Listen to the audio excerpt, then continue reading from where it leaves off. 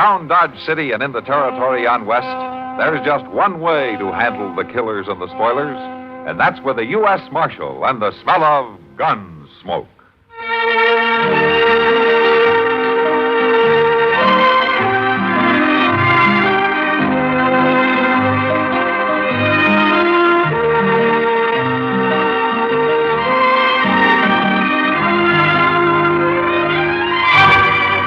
Gunsmoke, starring William Conrad, the story of the violence that moved west with young America, and the story of a man who moved with it. I'm that man, Matt Dillon, United States Marshal. The first man they look for and the last they want to meet. It's a chancy job, and it makes a man watchful and a little lonely.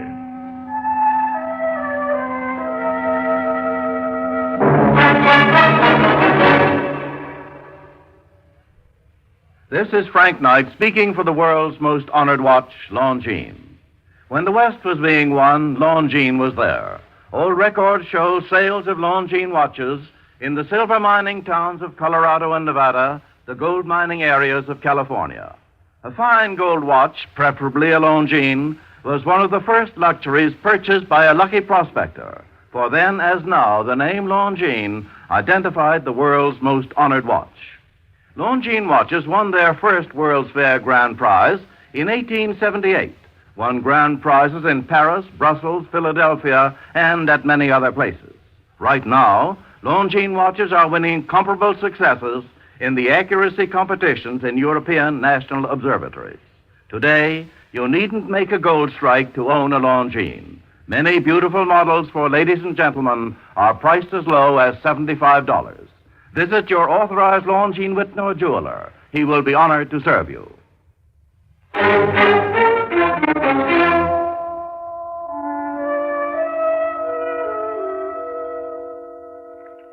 man running toward the house. Get back inside. Close the door. What is it? I don't know. Be quiet.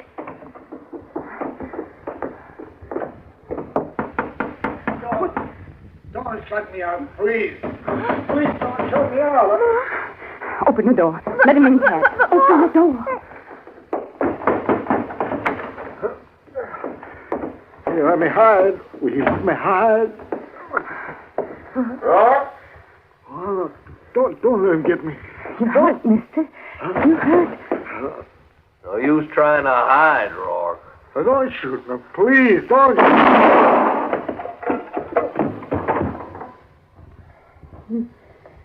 You shot a dying man.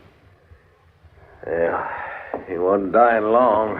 You shot him in the back. He was still dead. You're a right smart boy, ain't you? Where's your daddy? Ted. Let the boy talk. Where's your daddy, I said? He's dead. You two living here all alone? We ain't scared. Of course you ain't. Yeah, too bad it had to happen right in your kitchen, ma'am.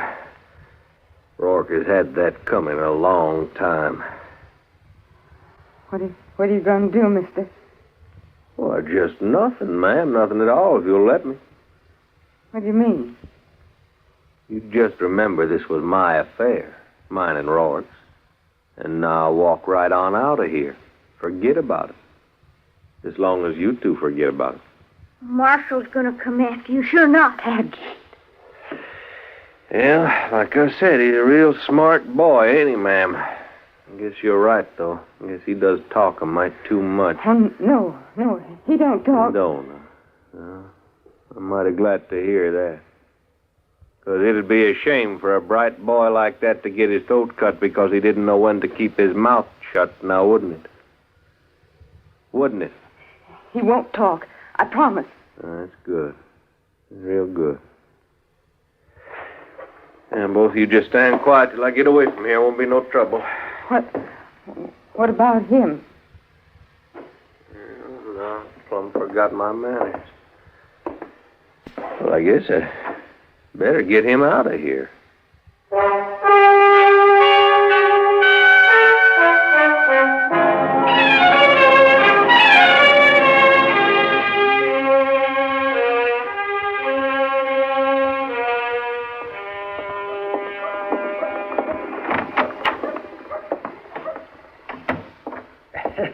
Matt! Oh, Matt! Anybody here?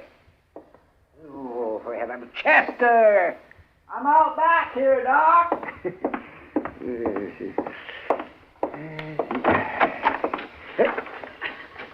What in the world are you doing? Well, hello, Doc. What are you digging there? A set of graves? Graves? My goodness, Doc, don't talk like that. This here's a garden. A what? A garden. Well, it looks more like a buffalo wallow. Does Matt know that you're doing this right outside of his back door? Well, no, we don't. I'm kindly surprising him.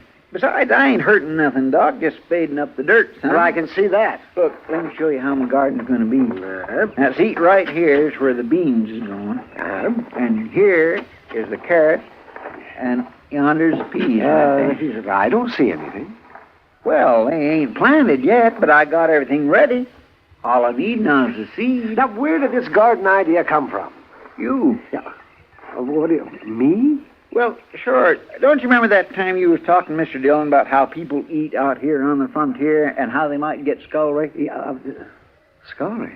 Yeah, from not eating enough greens and sour Oh, stuff. yeah. Oh, that's scurvy, Chester, not scullery. No. Well, whatever it is, I got to thinking on it and decided to do something about it so I don't get that disease, Oh, well, that's fine, yes. But as I remember it, that talk we had was months ago. That's right, it was. And I've been worrying about it ever since. Oh, you're a man of action. The trouble is, I'm broke. Plumb. I can't buy no seed. Well, see, let me...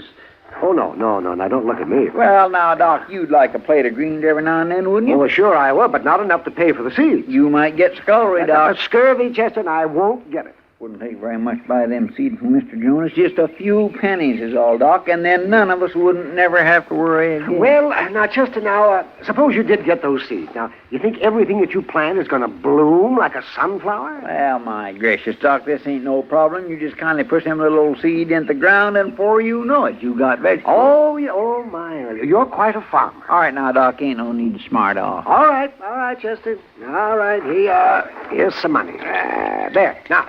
Go and get your seed. Well, thank you, Doc. And from now on, you're half owner of this garden. You can have part of whatever I grow free. Oh, well, that's good of you, Chester. Hey, it's pretty warm, ain't it? It usually is in the sun. Must be near noon. Yeah, let me see. It's just about 12:45. 12:45. My gracious, I'm going to be late. Late? Where are you going? Or to meet Mr. Dillon at Delmonico. Lunch, all right. What about our garden? I'll get to it, Doc. But after all, if Dodge ain't had no green vegetables for all this time, it ain't gonna hurt us none to wait a little longer.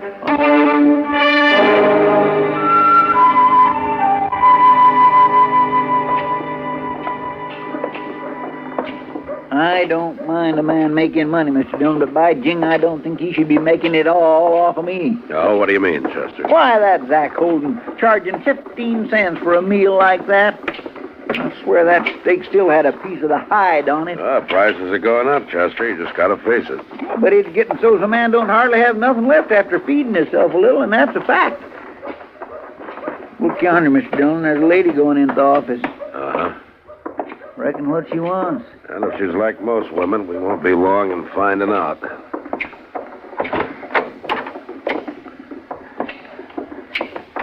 You wanted to see me, ma'am? You're the marshal? Yes, and that's right, Matt Dillon. This is Chester Proudfoot. How do you do, ma'am? How do you do? I'm Cora Meadows, Marshal. My boy and I live out west of town a piece. No? Well, won't you sit down, Miss Meadows? Thank you. Mr. Dillon? Yeah, what, Chester? As long as you and Miss Meadows is going to be talking for a spell, I believe I'll just go on back and see Zach Holden about charging that outlandish price for a meal. It's still sticking in my craw. All right, Chester, you do that. Excuse me, ma'am.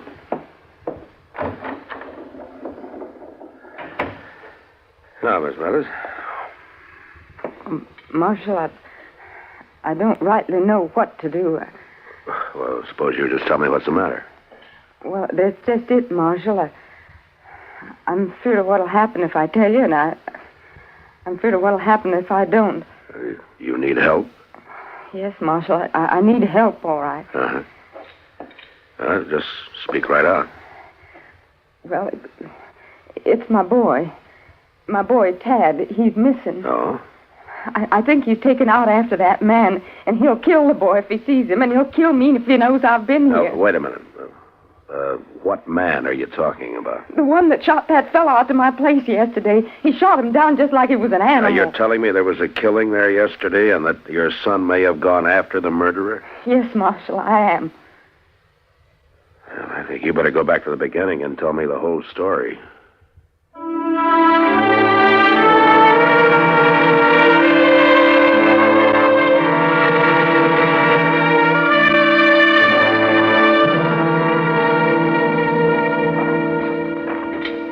Tell you where the man was drugged from, Mr. Dillon? Yeah, out the kitchen door, Chester. The track should be along here somewhere. Yes, sir. Over here, Chester. See there? Looks like heel marks. Yeah. Leading over to them bushes. Yeah, they sure do. Come on.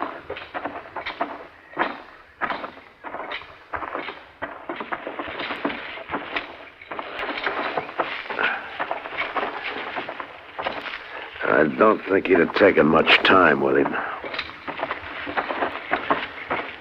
Oh. Yeah. There he is. Seems to me we could have took the trouble to bury him. Well, when a man shoots you in the back, he's not going to worry about your funeral, Chester. I've seen him before, Mr. Dillon. He was at the Long Branch lot playing cards. Yeah, it's a gambler by the name of Rourke. Well, I guess the burying's up to us. Yes, sir.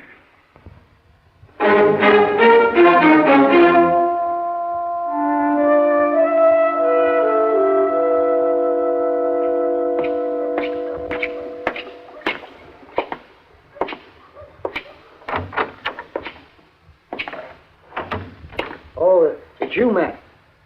I'm glad you're here. Well, I came as soon as I got your message, Doc. Is there something wrong? Yes, Matt, there is. Come to the other room. No?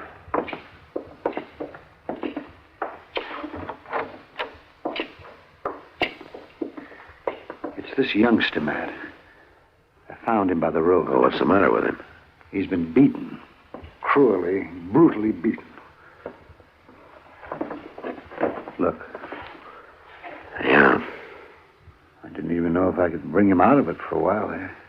Did he say who he is? No, and that's a funny thing, Matt. He hasn't talked at all.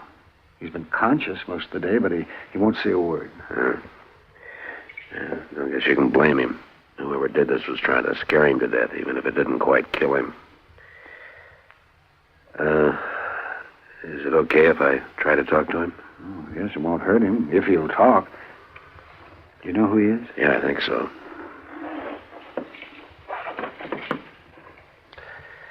Hello, Tad. Tad? Tad, I'm Marshal Dillon. Now, you don't have to turn your head away, Tad. I want to help you. I want to help you and help your mother. Now, you want me to catch the man who did this, don't you? I can do it if you'll help me. Look, Tad, I promise you won't get hurt anymore, and I promise that your mother won't get hurt either. Tad, look, the only way to be sure that you're safe is to bring this man in. He's not going to answer, Matt. No, I guess not. All right, Doc, let's leave him alone.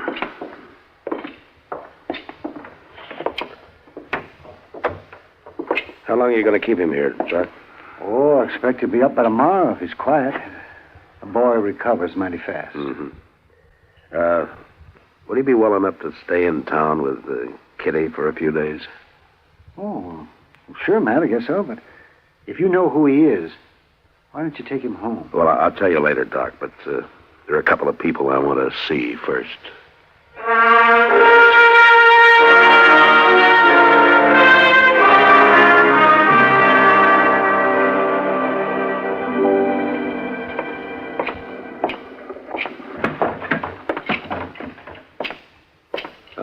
Sam.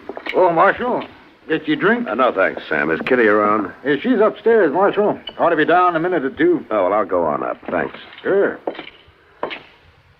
Oh, Matt, you looking for me? Oh, yeah. I'd like to talk to you, Kitty. I'm coming down. All right.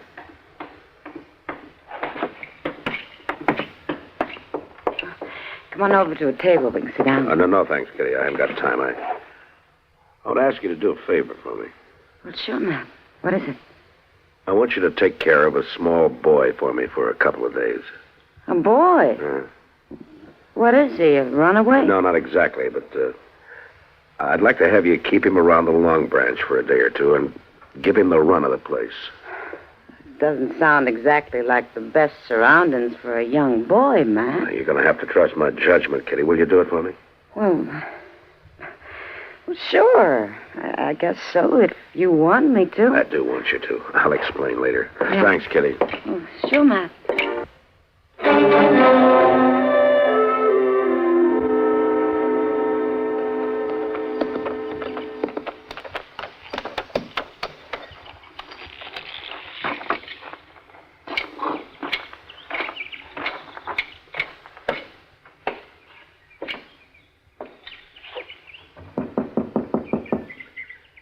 Who is it? It's Matt Dillon. I'd like to talk to you, Miss Meadows.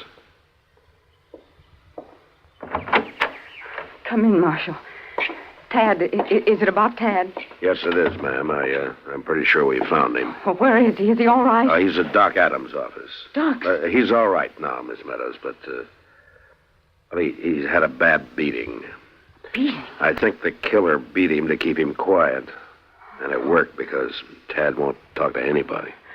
I'll go get him, Marshal. I'll fetch him home. Well, that's what I want to talk to you about, Miss Meadows. I'd like to keep the boy in town for a few days. No, a sick boy belongs in his own home. I'll go get him right now. Will you listen to me for a minute, Miss Meadows? You've got to understand that as long as this man is on the loose, neither you or Tad is going to be safe. Well, we're not going to get mixed up in that no more, Marshal. Me and Tad will stay right out here and never say a word more. Yeah, but if the killer gets worried about you, it won't matter where you are, especially if he knows that you've been to see me. I shouldn't have come. No, you did right to come, Miss Meadows, and if you'll let me keep Tad in town for a few days, maybe we can get this man. Now, I'm pretty sure that he's a gambler, and he'll be back. You mean you want Tad to help you? Well, he won't know anything about it, ma'am. He'll be perfectly safe, I promise Oh, you that. no, Marshal, you've got no right I'm to not take talking about rights, ma'am. I'm talking about maybe saving your life and your boy's life, too. I want him here at home. Now, you just let him recognize that gunman for us, and he'll be home, safe and for good. He's been hurt bad enough He won't already. be hurt, ma'am. Now, Chester or I'll be watching him every minute, and as soon as it's over, I'll bring him right home. Tad's a good boy. He never had a beating before. And I want to see that he doesn't ever have another one.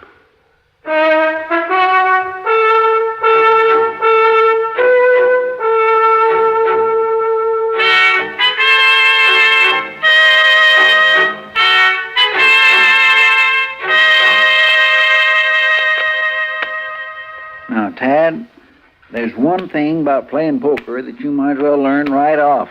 It ain't so much what you've got in your hand as what folks thinks you've got. And you understand that? I think so, Mr. Proudfoot. Some folks just has a face for it, and that's a fact. Now, you know, lots of folks calls me poker because nobody don't never know what I got in my hand. Give me one card, please. All right. Now, don't you let on what you've got. Yes, sir. Now, that's good. That is good. You ain't letting on one bit. Now, I'll take one myself. What's the matter? A thing like this wouldn't happen in 6 months of Sundays. But I thought you weren't supposed to let on. You ain't, but you take a hand like this, a 6 and a 7 and a 9 and a 10, and then you haul off and draw an 8 and... Mine are all blue. You getting hungry, Chester? No, I can last it out, Miss Kid, till Mr. Dillon comes back. Oh, he ought to be here pretty soon. He went out to see your mother, Tad. He wanted her to know that you've been doing just fine these last few days. Oh, yes, I hope she's fine, too.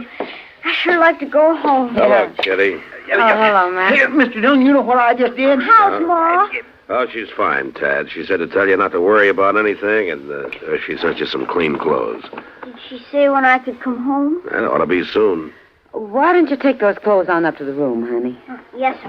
And when you come down, we'll have Sam bring you some supper. Oh, thank you, Miss Kitty. Mr. Dillon, you know what happened just a minute ago? No, what? I was drawn to an inside straight, and the... What? What is it, boy? There he is! Don't let him hit me, Marshal! Don't let him hit me, don't Kitty, that's our man. Take the boy upstairs, Yeah, will sure, you? Matt. Come on, honey. Come on, we'll go. What's all the commotion, Marshal? Can a man walk in here for a drink?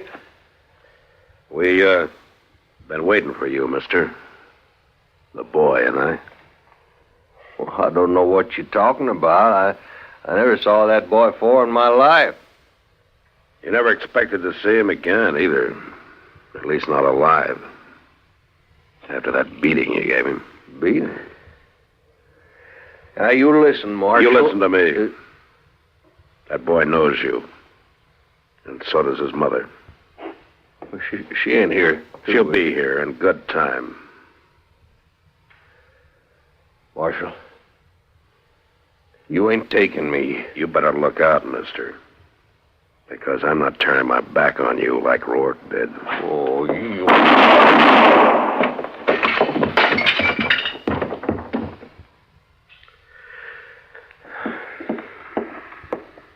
You got him, Mr. Dillon. Yeah. Well, anybody can shoot a man, Chester. It's that boy's mother, what she did, that took real courage. Well, come on, let's take Tad home. I think his mother's waited long enough.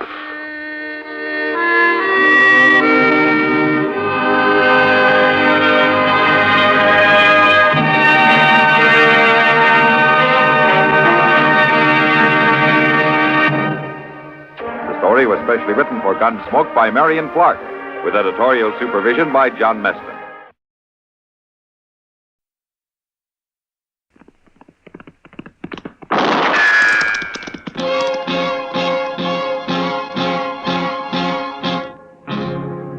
Gunsmoke, brought to you by L&M Filters. This is it. L&M is best, stands out from all the rest.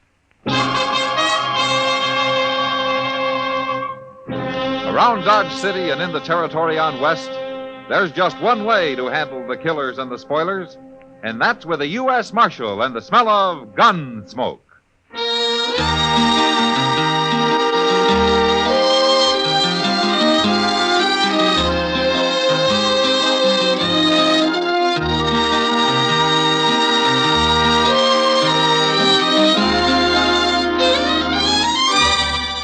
Gunsmoke, starring William Conrad.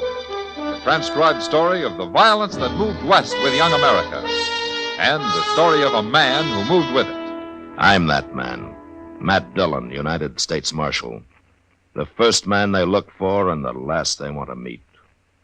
It's a chancy job, and it makes a man watchful. And a little lonely.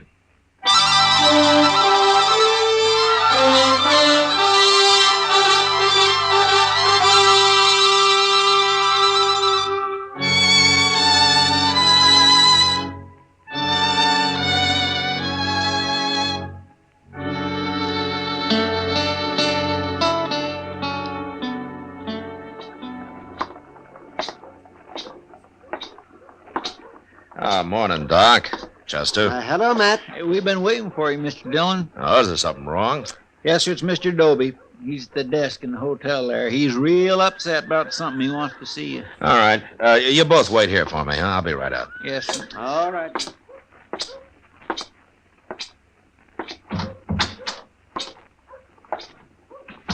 Marshal Dillon, I've sure been wanting to see you. Oh, what's the trouble, Mr. Dobie? You got a riot in here or something? There'll be a riot if you don't get them people out of here, Marshal. What people? The Daggetts, that's who. Well, who are the Daggetts? Big Dan Daggett, he calls himself. And he is big, too, Marshal. I never heard of him. He's only been in Dodge since yesterday. He's one of them mountain men from on west. He's a hunter or something, one of them real hairy fellas. Shouldn't be allowed around other white men. Oh, why not? What's he doing? He's setting in my hotel. I let him in before he told me. Before he told you what? It's better you see for yourself, Marshal. Room's right at the top of the stairs there. Well, okay, Dobie, let's go. It's true, ain't it, Marshal, that I don't have to let nobody stay in my hotel I don't want. I guess so, if you got a good reason. I got plenty of reason. 3 men have moved out already. And it sounds to me like he must have a box of rattlesnakes with him or something. Worse than that. This is room here. This is a double room, isn't it? He needs it. Needs the whole doggone prairie. And that's where he's going. Now, you tell him, Marshal.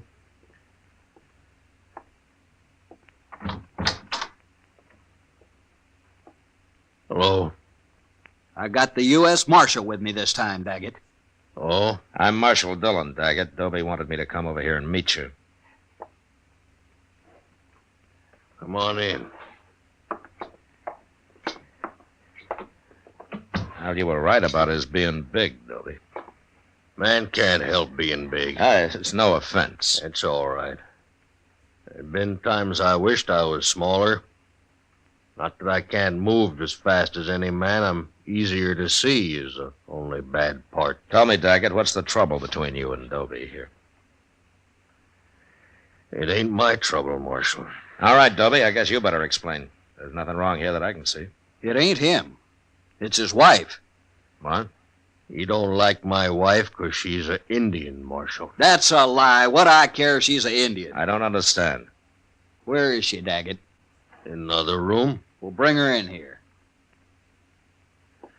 Dobie, you know what I could do to you with the fingers of this one hand? Just the fingers. Don't forget I got the Marshal with me. I use the other hand on him. He starts ordering me around, too. Now, wait a minute. This kind of talk isn't doing any good. You're probably pretty good with that gun, Marshal. But I've killed mountain lion with this knife. I ain't afraid of anything alive and not many ghosts. Ghosts. You even talk like a savage. All right, that's enough, Dobie. Daggett, I didn't come here for a fight. I came to see what all the trouble's about. Now, if it's something that has to do with your wife, tell me. It has to do with Dobie, not with my wife. That's a lie. Dan? There she is. Look, Marshal. If it is me they are talking about, Dan, why didn't you call me? It's nothing to do with you. He was trying to order me around. At least he was, Dobie there. I only told you to get her in here so the Marshal could see her. Well, now he's seen her. Now, what's all the fuss about? You're playing dumb, ain't you, Daggett? Wait a minute. I don't think he is. Tell me something. Where did you and Miss Daggett meet? Near Denver? Near Denver? I'm a mountain man, Marshal. Never been on the prairie before. What were you doing near Denver, Miss Daggett?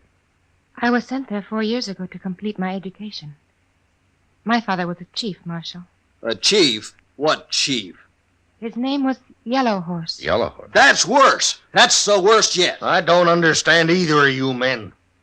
What are you talking about? Well, Dobie could tell that your wife was a Kiowa by the way she dressed. Well, she got to come from some tribe, don't she? Yeah, but being the daughter of Yellow Horse makes it even worse. Why? 2 years ago, the Kiowas killed some 18 settlers on raids through the country near here. Yellow Horse led them until he was killed. You never told me that. Is that true? I only heard my father was dead. They told me nothing else. Well, what difference does it make anyway? You wasn't on them raids. The feeling's still high against Kiowas around here, Daggett, but you're right. She had nothing to do with them. A Kiowa's a Kiowa, and we won't stand for him and die. Oh, don't be a fool, Dobie. How can you blame her for what somebody else did? I blame that whole tribe, and especially her father. And I won't stand for her being here. She's probably as murdering as he was. Dobie. All right, hold it, Daggett. I'd like to apologize to Miss Daggett for bothering her. Apologize? Let's get out of here, Dobie. Now. No. You come here to throw him out, and you're going to do it. Dobie, I guess I'm a little like Dan Daggett here. I don't like taking orders very well either. All right, Marshal. If the law won't help me... The law won't help you. And don't you try anything else. Now, come on, we're getting out of here.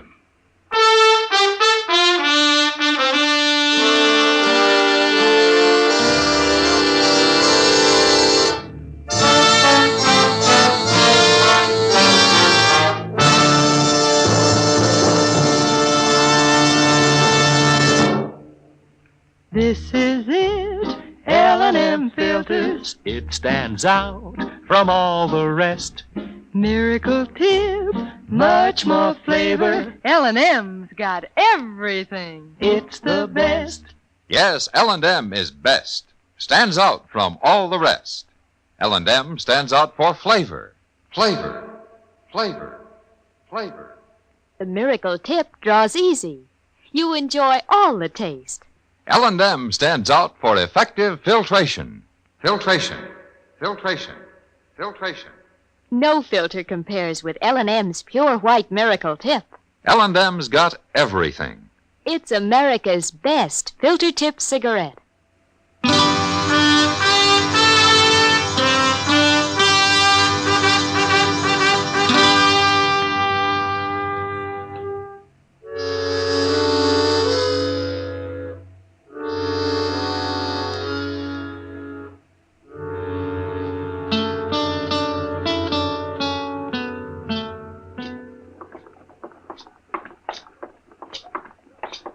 Mr. Dillon? Yeah, what is it, Chester?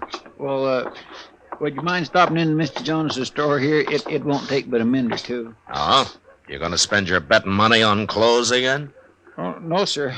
I mean, well, you see, Mr. Dillon, I need a little string tie. For Sundays, kind of. Oh. They don't cost more than a quarter. All right, in that case, I'll go with you.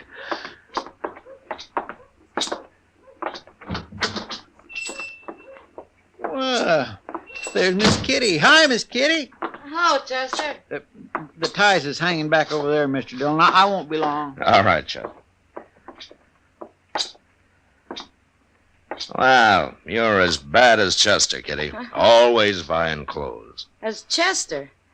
Matt, if Chester's always buying clothes, how come ever since I've known him he's worn that same pair of striped pants? Well, he's careful with them, I guess. He never gets them torn. You'd have to go to bed if he ever did. Where's Mr. Jonas? Out back. He's showing Dan Daggett and his wife something. Oh, are they here? Sure. He introduced me to him. Big Dan Daggett. Like you said last night, Matt, he earned the name. He's a buffalo, that man. Yeah, he sure is. His wife's name's Rose. Said you couldn't pronounce it in Indian, so he made it English. She's a beautiful little thing. Yeah, she's prettier than most women around here. Thanks. Oh, no, Kitty. No, you're right. She really is. I guess Dan Daggett can't be all brute, or a girl like that would never have married him. Yeah, it's too bad Dobie over at the Dodge House can't see it your way, Kitty. No, Dopey's just not thinking very straight.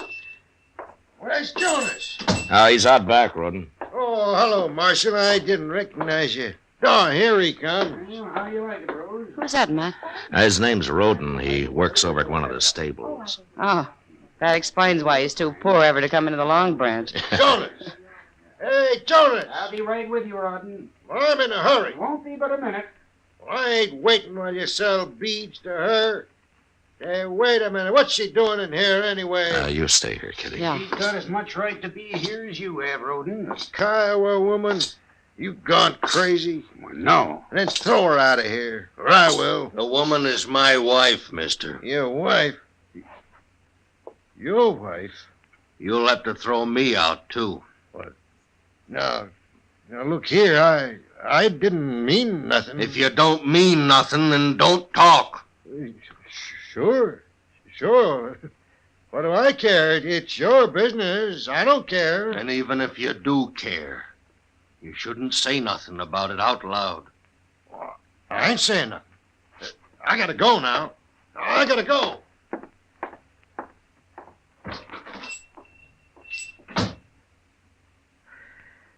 Well, it looks like you handled that pretty well, Daggett. Can't fight every man in the world. No, I guess you can't. And I don't aim to. Long as they don't push me too far. Is Dobie leaving you alone? Oh, he's doing a lot of talking around. He's trying to stir up trouble. But before it comes, we'll probably be gone. Back to Colorado in the mountains. Oh? But Marshal, you come and see us sometime the next day or so. Rose would kind of like that. Well, thank you, Daggett. It'll be a pleasure.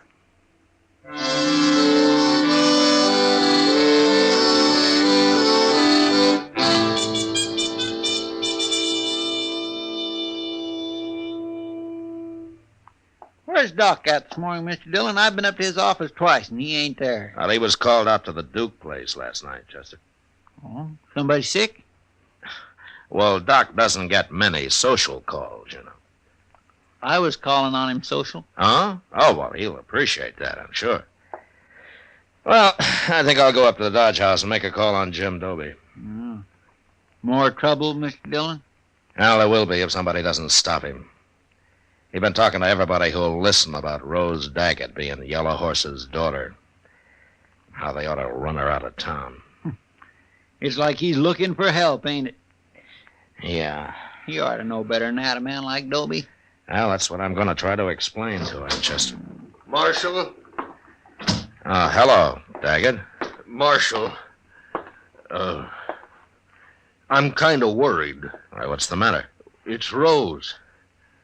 I can't find her nowhere. You can't find her? No. Well, maybe you and Chester will help look for her. I've been everywhere. Of course we'll help you. Now, where did you see her last? Right in our room. Let me tell you, I woke up real early. Couldn't get back to sleep. I didn't want to bother Rose, so I got dressed. I went out in the street and I walked around. I wasn't gone more than 1 hour, Marshal. Shouldn't never have left her. Well, did you ask him at the hotel? Did anybody see her leave? There wasn't nobody at the hotel. Not when I went out, not when I come back. Nobody could have seen her. Well, where could she have gone to that hour in the morning? She wouldn't have gone nowheres, Chester, not Rose. What I can't understand. Well, all right, let's start looking for her. Oh. Come on. I guess we'll start with the hotel. Sure do want to thank you for this, Marshal. You too, Chester. We'll find her, don't you worry. Hey, there. Yeah, it sure is. Look, he's got somebody with him. That's Rose. That's Rose in that buggy. Rose? Rose, what are you doing there? Hello, Dan. Well, get down. Here, I'll take you. You will have to carry me, Dan. Where you been? What happened to your feet? Chester, What, Doc? do me a favor. Take this buggy, will you? Sure will. Let me get down here.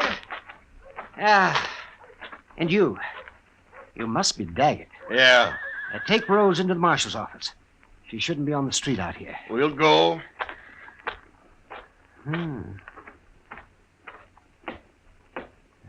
She told me about her husband, Matt, but she didn't tell me that he was that big.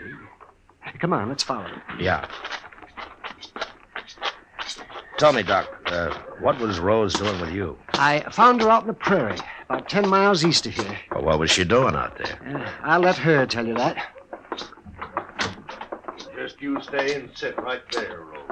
I'm all right there. Oh, Doctor, this is my husband, Dan. Well, I kind of gathered that, Rose. Glad to know you, Dan. Yeah. Good thing you come along, Doc. You feel up to telling the whole story, Rose? Mm-hmm. I expect the marshal here will be interested, too. Yes, all right. Good. And then I want you to come up to my office with me. Yes, Doctor. Has she been hurt, Doc? Go ahead, Rose. Tell me. Well, early this morning, I woke up when somebody tied a bandana over my face. Never should have left you alone. Oh, that is foolish talk, Dan. It was not your fault. Go on, Rose. Well, it was two men. They never said a word the whole time. They never talked once. But they carried me out the back way. And then they tied me onto a horse and led it way out into the prairie. They finally stopped and took me off and untied me. And then they took my shoes away. And they rode off. Finally got the blindfold off, and I walked and walked till I saw the doctor's buggy coming. I could not have walked much farther. Rose. Rose? Now, wait a minute, Dan. Rose, you never saw these men. No. And you never heard their voices. No, but I heard them walk. Everybody has a different walk. Or did you recognize either of them from hearing them walk? No. It was not Dobie or that man in the store. We'll find them, Rose. We'll sit on the street. We'll listen until we find them. When we do, I'll cut them. I'll cut them awful before I kill them. No, Daggett. You let Rose find them if she can, and then I'll take them. They're mine, Marshal. They're just as much mine as Rose is mine. I wouldn't let nobody else in the world touch them but me. That'd be murder. Is that what you call it? Rose, Doc wants you in his office. You go along now. And then we'll start listening. It's as good a way to hunt as any.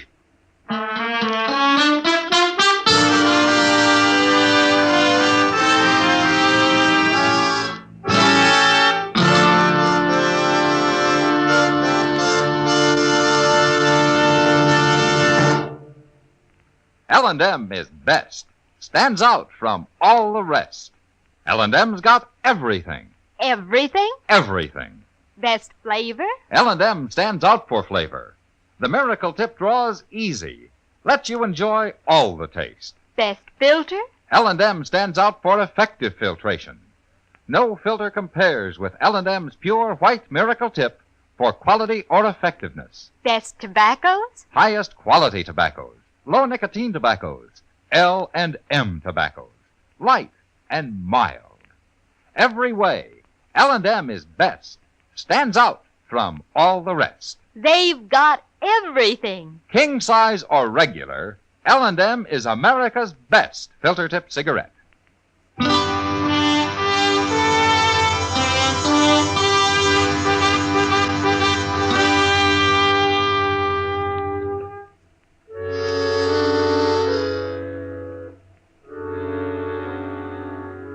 For the next few days, the Daggetts took up their post on the boardwalk halfway down Front Street.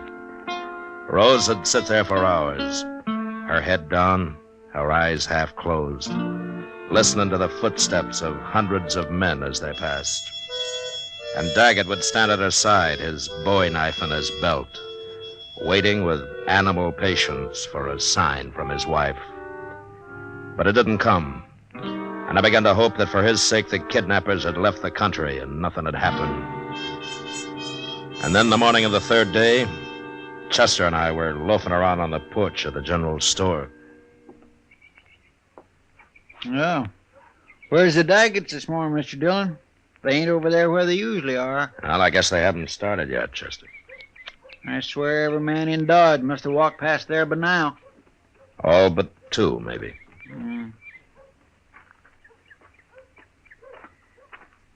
Morning, Marshal. Chester. Hello, Mr. Dobie. Dobie?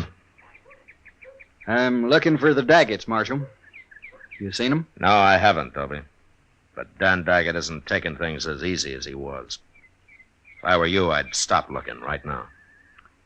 Doc told me what happened, Marshal. Doc did, huh? Well, he knew nobody else would, so he took it on himself. What for? For my own good, the way he put it. Well, did it do you any good? Made me mad. Mad at myself, mostly. Marshal, I've been a fool. Hey, Mr. Dillon, there's Rose now. What? In the street there. She's got a shotgun. Hey, what's she doing? Looks like she's following those two men. Oh, she sure is. Come on. She stopped them. She's got them turned around. But see, she's going to shoot them. Oh, they ain't making any move. How do you know it was us? What if it was? Guess you ain't learned nothing. Maybe we'll have to do it again. Don't shoot, Rose. I'll take him.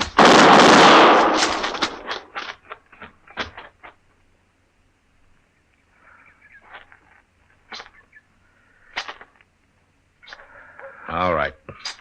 Give me the shotgun, Rose. It is empty, Marshal. Why did you do it?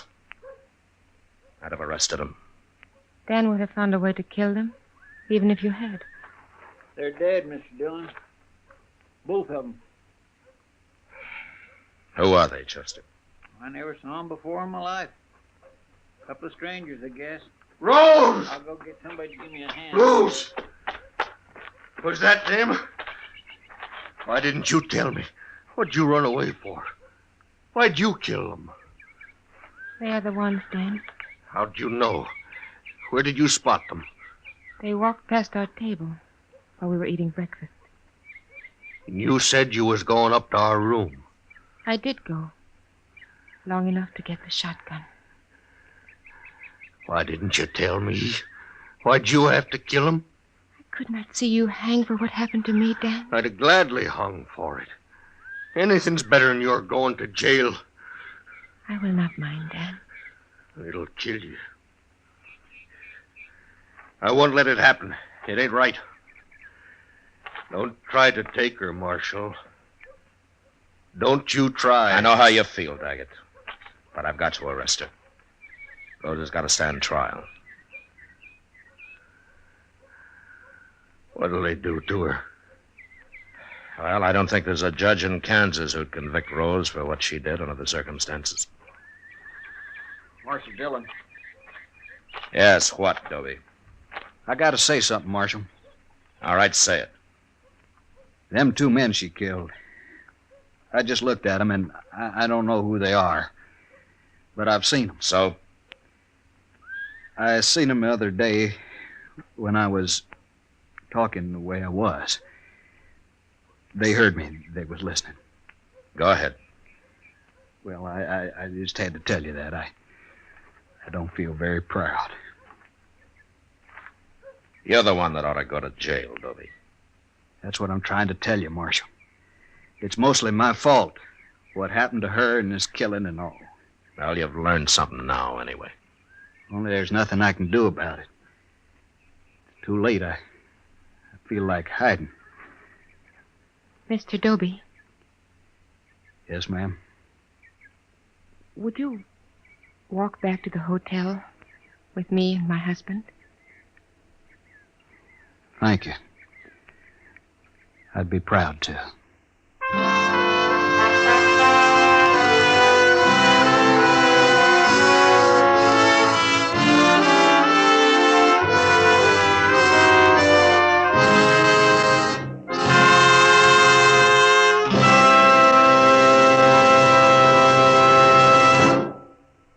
Now our star, William Conrad. Thank you, George. Today, there's one filter cigarette that stands out from all the rest. L&M stands out for flavor, for effective filtration, for highest quality tobacco. L&M's got everything. That's what makes it America's best filter tip cigarette. Try L&M's king size or regular. I know you'll go for 'em.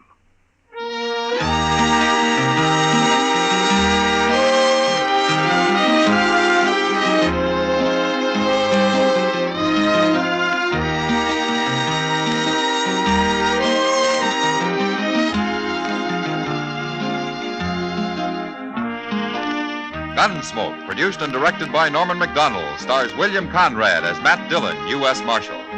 Our story was specially written for Gunsmoke by John Meston, with music composed and conducted by Rex Corey. Sound patterns by Tom Hanley and Ray Kemper.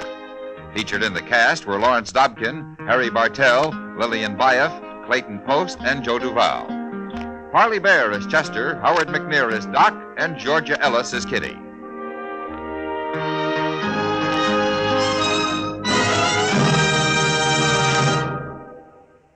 Stop! Start smoking with a smile, with Chesterfield, smiling all the while, with Chesterfield. Put a smile in your smoking, just give 'em a try. Light up a Chesterfield, they satisfy. Put a smile in your smoking. Next time you buy cigarettes, stop. Remember this. In the whole wide world, no cigarette satisfies like Chesterfield.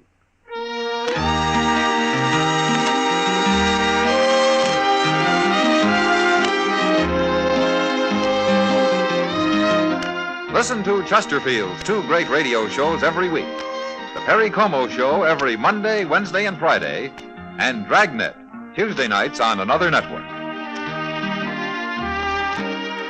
Remember, listen again next week for another transcribed story of the Western frontier when Marshal Matt Dillon, Chester Proudfoot, Doc, and Kitty, together with all the other hard-living citizens of Dodge, will be with you once more. It's America growing west in the 1870s. It's drama. It's Gunsmoke. Brought to you by L&M Filters. This is the CBS Radio Network.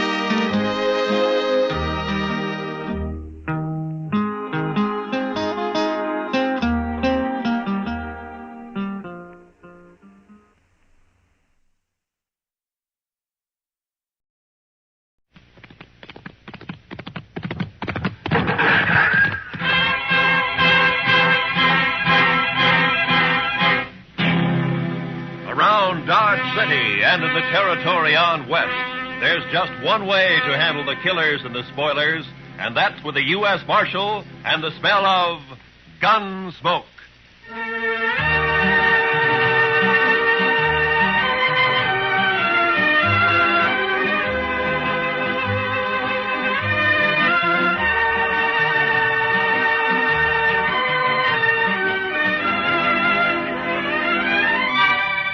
Gunsmoke, starring William Conrad. The story of the violence that moved west with young America. The story of a man who moved with it. Matt Dillon, United States Marshal.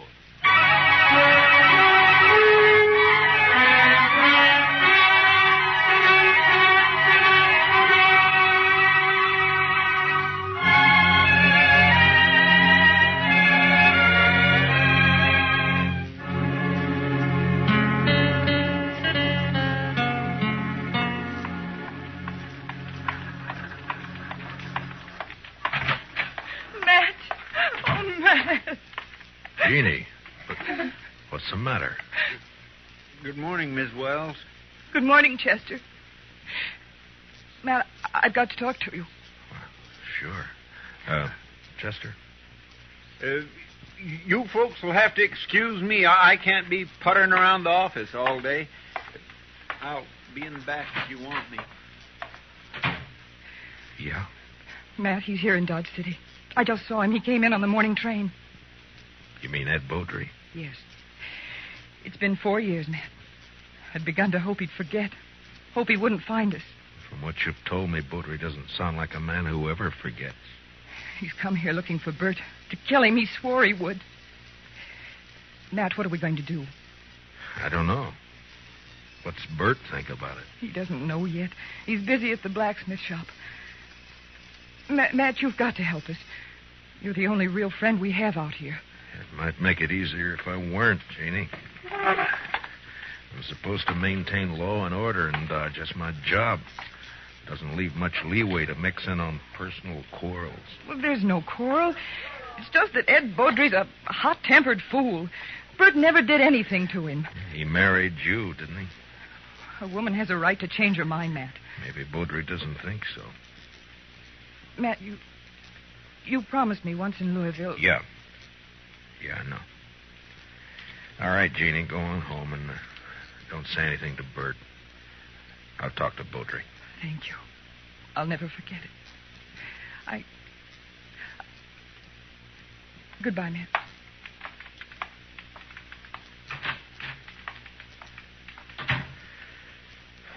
Chester. Yes, sir. I'll be right there, Mr. Dillon. Did Miss Wells leave? Yeah. Fine couple, the Wellses. Did you know them before they came out west? Not Bert. I knew Mrs. Wells. I guess we better drop over to the Texas Trail, Chester. There's a fella in town planning to do some killing.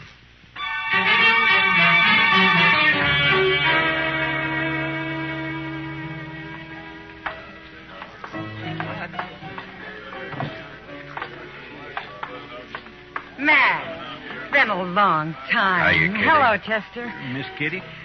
Come sit down, Matt. Tell me about things. I can't right now, Kitty. We're looking for a fella. Thought he might have come in here. Sooner or later, they all do. Stranger, Matt? Yeah. He came in on the morning train. His name's Ed Beaudry. Oh, him. There, the bar, Matt. Third from the end, next to Tulsa Jim Nixon. He's buying Irish whiskey for everybody. Thank you, Kitty. Come on, Chester. Yes, sir. Watch yourself, Matt. Yeah, sure, Kitty. I'll see you later. All right, bartender, set up another round of Jamesons for the house. Your name, Beaudry? Well, that's right, mister. Matt Dillon. I'm a U.S. Marshal here. I'd like to talk to you. Fine. Go ahead and talk. Tulsa, suppose you'll move on down the bar for a couple of minutes, huh? No, what's the idea, Marshal? This man's a friend of mine. You're not very particular about your friends. Now go on, Tulsa. Drift. Mr. Beaudry, you came here to kill Bert Wells, didn't you? Did I? Well, here's some advice. Don't do it. Take the next train and get out of town. Is that official? Just what's the charge, Marshal? None. Yet.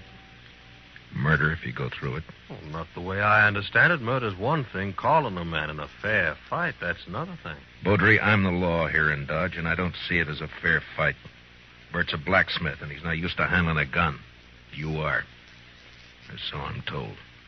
Who told you, Marshal? I don't know anybody here. Wait a minute. Dillon? Yeah.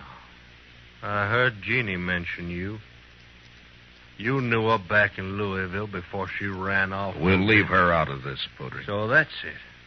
This isn't official. You're just doing a personal favor for an old friend. Probably a very close friend. Jeannie always did have a weakness. I warned you once. All right, hold it. Now get up, Beaudry.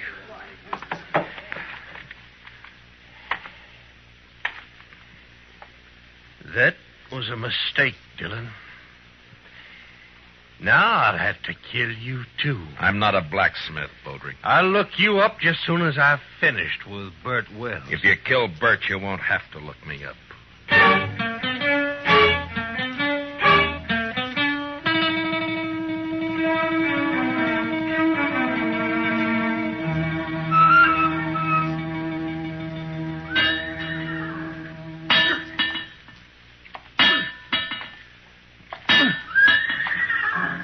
Bert? Bert?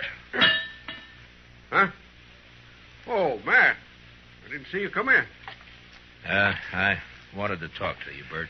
About what, Matt? Ed Beaudry's in town. Beaudry. Well, it was bound to happen sometime. Has he been bothering Jeannie? No, she just happened to see him get off the train this morning. She came and told me. She shouldn't have done it, Matt. It's not your problem. Maybe it is, Bert. I'm the law in Dodge, and the law doesn't like the idea of personal grudges ended up in a killing. What do you aim to do? Yeah, prevent it if I can. Well, I wish you luck.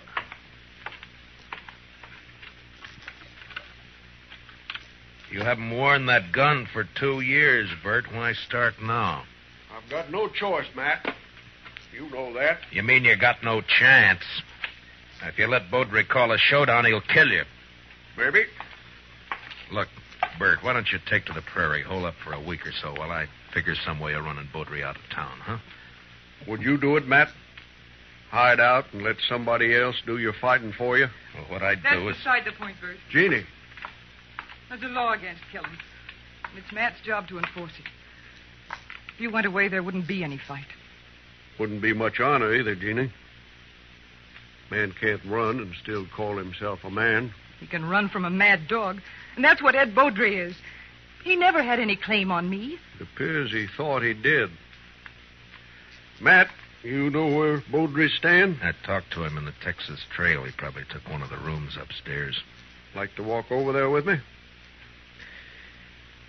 Well, if that's the way you want it. No, Bert, you... I'll get my hat. Be right with you. Matt, you've got to stop it. Yeah? How?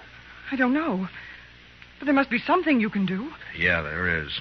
The way it's shaping up, I can probably arrest the survivor.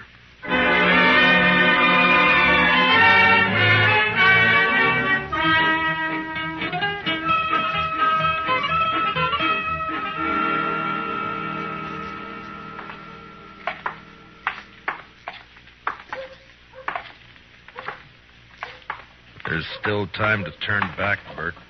Afraid not, Matt. I should have had it out with Beaudry back there in Kentucky 5 years ago. Jeannie wanted to run away and avoid trouble, and she was so beautiful it was hard to argue with her. Yeah, I know. Be hard on her if anything happened to you. Life's always hard on a woman, I guess. Worse out here on the prairie. Look out for her, Matt, in case I... Well, I mean if anything... Mr. Dillon? Huh? Oh, what is it, Chester? Beaudry left the saloon a little while ago. Went over to the livery stable to hire a horse. Oh? I think he's riding out to your place, Mr. Wells. He's been doing a lot of talking. Jeannie will be there alone, Matt. I better get back home. It won't be necessary. Here comes Beaudry now. I won't draw unless he does, Matt. Heads up, Chester. Yes, sir.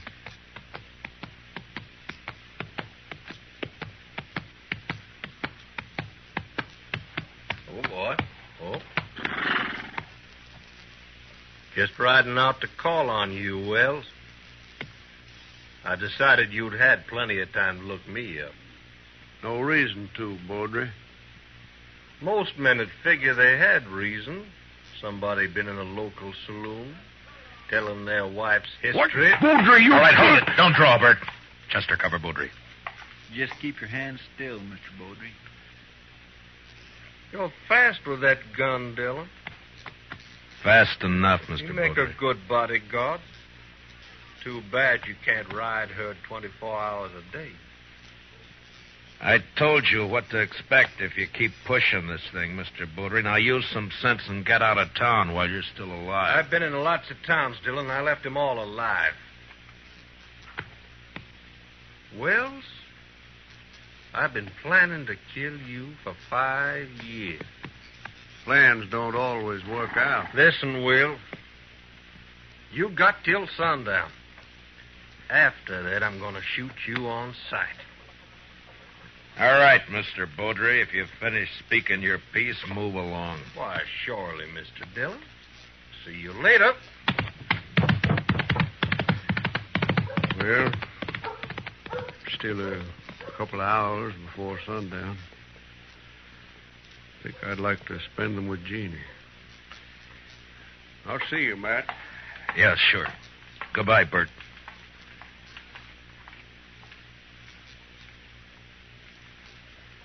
I declare I just can't see any way of stopping it, Mr. Dillon. I can't either. I'd sure hate to be in Bert Wells' shoes. I'd hate worse to be in Beaudry's. He'll never submit to arrest. Chester, I'm going to have to kill him.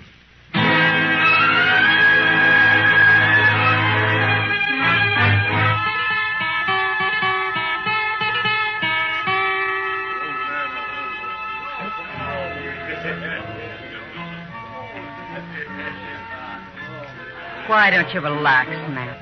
You're nervous as a cat. Yeah, and I'll stay nervous, Kitty, until I find out what's happened to those two. Beaudry slipped out the back way just at dusk. Piano player saw him. Yeah.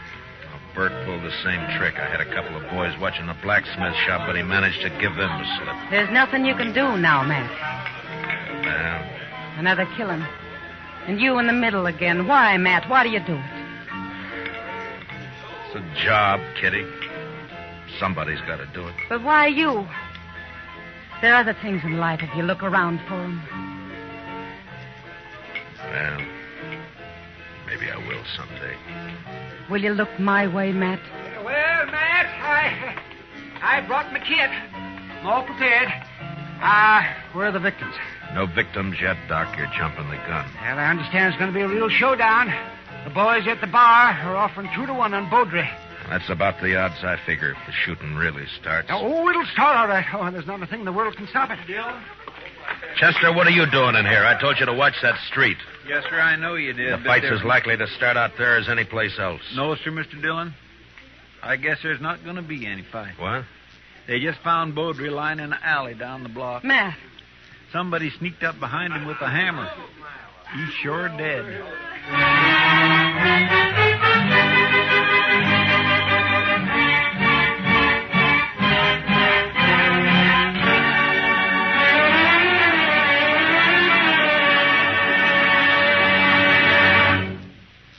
We'll return for the second act of Gunsmoke in just a moment. But first, what is the connection between the statue in the square and a pair of thugs who are definitely not on the square with the law? Tonight on Gangbusters, hear the complete details of this exciting case taken from actual police files. Remember, it's Gangbusters later tonight on most of these same CBS radio stations. Don't miss it. Now, the second act of Gunsmoke.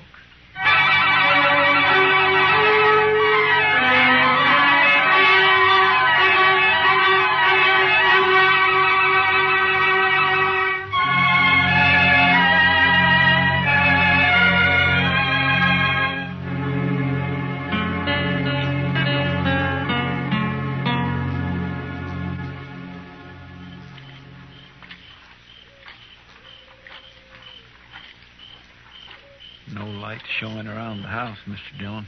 No. Nor the shop either. He might have skipped out. Well, what about his wife, though? I don't know, Chester. I can't figure any of this. It's not like Bert to pull a sneaking trick like that. Hold it. Don't move. He's there by the tree, Chester. Yes, sir. Bert? Who is it? Who's that? It's Matt. Chester's with me. You better put away the gun. All right, Matt. I thought it was somebody else. Who, Bert? Well, you know who. Beaudry, of course. Guess I better take your gun. Official, Matt? Official? Well, I got no quarrel with the law. Here. Thank you. Now, why did you do it? What do you mean? If it had been a gunfight, the law couldn't have touched you. The circumstances are all in your favor. But this way they'll call it murder, and they'll be right, because that's what it was. Matt, what are you talking about? It's no use. You left the hammer lying right beside his body. It's got your shop brand carved in the handle of it. Whose body you talking about? You mean Beaudry? Yeah, sure, Beaudry. Matt, you're making a mistake. I went looking for Beaudry, yes, but I didn't find him. Then I come back here. I was afraid to leave Jeannie there in the house alone. I didn't do it, Matt. You're wrong. It's not up to me, Bert. It's the court's job. All I can do is take you in. The evidence is too strong, and I got no choice. No choice? I didn't have a choice either. We must have had a choice somewhere back down the line. When? Where was it we could have stopped and turned back? I'm a marshal, not a philosopher. Now, let's go. What about Jeannie? I got to tell her. Chester will take care of it. Be better if you do it, Matt. You're a friend. That'd make it easy. I'd rather not if you don't mind. Now, come on, let's go.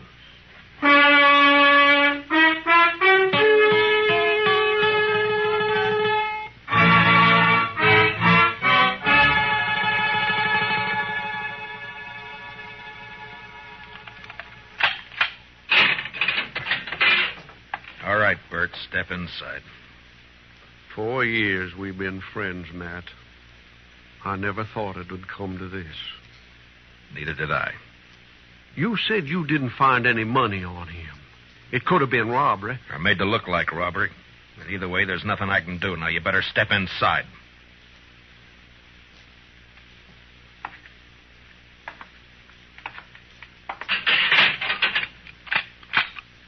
I'll bring you some blankets and tobacco. If you want anything else, let me know. Wish I knew how Jeannie was taking it. She'll be all right. She's a fine girl. Matt, look out for her, will you? Bert, a man's job is one thing, friendship's another. This prairie country is rough and tough and wild at the best. And without the law, nobody could survive in it. And that means putting friendship aside sometimes. But a man still doesn't forget. Yeah, I'll look out for her. Thanks, Matt. I'll see you later.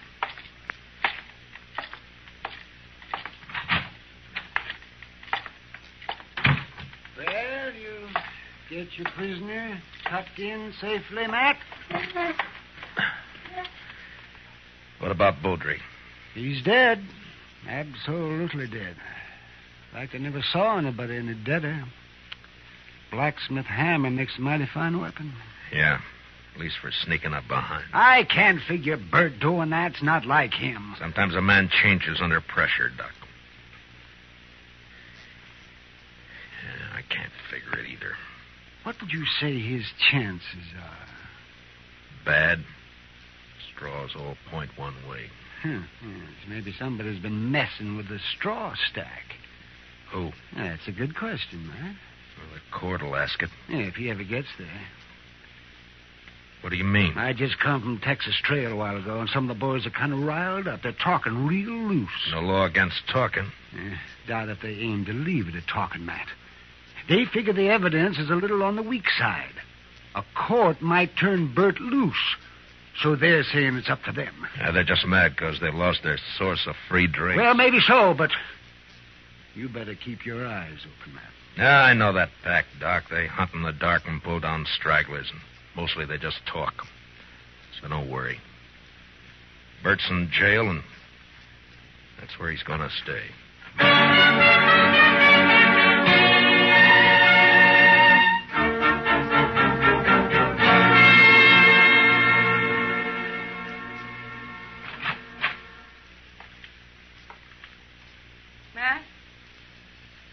Matt, are you here?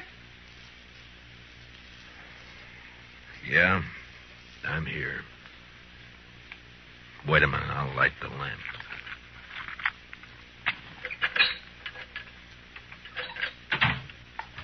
What were you doing sitting here in the dark? Yeah, just thinking, wondering. You shouldn't have come here, Jeannie. Matt, I want to see Bert. No visitors after dark. It's a jail rule. Rules don't have to be enforced. Mine do. Bert's a prisoner, same as any other prisoner. He's charged with murder. He didn't do it, Matt. It's not for me to say. But you know he didn't. You know Bert. You know he wouldn't do a thing like that. Sneak up behind a man's back in the dark. I'm not the court, Jeannie. I know. And they'll believe he did it. Yeah, the night train's coming in. Hope it's not bringing in trouble. The morning train did. Matt, I want to see Bert. I told you that you... Why, you little fool. Give me the gun, Jeannie. No. I warn you, Matt. Stay Give back. me the gun. No, Matt. So help me, I said hand it over.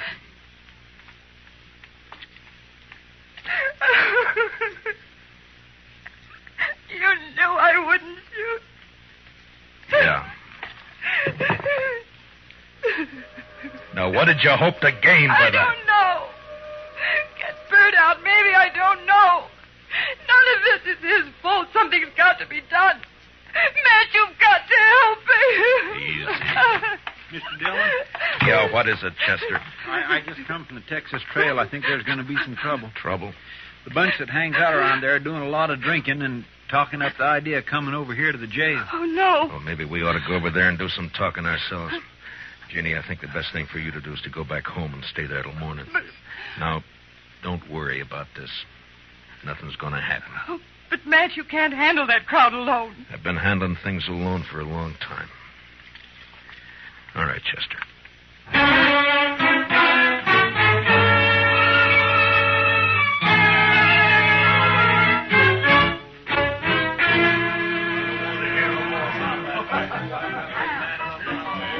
Tulsa Jim Nixon's the one who's been egging them on, Mr. Dillon. Over there at the end of the bar. Yeah, he struck up an acquaintance with Beaudry when he first got off the train. Guess he figures he's an old partner by now. Well, come on. Yes, sir. Matt, wait. Later, Kitty, I got some business with the boys at the bar. That's what I mean. Tulsa Jim's been buying them drinks for the last 2 hours. They're in a real nasty mood. So? So be careful, Matt. That's all. Just be careful. Kitty, I'm the carefulest man you know. Sure. We got the law here in Dodge. Supposedly. But what kind of a law is it that lets a man sneak up behind somebody in the dark and murder him in cold blood? I don't know, Tulsa. Suppose you tell me. Dillon. Now, don't let me interrupt you. You were doing fine. Well, this is quite an audience you got. All the panhandlers, bums, and barflies in Dodge. It's quite a collection. Well, calling names won't change the facts, Dillon. What facts? A friend of yours, Bert Wells, that sneaking, cowardly murderer. That's for the court to decide, Tulsa. The court? They'll turn them loose. They work hand in glove with you. Dillon, we're not going to stand for it. All right, shut up! So you're not going to stand for it, huh? Well, just what are you planning to do? You'll find out in due time, Dillon. Oh, I intend to set them up again all around. Yeah, you've turned into quite a free spender, Tulsa. I never knew you to... A double eagle gold piece. You mind if I take a look at it? It's good. Don't worry about that. Yeah, I'm sure it is. Where'd you get it? That's my business, Dillon. So you're the one who killed Beaudry. That's a lie. I thought robbing him was just a cover-up, but it wasn't. There aren't many double eagles around Dodge. Beaudry had a lot of them. Now you. Why would you get a pocket full of gold pieces, Tulsa? Wells killed Beaudry. The blacksmith hammer was lying right beside him. Yes, where you left it. What does she mean? Tulsa Jim came into my husband's shop late this afternoon. His horse had thrown a shoe. He had plenty of chance to steal that hammer. She's lying. Where did you get the gold, Tulsa? A lie. I won it in the poker game last week when the trail herd would... Tulsa, you're under arrest for murder.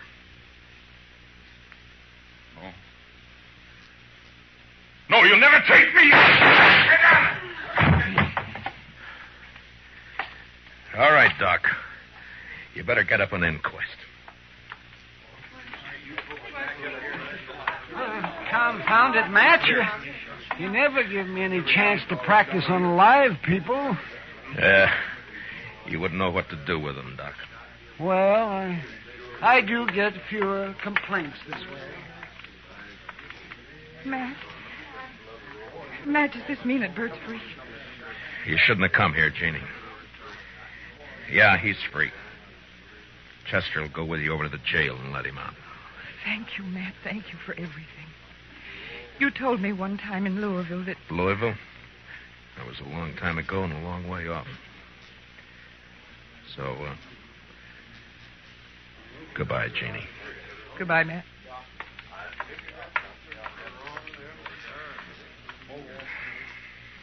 What's it all about, Matt? What? What's anything all about, Kitty? Professor, what do you say we'll just have a little tune, huh? Why, sure thing, Mr. Dillon. What'd you like to hear? Oh, how about that one of Foster's, Jeannie. Jeannie with the light brown hair. You bet. You knew her before, didn't you, Matt? Yeah, I met her in Louisville one summer. Saw her quite a lot for a couple of months. And then I drifted out west. A man misses out on things by drifting. I told her then if she ever needed help to call on me. Well, she called. And you helped her? Yeah, I guess. Anyway, that's that. Matt, Yeah. Yeah, Kitty. when are you going to help yourself?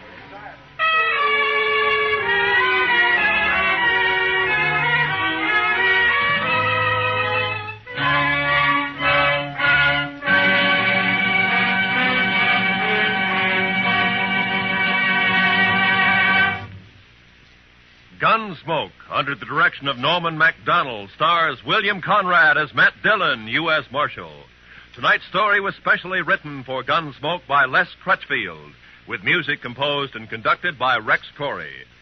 Featured in our cast were Tom Tully, Lynn Allen, Larry Dobkin, Georgia Ellis, and Barney Phillips.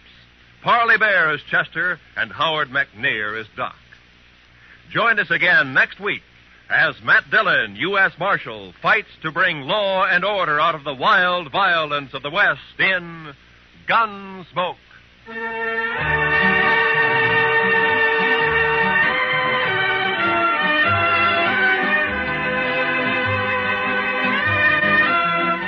What are the tunes most people like best? For the answer to that question, listen to Robert Q. Lewis's Waxworks later tonight over most of these same CBS radio stations. Stay tuned now for Broadway is My Beat, which follows immediately over most of these same radio stations. Roy Rowan speaking. On a Sunday afternoon, the music's delightful on the CBS Radio Network.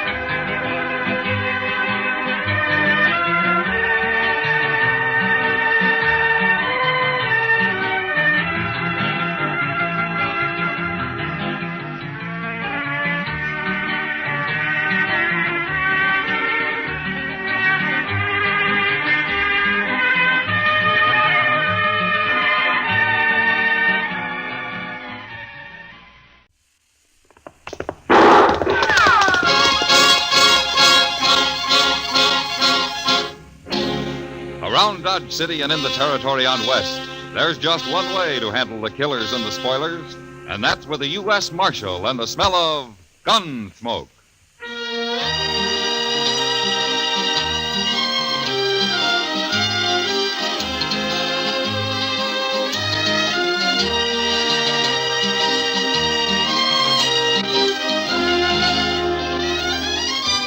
Gunsmoke, starring William Conrad. The story of the violence that moved west with young America. The story of a man who moved with it. Matt Dillon, United States Marshal.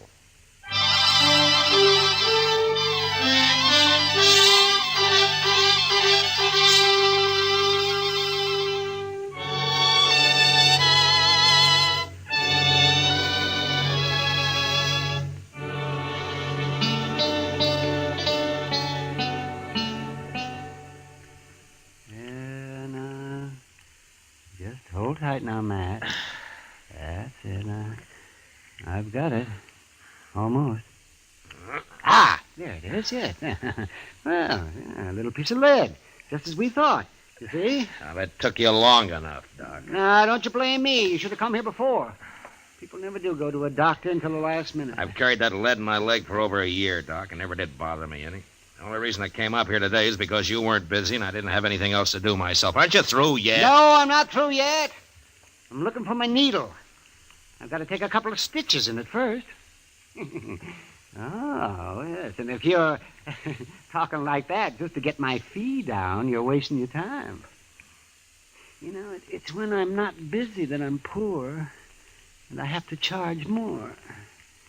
There, now, that ought to hold you fine. Not much of a wound. The lead worked right up next to the skin. I could have cut it out myself. Yeah, but you didn't. And it's going to cost you $5. $5? Well, you're the only patient I've had today. I got to make out somehow. Oh, hand me my pants, Doc. How is he, Doc? Oh, he'll live, Chester. Worse luck. Say, there's a fellow in the office downstairs wants to see you, Mr. Dillon. Oh, who is it, Chester? He didn't say. All right. I'm ready. We'll finish our discussion at supper, if you like, Doc. Well, there's nothing to discuss, but I'll eat with you anyhow. Thanks. See you later.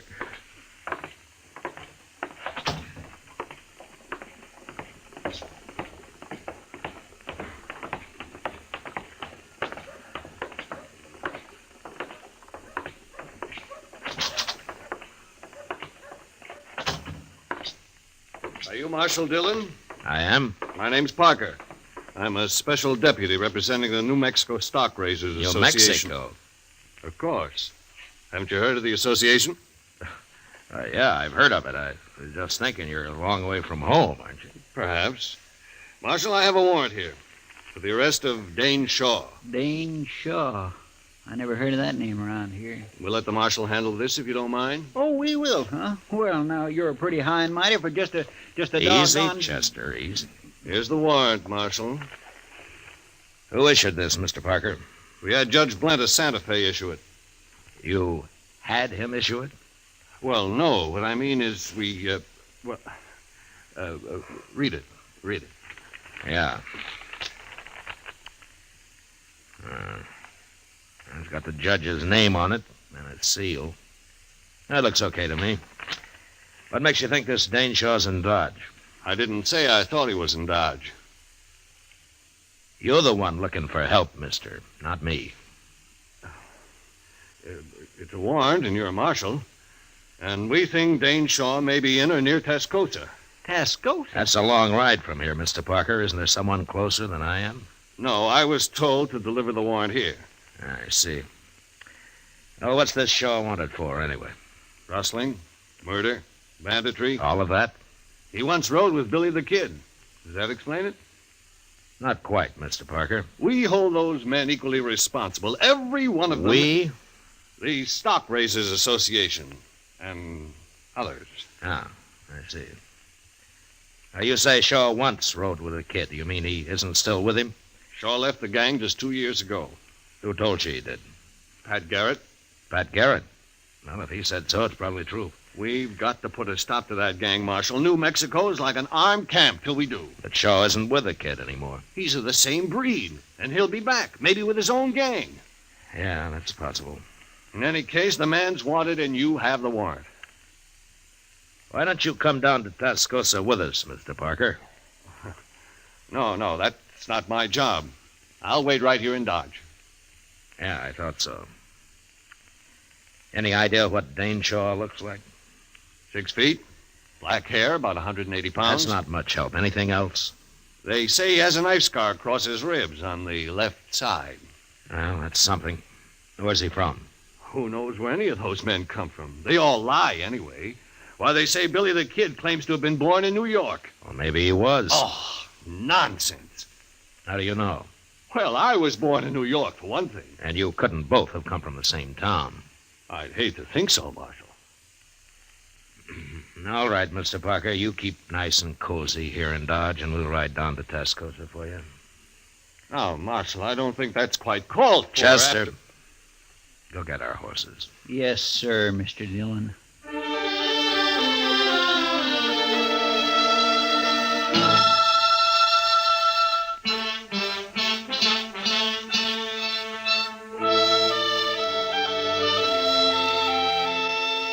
Tascosa lay on the Canadian River, a couple of hard days' ride south. Until recently, it had been a Comanchero trading point. Now it was mostly a center for cattle thieves looking for a place to spend their money. I hadn't been there for several years, and when we rode in, I was surprised to see how much the town had grown. Well, at least they got some trees down here, Mr. Dillon. Yeah, and a couple of new buildings under them, Chester. It looks like there's another one being started. It's going to be a big one, too. Doesn't look like a house, though. I wonder what it is. Now we can ask in the saloon over there. The Red Deer. That's a pretty fancy name. Maybe we can find out if there are any respectable citizens in this town. There don't seem to be anybody here at all, sir, respectable or otherwise. How about that? Oh. I sure could use a drink, Mr. Dillon. Well, I figure we've earned one.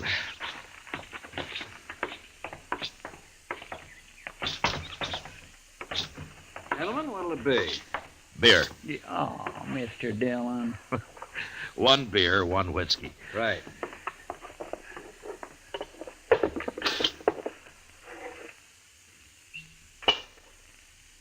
There now. That's the best looking thing I've seen yet in this town. Here's how. Tascosa's changed some. You been there before? Yeah, some time ago. What's the new building they're putting up? Oh, that's going to be a schoolhouse. A schoolhouse? In Tascosa? There's a few men have moved into town with their families. Kids need a school, so it was Nat, of course, got it organized. Nat? Nat Temple. He owns the Red Deer here. Oh, I see. He must be sort of the leading citizen here, then, huh? In most ways, I suppose he is. Mm-hmm. I'd like to talk to him. Where is he? Out back, building a fence. Door's right there. Oh, thanks. There's your money. See you later. Sure.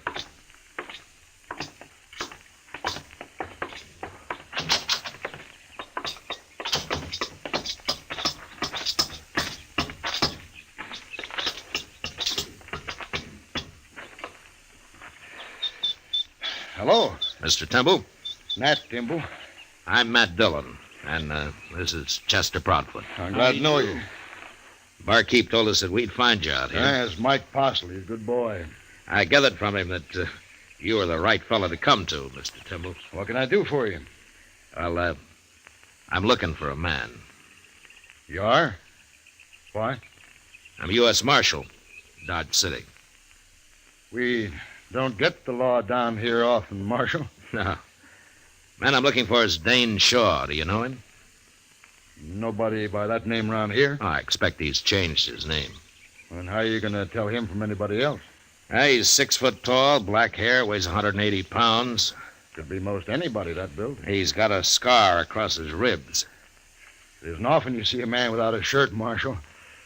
What you want it for? He used to ride with Billy the Kid. He quit, but they think he might be planning to return to New Mexico with a different bunch, one of his own, maybe. Then it'd be better to stop him now, if that's true. Oh, I agree. That's why I'm here. Well, wish I could help you, Marshal. What are you going to do? I don't know. Stay around for a day or so, I guess. Maybe I'll hear something. Fine.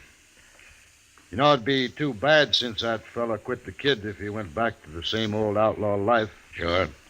But he probably will. Men don't often change. Some do if they get the chance. Take Mike Postlin there, the barkeep. Oh? What about him? Mike used to carry a gun for Harry Gunter. Gunter calls himself a rancher down here, but he spreads a mighty big loop. You mean he's really a cattle rustler? Everybody knows it, but nobody's proved it yet, and one reason was because of Mike. He sort of kept everybody off Gunter. How? Mike Postle's pretty fast with a gun. I see. How come he's tending bar for you, Temple? Well, I'll tell you. He have decided himself to stop working for Gunter, and one night he was telling me about it, and I helped him decide the rest of the way. Ah. And then you gave him a job, huh? That's right, Marshal. He'll make out fine if Gunter lets him alone. Well, that was decent of you, Temple. I hope it works. But being a lawman, I suppose you don't think it will. Well, a lawman isn't all bone, Mr. Temple. Lawman could arrest Mike Postle right now for what he's done. You can't arrest everybody. But anyway, if I were handling it, I'd go after the head man, Gunter. They don't seem to think you're way over in New Mexico. Well, I hear Pat Garrett's after Billy right now, and you'll get him with any luck at all. Pat's a good manhunter. Maybe. But they also want this fella Dane Shaw. Yeah, there's a warrant for him signed in Santa Fe. Yeah. If Pat does stop Billy, there's no point in letting Shaw come back with a new gang. If that's what he aims to do. Well, he might have it in mind. Well, Marshal, that's your problem. Right now, come on inside and have a drink on the house. Oh, thanks, Mr. Temple. It'll be a pleasure. And then I'll tell you where you can get something to eat that won't poison you. Say now, I think I'm going to like Tascosa after all. Sure you are.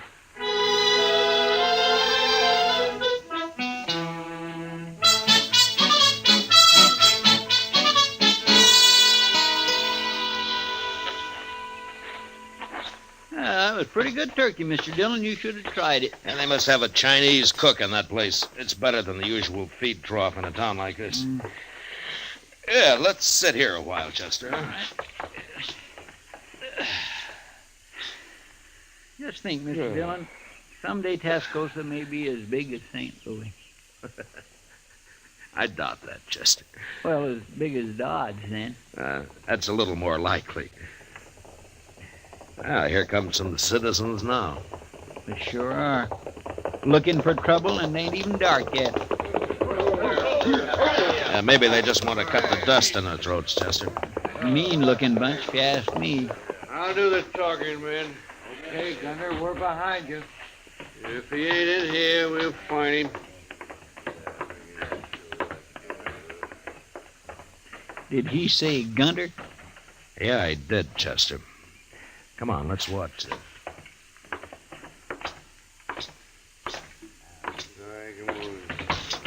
I didn't expect... Over here, Chester. Yes, sir. You come here for a drink, gentlemen? No, Postle, we didn't come here for no drink. Then state your business, Gunter. You're the first man ever walked out on me, Postle. I don't like it, and I don't aim to tolerate it. That all? There's two reasons you're coming back. I'm not interested in your reasons, Gunter. One is I need your gun. I'm through selling my gun. And the other is you know too much about my business. Your business is your affair, Gunter. You know I don't talk. Maybe. But you're still coming back. That's so? Which one of you's gonna bring me back? You're pretty handy with that six-shooter of yours, Postle. Ain't any one of us fool enough to go against you. That's about what I figured. But you can't shoot the whole bunch of us. I'll sure try hard. And you'll die trying. I'm telling you, Postle, be back in camp a day after tomorrow. We ride in after you. Wait a minute, Gunner. What do you want, Timber? You've caused enough trouble already. I ain't through yet. Gunner, if you come back here, you'll have to face me. No, Timble, no. Shut up, Mike. Now just remember that, Gunner. I'll be here, too. And you'll both die. Come on, men. Who are those two? I never seen it before. Just a couple of grub line riders, I guess. Let's go up to the bar, Chester.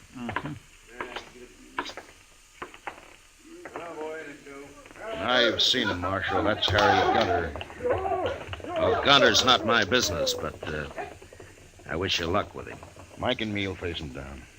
I'll face him, Temple, not you. No, I helped get you in this. By heaven, I'll see you through it. It's not your fight, I tell you. It's my fight. I believe any man who wants to make a change deserves all the backing anyone can give him. I'll see you get it. You'll just be killed for nothing. Besides, you're a married man. Being married has nothing to do with it. Maybe we'll both be killed, but that's better than giving in to a man like Gunter. Mike, I never told you going straight was easy. You should have been a preacher, Temple. I'm going to get my supper now. I'll be back in a minute. I'd make a fine preacher, I would. But if business don't pick up some here, maybe I'll have to give it a try. Well, the town's growing, Temple. Business ought to be good. Well, it's growing, Marshal, a little at a time. When I first came here, there wasn't more than a couple of adobe huts, the whole place. When was that, Temple? Oh, when you first came here. 1 year and 9 months exactly, Marshal. Now, if you'll excuse me, I got work to do. Let's get some air, Chester. All right.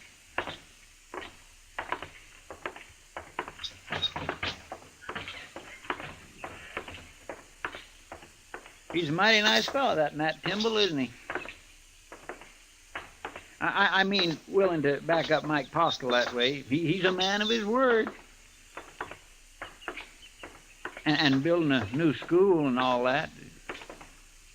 Married, too. Funny thing, Mr. Dillon, I can't quite figure out if you like Timble. I like him fine, Chester. Only his name isn't Timble. What? It's Dane Shaw. He's the man we're looking for.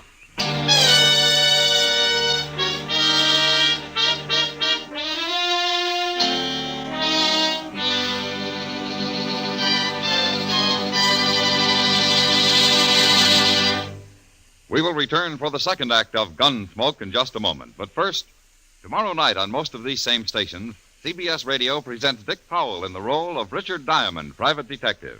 Remember, Richard Diamond, private detective, calls on you via CBS Radio tomorrow night. Now the second act of Gunsmoke.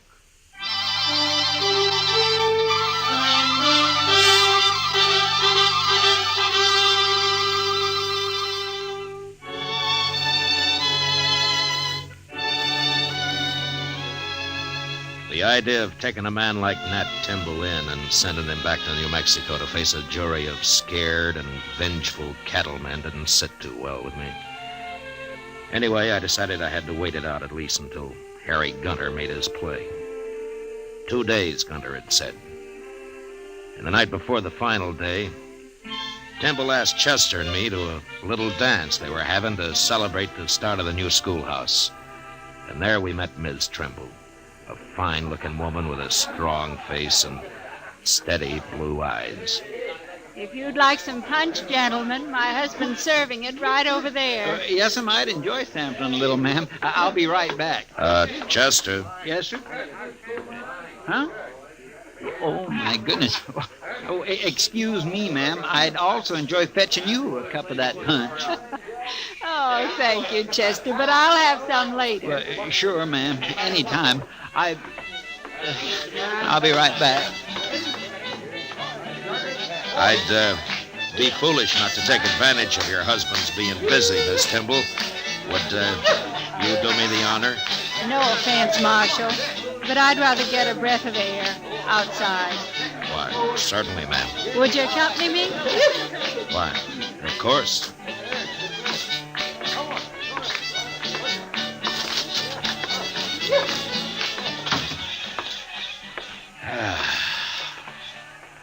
Nice evening. You think it'll hold, Marshal?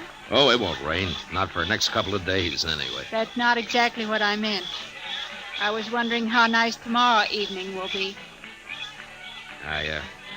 Afraid I don't quite follow, ma'am. After Harry Gunter and his gang ride in. Oh. Well, now, I wouldn't worry about that, Miss Timble. My husband's involved, Marshal. I'm bound to worry. Of course. It's not that I don't want him to back Mike Postle and fight alongside him. He's got to do that. But I don't want him killed. He's the finest man that ever lived, Marshal. Yeah, sure, Miss Timble. He believes that a man's got a right to change, and he's willing to die for that. I know. Tell me, do you think he's right, Marshal Dillon? In spite of what the law might say, do you think he's right? I think he's right, ma'am. I had a feeling you would. But maybe things will work out all right tomorrow. Maybe everything will be fine. I hope so, Marshal.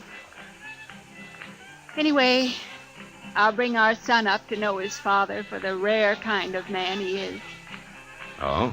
Well, I didn't know you had a son. We haven't yet. What? I haven't even told Nat. But we're going to have one, Marshal. Oh, I see. Shall we go in now? And I'll be your partner for the next dance, if you like. What? I'd be proud, Miss Timble. Real proud.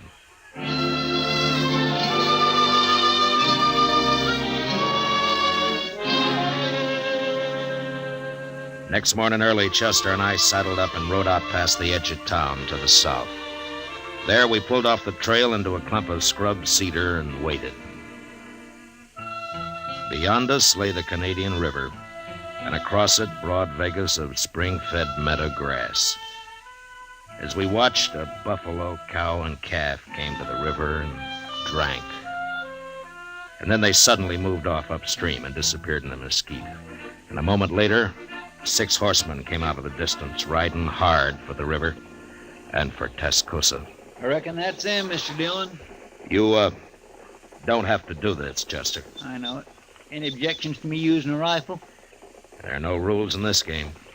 I'll feel a mite cozier behind the Winchester. Eyes open, Chester. Yes. Come on.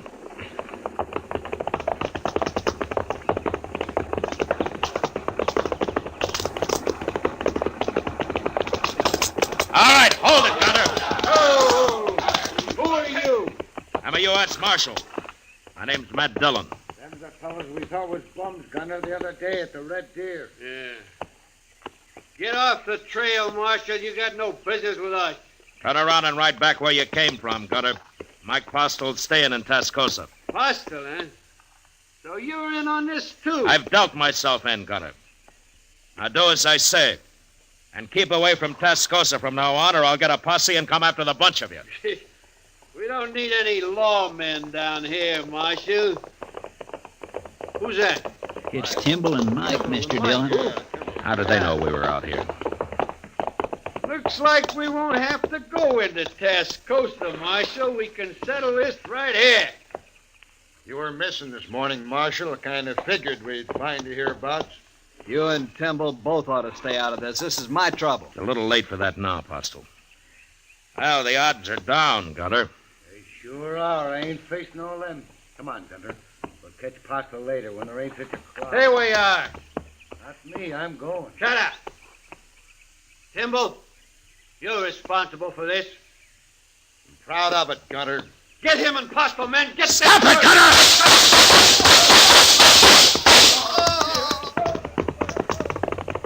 Should we go after them three? No, let them go, Chester. They won't be back. Temple's been hit.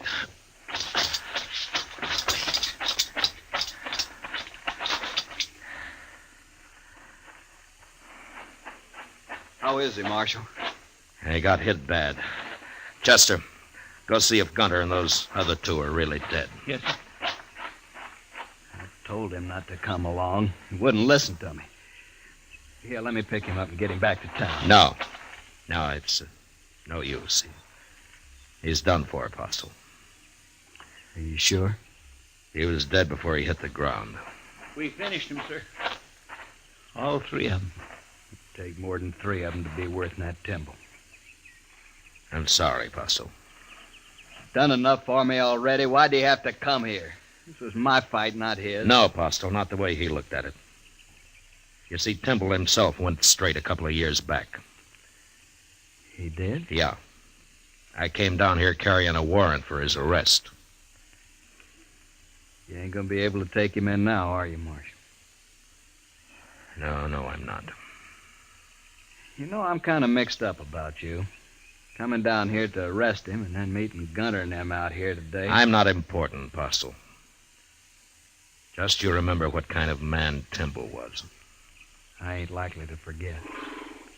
I'll swear to that, Marshal. Good. Look, you and Chester stay here. I'll send a wagon out from town. I'm going in to see Ms. Tyndall.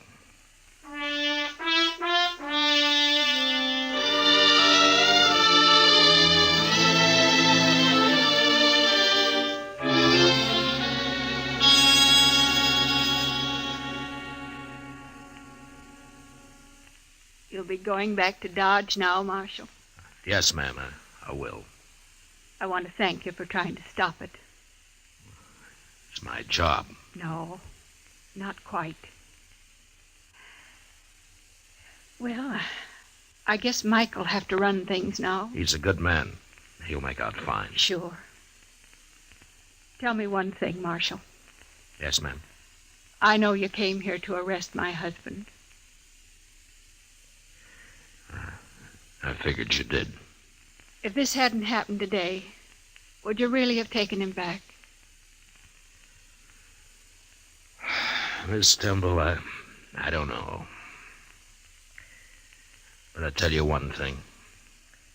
If I had, it'd have been my last act as a lawman. You mean you'd have quit after? I'd have quit. If you're around in Tascosa again, Marshal, come and see us. Me and the baby. I'd be proud to, ma'am. Real proud.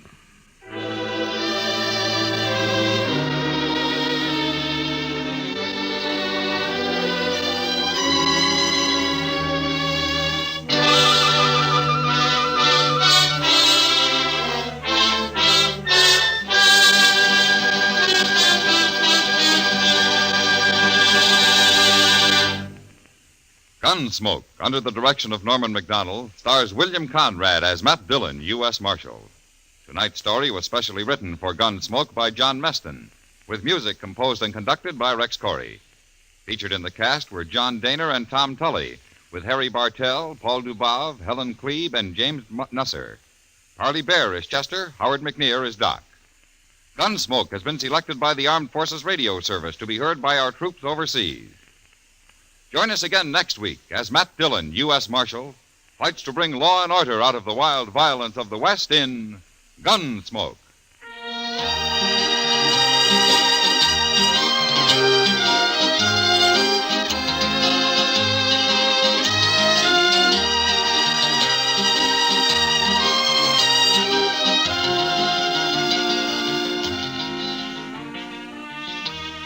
Tennessee and Virginia are the home states for CBS Radio's Saturday Night Country Style, just a bit later tonight. That's where the rural rhythm's coming from, but it's going out all over the country on most of these same stations. This is George Walsh speaking, and remember, you'll find Western adventure and music with Gene Autry Sunday evenings on the CBS Radio Network.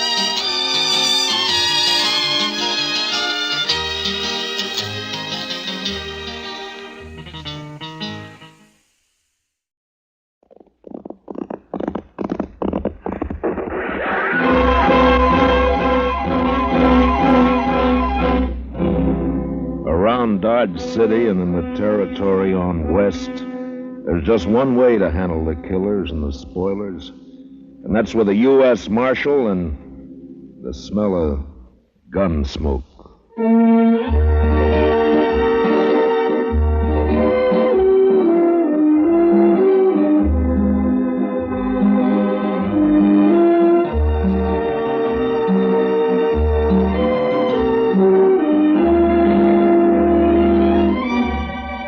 Gunsmoke, starring William Conrad. The story of the violence that moved west with young America. The story of a man who moved with it. Matt Dillon, United States Marshal.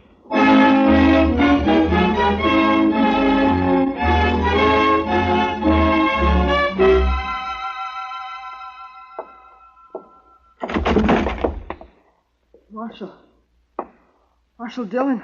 Over here, son. What's the trouble? Marshal. Why, that's Will Thompson's young'un, Mr. Dillon. What is it, kid? What's wrong? Dad. Mom. They burned our house. Got the fences. 4 of them. My sister. They rode in and shot.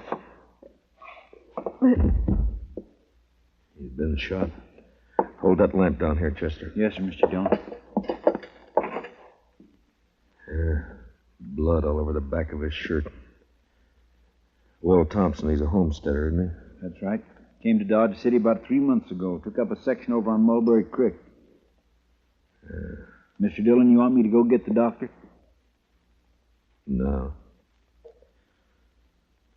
Boy doesn't need a doctor now.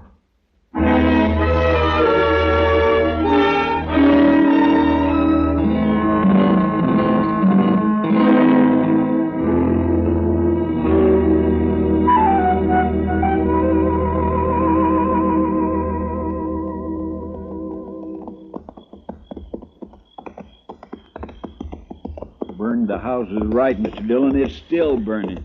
Yeah, what's left of it is. Watch yourself now, Chester. Yes, sir. No sign of life, though. Whoever did it's probably long gone by now. No reason to hang around. Well, let's tie up here and look around on foot. Bring up your carbine, Chester. I got him, Mr. Dillon. Yeah, they even fired the corn crib. Now, why would anybody want to... What's there? What is it? It's a dog. Shot. A dog? When they even shoot the dogs, it's a... You see something? Yes, sir. It's Will Thompson. I think it's Will. What do you mean you think it's what? Scalped. You was Indians, Mr. Dillon. They couldn't have been Indians. Only tribe reported in 20 miles is the Kiowas, and they wouldn't do anything like this. They've been peaceful for years. Yeah, I don't know, but... Come on. Let's find out what happened to the rest of the family. Yeah. Besides Will and the boy who rode into town, there's Miss Thompson and a daughter. Girl about 17, pretty as a picture. There's something lying over there by that cottonwood. Yeah, I see.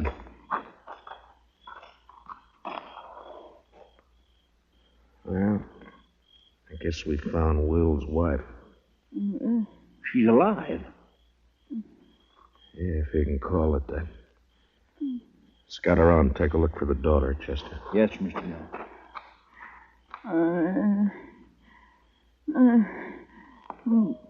It's all right, Miss Thompson.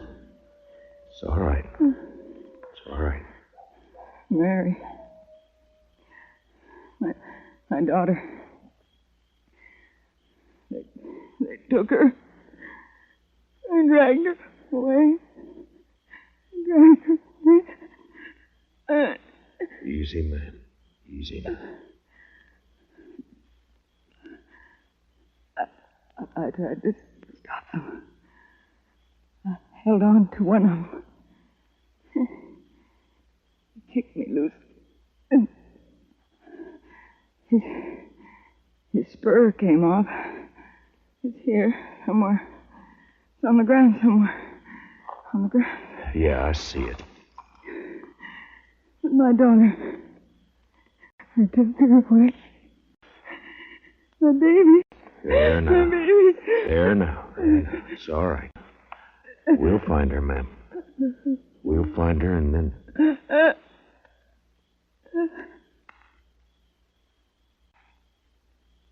Miss Thompson?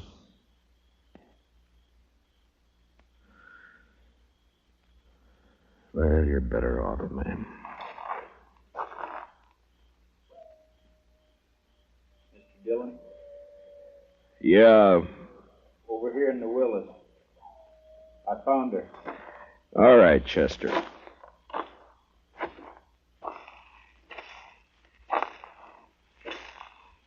She was pretty as a picture.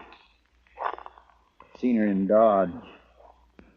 Walking down Front Street. Pretty as a picture. Yeah. All right, let's ride.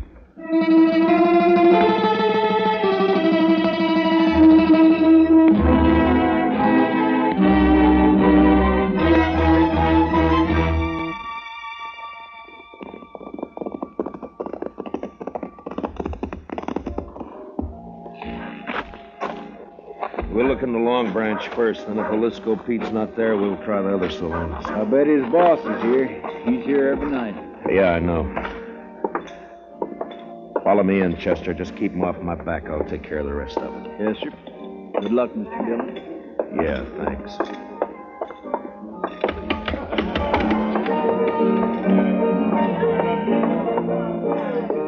Well, look who's here.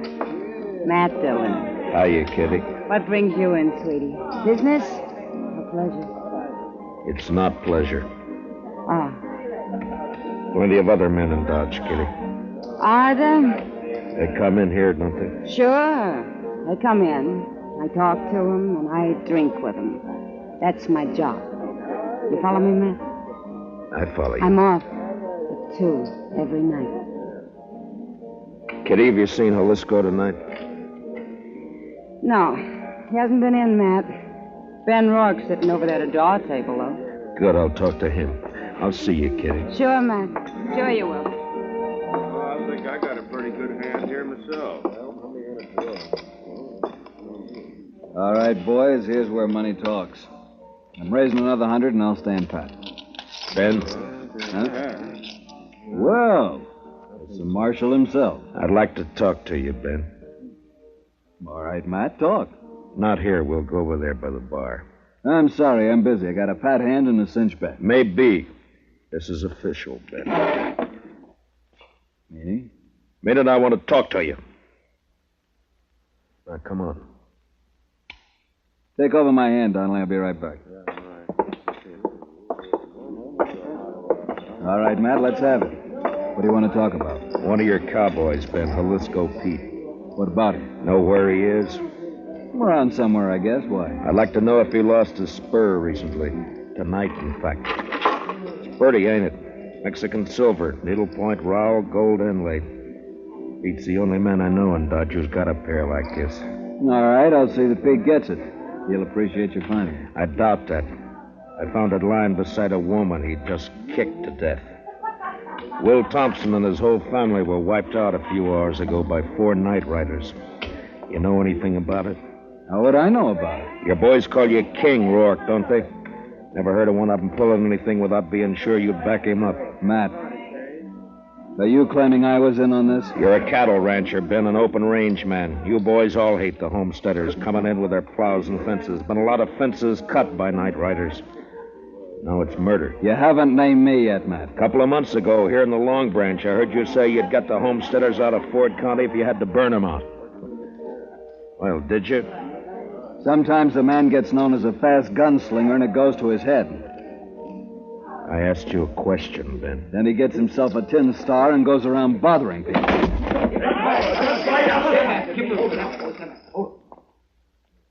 Ben, if you're figuring to draw on me, don't.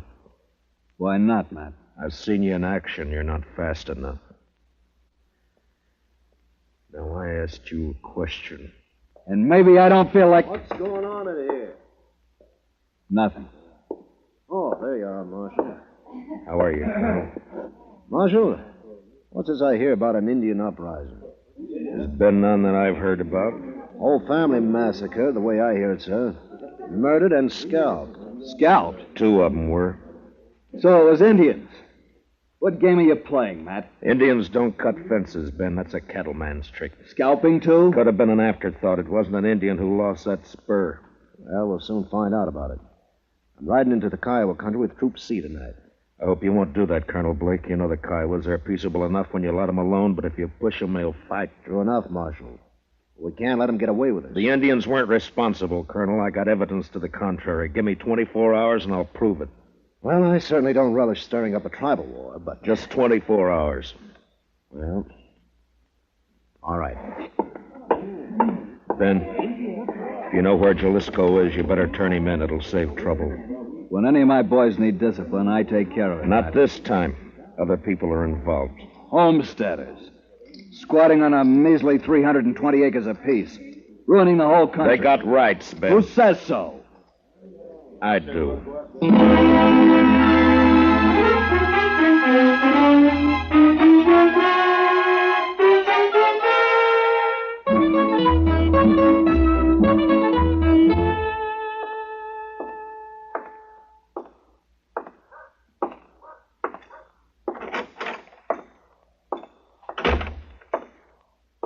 Morning, Marshal. Good morning.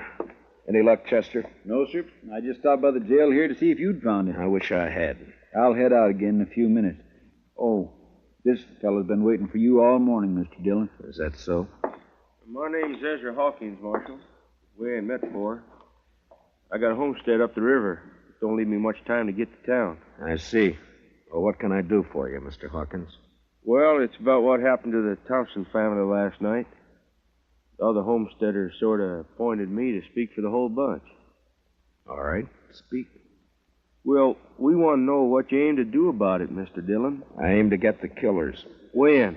Mr. Hawkins, I've been up all night trying to get an answer to that question. If you got any information to offer, fine. If you haven't,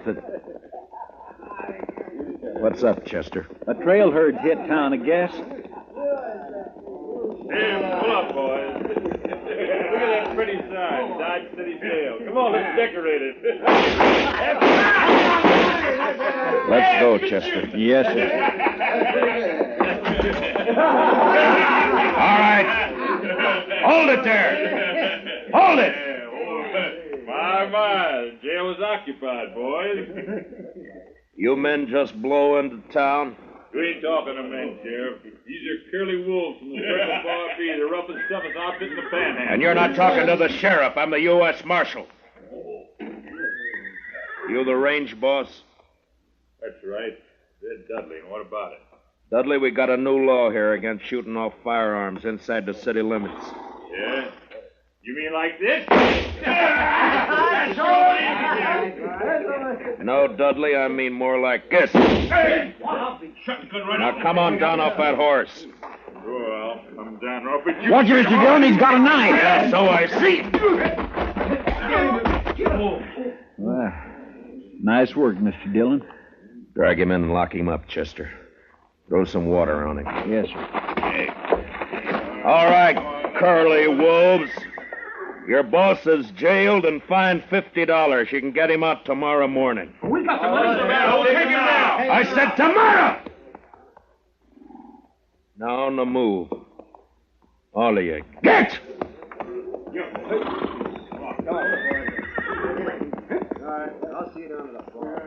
You handle things right fine, Marshal, once you get started. Thanks, Hawkins. Only trouble is some of us homesteaders are getting kind of impatient. The cattle ranch has been treating us pretty bad for too long. The boys are all meeting at my place today. I reckon I can hold them back till tonight. You know what I mean, Marshal. Yeah. I saw it happen in Abilene. Dirty and bloody. I'd hate to see it happen here. Sure, I know what you mean. Range war. Yeah,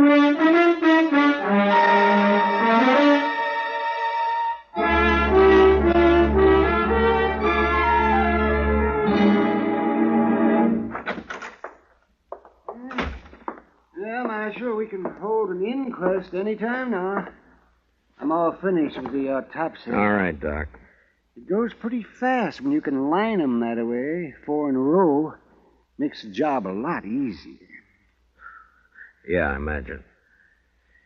Doc, have you ever seen a range war? No, but I hear there's one brewing. There is, plus Indian trouble. If I don't bring in Jalisco Pete before tonight and find out who his 3 partners were, you're going to have bodies lined up 20 in a row. Well, it sure bring in a lot of fees. I could retire and buy myself a ranch. Sure, Doc. Oh, that sounds like Chester, Marshal. Yeah, he's been scouting those thickets along the river bottom. Mr. Dillon, I brought in Jalisco. Where is he, Chester? Outside, tied on a pack mule. Good. No, sir. I'm afraid it ain't so good. He's dead. Been shot in the back and scalped.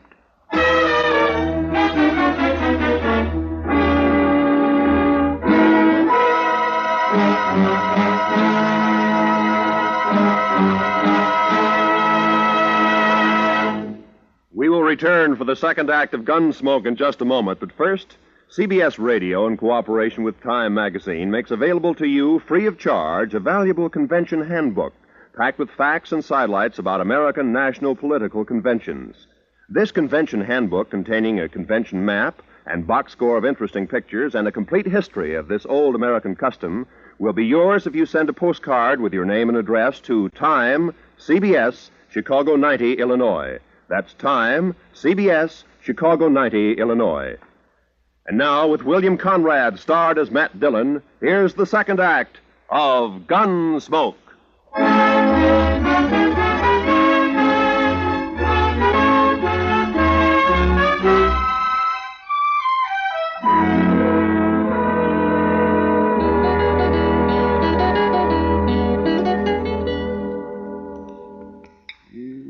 Just a second now, Marshal. Let's see. Here it comes now. There's the bullet. If it'll do you any good. It won't, Doc. The slugs I dig out of the bodies all look alike. Someday, though, they may figure a way to tell them apart. Maybe even tell which gun fired which bullet. Oh, no, not a chance of it, Marshal. Well, I guess that's all I can do for the late lamented. Oh, I see he's only wearing one spur. Yeah, I know. I got the mate to it here. That's what I wanted to talk to him about. It's too bad, Marshal. His talking days are over. Yeah, somebody made sure of that, all right. Then tried to cover the trail by scalping him. Well, I can tell you one thing. It wasn't done by Indians. That's my guess, too. I've seen how Indians do it. Down in the territory, up in the Dakotas. Slick and clean. Nothing like this. Why, I could do a better job with my eyes closed. Yeah, I bet you could. Well, I guess I'd better get ready for the rush. Looks like a showdown, Marshal. And I don't see any way that you can stop it. Neither do I.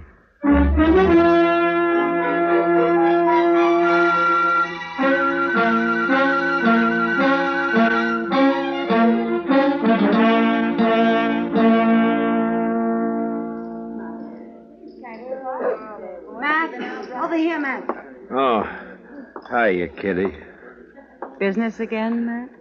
Well, I was looking for Ben Rourke. He isn't here. He left about an hour ago. Some of his boys came after him. Matt, I waited for you last night. I worked, Kitty. All night? Yeah. There's a bad feeling in the air, Matt. What is it? What's going to happen? I wish I knew. They called all the soldiers from C Troop back to Fort Dodge this afternoon. I hear they're planning to move out tonight. I hope not. Been a lot of homesteaders in here drinking today. That's unusual for them. What's going to happen, Matt? The bloodiest mess you've ever seen. And I don't know any way of stopping it. If I'd only found Jalisco Pete before they killed him, now I got nothing to go on. Jalisco came in here last night, late after you'd gone. What? Well, why didn't you let me know? There wasn't time, Matt. He heard he was wanted and he left right away. His friends with him. Friends? What friends? I'd never seen him before. I think Pete had known him in the Pecos country. They're all pretty drunk. How many were with him, Kitty? 3, I guess. One of them was named Red Dudley. Red Dudley? And one called himself Tulsa Jim. They kept talking about the Circle Bar Yeah, B brand. it might be. They could have ridden in last night ahead of the herd to look up Pete, and then they... Oh, Marshal. Say, you better come on outside here if you want to stop a lynching. Coming, Doc. Be careful, Matt. Be careful. What is it, Doc? Ben Rourke and some of the cattle ranchers. They caught themselves an Indian, and they're going to string him up. I doubt it. Let us take care of this, Matt. We know what we're doing. I hope so, Ben. Who have you got here? One of the murdering skunks that wiped out the Thompsons. Any objections? I might work up some, Ben. What's your name, fella? He won't talk to you. Hasn't opened his mouth. Look, fella, as an Indian, you're a ward of the government.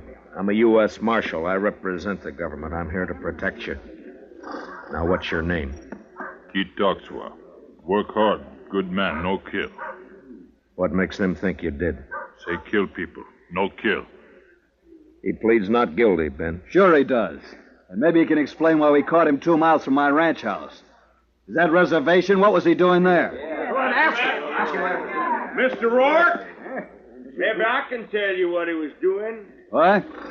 Ezra Hawkins. One side, if you don't mind. Let me through here, please. Let him stand. Thank you. We got tired of waiting, Marshal. We come on into town. Maybe that was a mistake, Hawkins. Maybe. You have to play it the way you see it. Look, mister, let's have it. What's this all about? I'm a homesteader, Mr. Rourke. Well, I accept your apology. Weren't no apology. I just wanted you to know who those 100 men across the street were. They all got guns. 100, huh? Well, there's 30 of us, so the odds aren't bad. What's on your mind? This Indian's been working for us, Mr. Rourke. Tracking down fence cutters. Maybe that's why you caught him within 2 miles of your house. Got the nerve to come out and say what you mean? homesteader. You bet I have, fence cutter. All right, hold it.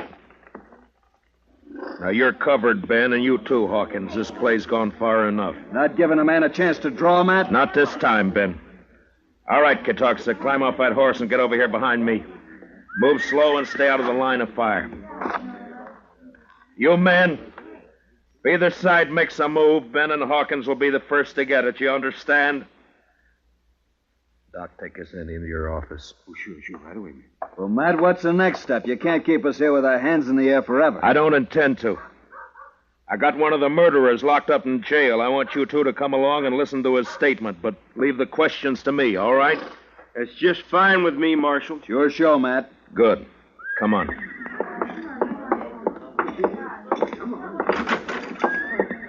Chester? Chester? Looks kind of deserted, Matt. He may have gone back to the cells to see. Chester? Move on, Big Joe. Ben, Hawkins. What's the matter, Matt? Here, I'll get that gag off of him. You cut the ropes, Ben. Right. All right, Chester, here we go. Easy now. There. What happened, Chester? Oh, they slipped in and got the drop on me, Mr. Dillon. Took Red Dudley with him. There was two of them, not more than 20 minutes ago. Who were they? Did you know them? Nope. Circle Bar B-boys, I think. They slugged me and thought I was out, but I heard them talking. They were all in with Pete on the Thompson killing. Yeah, I know. And they killed Pete, too. They was afraid you'd make him talk. The question now is, where are they? I know where. The Arkansas rooms. The Arkansas, huh? They planned to hole up there till it got dark. Maybe they've gone by now, though. Maybe not. Want some help, Matt? No, thanks, Ben. It's my job, mine and Chester's. Come on, Chester, let's go.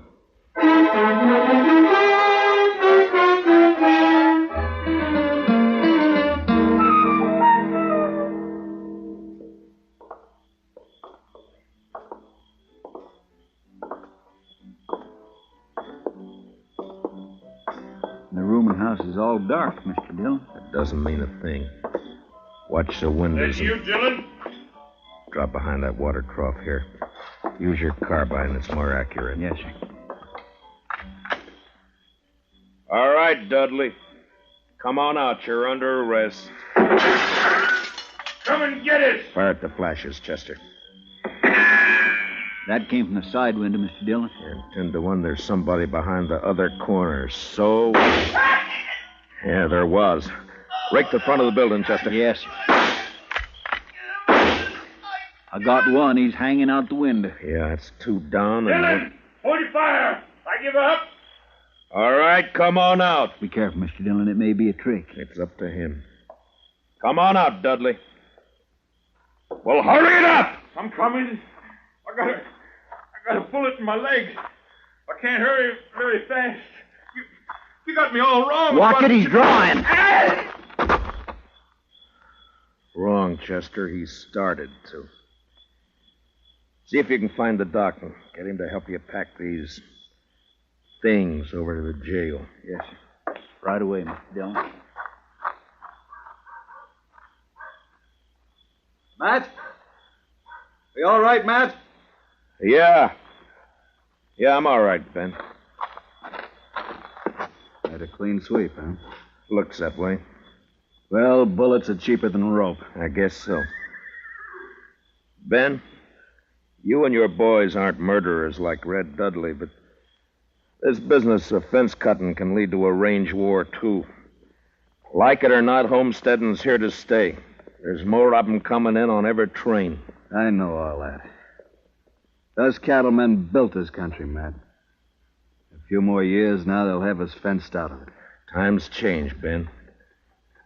There's range still left out west, New Mexico, Arizona. Yes, I know. Some of us have been thinking about it. Matt, they'll fence you out, too, you know. Yeah, I guess they will. Well, when that time comes, I'll move on. If I'm still around. Farms and families. Next thing they'll do is set up courts and bring the law in here. Law's here now, Ben. In Dodge City, I'm the law.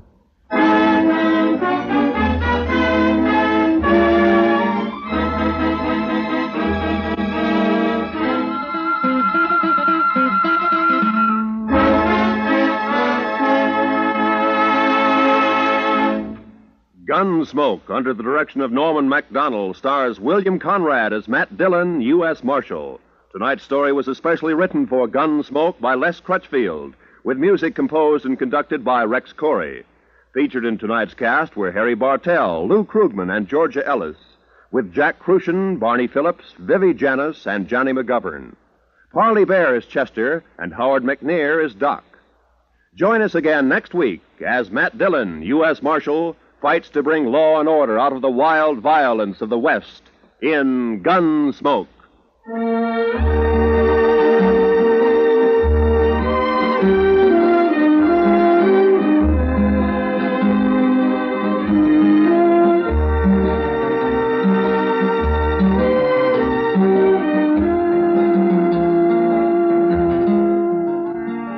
Jungle Legacy is the name of tonight's adventure with Tarzan. Listen as Tarzan, Lord of the Jungle, faces a band of unscrupulous men who seek a uranium deposit in Tarzan's realm, through which they hope to rule the world. Don't miss Jungle Legacy tonight, when most of these same CBS radio stations bring you Tarzan. It's packed with thrills, packed with action, packed with tense atmosphere. This is Roy Rowan speaking.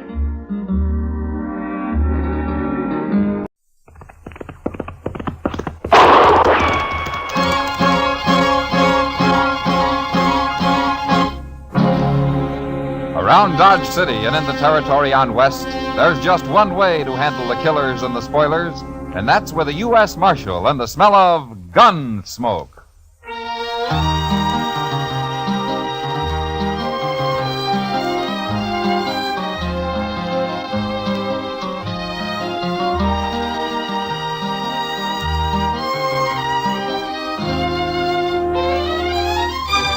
Gunsmoke, starring William Conrad. The transcribed story of the violence that moved west with young America. The story of a man who moved with it. Matt Dillon, United States Marshal.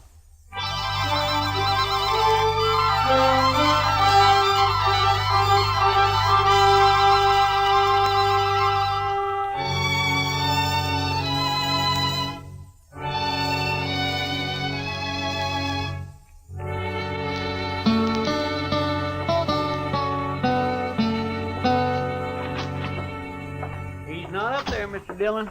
He's just plain vanished. And there's no note anywhere, Chester? No, sir, nothing. I looked again, all over. Well, it's 2 days now. That isn't like Doc. I still think he's just gone off on an emergency out in the country somewhere. Well, maybe, but he's always left word before. Well, what'll we do, Mr. Dillon? I don't know. Might start asking people, Chester. Try the saloons and the store and maybe the depot, huh? All right, sir. I'll go right now. Well, I do declare. What? Riding right up Front Street is as big as life. What? Why, that old devil.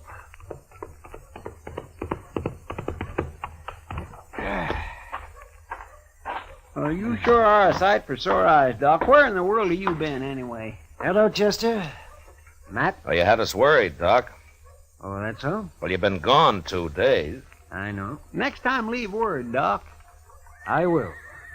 I surely will. If I can. Well, it sure would save us a lot of Wait a doggone minute. running What do you around. mean, Doc, if you can? Just that. If they let me, I'll leave word. Come on inside, huh? Okay, Doc, I'm curious. You want to tell me about it? Well, I can tell you part of it, the least important part. I made a promise about the rest. You know how it is, Matt. No, but you tell me. Well, the other night, Wednesday it was, I was peacefully asleep on my couch when a couple of riders tromped right into my office. They said a man was hurt bad on a place out past Fort Dodge. So naturally I got up and went along with them. Well, then why didn't you leave a note and say so? They told me not to. They told you what? Let him talk, Chester. Of course, I figured then it must be a shooting.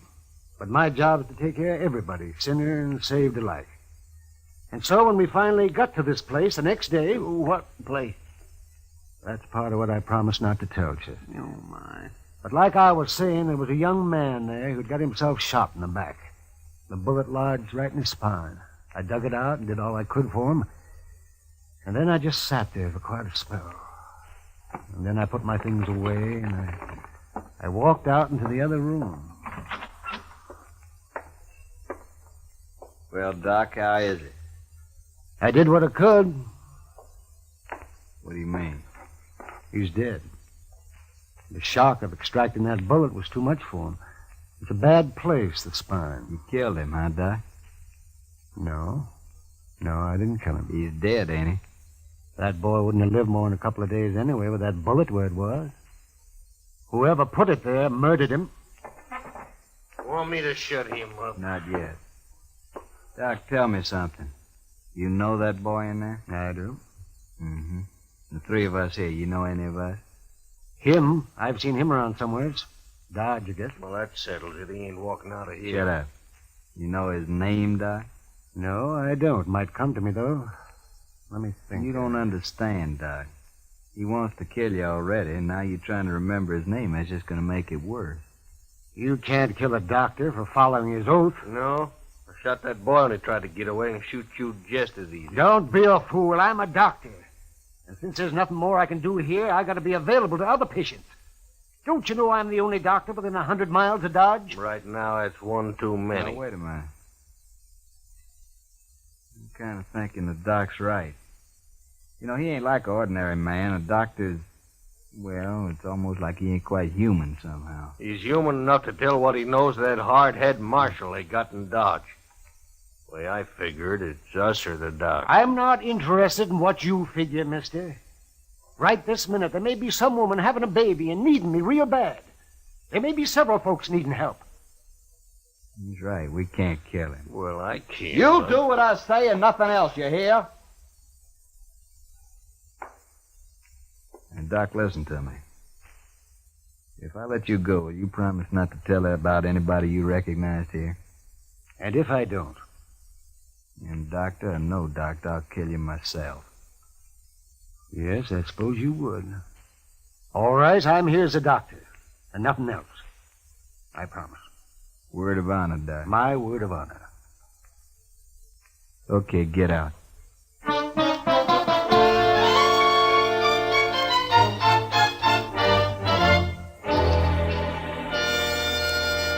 Well, that's quite a story, Doc. Oh, you played it right smart, if you ask me. Who were they, Doc? Well, I only recognize one of them, Chester, besides the man they'd shot. Have you thought of his name yet?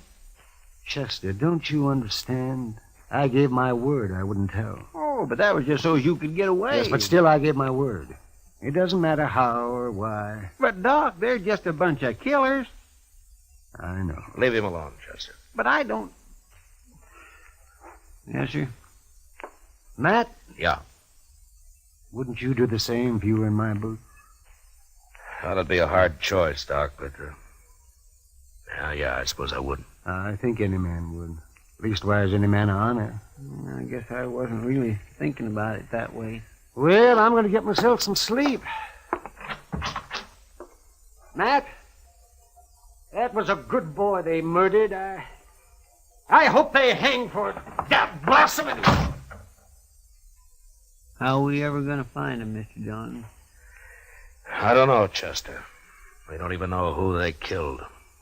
And just think, Doc could lead us straight to him right now. It isn't making the doc happy, Chester. No, sir, it sure isn't.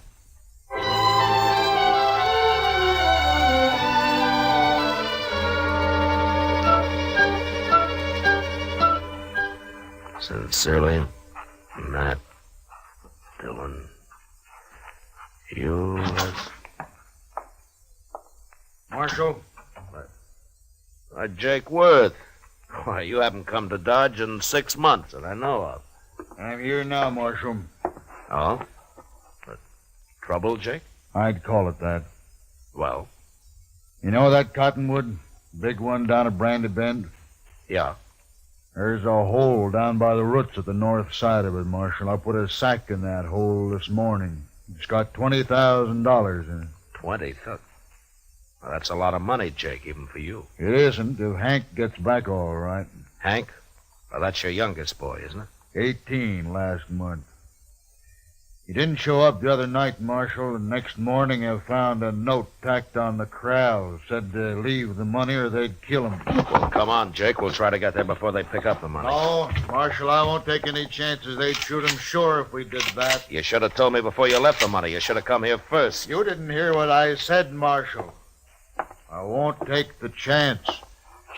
All I want now is for you to watch for anybody who turns up rich around here. Jake, listen to me. You listen to me, Marshal. Nobody's going to do a thing till Hank's back safe on the ranch. Not one dang thing. Jake, if they killed Hank, you'd want him hung, wouldn't you? I'll hang him myself if it comes to that. All right, then let's go. Let's get down to Brandy Bend and wait for him. No, I already told you no. Jake! I think Hank's dead. You what?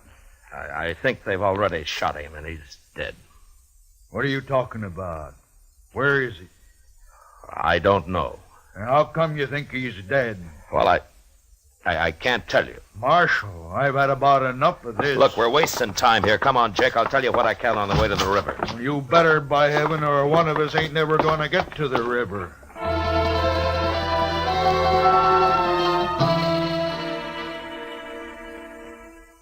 Jake Worth was known as a hard, hot-tempered man, but he was straight as they come. He'd made one fortune in Texas cattle and another in buffalo hides, and now all he wanted was his ranch and his 3 sons to work it with him. The Worths were good men. They didn't cause any trouble, and they worked hard. It wasn't easy to tell Jake, but without mentioning Doc, I said what I could. And when we reached the Arkansas, we hid our horses in a clump of bushes and worked our way on foot up to the big cottonwood. And then we saw it. That's him. That's Hank.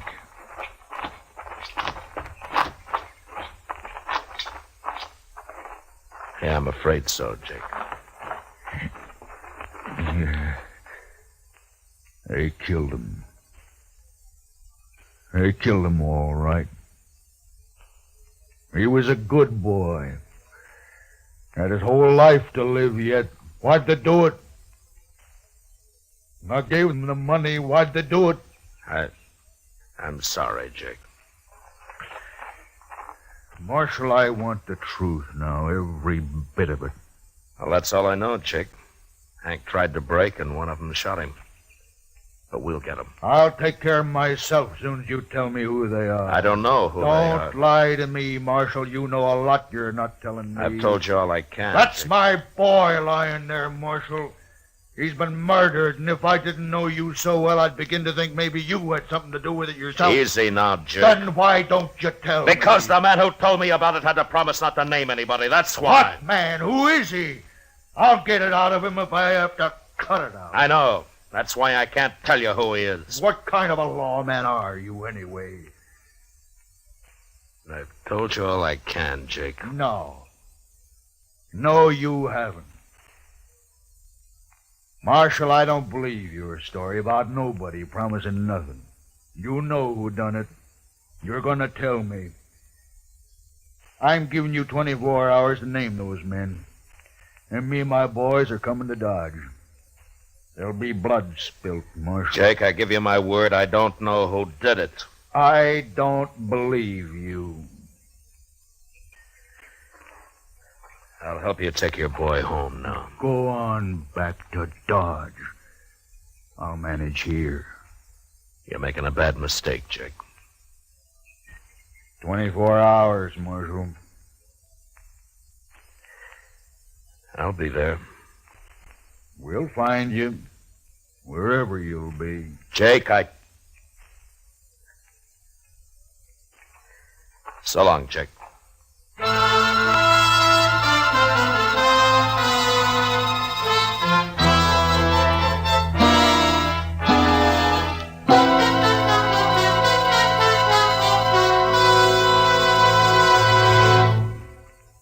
Ladies and gentlemen, at the conclusion of tonight's show, our star, William Conrad, steps out of the character of Matt Dillon to bring you an announcement which we are certain will be of great interest to all our listeners. So be sure to listen at the close of tonight's program for a special message from William Conrad. And now the second act of Gunsmoke.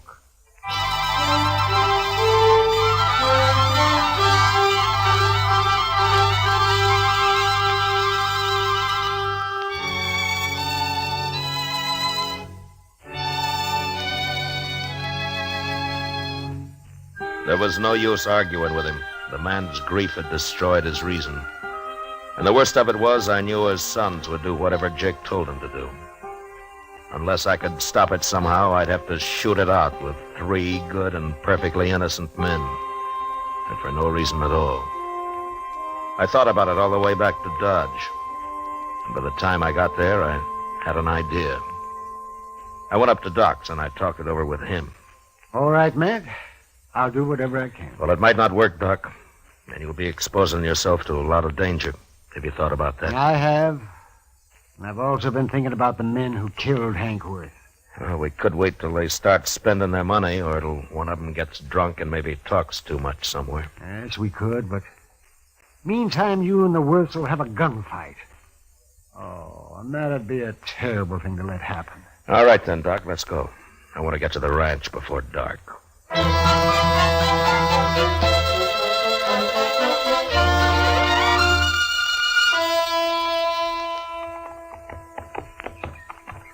You know, Matt, I haven't been out here since Mrs. Worth died. It must be 4 or 5 years now.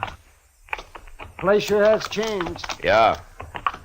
I don't see anybody around, do you? Well, maybe they saw us first. Maybe they're hid out. Yeah, maybe.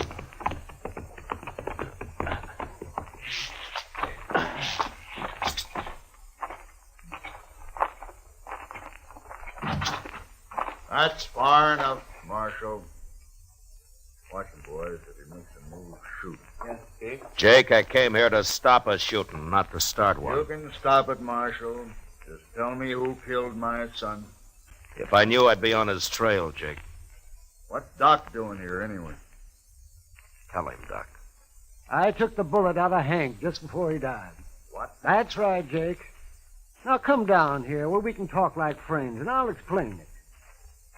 Stay where you are, boys.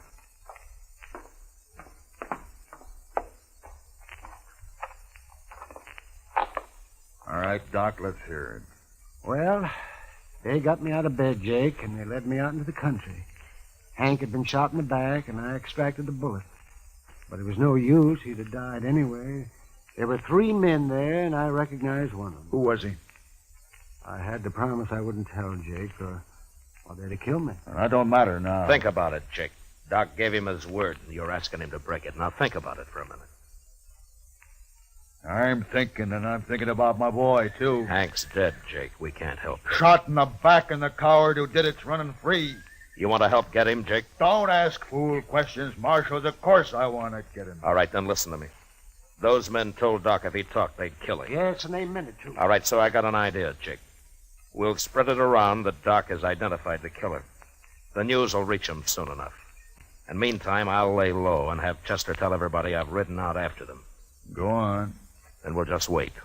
1 or 2 or maybe all 3 of them will come into Dodge to kill Doc some night soon. I still might get away. I'll deputize you and your boys right now, and you can wait for them with us. But you're going to have to stay hidden, like me. Well, we won't mind that. Not if we get a chance at them, we won't. Good. Funny thing, though. What? Man like Doc here, rather than break his word, he'll make himself a target for those killers. Yeah. Look, Jake, Doc and I are going to go back to Dodge now. I'll see that the story gets started. And in a day or 2, you and your boys can ride in, but separately, though. Otherwise, it might cause talk. I understand. And come straight to Doc's. We'll get there.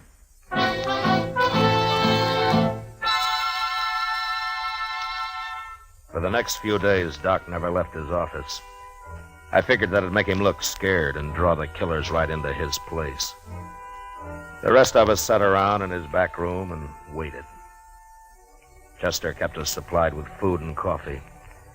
And on the 6th night, about midnight, we got our game. Mr. Dillon, I think it's them. What? They just rode up Front Street, 3 of them. They're tying up outside right now. They acted too deliberate-like for ordinary riders, so I run up the back way to tell you. Good. Doc, come on in here, huh? What do you want me to do, Matt? Take cover in here and stay out of sight, huh? Whatever you say, man. Let's go downstairs and meet them, Marshal. No. We might just scatter them that way, Jake. Now, listen.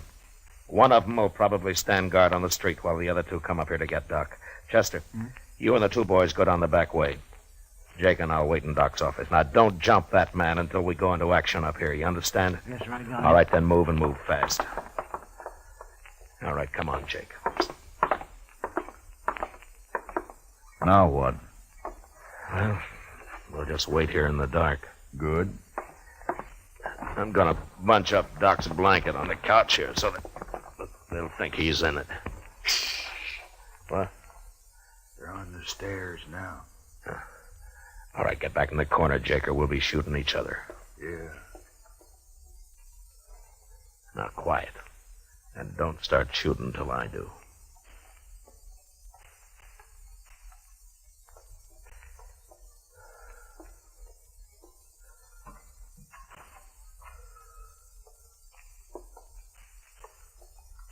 Doc, wake up, you lying dog. Let's just shoot him and get out of here. Wait, he ain't here. What? Get your hands up. You're under a arrest. trap. Both of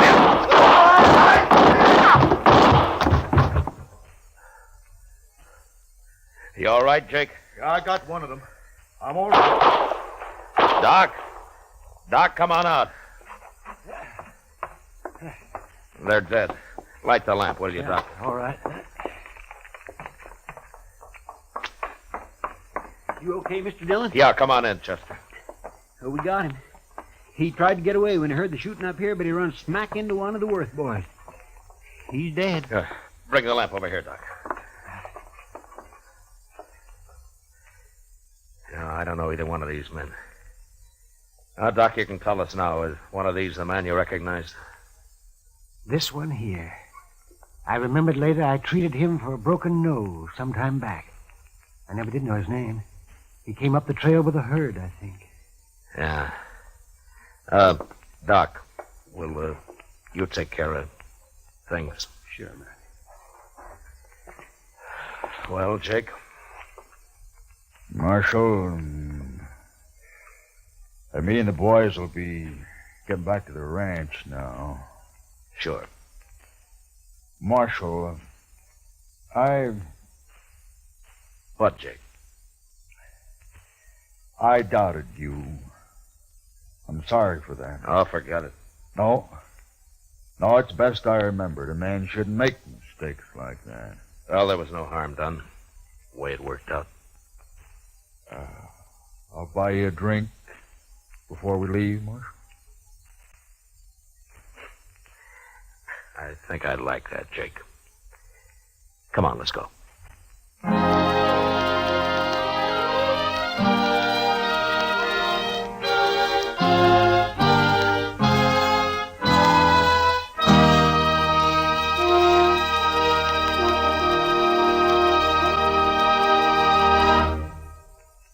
Now, a special announcement.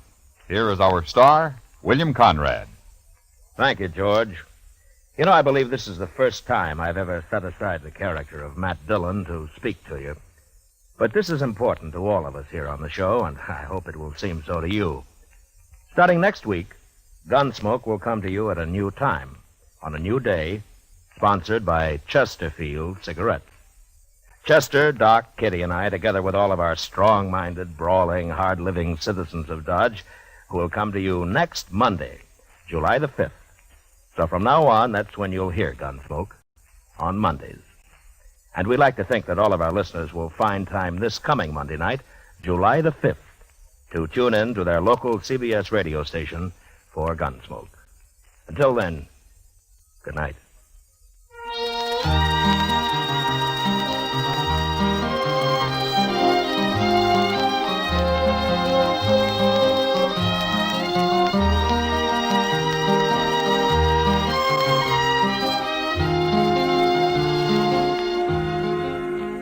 Gunsmoke, transcribed under the direction of Norman MacDonald, stars William Conrad as Matt Dillon, U.S. Marshal. Tonight's story was specially written for Gunsmoke by John Meston, with music composed and conducted by Rex Corey. Featured in the cast were John Daner, Lawrence Dobkin, and Harry Bartell. Parley Bear is Chester, and Howard McNear is Doc. Join us again Monday, July 5th, as Matt Dillon, U.S. Marshal, fights to bring law and order out of the wild violence of the West in Gunsmoke. George Walsh speaking.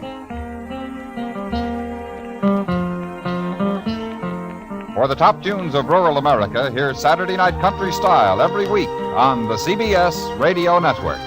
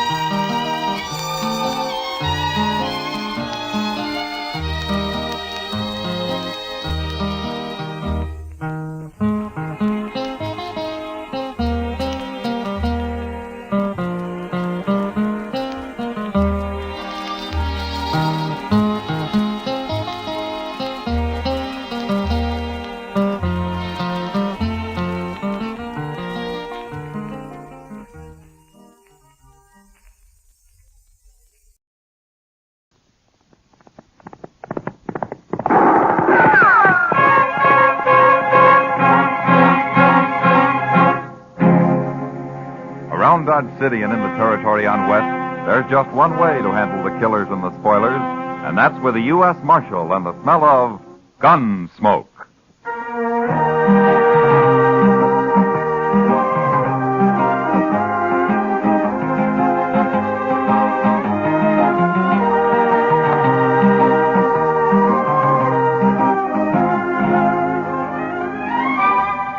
Gunsmoke, starring William Conrad. The story of the violence that moved west with young America. The story of a man who moved with it. Matt Dillon, United States Marshal.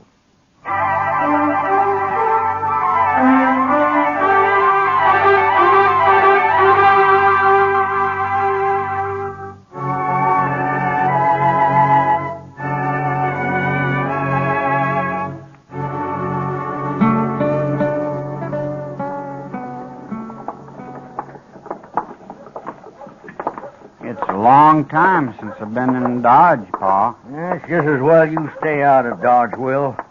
Man's a whole lot better off on a ranch than in a town. He's a whole lot lonelier, too. Then get married. Place needs a woman anyway. I got my eye on the Sutter girl, Pa. But she won't be old enough for another 2-3 years.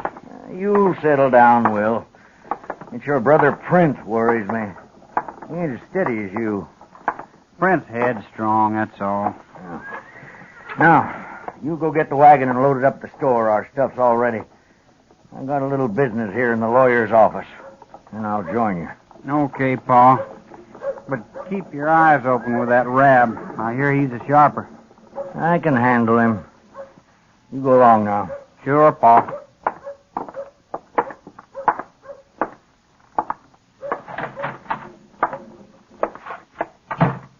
Well, John Asper, what are you doing in town? I drove in with one of my boys, Rab, after supplies. Not often you get to Dodge. No, it isn't. But it's a good thing I came in this time. Why's that? Well, last night I ran into the clerk from the land office. We got to talking about this and that and one thing and another. Eh? And then he happened to mention that paper you fixed for me here, the one I signed a few weeks back. Oh, the transfer of title, you mean? The one that said my boys own the ranch now, that they don't have to wait till I die. What about it? You wrote it out legal, and I signed it. That's right, Asper. And you said I'd have to wait a while before I could give it to the boys. I did. Well, now, Rab, the clerk told me I didn't have to wait any time at all. The clerk is wrong, Asper. I'm a lawyer. I know the law. Maybe so, Rab. But anyways, the clerk can read. And he told me that paper I signed says that my boys don't own the ranch at all. It says you do.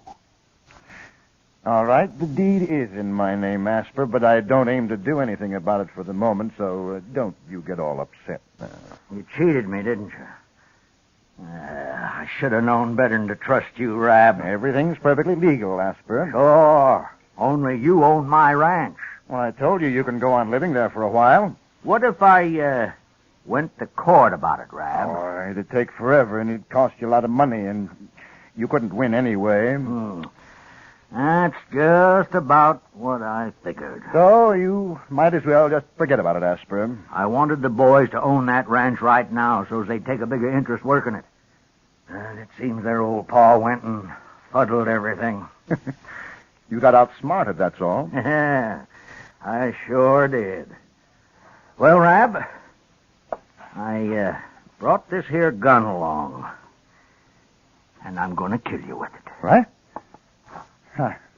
Put that gun away, Asper. You can't do that. Last man I killed was in the spring of '69. Made up my mind then I wouldn't be killing any more men. And I sure hate to do it. But I got to. Now, look here, Asper. Yeah, just ain't any other way, Rab. Like you say, it's all legal, and there's nothing I can do about it. So, I've got to kill you and get it over with. You're crazy. You'll hang for this. Sure I will. But I'm old, and it won't matter much. And it just might learn you a lesson. No. Asper, I'll no. give you a few seconds to pray, Rab, but that's all. Now, wait, Asper. Listen to me. You can have the deed back. I'll fix it up right now. I don't want your ranch. Oh, that wouldn't be much use, Rab. You just go tell Marshal Dillon I forced you to sign it back, and then they wouldn't re-record it. No, I won't. I swear I won't. And then I just have to find you and shoot you all the same. It's just easier I do it now. No. Here. Here's the deed. I'll fix it right now, and you can go file it yourself. Now, you see, look, I'll do it now. You know I can't read. Then we'll take it over together and record it. Oh, no, the clerk can read it for you. Well, all right, Rab. Go ahead, fix it. Yes. There. Now, are you satisfied? As soon as we get it recorded, maybe I will be. Come on, then. We'll do it right now. You're a pretty smart lawyer, Rab. I think this is about the last job I'll ask you to do for me. And if you didn't do this right, I'll kill you sure. Now, let's go find out.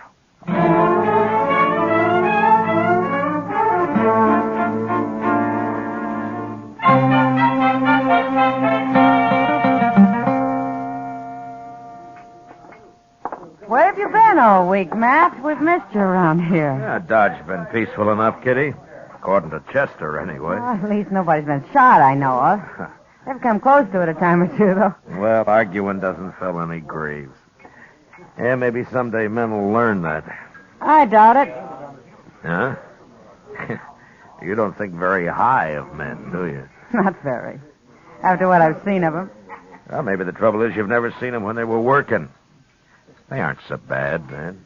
That's what they're always telling me. Matt, I'd like to go to St. Louis or somewhere for a while. I need a change. No? Why don't you go? Oh, I don't know. Wouldn't really be any good. Alone. Mr. Dillon? Oh, yeah, Chester. Oh, hello, Miss Kitty. How are you, Chester? Say, I just come from Doc's, Mr. Dillon. You better get over there right away. Rab's been shot. What? Rab, the lawyer? Yes, sir, right in his office. Doc isn't sure how long he'll be conscious. Well, who shot him? I don't know, sir. Some men heard the shot, and they found him there all alone. Whoever it was had got out the back way. I'll see you later, Kitty. Sure, Matt. Come on, Chester.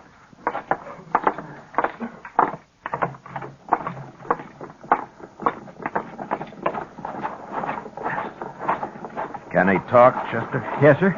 But Doc told him not to waste his strength until you got there. Ah, good. I came right away, Mr. Dillon. Yeah, sure.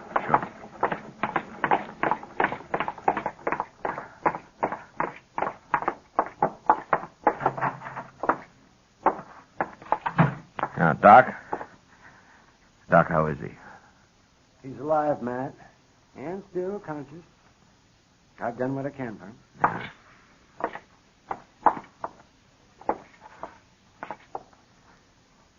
The marshal's here, Rab. You feel like talking now?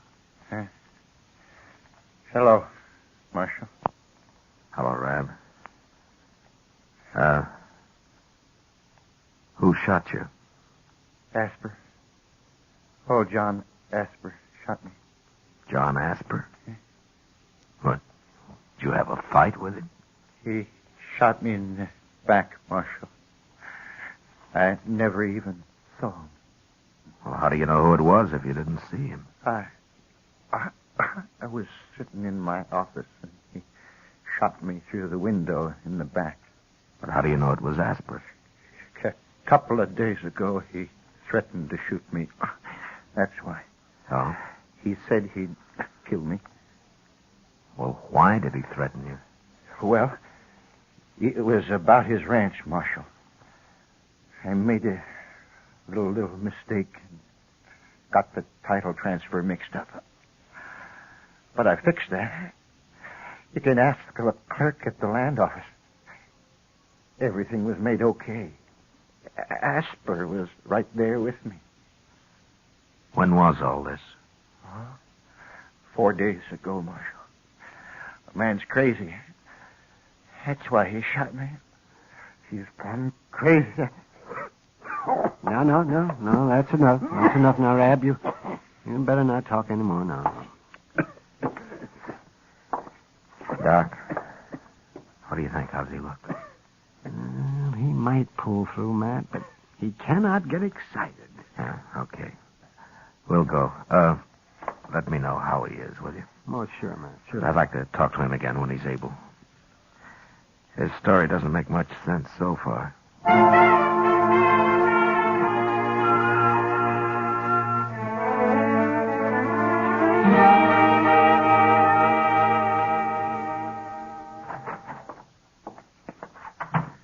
I found him, Mr. Dillon. Huh? He was just closing up the land office. For a clerk, he works pretty late. Yes, sir. What'd he say? Well, sir, he said the same thing Rab did, only it wasn't no mistake. What? Rab didn't make any mistake. Somehow he got old Asper to sign the deed to his ranch over to him, all clear and legal. Then 4 days ago, they came in again and signed it back to Asper. The clerk thinks Rab fooled the old man somehow on the first one. He can't read, you know. Well, then maybe Asper did threaten him after all. Yes, but if everything was made okay, why would Asper shoot him? I don't know. Maybe we better ask him. We going to ride out there tonight, Mr. Dillon? No. I know John Asper. He's not going to run. Anyway, I'd like to talk to Rab again first. Yes, sir.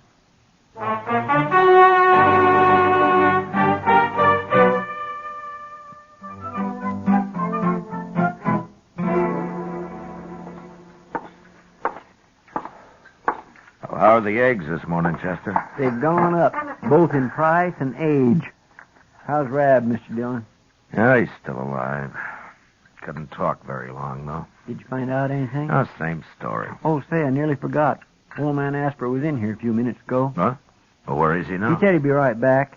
I told him you'd like to see him. Yeah, I would. Thanks, Chester. Oh, that's all right, sir. Oh, I ordered some eggs for you, too. Oh, good. And coffee. Here's Asper now.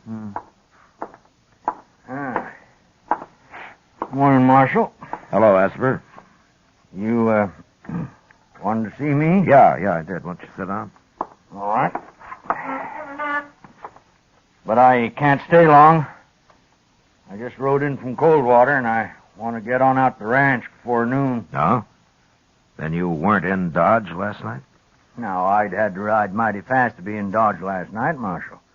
Seeing as how I didn't leave Coldwater till after supper.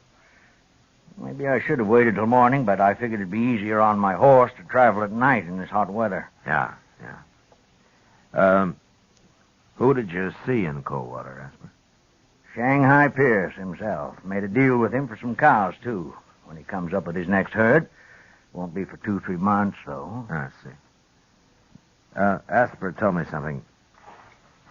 Did you threaten to shoot that lawyer, Rab? How'd you know about that, Marshal? What, did you?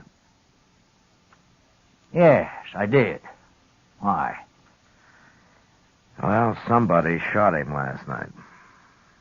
They kill him? No, he's still alive. You got any idea who might have done it? Yeah, I might have. But you didn't. No, but I would have. He's a crook, Marshal. I thought I was signing the ranch over to my boys, and he put his name in instead. He changed his mind about it, though, once I got him treed. Do your boys know about this? Nary a word. No, now they didn't do it, Marshal. Isn't your younger son, Prent, isn't he the wild one? Well, Print's a mite wild, you could say. His mother didn't live long enough to have a hand raising him, that's why. But he didn't know about Rab, Marshal. He knew nothing at all. Might have found out somehow. Well, I sure don't know how. I never told him. And he ain't even been to town since this started. Neither of the boys been here? Will, he come in with me the other day, but he didn't talk to Rab. Yeah, I see. Now, look, Marshal, I don't want any suspicions about them boys. Now, you just ride out with me and we'll clear this up once and for all.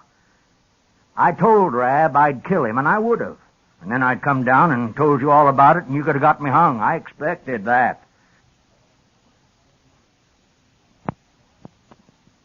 But the boys weren't in on it, and I don't want anybody thinking they were.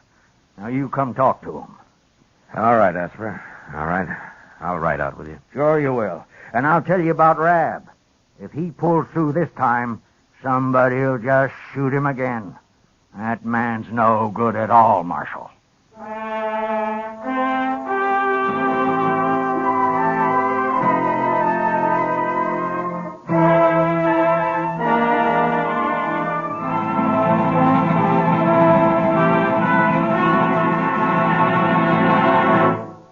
We will return for the second act of Gunsmoke in just a moment. But first, young women are needed to enroll as student nurses and to take their places as graduate nurses in an ever-expanding field where opportunity unlimited awaits.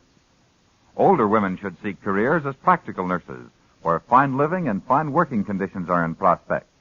Ask at any hospital, at the nurse's registry desk, or at any qualified school of nursing. And now the second act of Gunsmoke.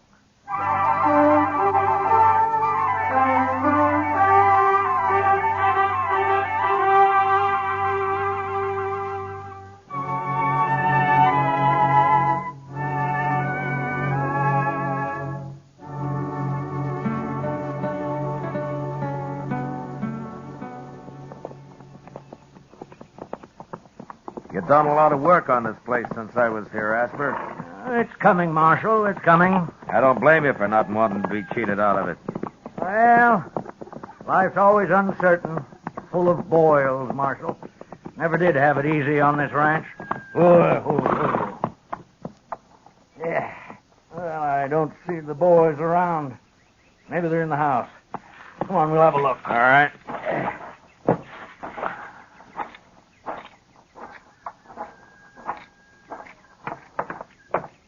Boys! Will! Prince! That's you, Pa. Come on out, Will.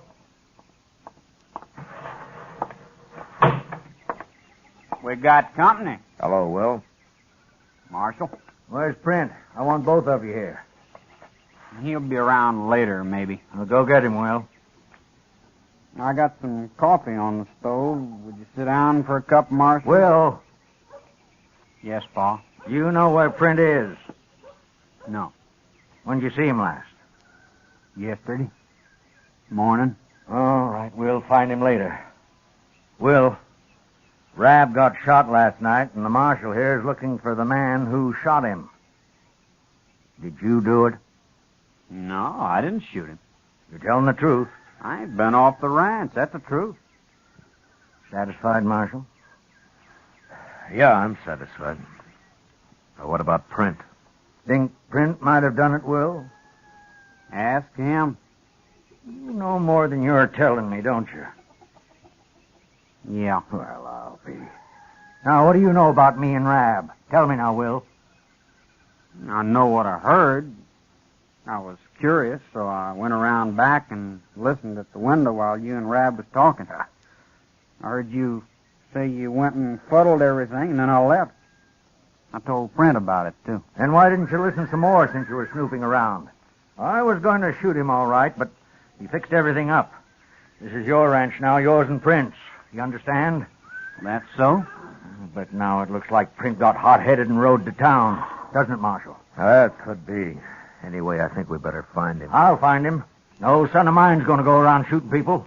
You just said you were going to shoot that lawyer yourself, Pa. Sure I was. It would have been the first time I've killed, but that's different. You boys wasn't raised that way, and you ain't going to start now, do you? Now, wait a minute, Asper. Wait a minute. We don't know that Prent did it. I know dang well he did now. But if he shows up, I'd like to talk to him, but I'm not going to go on a hunt for him unless Rab dies. You can find me in Dodge. I'll bring him in if he comes back, Marshal. All right. Well, so long, Will. Bye, Marshal.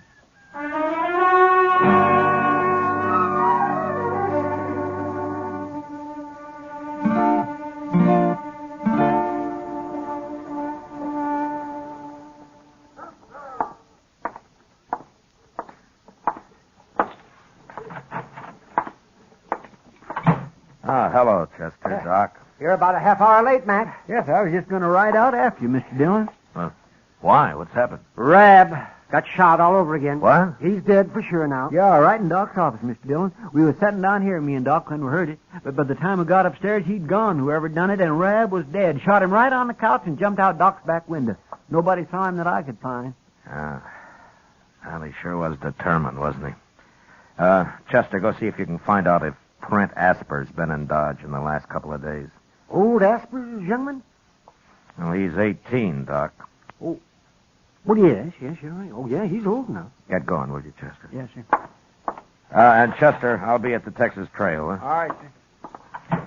Doc, you've known John Asper for a long time. Oh, ever since I've been in Dodge, man. Yeah, well, so have I.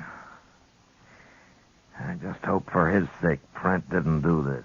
Oh, yes, Matt. Asper's a crusty old buzzard, but he's straight as a come. Yeah, sure is. Well, I'll see you later, Doc. Yeah, sure, Matt.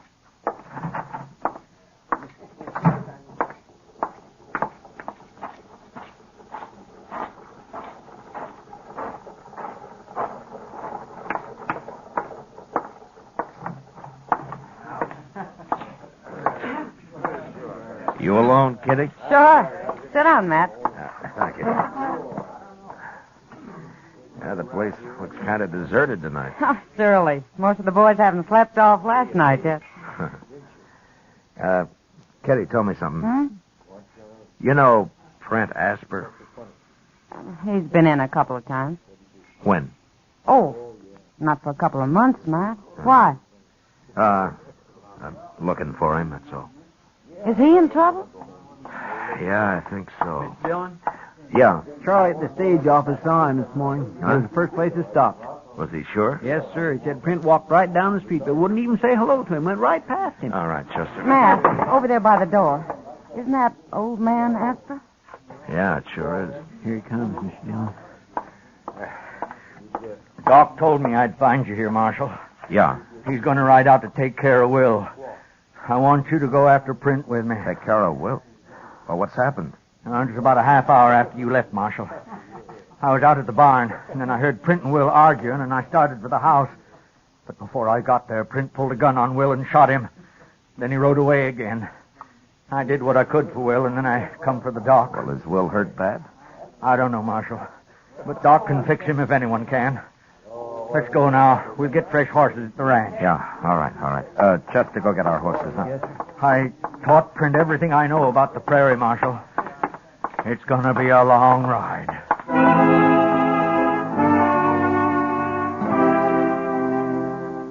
Asper was right. It was, sure enough, a long ride. We cut Prent's trail just beyond the ranch and followed it west for 2 days. The old man tracked like an Indian. To determine how fresh the trail was, he'd spent a long time at certain places just looking at grass blades or scrutinizing the fine little marks made on bare ground by insects or calculating on the age of a doodlebug hole. He was slow, but as certain as death, and we never lost the trail once. On the 4th day, he announced that the tracks were just a few hours old, and we rode faster. About noon, we stopped behind a small hummock and walked forward to where we could see a cabin 100 or so yards off, surrounded by high brown prairie grass. He's in there, Marshal. Are you sure? Yes. He's decided to make his stand from there. It's a good spot. It sure is. He's got a clear field all the way around. Well, him and wait it out. Oh, no, that's too slow. And I'm in a hurry to get back to Will if he's still alive. Well, I'll put a couple of shots in there. Maybe he's ready to give up. I doubt it. But go ahead.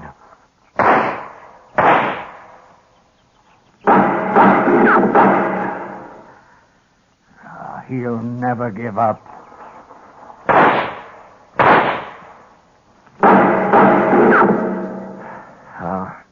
All right. Let's spread out and rush him. Then. No, Marshal. That'd just mean more bloodshed. He'd get one of us sure. I got a better idea. Oh?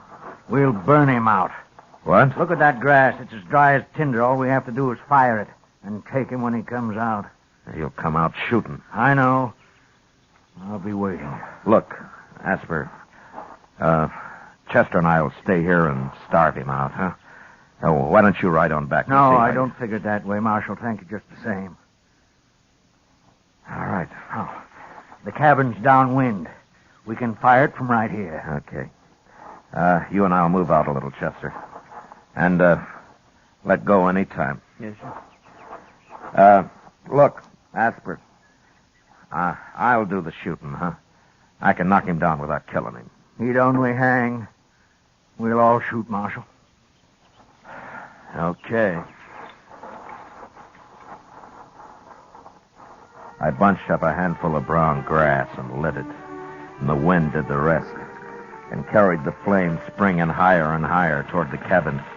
It started down from Chester, too, and from where the old man lay. It was 4 or 5 feet high when it reached the cabin, which caught fire at once and was soon burning fast.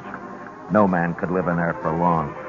And after a minute or two, Trent ran out the door and came toward us past the flame. Throw down your gun, Prince. You're caught fair.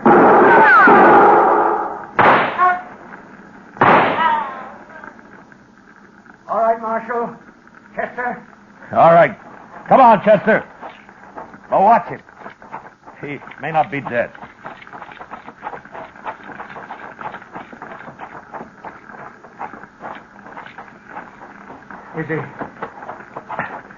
Is he dead, Marshal? Yeah. I'm sorry, Asper, but I was afraid he'd kill one of us if I didn't get him first. I saw your shot, Marshal. You hit him in the shoulder. On purpose, I figure. I killed him. I had to. Now let's get him buried. I want to get back to Will.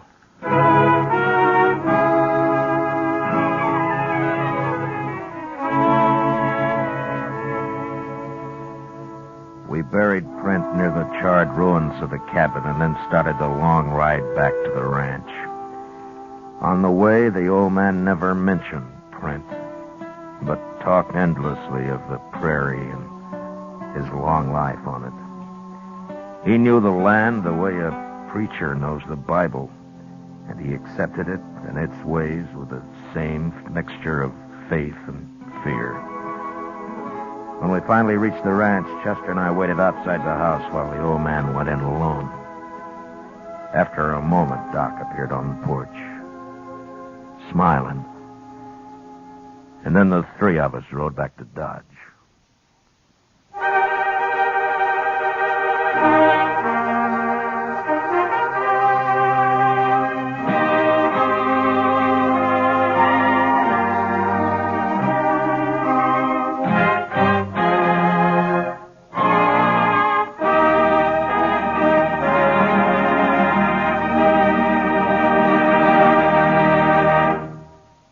Gunsmoke, under the direction of Norman MacDonald, stars William Conrad as Matt Dillon, U.S. Marshal. Tonight's story was especially written for Gunsmoke by John Meston, with the music composed and conducted by Rex Corey. Featured in the cast were Joseph Kearns, John Daner, and Sam Edwards. Harley Bear is Chester, Georgia Ellis is Kitty, and Howard McNear is Doc. Gunsmoke is heard by our troops overseas through the facilities of the Armed Forces Radio Service. Join us again next week when Matt Dillon, U.S. Marshal, fights to bring law and order out of the wild violence of the West in Gunsmoke.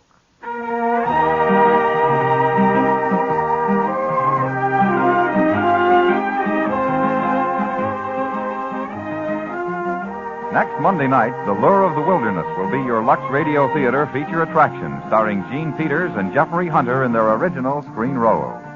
And remember, too, radio's outstanding theater of thrills, Suspense, is heard Monday evenings on the CBS Radio Network.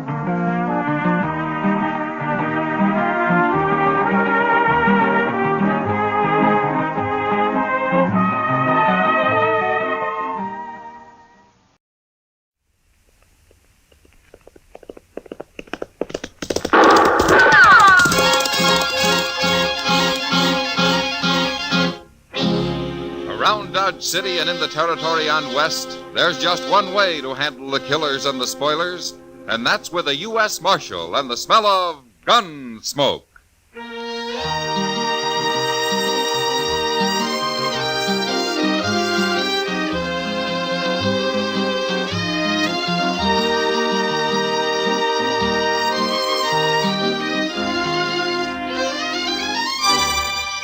Gunsmoke, starring William Conrad. The story of the violence that moved west with young America. The story of a man who moved with it.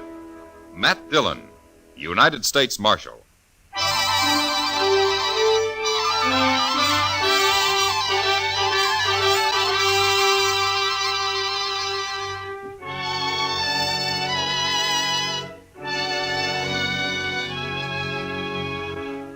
The first time I saw Lena wave, I should have resigned my job and gone to Texas on the fastest horse I could find. Handling a man is one thing, but trying to handle a woman is another.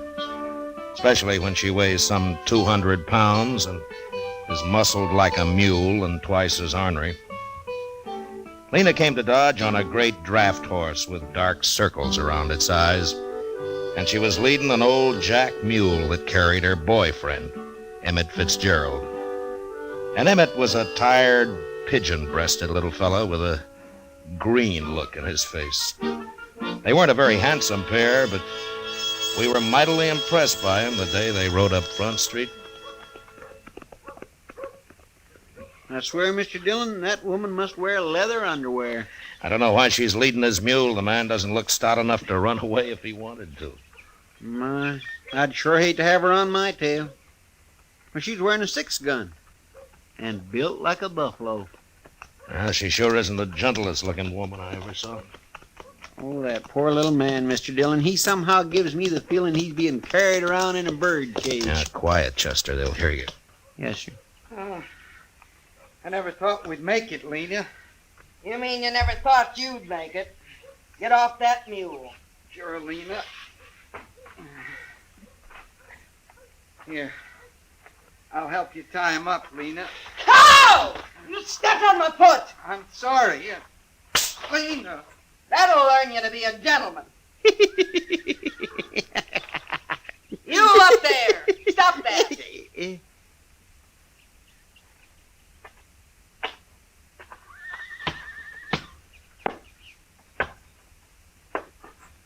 Who you laughing at? Why, nobody, ma'am. That's good. 'Cause if I got the notion you was laughing at me or my man, I'd open you up. Oh, no. Oh, mine, no. No, it was just something funny I heard the other day from a fella. What? What? What'd you hear that was so funny? Well, I was sitting there and he come around the end Think hard, mister. You remember, Mr. Dillon, you tell her, please. Dillon? Why, you must be the marshal here. Oh, that's right, ma'am. Well, now, Marshal, I'm proud to know you. My name's Lena Wave. Shake! Well, how do you do? Over here, Emmett. Sure, Lena.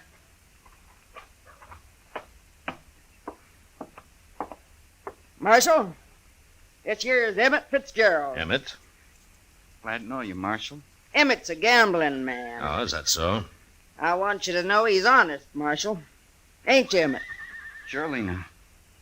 Say it. I'm honest. I only caught him cheating once, Marshal. Ain't that right, Emmett? I was in bed 2 weeks. She liked to kill me. Well, I'm glad to know that. About your being honest, I mean.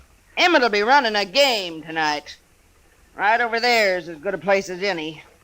The Texas Trail. Sure. Glad to have you sit in, Marshal. And you can come, too, if you watch your manners. Yes, ma'am. Thank you. Emmett, I'd better feed you so you can get enough strength back to kneel them cards. Come on. Sure, Lena.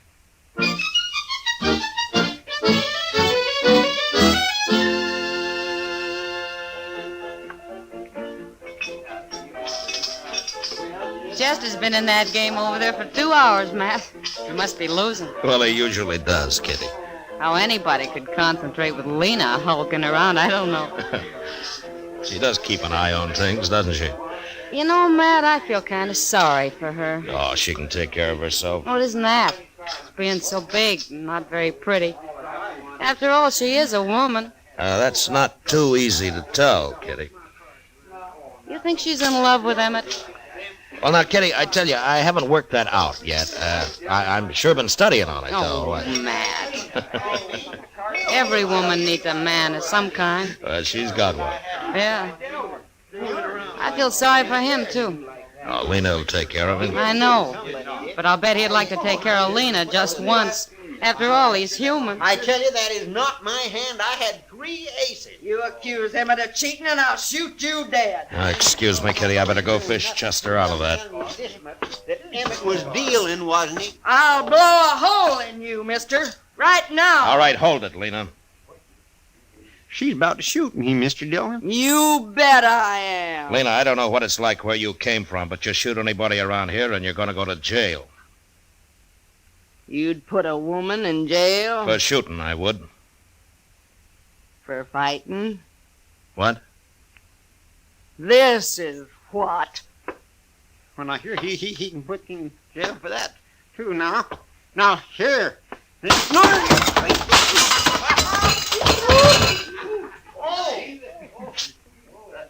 game's closed, gentlemen, for half an hour. I need some beer, Emmett. Come on. Sure, Lena.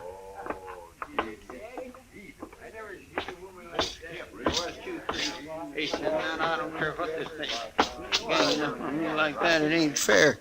Here, Chester. Let me help you out. Oh. There. Well, are you all right? Why didn't you stop her, Mr. Dillon? She might have killed me. Well, I don't know, Chester. I never fought with a woman. Well, I have, and I don't want no more of it. You can't hit her. What can you do with her? Leave her alone. That's what I'm going to do. You know, Chester, Lena could get to be quite a problem. Well, she ain't going to be my problem. I'm getting out of here.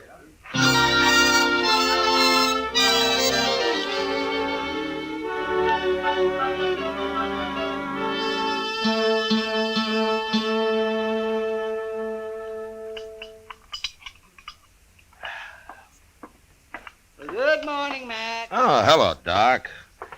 Hey, you gonna have some breakfast? Oh, no, I've already eaten. We'll have some coffee, though. Oh, good. They had me up real early this morning. No? Who did? A couple of men Lena Wave got mad at. Huh? She used a bottle on them. Oh, were they hurt bad? Oh, she bloodied them up some. It wasn't real serious, though. All they did was try to protect themselves. After all, what man's going to fight a woman? Yeah, that's true. But one of these days, some drunk's not going to realize she is a woman, and he'll shoot her. You wonder if it hasn't happened already. Oh, say, I hear Chester caught it all right when he accused Emmett of trying to cheat him. Well, he found out later that wasn't true, Doc. The other boys were just playing a joke on him. They switched his cards while he was under the table looking for some chips that he'd dropped. If you ask me, a man that'll leave his hand while he crawls around on the floor deserves anything that happens to him. Well, just about everything did. Mr. Dillon? Oh, here he is. He'll tell you. Mr. Dillon?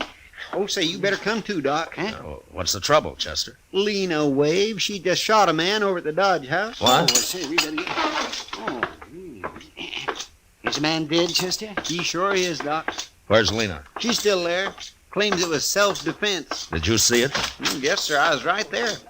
Lena was getting her room key at the desk, and this buffalo hunter come in and grabbed her. Well, he was pretty drunk. Drunk? At this hour of the morning he was drunk? Well, I guess he'd been up all night, Doc. Anyhow, he tried to kiss her. He must have been drunk. He got her gun hand behind her back, and then he pushed her up against the desk. Oh, she was swearing at him something terrible. Well, how did she shoot him, Chester? Well, sir, she just ooched around and squirmed herself along the desk till she'd rubbed her 6-gun around on the other side. Then she just pulled it out with her free hand and shot him in the belly. She did? Oh, my, she's quite a woman, ain't she? She sure is.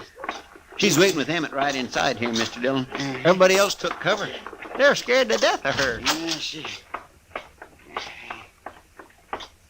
What are you here for, Doc? Eh? You can't do him no good. Well, I just come to take a look at him. Let's see. Oh, yes, he looks dead, all right. He's dead. Why did you kill him, Lena? Well, I had to protect myself, Marshal. Nobody else would, including Emmett here. I figured you'd take care of him yourself, Lena. You always do. Sure.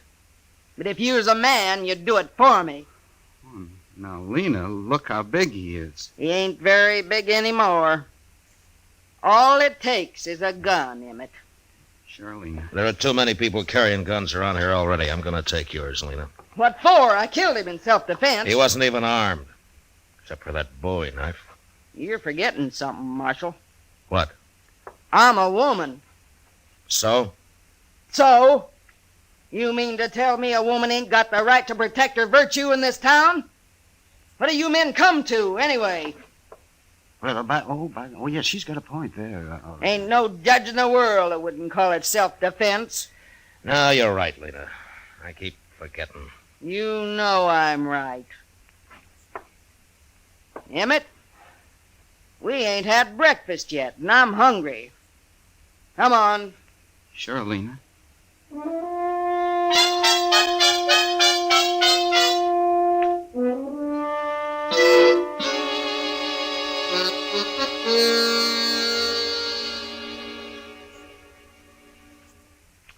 You know, I've been thinking, Mr. Dillon. Oh, what about, Chester? Well, old Lena could have let that fella kiss her this morning. Just a little peck, anyway. Then she wouldn't have had to shoot him. Yeah, she could have. But she didn't. I declare. She's enough to curdle cream. Well, I hope everybody leaves her alone from now on. Marshal Dillon? Yeah. I'm Nate Bannister. Well, I'm glad to know you. You won't be, if what I hear is true. Oh? Jim Henry was my friend, Marshal. Is that so? Nobody's going to shoot a friend of mine and get by with it. Not even a woman. He was drunk, Nate, and he was treating her bad. That's no call to kill him. In this country, a woman's free to protect herself any way she can. Yeah. That's what everybody I've talked to say. Well? Don't sit with me. You going to arrest her? No. Okay, then. Oh, wait a minute. What? Where you going? I'm Marshal. I'm going to kill me a woman.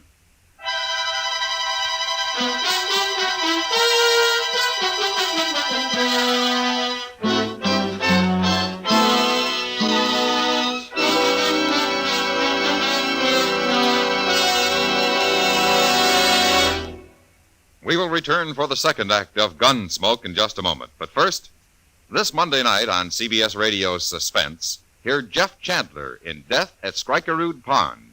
It's an exciting trial in which a young man faces death because of his decisions made as a member of a World War II underground. It's a fascinating study in suspense, and it's yours to hear this Monday night over most of these same stations at the Star's address.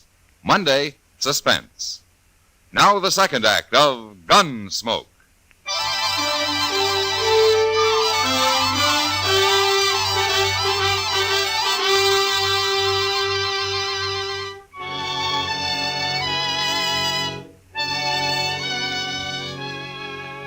Nate Bannister was obviously a buffalo hunter, same as his friend who had been shot that morning. He was a huge man with a heavy black beard and eyebrows so thick it was hard to tell if he was looking at you or not. I watched him as he stood in the doorway, having just said that he was going to kill Lena Wave. And I realized that a man that primitive was capable of doing anything, even shooting a woman. And I wasn't sure how to stop it, unless I shot him first. The way I was brought up, Marshal, that's what friends is for. If somebody kill you, then they gotta kill them. You do any killing around here, Nate, and you'll be tried for it. Maybe. If you catch me. I'll catch you.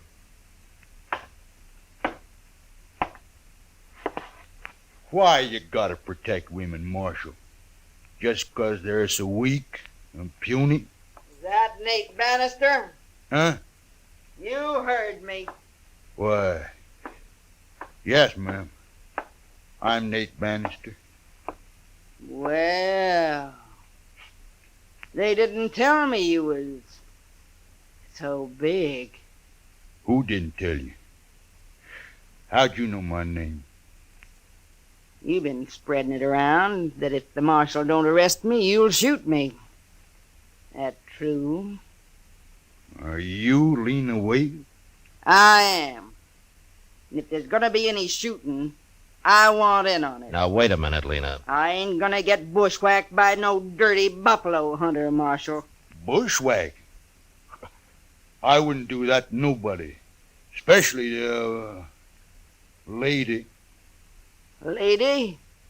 Yes, ma'am. He called me a lady, Marshal. Well, you are, ain't you? Of course I am. Yeah, what's the matter with calling you one? Nothing. I kinda like it. Just 'cause you ain't pale and skinny like an ordinary woman. No. Of course I ain't. Why, I never seen a woman like you nowhere. You're kinda admirable. Listen to him, Marshal. Ain't he a one? Oh, I mean it. I sure do. Oh. I sure do. No, you don't. I'm too big. Too big? Why, you want to be like all them little scrawny women? They can't do nothing. They're no good. They ain't? Oh, no. A real man needs someone, better than that. He does? Of course he does. Like me? Yeah. Like you. What? What?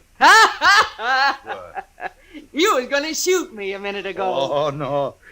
I didn't mean nothing by that. Hey, come on. I'll buy you beer. We'll talk about it. Well, okay. So long, Marshal. Yeah. Don't you worry about nothing, Marshal.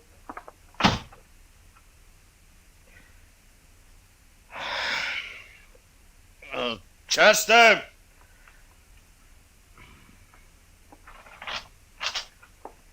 Yes, sir. That jug of corn whiskey's still out back. Yes, sir. It was last time I looked. Go and get it.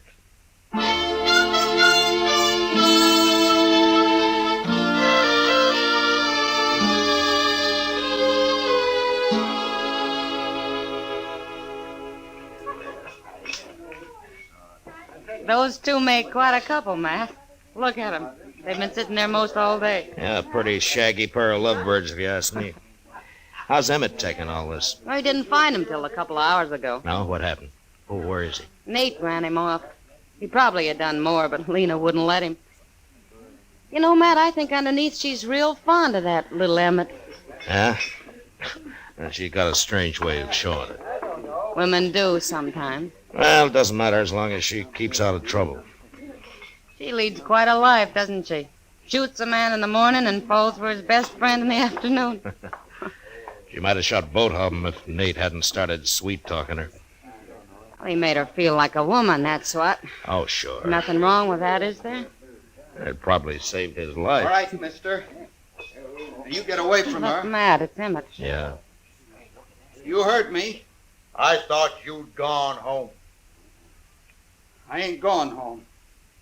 Not without Lena, I ain't. Yes, you are.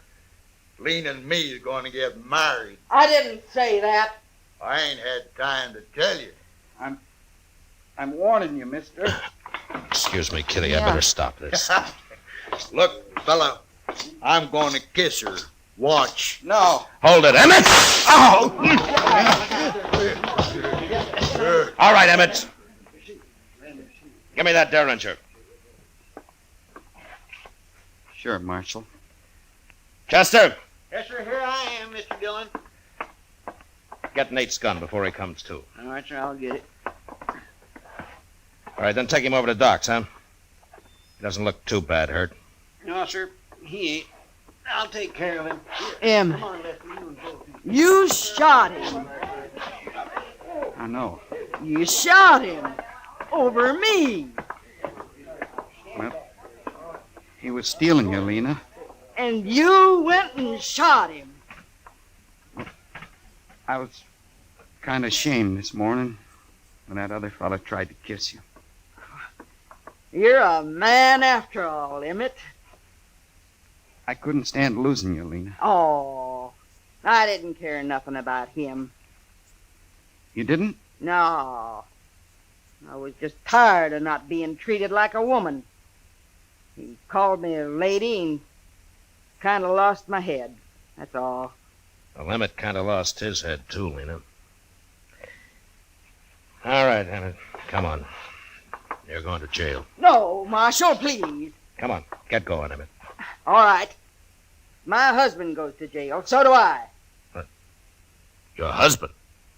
Of course. We've been married 10 years, Marshal. I always knew it wasn't a mistake.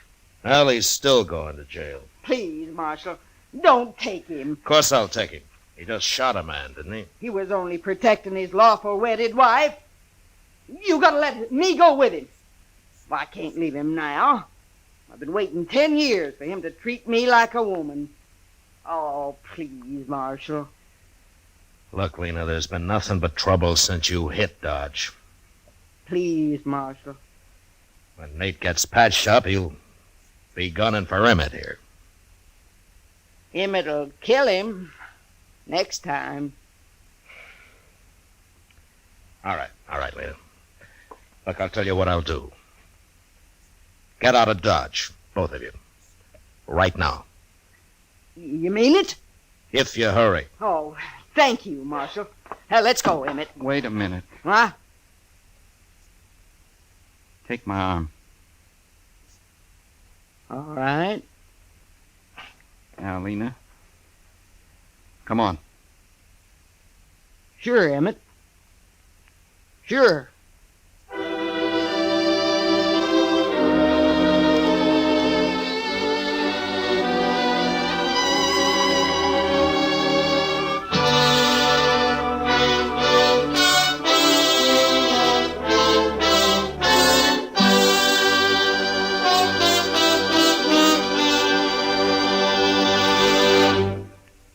Gunsmoke, under the direction of Norman Macdonald, stars William Conrad as Matt Dillon, U.S. Marshal.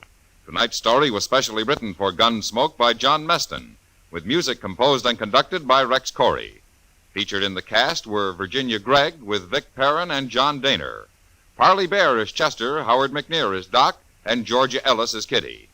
Gunsmoke has been selected by the Armed Forces Radio Service to be heard by our troops overseas.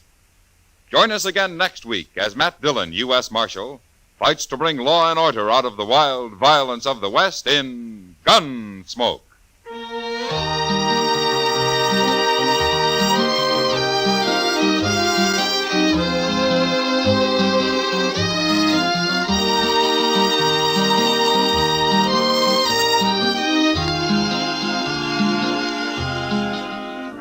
Mr. and Mrs. North of CBS Radio get into an arty crowd, an artful crowd, too, when mixed paints and mixed emotions make murder.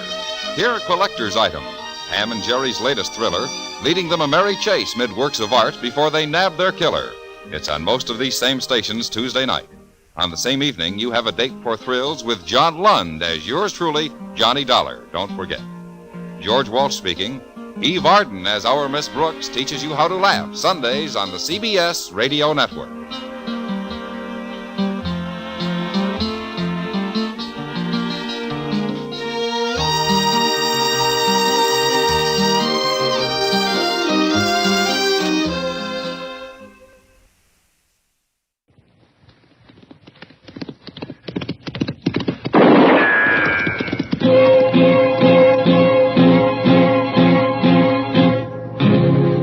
Gunsmoke, brought to you by Chesterfield. Chesterfield packs more pleasure because it's more perfectly packed, thanks to Accuray.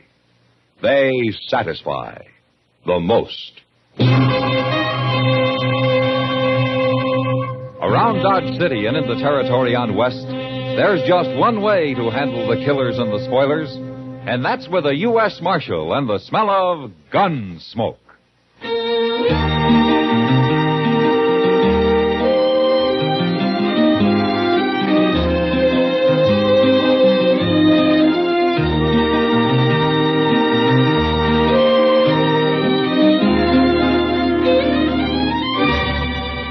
Gunsmoke, starring William Conrad. The transcribed story of the violence that moved west with young America.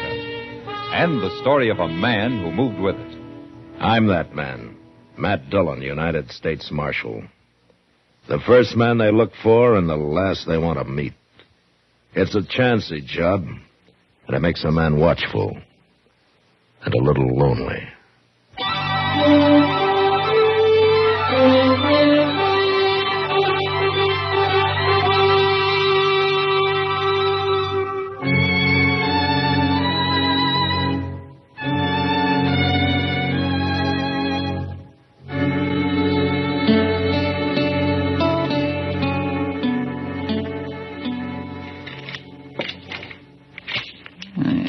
Doggone thing.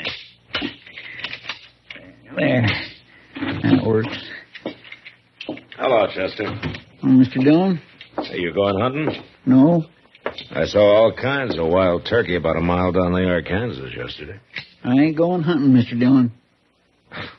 What's the gun and all the shells for, then? Well, shotguns was made for more than shooting birds with. Yeah, that's true. Mr. Dillon, you ever hear me talk about Live Oak County? South Texas? Sure I have. According to you, it's a hideout for bandits. Yes, it is. And they've got a saying down there that if the law ever did catch any of them, there ain't enough good men around to act as a jury to try the bad ones. Well, that's very interesting, Chester, but you're a long way from Live Oak County now. Well, part of it's moved up here. What? Asa Ledbetter. He's in Dodge. Asa Ledbetter? Is he an outlaw? No, sir. But I seen him at the Long Branch, and there's only one thing he's here for, Mr. Dillon. Well, what? To kill me.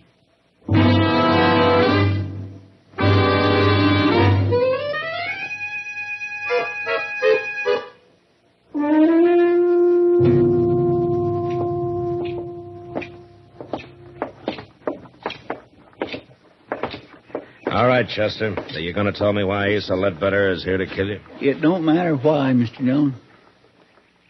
Okay. I'm going to go in there and talk to him. I'd as soon you didn't. I don't like people getting killed in Dodge, Chester. Even you.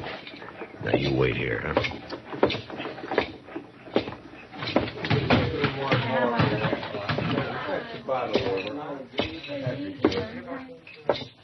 Hello? Say, you're the marshal. Your name Asa Ledbetter? How'd you know that? Chester told me. Chester? Yeah, Chester Proudfoot. Well, okay, Marshal. He got my name right, but I don't recall his. What? I never heard no Chester Proudfoot. Glad to meet you, though. Buy a drink? Oh, thank you. Say, there was a fella in here a while ago, I remember, 'cause he was staring at me so hard. He heard me say my name, too. I was talking to a cowboy about finding work around here. Where you from, Ledbetter? Texas. What part? Amarillo. Ever been in South Texas? No, never have. Marshal, what's this all about? Now, Chester thinks that you came here to kill him. Now, just look here, Marshal. I don't know this Chester fella. Never even heard of him. I don't go around murdering people. I hope that's true, Ledbetter. Of course 'tis. And I don't like nobody dragging down my good name, Marshal. Nobody is. So long. You just asked anybody from Amarillo about me, Marshal. They can tell you.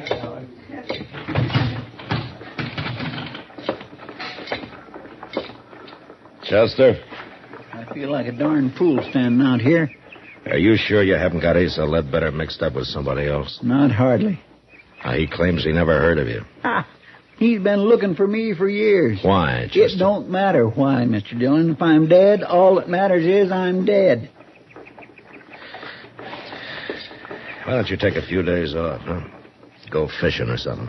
You don't believe me, do you? I didn't say that, Chester. Well, you'll be sorry, Mr. Dillon. You'll be real sorry.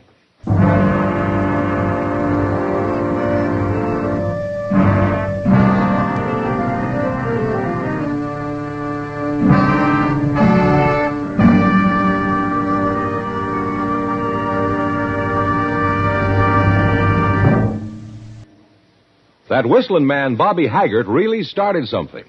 Tonight, the Calypso Boys join in. Ready, amigos?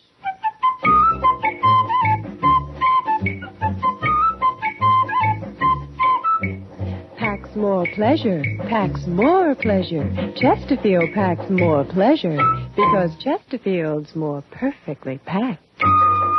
It stands to reason a cigarette made better and packed better, smokes better, tastes better.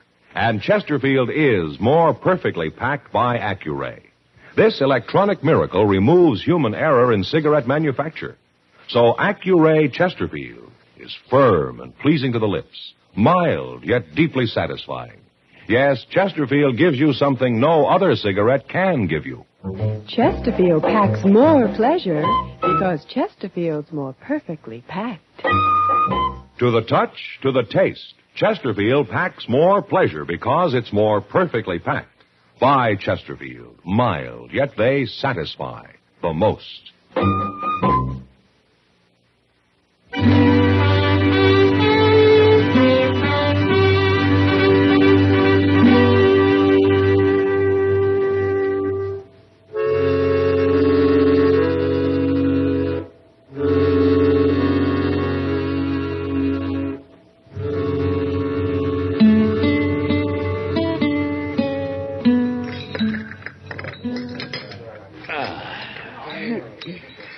Well, Kitty, that was a real good dinner. Mm-hmm. And thank you. Thank me. Well, I thought you were paying for it. You're the one who needs a vacation, not Chester. Oh, but you're a rich woman, Kitty. Let's talk about Chester. Does he really think Asa Ledbetter's after him? Well, that's what he says. It's not like Chester to make up a thing like that. No. Matt? You stay here. No, I'm going with you.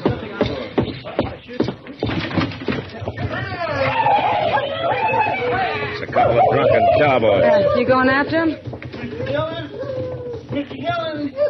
It's Chester, Matt, down there by the alley. Come on.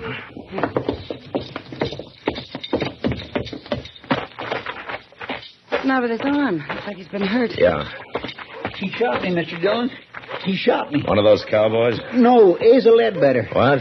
I seen them cussed cowboys coming, so I ducked in the alley here. And Ledbetter was down at the end of it, just waiting for me. I think he just hired them fellas to set up a commotion so he could get a shot at Here, him. let me see that arm. Bullet went right in here, Mr. Dillon. It didn't break nothing, though. Ah, Chester, you've been hurt worse than this 12 times. Now, look, if you ducked in the alley, you were probably facing the street, weren't you? Yes, it was. All right, then Ledbetter wouldn't have been behind you. The bullet entered from in front. It was him, I tell you. Or the wild bullet from those cowboys. You think I'm lying? Well, I think you're worrying yourself into seeing things. I'm going up to Doc's, if I can make Now, it. wait a minute, Chester. Where's Ledbetter staying? Well, he told me the Dodge House, Matt. All right, I'll go talk to him. Sure. You go talk to him. How many times do I have to be shot around here before anybody believes me?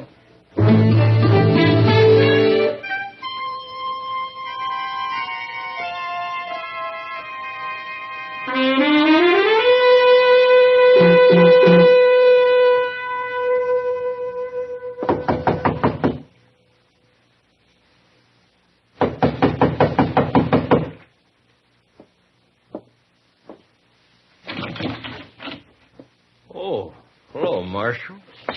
Ledbetter? Nothing wrong? How long you been in your room here? Oh, I've been taking a nap, Marshal. Up until them drunks out there woke me up. Now, Chester says you tried to shoot him a few minutes ago. Now, Marshal, I'm getting sick and tired of this Chester. What's he trying to do anyway? He's pretty certain about it. Bound and determined to get me into trouble. I'd doggone if I know why. There must be some reason. Well, sure, and if there is, I don't know it. I'll be glad when I find me a job and get shut of this town. Never did hear nothing good about Dodge anyway. We try to keep it peaceful. Oh, sure, but it's like you say. Probably ain't enough good men left to act as jury to try the bad ones. Oh? Now, just where do they say that, Ledbetter? Oh. I don't know. You heard it before, ain't you? Yeah, I've heard it before.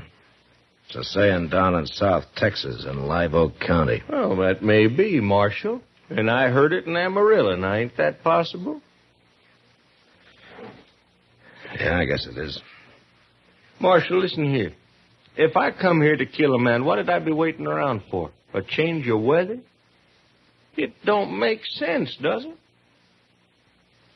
No. No, it doesn't make sense. Any part of it.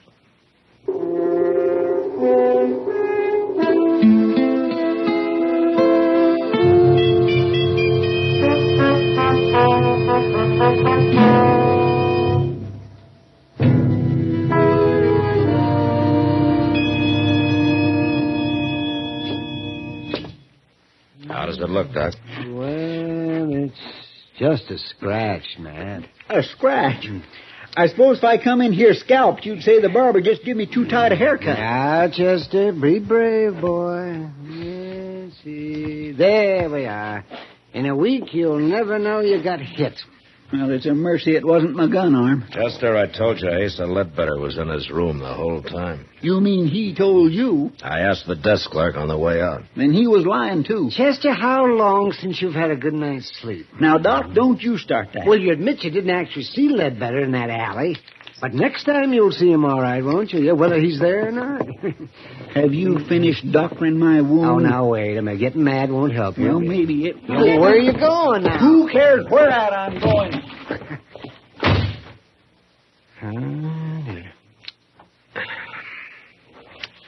He'll get over it, Doc. Yeah, I hope so. The only thing I can figure is that he's got this Ledbetter mixed up with somebody else. Yeah. But it'd certainly help if he'd say why he thinks he's after him. Because... Matt? Yeah, what is it? Come over here at the window. Huh? What's going on? Look, down there in the street. That's Asa Ledbetter. And Chester's standing there about to shoot him. I'd better hurry, Doc.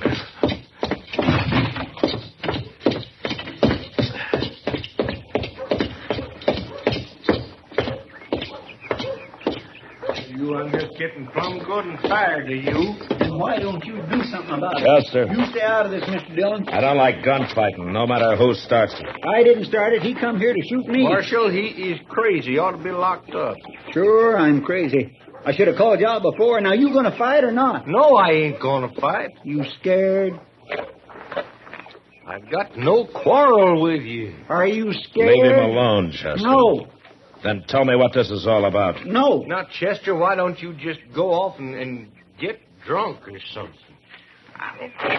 Pete! Chester. Now will you draw?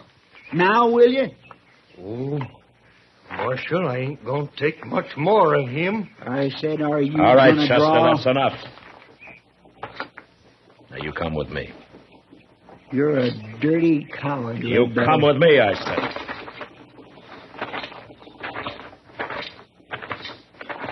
You're with him, ain't you? You and Doc and everybody. Maybe you are crazy, Chester. Sure. Oh, sure. Oh, where you going? I'm going to get me a drink. Alone.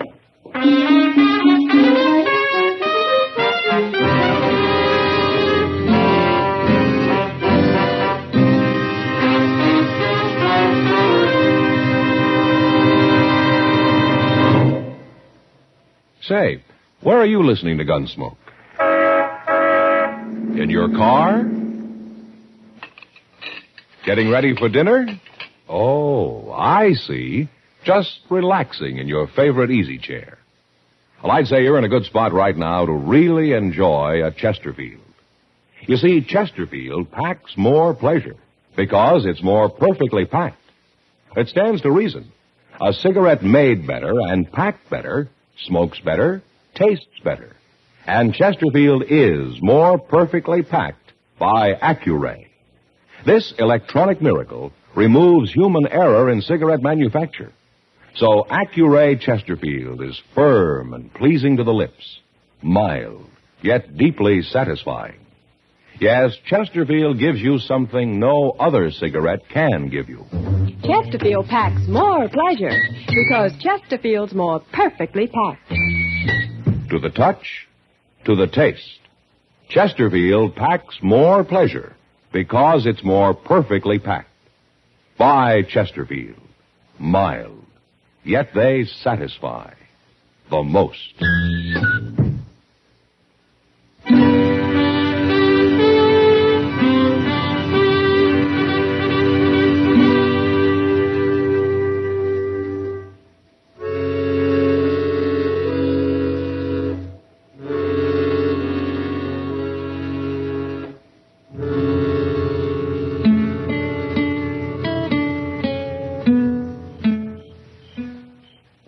Doc?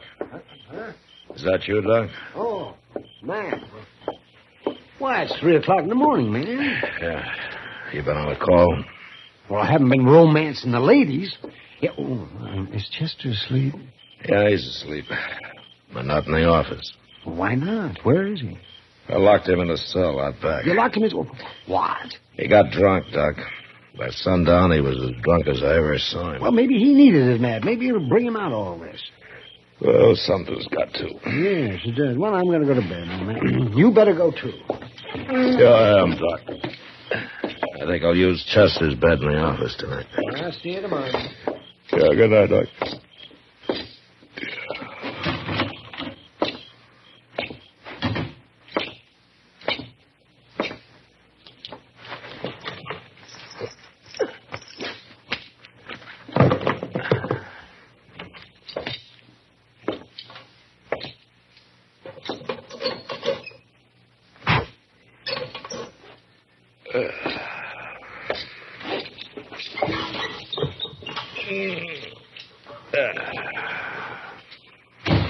Don't move, Chester. This here's a shotgun. All right, now get off that bed and get over to the window. Go on.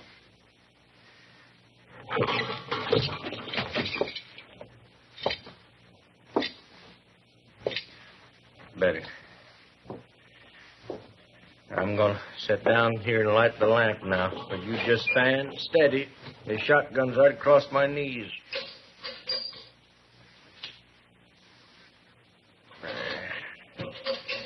Now, Chester, you and me, we're going... Marshal? What you doing here? I was trying to get some sleep. Well, you don't sleep here. It's Chester's bed, all right. Where is he? Now, he's around.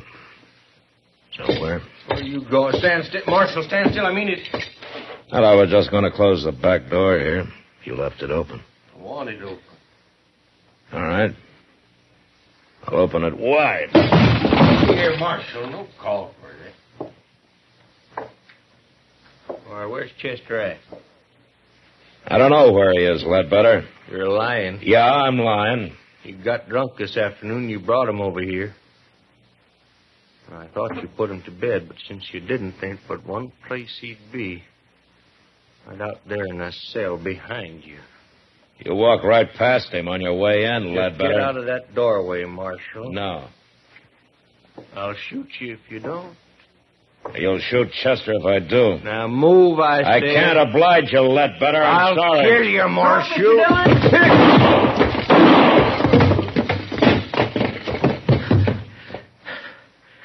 Don't shoot again, Chester.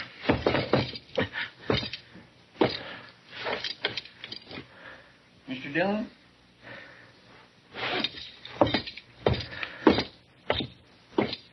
Is he dead? Yeah.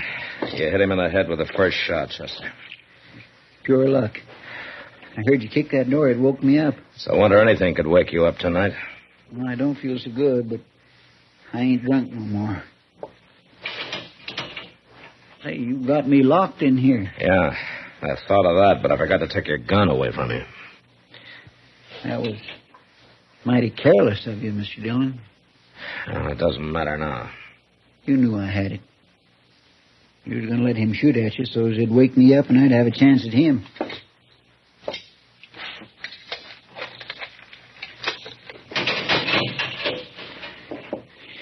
I guess I was kindly wrong about you being agin me. You know, it might have helped things if you'd have told me why Ledbetter was after you, Chester. I just couldn't, Mr. Dillon. Oh, why? It had to do with a lady. Oh. She's dead now, but I didn't want nobody talking about her, saying her name. Nobody. Can you understand that? It'll be daylight soon, Chester. Let's go brew up some coffee, huh? Thank you, Mr. Dillon. Thank you.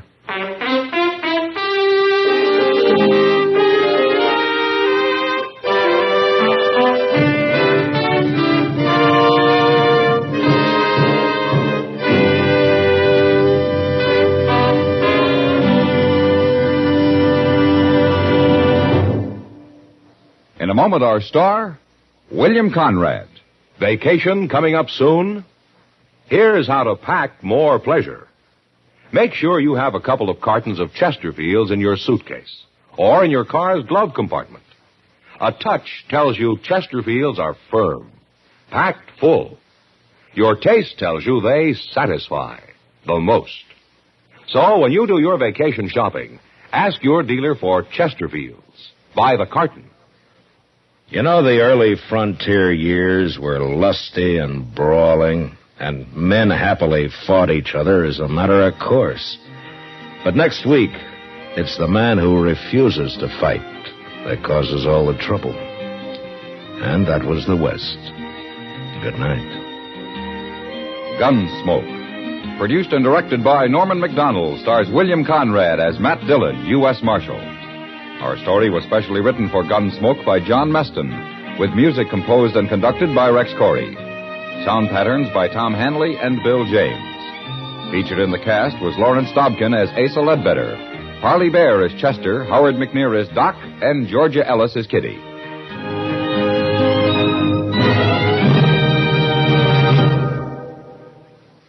Live modern. Smoke L&M. Live modern. Change to L&M. Yes, have an L&M. No other cigarette you can buy, plain or filter, gives you the full, exciting flavor you get through the pure white L&M Miracle Tip. Through the modern Miracle Tip, L&M tastes richer, smokes cleaner, draws easier. So light up, free up, let your taste come alive. Live modern. Smoke L&M. Join us again next week for another specially transcribed story on Gunsmoke.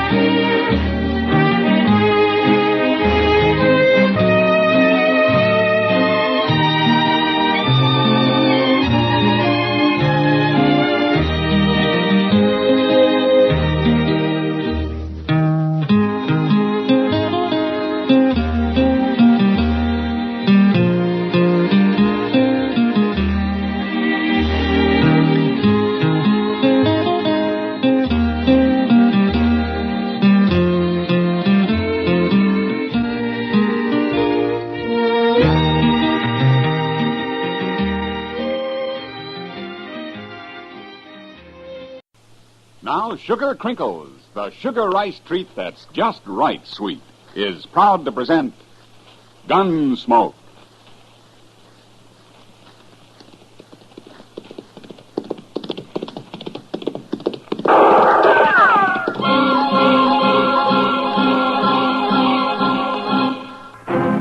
Around Dodge City and in the territory on west, there's just one way to handle the killers and the spoilers. And that's with a U.S. Marshal and the smell of gun smoke.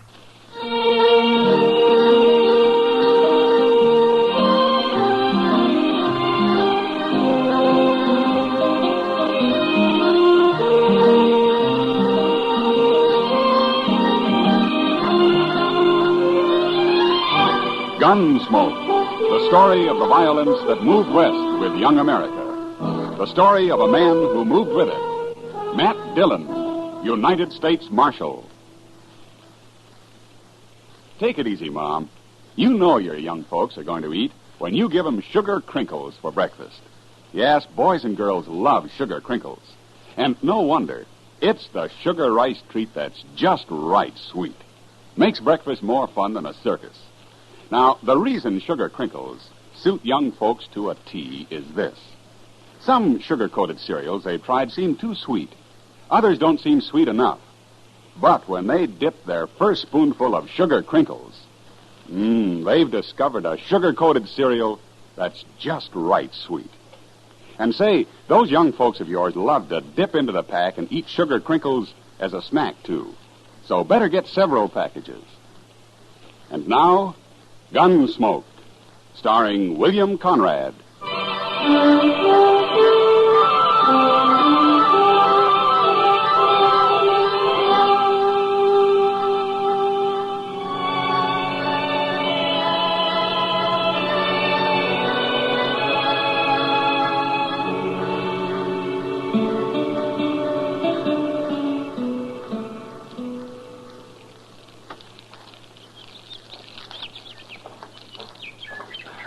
I got a horse's saddle, Mr. Dillon. I'm so hungry I could eat a whole hog. Well, all the hog you got this morning is cooking on that stick right there, Chester. Is it done? That depends on how hungry you are. It's done.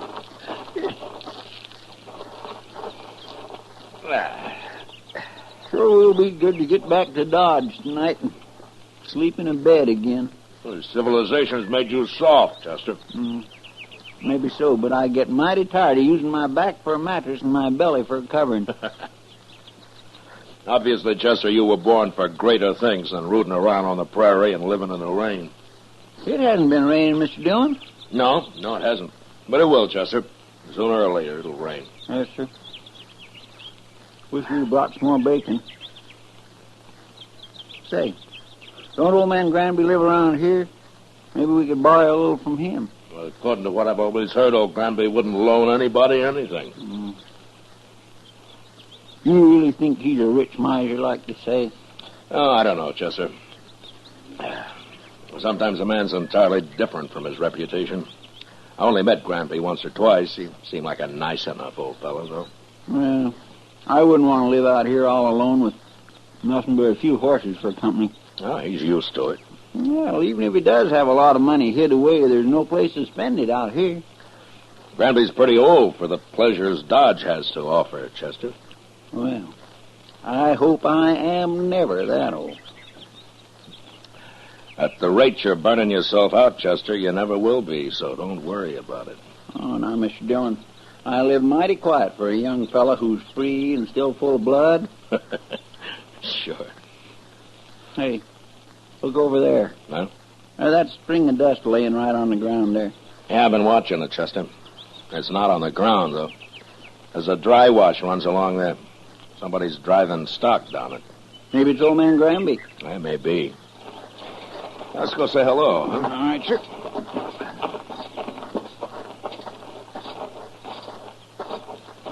If it is old man Granby, we might just ask him about a little bacon, huh? Well, we can ask. There's no harm in that. Oh. Hello.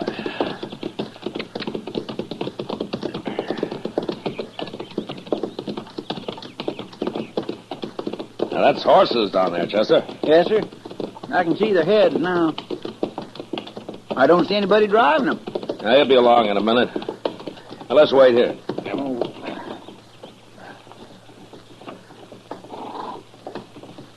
There he comes. Yeah. Hello! He stopped. That's not old Granby. Let's ride down and say hello anyway.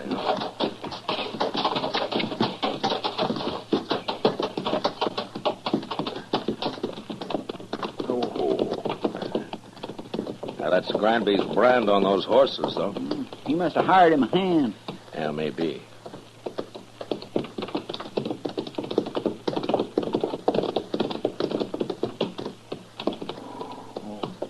Hello?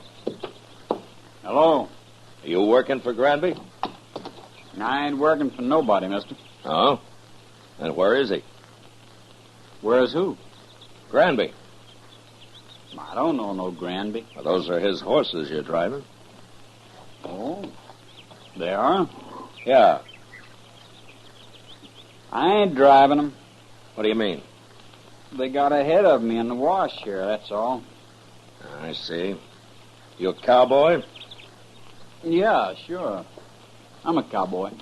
Well, you don't look like one. You don't ride like one, either. You're asking the questions, mister. No decent cowboy would run another man's horses down a dry wash just because he didn't want to get up on the bank and ride around them. I told you, they got in front of me is all. How come you're not carrying a gun?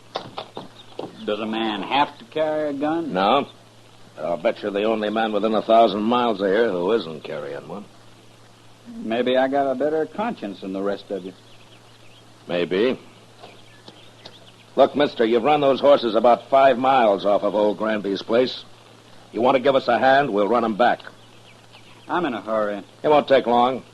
The old man might be a couple of days finding them if we don't. You worry about him. I got to get into Dodge. We'll ride in with you. Afterwards.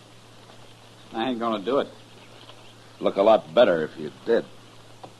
I'd like to, mister, but I can't wait. I'm leaving now. So long. You gonna let him go, Mr. Wait a Dillon? minute, Chester. I'll let him hear what lead sounds like. Now, don't shoot! Don't shoot me! All right, then ride back here.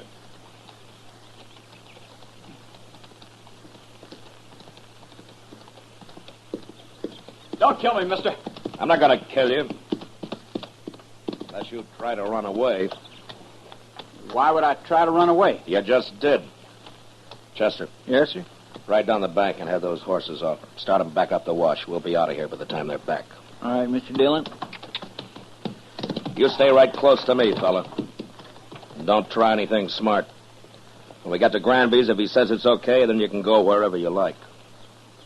I don't know Granby. Never been there. Well, we'll show you the way. Come on, let's get up on the bank.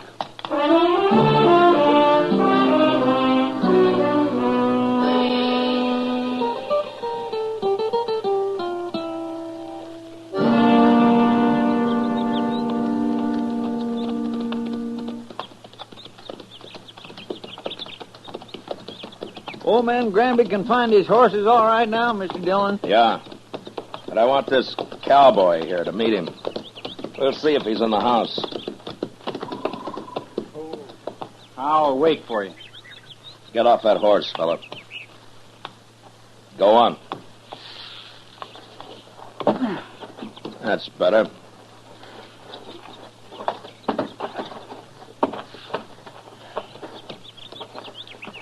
Come on. We'll take a look.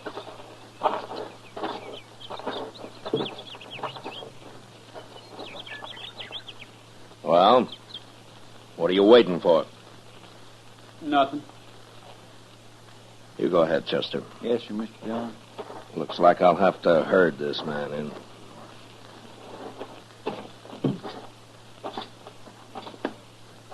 You've been kind of balky ever since we ran into you, mister.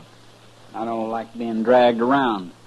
I never did. I just want you to meet old Granby. He'll be grateful for you, helping run his horses back here. I know what you think, mister. You think I was stealing them horses. Well, I never heard of the old man. I was never near this place. Yeah, so you told me. But you're here now. I ain't afraid of you or nobody. Then let's go into the house. Come on.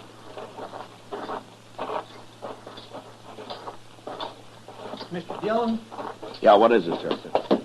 Old man Granby, he's in there. Well, what's wrong? Right in the room there, Mr. Dillon. He's hanging there. What? Somebody's gone and hung him right in his own house. I don't want to see him anymore. You go take a look. Pull your gun and hold it on this man, Chester. If he makes a move, shoot him. Yes. Now, you just stand there real quiet like. I ain't gonna do nothing. You sure ain't. Just because I happen to be in the country don't mean I killed nobody. Mr. Dillon will decide about that. Who is this Mr. Dillon, anyway? He's a United States Marshal, that's who. A marshal? Looks like you run into the wrong people, fella. I'll hold your gun, Chester. Search it. All right, here. Get around. All right.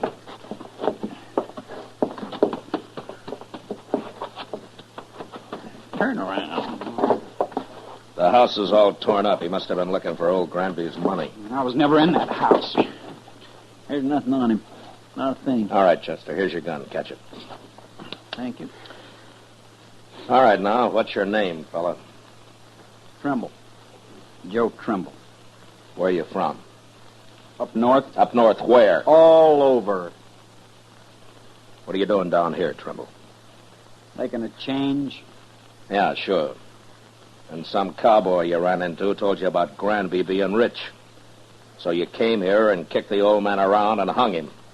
And then tried to find the money. That's a lie. This is the first time I was ever near the place. I'm sure you did it, Trimble, but I wish I had more evidence. A court of law just might not convict you the way things stand.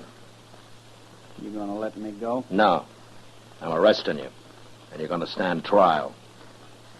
And I'll do my best to see you hung. I didn't do it, I tell you. And I'll go free, too. You'll see. There's something mighty wrong about you, Trimble, and I can't figure it at all. But I'll sure find out.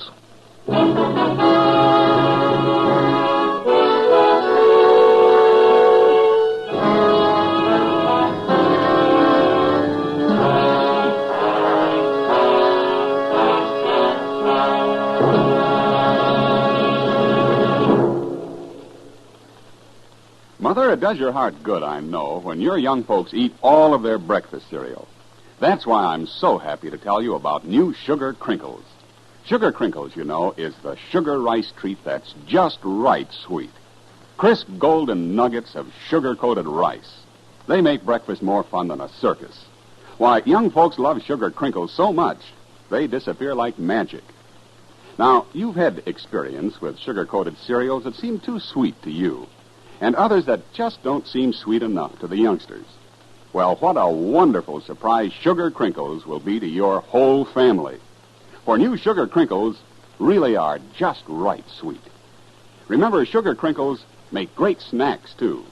And there's even more good news about Sugar Crinkles. Right now, there's a full-size package of Charms that wonderful fruit-flavored candy in every special package of sugar crinkles your dealer has. 10 delicious fruit-flavored charms free of extra cost to you. So hurry. Get sugar crinkles soon as you can. Now back to Gunsmoke.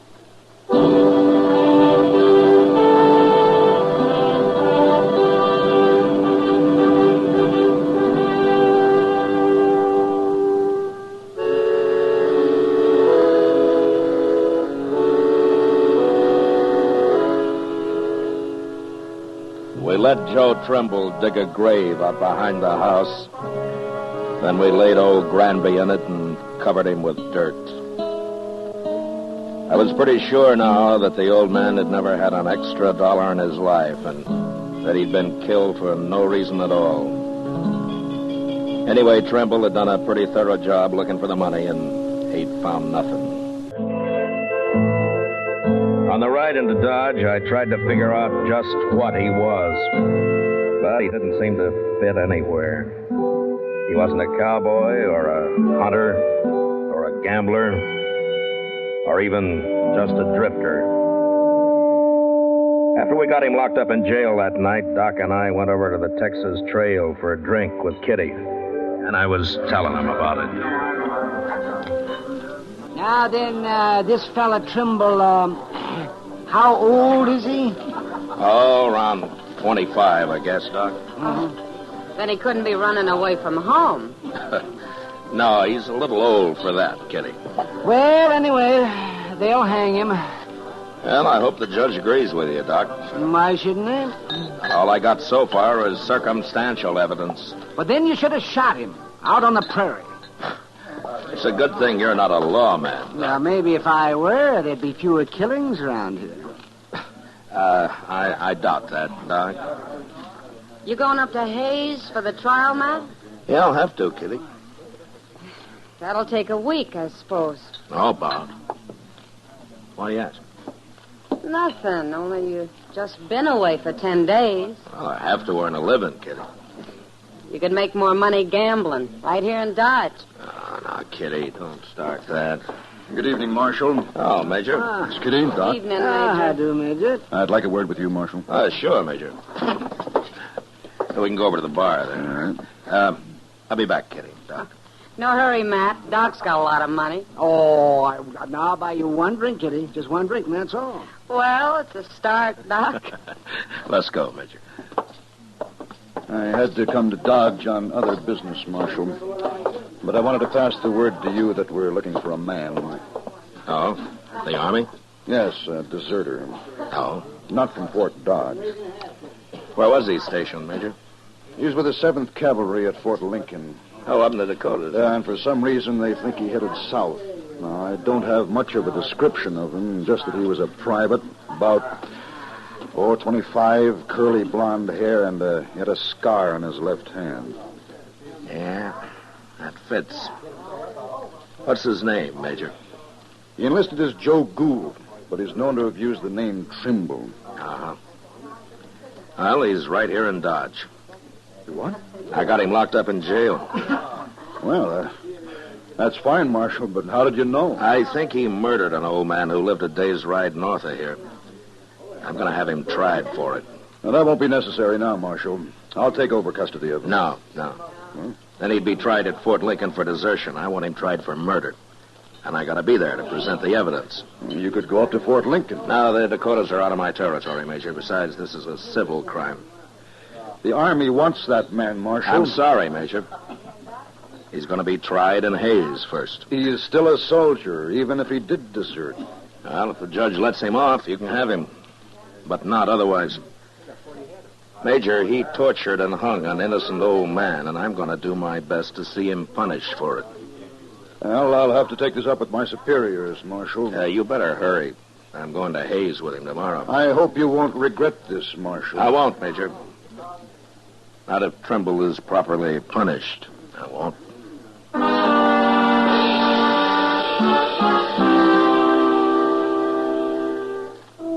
I didn't wait till morning, but started out for Hayes with Joe Trimble that night. The trial lasted a week, and And in spite of all the arguments I made, the judge finally decided that there wasn't enough real evidence to convict him. I even tried to make Trimble confess, but he was too smart for that. So there was nothing to do but bring him back, turn him over to the Army. I sent word to Fort Dodge, and the next morning the major himself appeared to take him into custody. Well, Marshal, it looks as though you didn't have much of a civil case after all. He killed old Granby. I know he did, Major.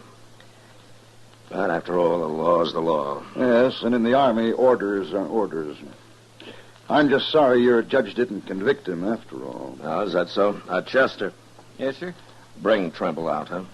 All right, sir. Major, I'll give the Army credit for one thing. What's that? Trimble and I rode back some 80 miles yesterday, and when we got here, he wanted to sit up and play cards with Chester. Well, there may be some bad men in the cavalry, Marshal, but they're all tough. Here he is, Mr. Dillon. Well, he's yours, Major. Private Trimble, sir. You're under military arrest, Private. Not privileged to salute. Besides, you enlisted as Private Gould, not Trimble. Yes, sir. Report to the guard outside. Yes, sir. Just a minute, Trimble. You, know that you're mighty lucky, don't you? You should have died for what you've done. I told you I'd go free, Marshal. It'll catch up with you someday, Trimble. It always does somehow. That's all I wanted to say. Yes, sir.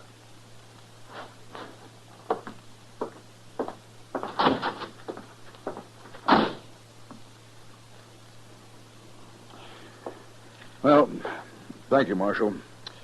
I'll be getting along. Oh, Major, you said that you were sorry that the judge didn't convict him. Why have you changed your mind? Well, I have orders from General Terry to return him to the Dakotas, to Fort Lincoln. Well, he'll be tried there, but he won't be hung for just desertion. Well, oddly enough, Marshal, he won't even be tried. For some months, anyway. He won't? No. It seems that the 7th Cavalry needs every man available. They're leaving Fort Lincoln on an expedition against the Sioux and the Northern Cheyenne. Oh, the Sioux, huh? Yeah.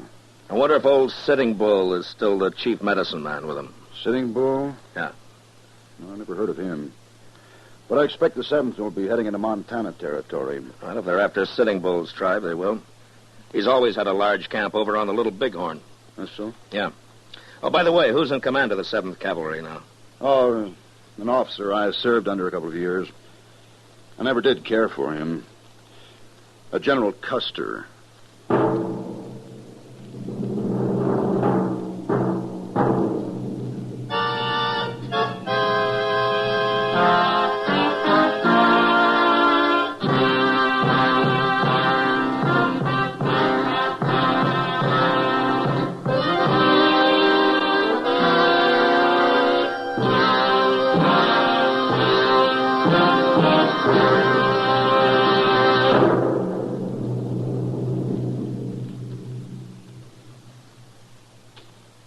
In just a moment, we'll tell you about next week's adventure on Gunsmoke. You know, what you are tomorrow depends on what you eat today. So, Mother, be sure the big and little Indians at your house always eat a good breakfast. And tell me, what could be better for breakfast than Post Toasties? Post Toasties, you know, are the heap good cornflakes. The best thing that's happened to corn since the Indians discovered it. But all of the talking in the world couldn't tell you how downright delicious Post Toasties are. You have to taste those crackling, crisp flakes. Yes, you have to taste that sweet kernel corn flavor toasted. Then you'll know how perfectly wonderful breakfast can be. Put Post Toasties on your shopping list right now, Mother. Just watch how your whole tribe goes for them. Remember, Post Toasties are the heap good cornflakes.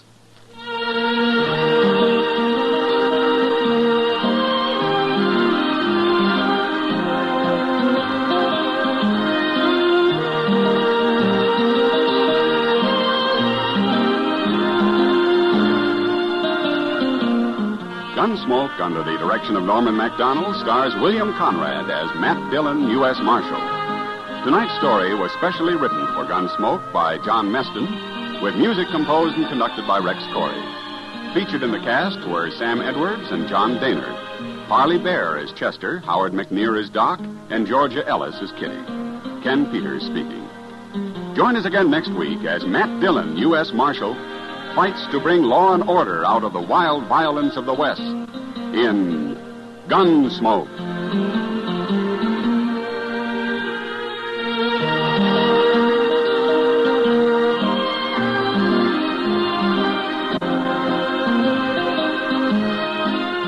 Listen next week at this time when Gunsmoke will be brought to you by Post Toasties, the heap good cornflakes.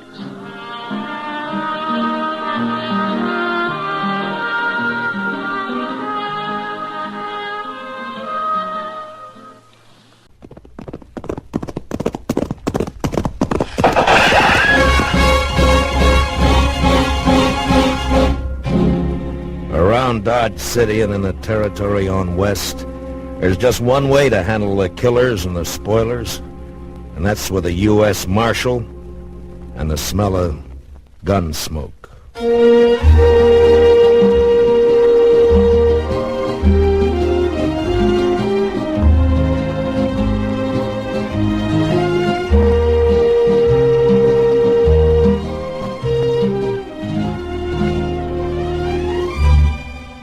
Gunsmoke, the story of the violence that moved west with young America. The story of a man who moved with it. Matt Dillon, United States Marshal.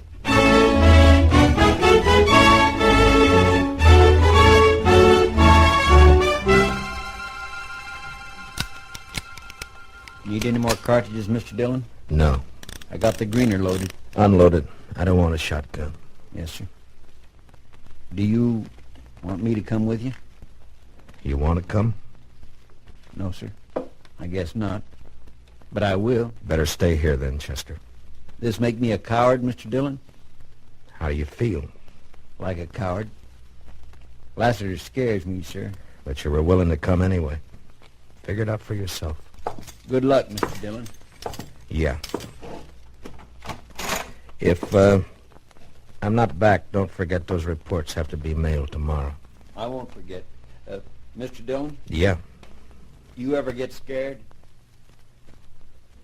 Sure. Better keep yourself busy.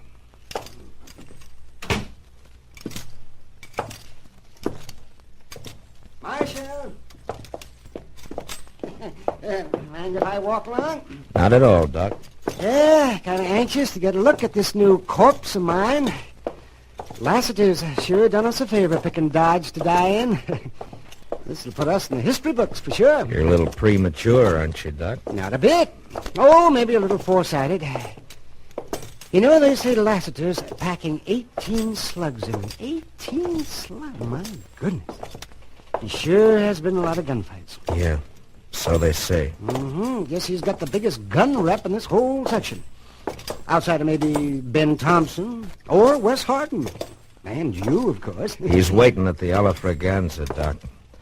You better not walk in with me. Oh, don't you worry. I'm not sticking my snoot into no shooting. No, sirree. Hey, Marshal. Yeah, what is it?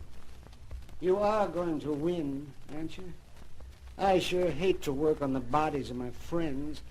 Makes it too darn personal. I'll do what I can, Doc. You watch him close, Marshal. Don't let him pull a hideout.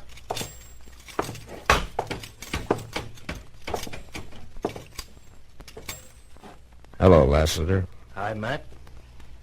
Been a long time. Yeah. Drink with me? Why not? Harry, 2 whiskeys. Harry, get up from behind the bar. Sure, Mr. Lester. Sure. Oh, don't spill it. Leave it on the bar, Harry. We'll pour our own. Yes, Marshal. Yes, sir. Here, sir. How's your shoulder, Lassiter? Aches a little, bad weather. Still carrying your lead, Matt. There you are. Yeah. You should have killed me, Matt. Maybe. It was a long time ago. Matt, I want you to know I bear no grudge. But it has to be. I know. We're gunfighters, you and me, both the same. Yet not the same. What's in our blood? That's why, Matt, that's why I have to brace you. I got to know for sure. There's no grudge, Lassiter. Your health. And yours.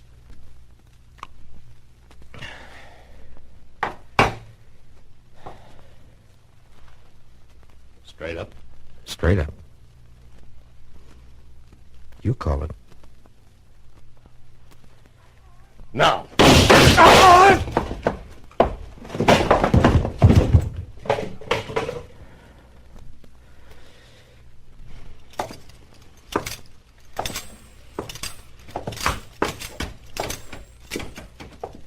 Oh, it was beautiful, Matt. Simply beautiful. Was it? Why, yes, and it was close to. For a moment, I wasn't sure who. Oh, Marshal, your neck. You're hit. Just a scratch. It'll be all right. But here, let it go. Go and get Lassiter. He's all yours. Hmm? Well, of course. And you'll be happy to know he's got 20 slugs in him now.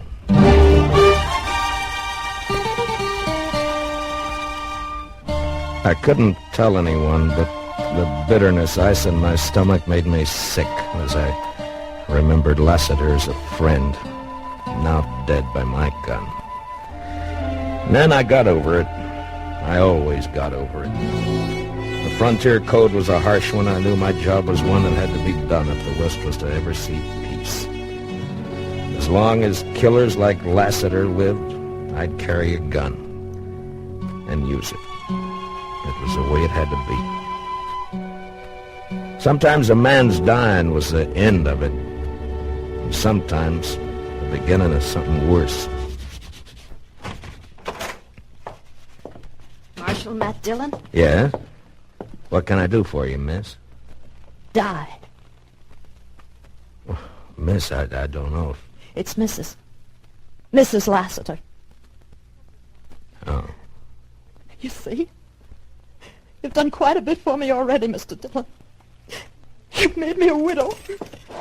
Sit down, Mrs. Lassiter. Here, let me get you some thank water. you. I didn't know Lassiter was married. Would it have mattered? No, I guess not. You're just like all the rest of them. A killer, lusting for blood like a wild animal. Mrs. Lassiter. Only you're worse. You hide it behind a badge. My husband was in town less than 2 hours, but you couldn't wait, could you? You saw your chance to get a little bigger reputation. Matt Dillon, famous gunfighter. Matt Dillon, murderer. It was your husband that sent the challenge, Mrs. Lassiter. I'm sorry for what happened. And if I can help you in any way... No, thank you, Mr. Dillon. I only came to tell you that you haven't heard the end of the Lassiter name. I'm going to see that you're stripped of that big reputation. And you're going to die. Mrs. Lassiter, is there anything I could say that you would listen to? Nothing. And good day, madam. Till we meet again, Marshal.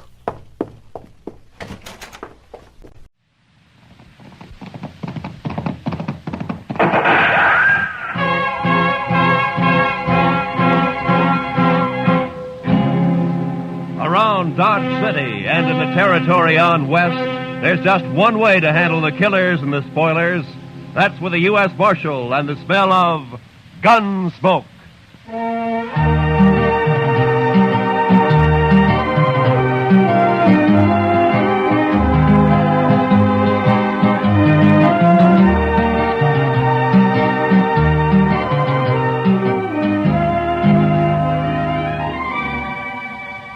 Gunsmoke, starring William Conrad. The story of the violence that moved west with young America. The story of a man who moved with it. Matt Dillon, United States Marshal.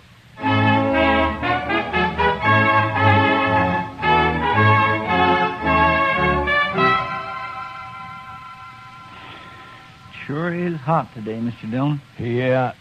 Used to get hotter in Sweetwater, though. Texas? Yes, sir. But I wasn't there very long. No? What'd you do there, Chester? Oh, I was a salesman, Mr. Dillon. Salesman? Well, what'd you sell? Lightning rods. Lightning? Oh. Well, now, they're good things to have, Mr. Dillon. Why, I had a line of Well, now, lightning don't rods explain it to me, Chester. Too hot. Well, I'll go get us some beer. Maybe that'll help. I don't think I want any beer, Chester. Well, then, why don't you just go take a siesta, Mr. Dillon? I'll stay here in the office. Why don't you just leave me alone, huh? All right, Mr. Dillon.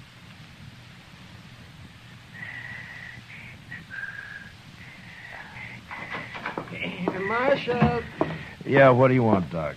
a couple of cowboys been feeding their liquor over at the Texas Trail. That's what saloons are for, isn't it? And they were giving Kitty a bad time.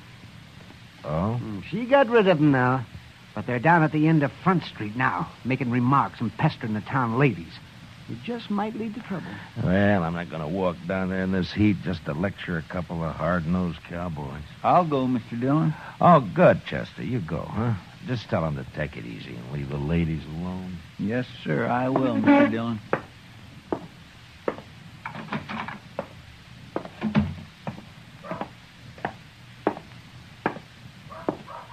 Hey, lady, you ever been to Texas?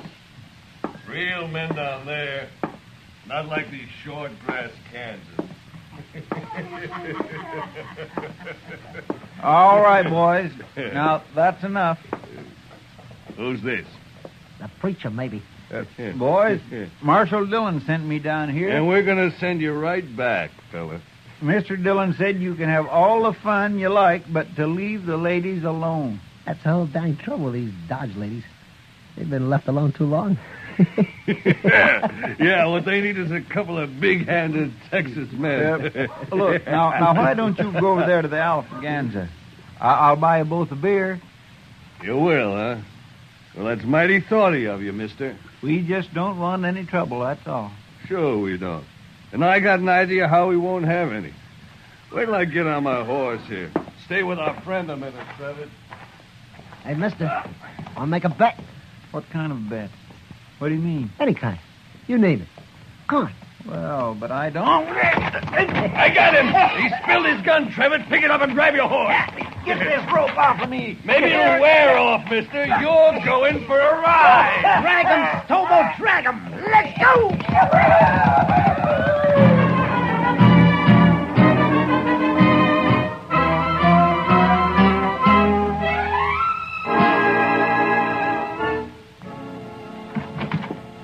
Chester, Marshal. What?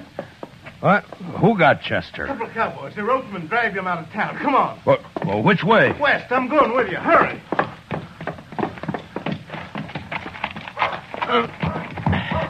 Come on.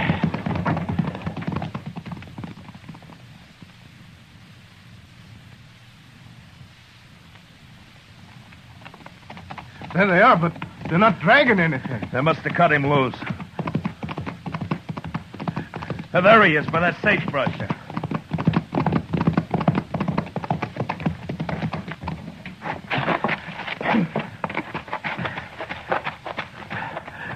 Chester. Chester. Get that rope off his feet, Shiloh. Look at him. He's bleeding all over. They tore him to ribbons. I'll stay with him, Marshal, if you'd like to. No, Shiloh. Go get our horses. I want to get him back to the dock right away. All right, Marshal. It's all over, Chester. I got you now. We'll be at the dock soon. Easy, Chester. Easy, fella. Easy now. I'll carry him when you get tired, Marshal. I won't get tired, Shiloh. Not for a long time.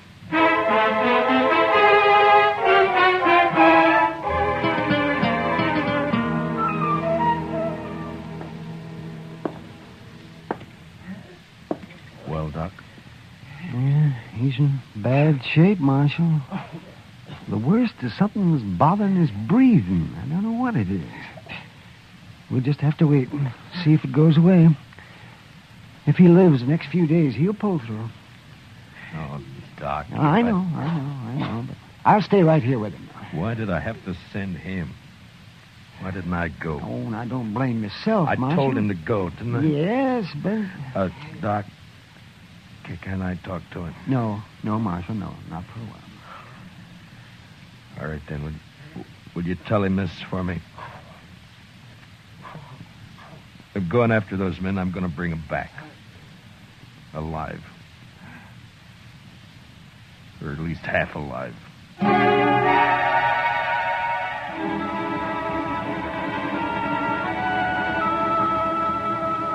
In the street outside, waves of heat move back and forth, making things seem unreal. Like Chester lying up there at docks. That seemed unreal somehow. I walked down to the jail and I went inside and I sat there for a while. And then all at once I got up and unbuckled my guns and I hung them on a peg behind the desk. And I went over to the Texas Trail. I'm over here, Matt. Sit down. Matt, I heard about Chester. How is he? Doc doesn't know for sure. Oh. They were in here bothering you. Who were they, Kitty? I never saw him before. One was a kind of weasel-faced man named Trevitt. And the other? Big man. Real brute. Named Stobo, I think. I see. What outfit, they say? Would it be the Crow Track? Yeah.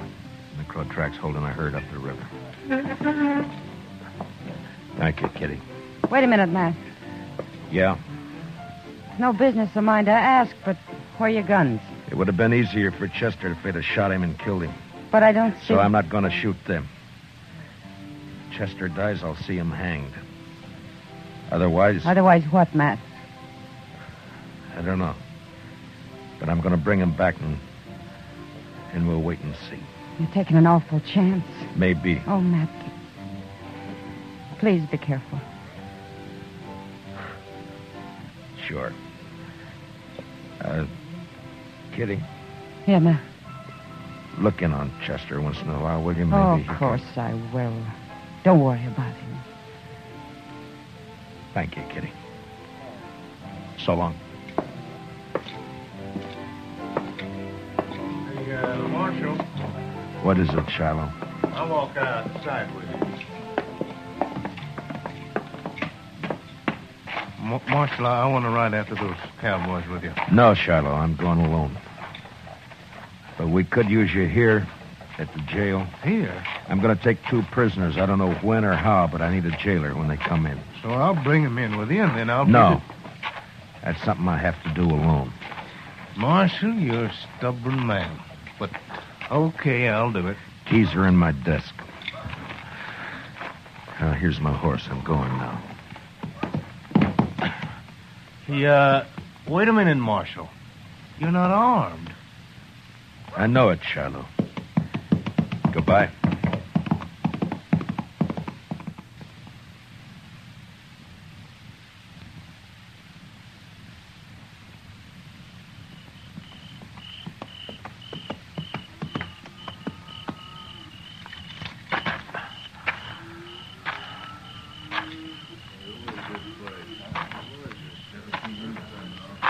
Who's the trail boss here? Where is he? Here I am, and I don't need any rider. Maybe not, but you got 2 riders I need. How's that? Just what do you want, mister? That's the Crow Track outfit, isn't it? That's right. I'm looking for a couple of your men called Stobo and Trevitt. They ain't here, mister. And where are they? They come back this afternoon, picked up the gatherings, and left. Didn't even wait to get paid off. I'm telling you this just because they're no good, and I'm glad they're gone. Which way'd they go? I wouldn't tell you if I knew, mister. I didn't think you would. Who are you, anyway? I'm a U.S. Marshal out of Dodge. That's so? Well, I don't know what you want them for, and I don't care, but How you going to take her, Marshal? Put salt on her tail? You ought to at least take a club if you're going after that Stobo. He's mean, he's big. Besides being a Texan. We've hung Texans up here before, mister.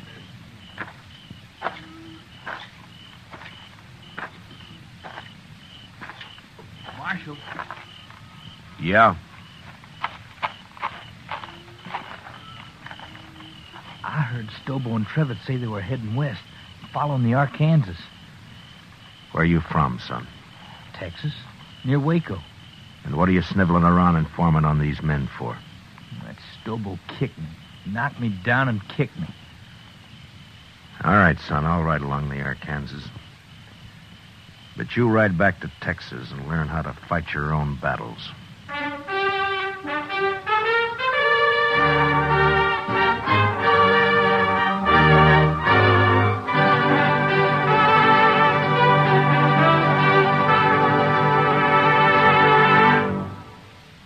We will return for the second act of Gunsmoke in just a moment. But first, the conventions start next Monday when the Republican Party takes over Chicago.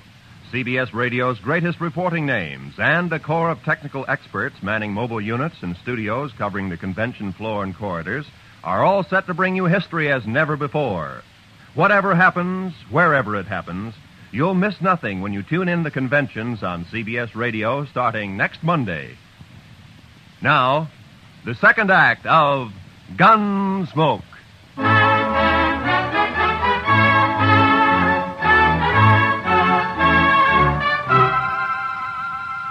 I cut straight down to the Arkansas and followed it west. I rode close to the water where I could use the sound of it for only my cover. After an hour or two, I spotted a hobbled horse alone. Stobo and Trevitt must have separated. I got down and followed the animal's tracks as best I could in the moonlight until I caught the dying coals of a campfire on the bank ahead. To one side, I could make out the huddled figure of a man asleep in his blanket. It took a long time to crawl to his head where I saw the weasel face of the man Trevitt. His gun belt lay on a saddle blanket in easy reach. I stood up and heaved it out into the river.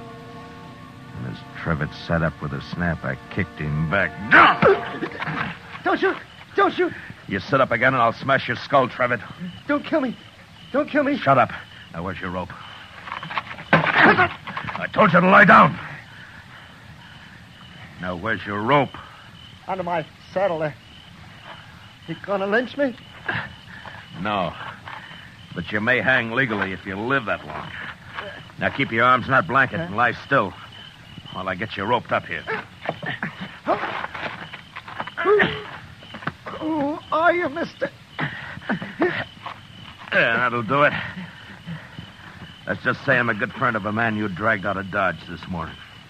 Stobo was in on that, too. It was his idea. He did it. Don't worry. I'll find Stobo. You ain't gonna leave me like this? I'll be back.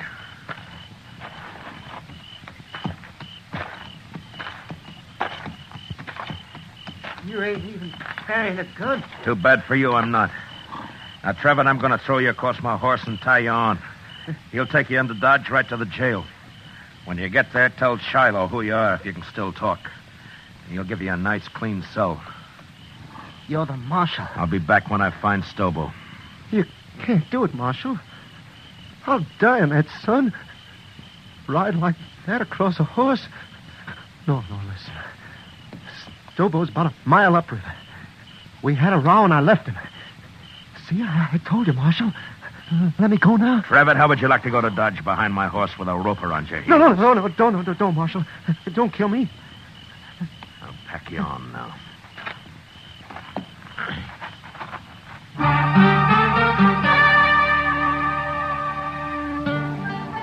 I tied Trevor across my horse and started him off in the direction of Dodge, and then I forgot about him. Stobo was next. I rode west on Trevitt's horse. Dawn was just breaking when I saw him, crouched behind a campfire, cooking breakfast. His horse was saddled and stood nearby. I rode straight up, got down, and walked over.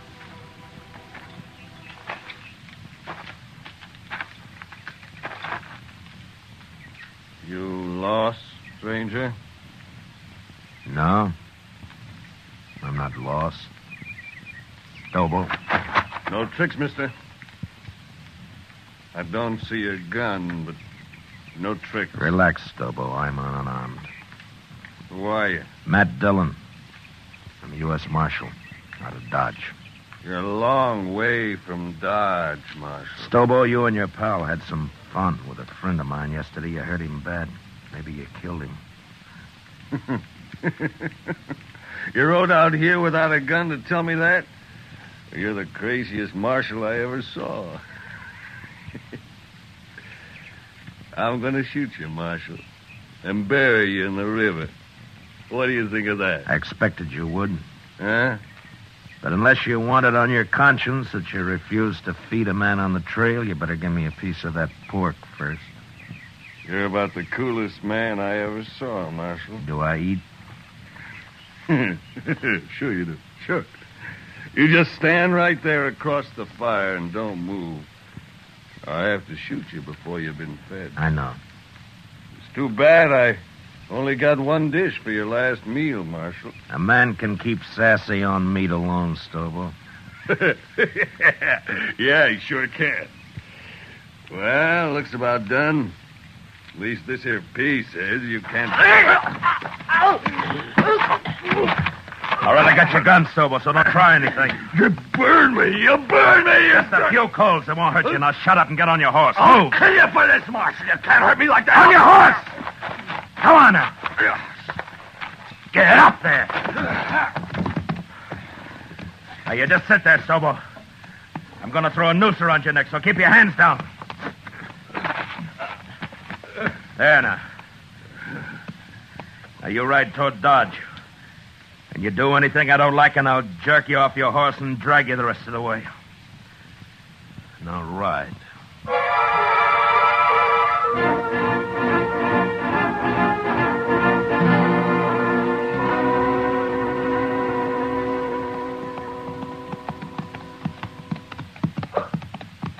Jail's on the left.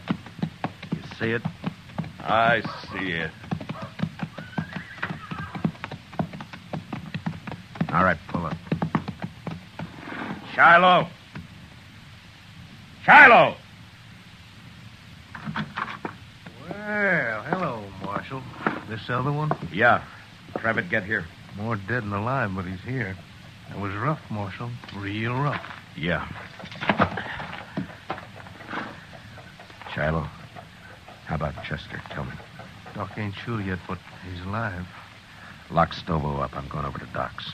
All right, you get down. And walk straight, or I'll shoot you through both knees.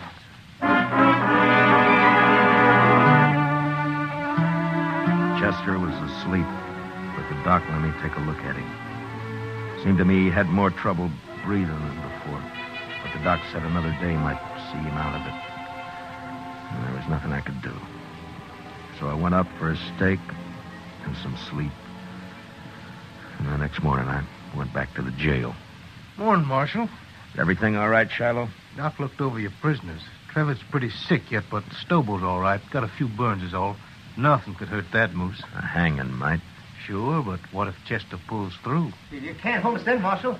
There's no law that says... I don't like the sound of your voice, Trevitt. But you can't Be hold us. quiet. Don't worry, Travis. There's nothing he can... You too, Stobo. Shut the door, Shiloh. I don't even want to look at him. That Stobo's a mean one, but I feel kind of sorry for Trevor. And go cry about it someplace else. I don't feel sorry. Don't you take it out on me, Marshal. I didn't send Chester off to do my job. Yeah.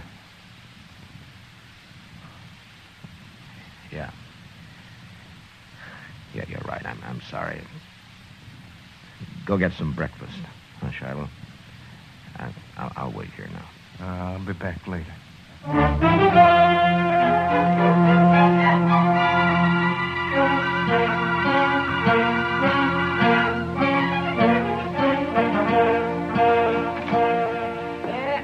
Hello, Marshal. Doc? Well, what is the doc? Tell me. Chester, he's going to be all right. You sure? Well, of course, Marshal. His breathing suddenly changed. The pressure's off somewhere. Oh, he's going to be fine. That's good. Of course, he'll be in some pain for a while yet, but... Yeah.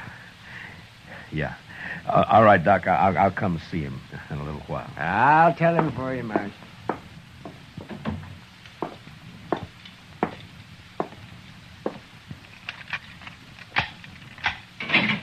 All right, come on, Trevor. Where to? Come on, I said. What's up, Marshal? I'll be back for you, Stobo. Now get going. Come on.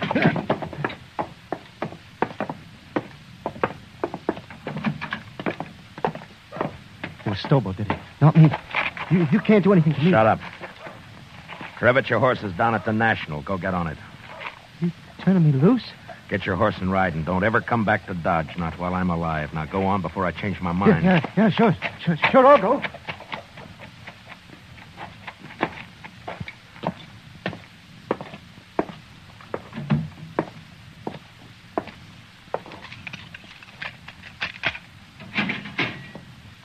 You're next, Stobo.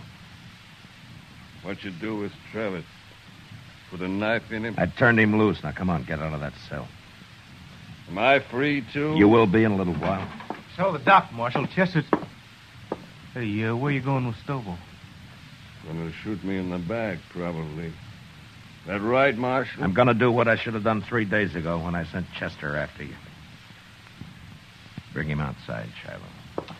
Let's go, Stobo. Slow and easy.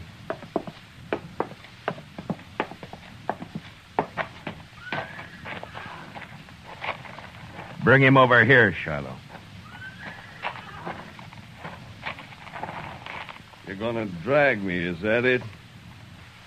You try that. That's what you do, isn't it, Stobo? Don't try. Never mind. Shiloh, hold my guns. Here. What the... Oh, I get it. You're gonna fight me. Marshal, you're crazier than I thought. Why, I'll tear your throat out.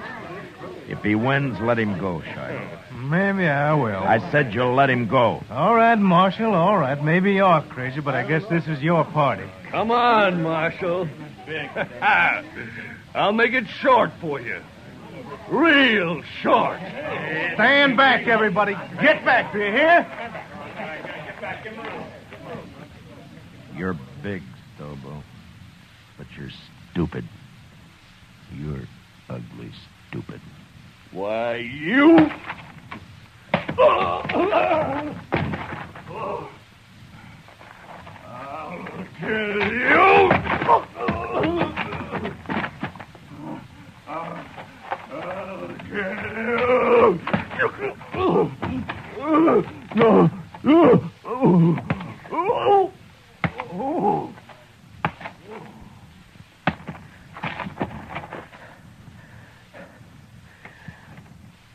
Give me my guns, Shiloh. Here. You don't look too good, Marshal. I'd better get that doc. He's hurt, but he isn't dead. If he can't ride, throw him on a stage, but get him out of here. If I see him again, I'll shoot him.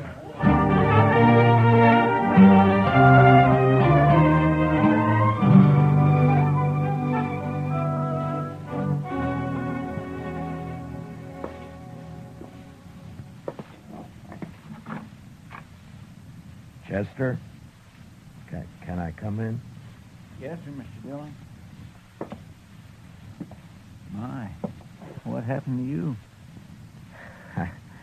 I've been lecturing a couple of hard-nosed cowboys. One in particular. Oh, I see. I'm sorry, Mr. Dillon. Those two sort of got the drop on me. Yeah, it sure did. Mr. Dillon? Yeah? I've been thinking, and... Yeah? What is it, Chester? Well, Mr. Dillon, I'm not much help to you here. Maybe I better just... That's enough, Chester. Well, but I've been thinking... Well, just stop thinking. Yes, sir, Mr. Now, look, Chester, I'm going to tell you something. I I need you here. You see, you're the only man in Dodge I can really trust. The only one. Yes, sir. Well, you can trust me, Mr. Dillon. Yeah, I know. And I'm thanking you, Chester. But you're sure no help to me lying there, you know. No help at all. Well, I don't aim to stay here long. The doc says I'll be up and around again. Look, Chester, I tell you what. I'll go get patched up, and then we'll make Kitty come over and fix us some steaks, and we'll have some beer too, huh? Well, what do you say? My, that'd be fine, Mr. Dillon. My, I'd sure like that.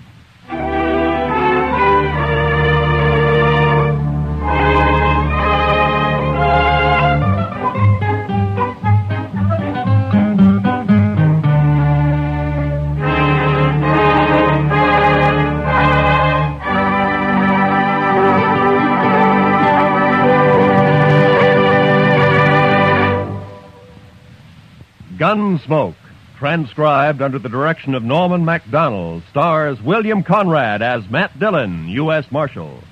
Tonight's story was especially written for Gunsmoke by John Meston, with music composed and conducted by Rex Corey.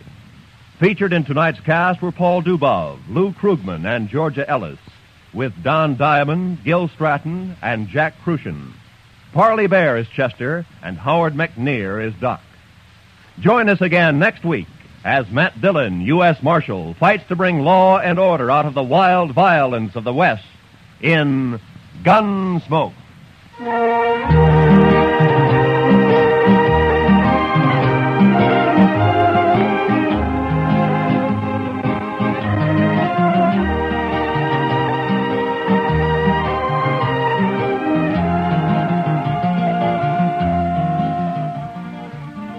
Meet Millie. This delightfully funny little secretary is heard from every Sunday evening here on CBS Radio.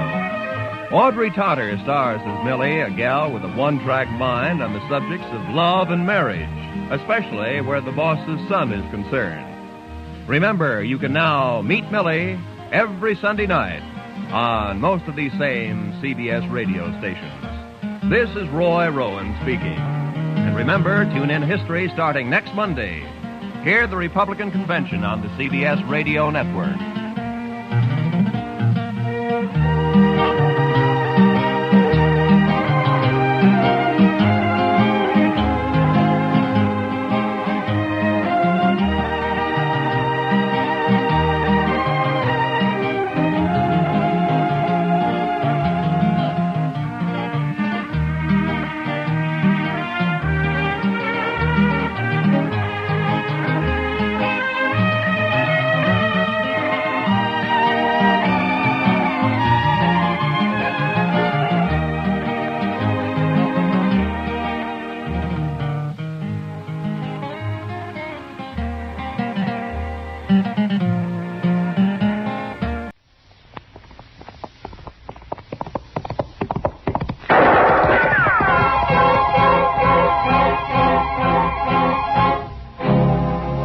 Dodge City and in the territory on West, there's just one way to handle the killers and the spoilers, and that's with a U.S. Marshal and the smell of Gunsmoke.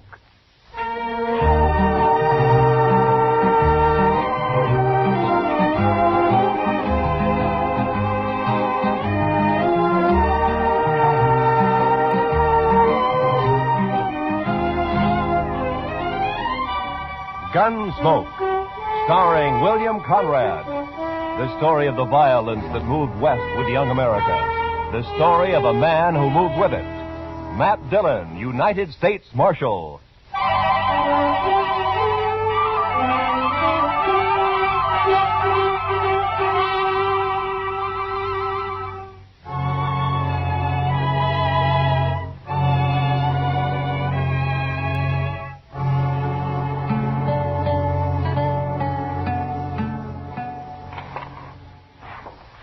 You going out soon, Mr. Dillon? It's a little early yet, Chester. The things seem quiet enough. Well, why do you ask? Well, sir, I thought I might red this office up a little bit when you go. At night? Night wasn't made just for sleeping. That's what my mother used to tell us.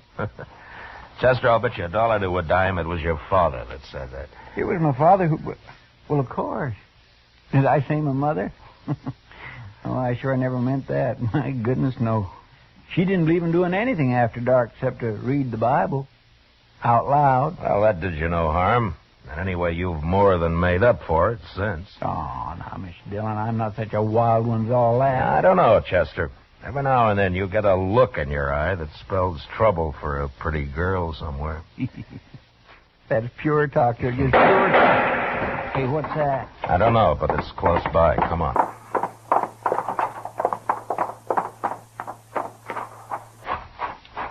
There. Look, right in the street. Yeah, I see him. There's no one else around. Take a look down the alley, Chester. Yes, sir. Oh, it's Shaw. Shaw? Shaw, you bad hurt. Shot me right in the back, Marshal. Must have been in the alley there. Any idea who it was? No, sir. None at all. I'm bleeding some, Marshal. Yeah, I know. Well, we better get you right up to Doc's. He can work on you better there. All right, a couple of you men, pick him up and follow me, huh? All right, yeah. Take it easy, Charlie. All right. You go now, please.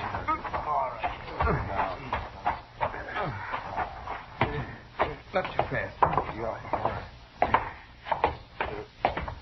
Didn't see a thing, Mr. Dillon. I went right to the end of the alley, but there was nary a soul in sight. Well, there's no use running around in the dark looking for him now. Maybe Shaw can tell us something after we get him in the docks here. Yes, sir.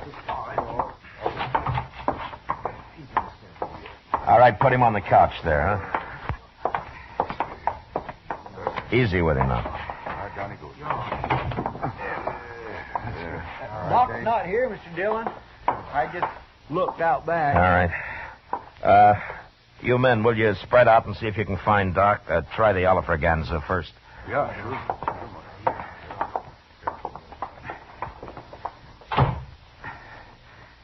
Do something for me, Marshal. Now, don't you worry, Shaw.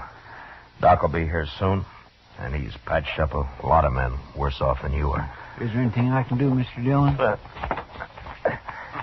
Yeah, here's his coat. Put it on the chair over there, huh? All right, sir.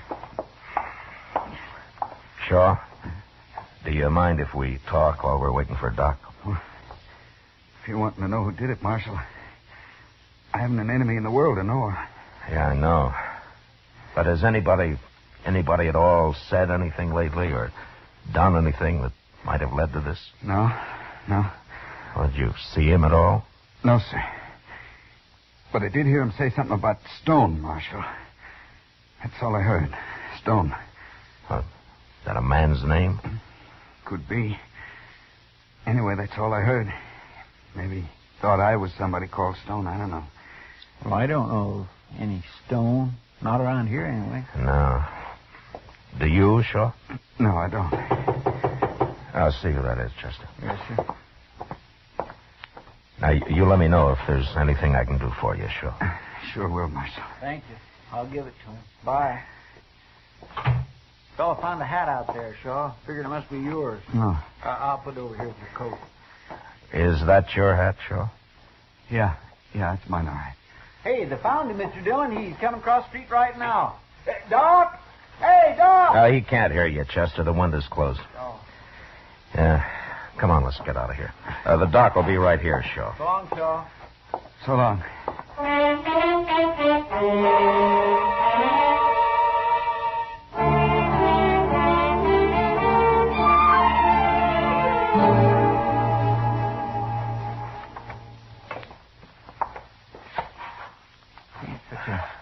Nice, peaceable fellow.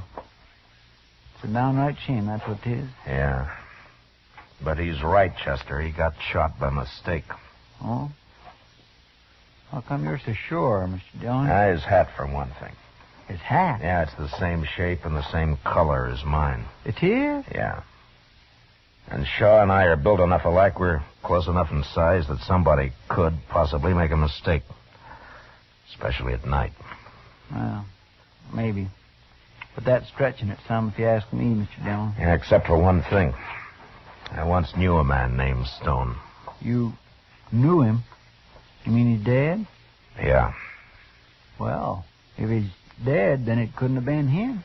Stone had a friend by the name of Danch, Chester. Might have been Danch. But why? Well, they were both cow thieves down in Matagorda County, it was.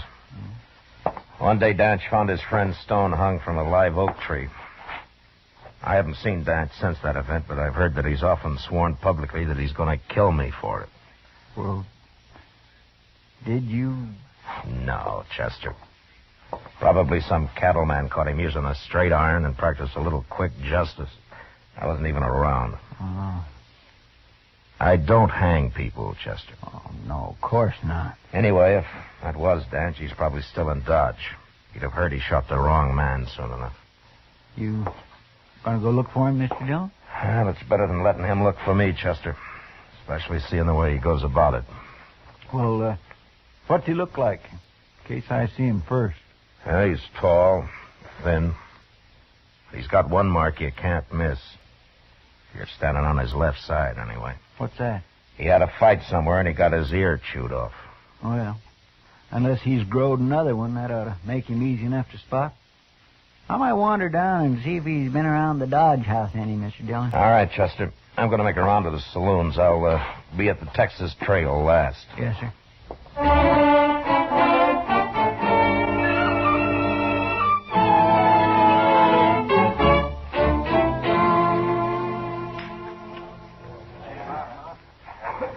You sure you don't want a drink, Matt? No, not tonight, Kitty. You must be expecting trouble. Yeah, maybe. Kitty, tell me something. Have you heard the name Danch around here lately? Danch? Yeah. No, I haven't. What's he look like, Matt? Well, he's a tall man. He's missing an ear. Oh, yeah. I saw a fellow like that a couple of nights ago. He was in here real late. Was that so? Yeah. You haven't seen him since? No, but I could ask the other girls. Hi, Mr. Dillon. Hello, Miss Kitty. Hello, Chester. Mr. Dillon, you know that cheap rooming house out the edge of town, the one they call the Prairie Dog Hole? Yeah, what about it, Chester? Well, sir, I went to every other place, and then I tried it just on a chance. Sure enough, he was there. You mean you saw him? Oh, no, sir, he's gone. They said he rode in after dark last night, and he left before dawn. He hasn't been back since, and he took his horse with him. Yeah. Yours. Oh. I'll put it over here with your coat. Is that your hat, Shaw?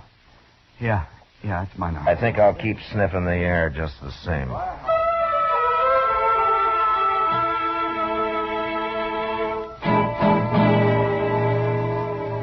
The next afternoon, about sundown, Shaw suddenly died.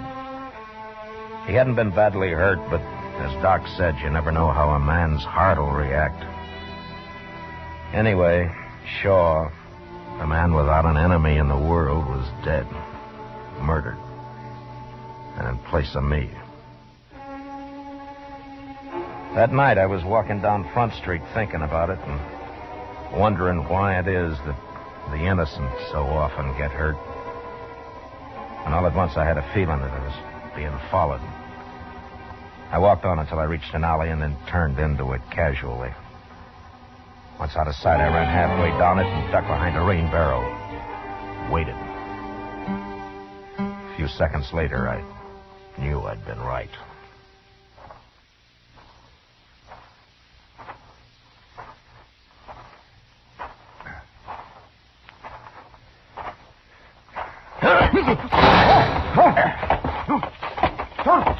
Don't kill me. Don't kill me, Marshal. Well, that depends on you, mister. All right. Now, come on, get up. Yeah. You got my gun. I'm unarmed. It went off when you jumped me, that's all. Shut up. And turn around.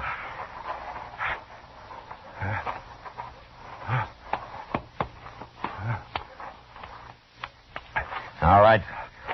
The jail's right around the corner. Walk ahead of me. And walk careful. I will. Sure, I will.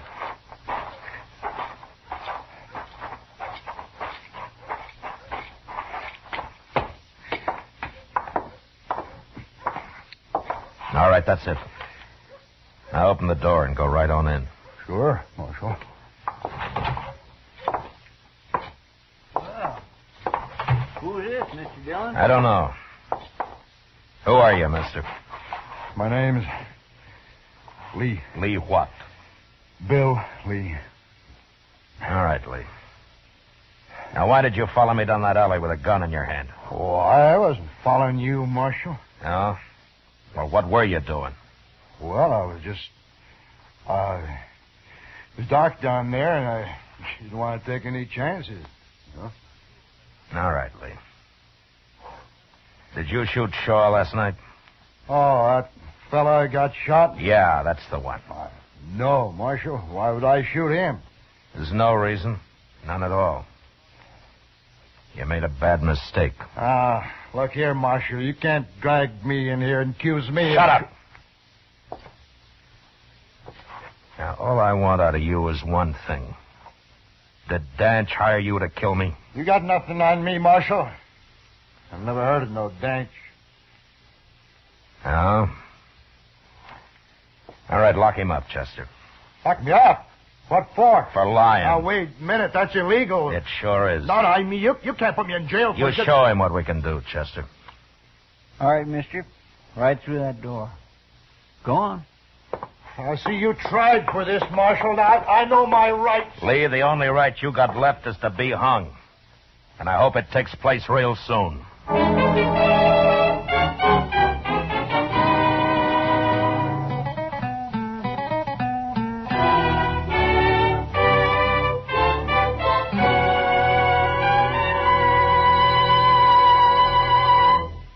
We will return to the second act of Gunsmoke in just a moment. But first, a reminder to all vacation-bound Americans. Blood donations fall off in the summertime. Blood is vital to the saving of American lives. Give a pint of blood. Ask anyone who has. It's simple, painless. Make an appointment with your local Red Cross chapter. Give a pint of blood and save a life before you go on your summer vacation. Now, the second act of Gunsmoke.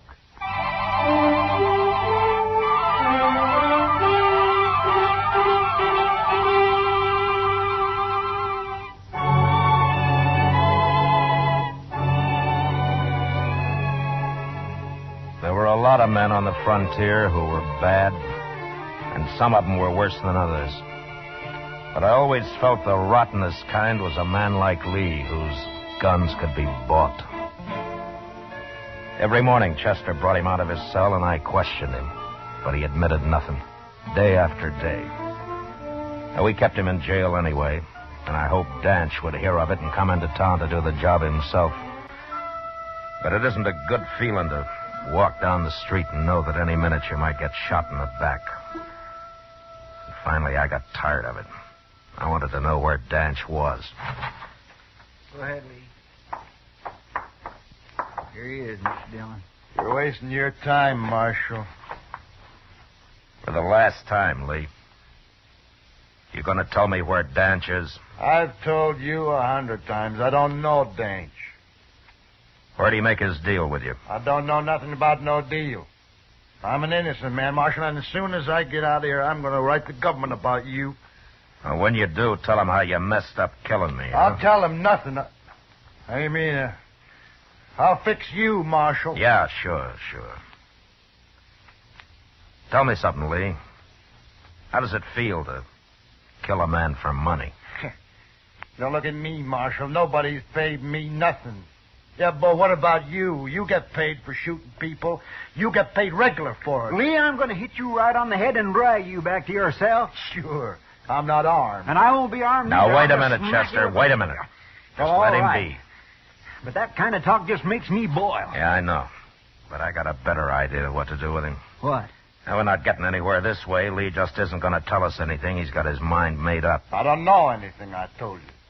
So keeping him locked up isn't going to help. You don't mean that... Yeah, turn him loose. Oh, no. Well, about time. You can't do that, Mr. Dillon. He'll just try to kill you again the first chance he gets. Maybe. But, Mr. Dillon, I don't... All right, go on, Lee. You're free. Now get out of here. You really mean it, Marshal? You heard me. There's your gun. Take it. Don't pick it up by the butt.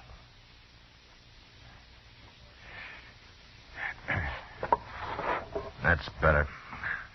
I wouldn't try nothing, Marshal. You'd die if you did. You're not fast enough to kill me face to face. No, I wouldn't try. Well, bye, Marshal, Chester. I'm leaving. I'm taking the next Santa Fe to Abilene. So long. I'll leave. Yeah? There's just one thing. What? You said I get paid for shooting people. Oh, now, Marshal, I didn't mean nothing. No, in a way, you're right. Sometimes I have to, when there's no other way out. I understand. But I won't get paid for shooting you. What? No. I figure killing you will be part pleasure and part self-defense. What are you talking about, Marshal? Just that. Why would you want to shoot me? I don't like men of your kind. But, Marshal, you can't. I can't let you get any farther than that boardwalk. I'd be a fool if I did.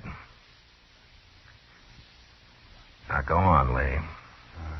Go on out the door. And I'm coming right after you. No. I'd feel a lot safer with you dead. Go on now. I'm staying right here. All right, then I'll kill you right here. You're armed. No. I'll give you my gun. Don't touch it. Don't kill me, Marshal. Don't kill me. I'll tell you anything you want. It's too late. Oh, no, Marshal. You'll probably lie anyway. No, I won't. Listen to me. Dance is down the Santa Fe Trail about 75 miles across Cimarron, a place called Wagon Bed Springs. He is, huh? Yeah, he's waiting there for me. He's waiting to pay me when When you kill me. Is that right? I'm not going to kill you, Marshal. No. Take his gun, Chester, before he changes his mind. He's a pretty brave man. Sure. Take it here. There. I told you. Let me go now, huh? You know, Danch isn't going to like your having killed the wrong man and me still walking around in good health, Lee. I hadn't thought of that.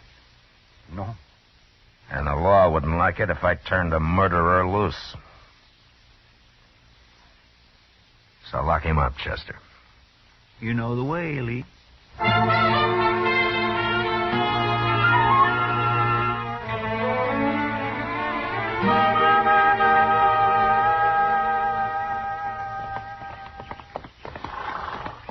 Mr. Dillon, you know what that cussed Lee told me just before we left?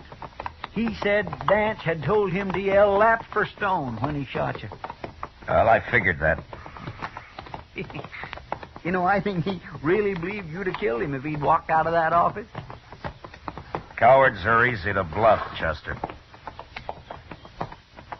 Now, when we get to Wagon Bed Springs, I want you to stay out of the way when I find Danch. Yes, sir, I will. Unless he has friends there. Yeah. I suppose he really believes you hung that fella Stone, don't he? Yeah, it seems that way. All right, let's pull up here, Chester. It's just over the hill there. We'll go on in as soon as it's dark.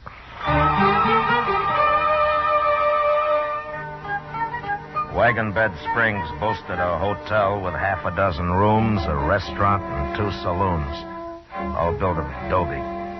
They were just a stopping point for bull whackers and mule skinners driving their freight wagons along the Santa Fe Trail. And such men didn't carry much money with them.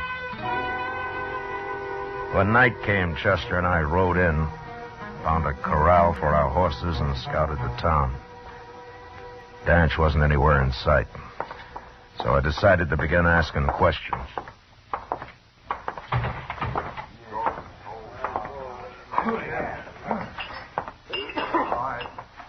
Beer or whiskey, man? Beer. Same for me.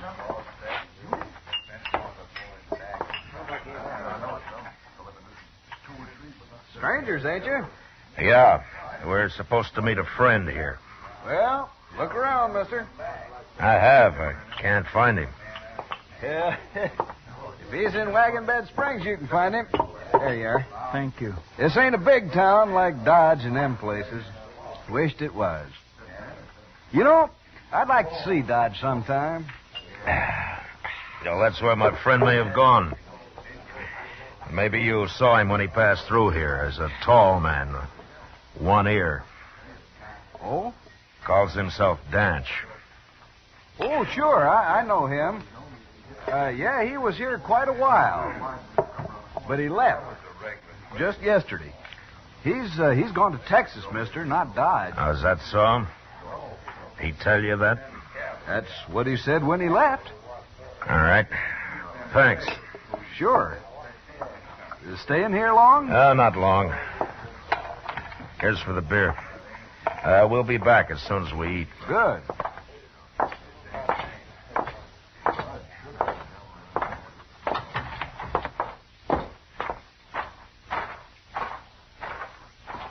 Say, did you mean it in there, Mr. Dillon? Are we really going to eat supper again?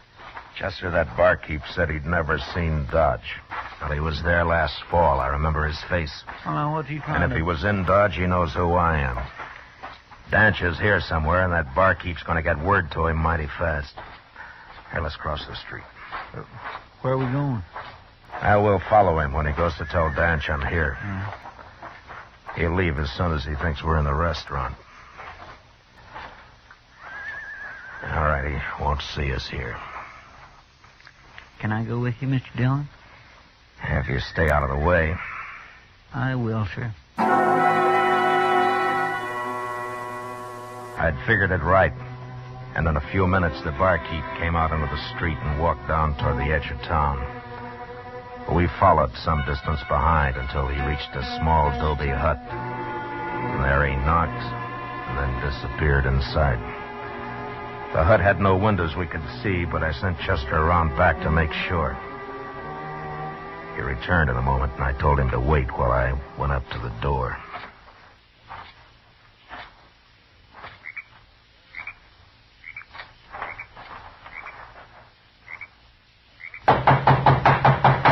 Who's that? You're trapped, Danch. Come out with your hands up. All of you here, you fool. I didn't see him. He said he went to supper. I ought to kick him. I got nothing to do with this. I'm getting out of here. Go ahead, get out. Marshal! Marshal, I'm coming out. I ain't even armed, so don't shoot. Okay. Come on. Go on. You got to open it more than that, Danch. I can't get out. All right, keep your hands up. Chester, I'll take him. keep an eye on him. Come on, you. I won't do anything. He paid me to warn him, that's all. Danch, you're in a bad spot. You can rot in there. I don't suppose you'd give me a fighting chance any more than you gave Stone one, Dillon. I was in Galveston when Stone got hung, Danch. That's a lie. It doesn't matter. How come you hired Lee to shoot me? You lost your nerve? How many cattlemen in Dodge, that's why. Yeah, I forgot your reputation with cows. And I don't care how you die anyway. Yeah, you talk big for a man who's practically buried. I'm coming out, Dillon. And I'm coming with a gun. You better not do it, Danch. I'll have to kill you. I'd hang anyway. And I just might get you. I backed off around the corner of the hut and waited. Danch opened the door wide, and he suddenly sprang out, a gun ready in each hand, expecting to face me. He stood there for a second before he realized that he'd been trapped again. And then he made his choice and started for the corner of the hut where I was.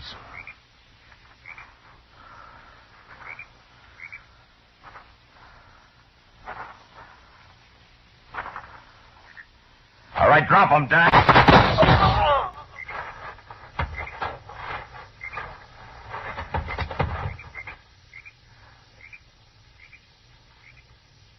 Dillon? Okay, Chester. Is he dead? Yeah. Well, he tried to kill you, Marshal. It was self-defense, pure and Oh, simple. shut up. What do we do with this man, Mr. Dillon? Let him go, Chester. He's just scum. All right, sir. And you bury him, mister. Keep pager. Yes, sir. I'll take care of it. And if I ever see you in Dodge, you'll go to jail. Oh, no, sir. I wouldn't be coming in. Come on, Chester. Let's get out of here.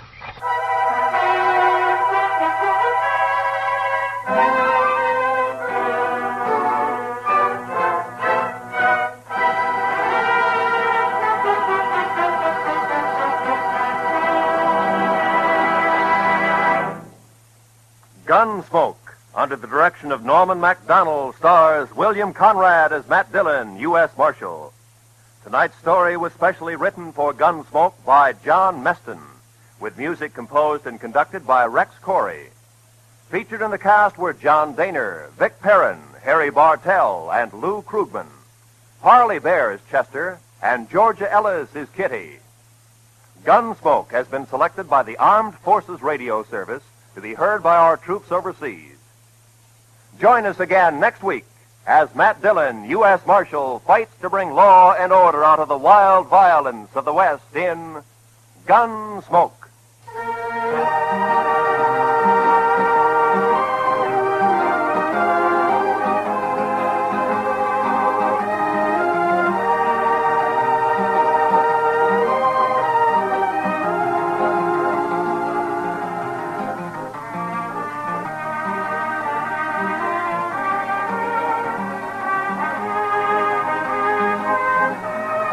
This is the season for people to have letters added to their names as universities award degrees to scholars.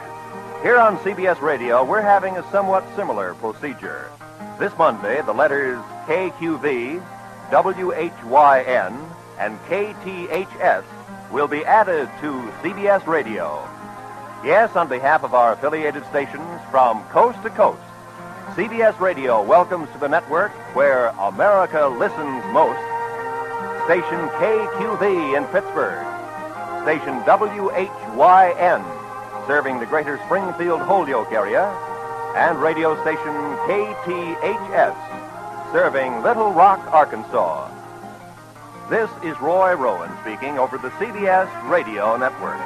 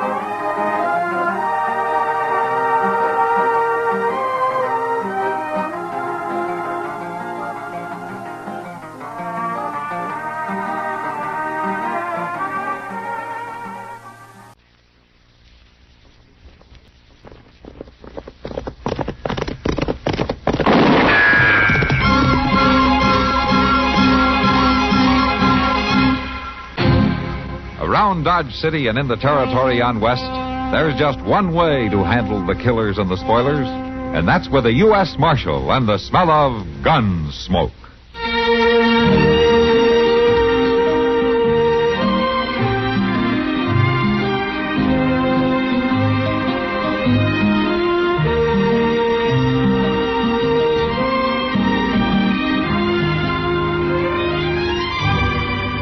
Gunsmoke, starring William Conrad, the story of the violence that moved west with young America, and the story of a man who moved with it. I'm that man, Matt Dillon, United States Marshal. The first man they look for and the last they want to meet. It's a chancy job, and it makes a man watchful and a little lonely.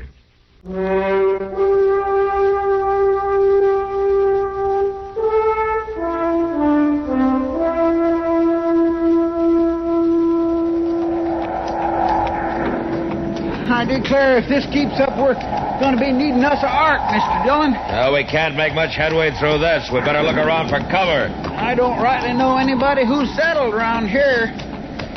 Sure would help if this prairie had a few trees to shelter a body. Yeah, if the lightning didn't hit him. Hey, look over there, Chester. Isn't that a light? Yes, sir, it sure is. Now, whose place do you suppose? I don't care whose place, as long as it has a roof on it. Come on.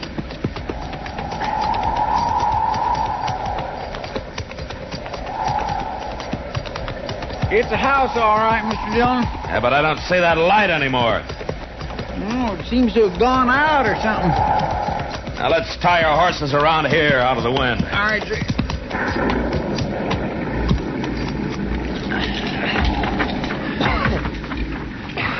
You ready? Let's run for it.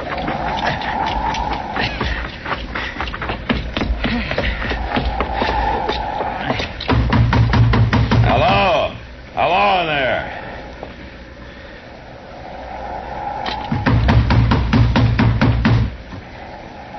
Well, I know I seen a light, Mr. Dillon. They must be playing deep in there. Or dead. Come on, open up. Open up. Mr. Dillon, look. What? The shutter on that window there, it's opening. Oh. I'm sorry to roust you out, but I'd thank you for shelter till the storm lets up. Go away. I don't like to bother you, ma'am, Hey, but... go away. Look, I'm a U.S. Marshal on my way back to Dodge. Maybe I know your husband. Are you alone out here? It don't matter. Go away. Oh. Come on, Chester. Yeah, Mr. Dillon, maybe if I we said were come on. All right. I swear if that ain't the unfriendliest... It's more than that, Chester. What do you mean? She's scared to death about something. Well, we better get moving before we freeze to death. All right. Doggone it, I sure did have my mouth set for a cup of coffee. Well, it might have been set for good. What? She was pointing a shotgun out of that window.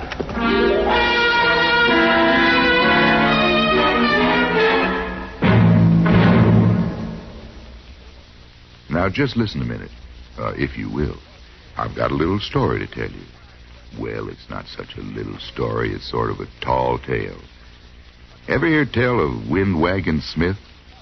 Well, according to legend, we practically owe our whole system of modern transportation to old Windwagon. Yes, sir. Before his days, folks traveled afoot, on horseback, or by ox team. With Windwagon, he wasn't about to put up with that slow type of traveling. No siree. For him, 15 miles a day seemed like standing still. So he came up with a contraption that he called a prairie clipper. The clipper was a wagon without any kind of animals to pull it. It had a sail sticking up from the middle of it, just like a ship at sea.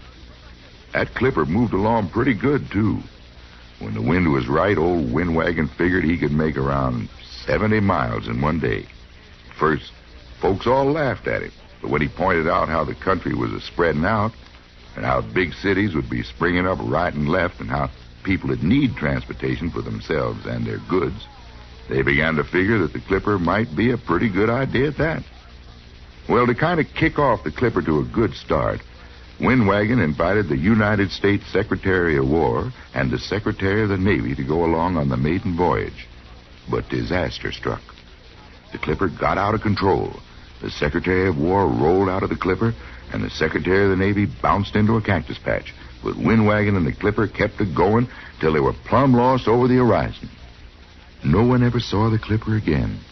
But as transportation grew in America, people all over the country told of seeing Windwagon Smith. They say he was in the pilot house of the first steamboat to sail up the Yellowstone. He held the Golden Spike when the first transcontinental railroad was completed. And when the first transcontinental plane roared off the runway, it was Windwagon Smith, the spirit of American transportation, who waved the pilot on his way. Yes, sir. He really got around, old Windwagon did.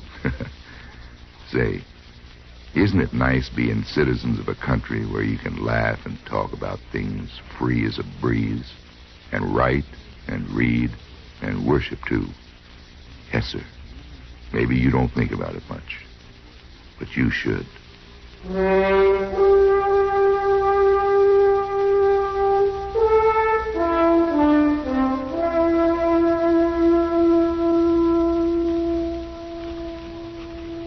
Sincerely, Matt Dillon, on. Huh? Come on. Now, is that him, Jenny? Is that the man? Just a minute here. Now, speak Who up. are you? Is that the man? That's him. You can let go of her, mister. Now, what's your name? Judd Barton. Now, my woman says you was the one was out to my place last night. I seen the horse tracks. You live north of town, just past Little Creek? That's my place. Now, I don't allow nobody coming around my woman. It was storming, Barton. I figured your place for a shelter. Well, you sure was wrong about Now, wait a minute. There were two of us there. Didn't she tell you that? You're the one she talked to. Well, it sure didn't do me any good. She didn't let us in. Did you, Miss Barton? No. I didn't let her... I'll tell you. Now, when you wait a can minute, talk. Barton. You ever come out there again, Marshal, I'll kill you. Your badge won't do you no good. I'll kill you sure. I've moved 2 times now just to keep men away from my woman. I ain't aiming to move again. Get out of here, Barton. Now, I warned you. Go on. Get out of here. All right, come along, Jenny.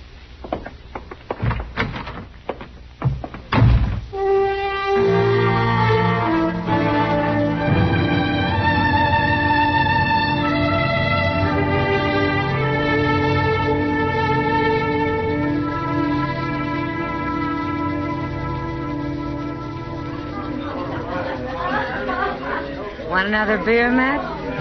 No, thanks, Kitty. I think I'll just sit here for a while. I hear you got your feet wet the other night. What, Chester tell you? Yeah, he was in here, sneezing earlier today. I couldn't get him to take his wet boots off after we got back. Why not? Oh, he said he'd better keep his feet on him to keep him from shrinking. His feet? Next time, I'll let Chester tell his own story. Mr. Dillon? Evening, Miss Kitty. Hello, Chester. See what I mean? Yeah. Mr. Dillon, there's a lady outside claims she has to see you. Oh? Who is she? I don't know. She said somebody told her you was here, and she don't rightly feel she ought to come into a saloon. Of course not. Oh, well, no. Well, I better go see what she wants. I'll see you later, Kitty. All right, Matt.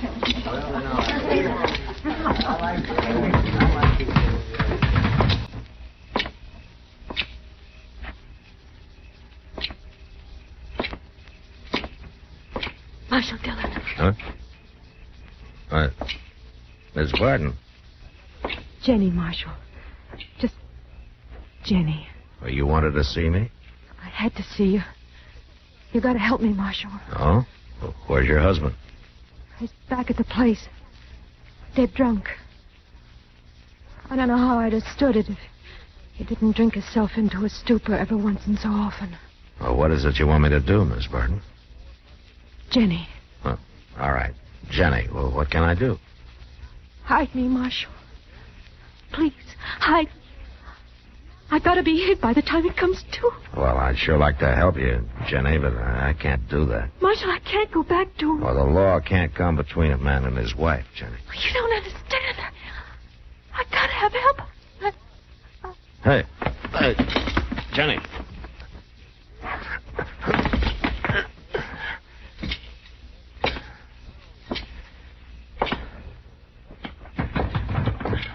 Mr. Dillon, what's the matter? She fainted, Chester. You go find Doc. I'll carry her on up to his office.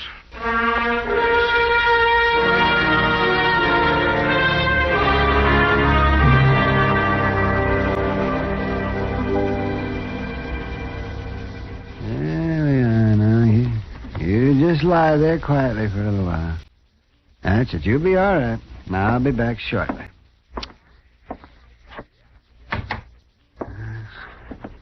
She all right, Doc?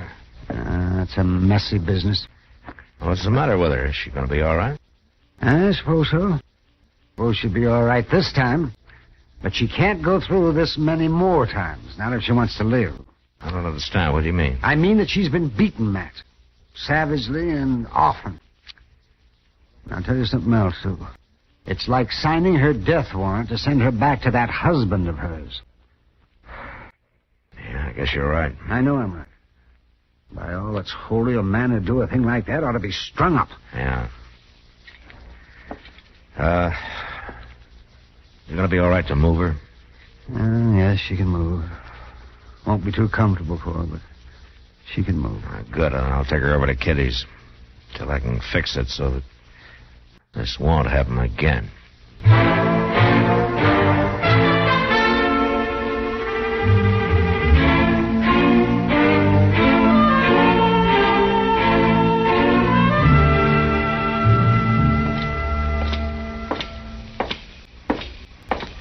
You get it all fixed up, Mr. Dillon? Yeah, Chester, I just left her up in Kitty's room.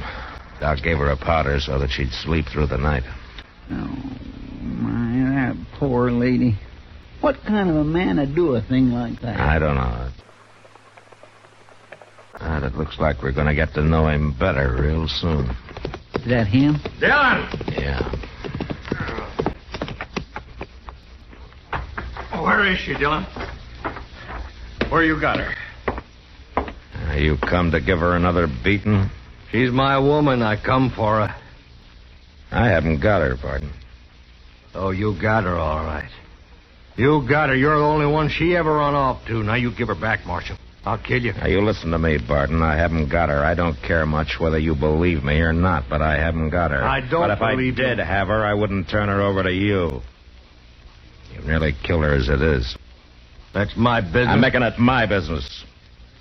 I don't know what kind of a man you think you are, beating a woman like that, and I don't care, but my job is to protect people from the likes of you. I'm going to find her, Dillon. That's the first thing I'm going to do. Then I'm going to kill you. You get out of Dodge, Barton. Now.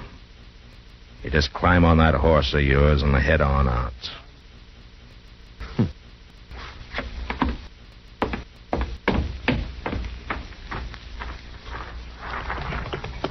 I'll be back, Dillon. And he will be back, too, Mr. Dillon. He's too all-fired mean not to. Yeah, I know. But right now I'm playing for time. How's that, Mr. Dillon? We gotta get Jenny out of here. Well, you got a plan? No, not yet. But I better come up with something by morning. Because Barton's not gonna stay put very long.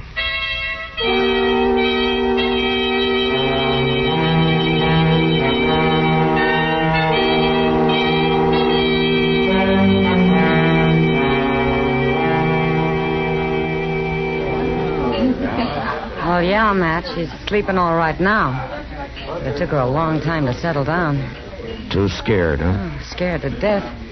But that's not all. There's something else bothering her, Matt. Something she doesn't want to talk about. Oh, what is it? Well, I'm not sure. But she acts sort of ashamed about something. She's got nothing to be ashamed about. Well, of course not. Anyway, she's pretty desperate to get out of Dodge. Yeah. She, mention any place that she could go? Well, she talked about her brother. Oh? Said he'd always take her in no matter what. Oh, where does he live, you know? Yeah, north of here. Off the stage line someplace. 30, 40 miles away, I think. Well, that's the thing to do, then. But, Matt, the stage is one thing Barton's sure to watch. Can you get her ready in the morning? Oh, sure, but isn't that risky? She took a chance coming here, Kitty. She'll have to take a chance getting to her brother.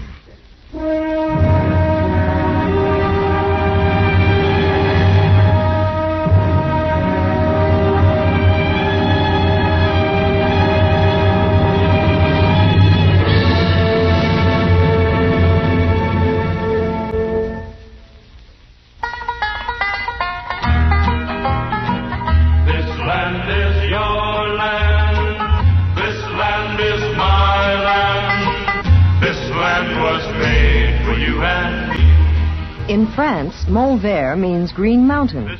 In the United States, Vermont means green mountain. The similarity is purely intentional, for the mountainous state of Vermont was originally settled by the French.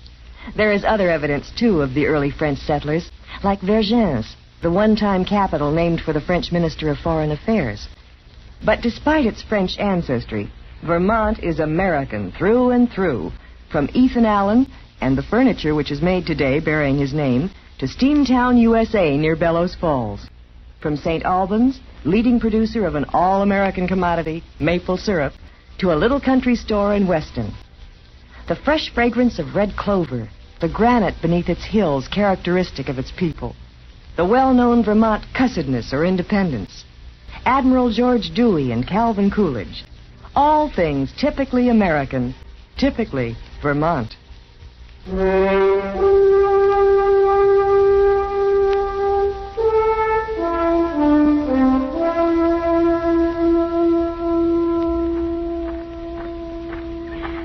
Driver, how soon are we leaving? Any minute now, ma'am.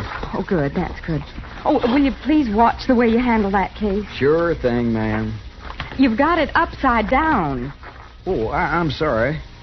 Well, now, we'll fix that, and I'll set it right up there on top. No, I want it in the stage with me. Do you hear? Well, I guess that'll be all right, ma'am. You're not full up.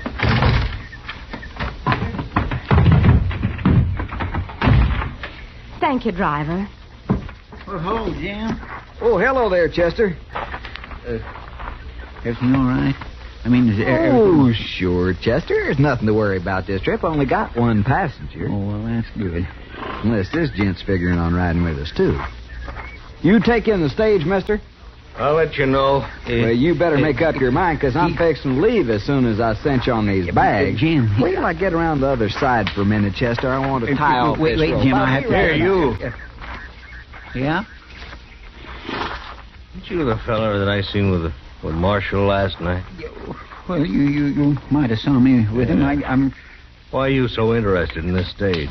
Well, I was just down to see Jim for a minute. We're old friends. Now, what was it, Chester?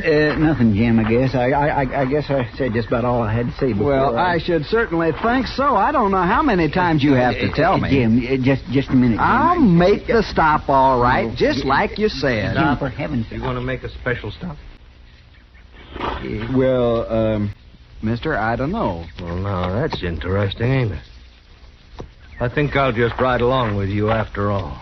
You ain't got a ticket. This gun is all the ticket I need. Oh, Climb on up there now. Well, now... Go on. Yeah. Go on. And I'm going to ride right with you. Now, listen, mister. Oh, shut up. I'll take that whip. Well, who was that man? What in the world was he doing? I can't take time to explain it to you now, ma'am. I gotta get moving.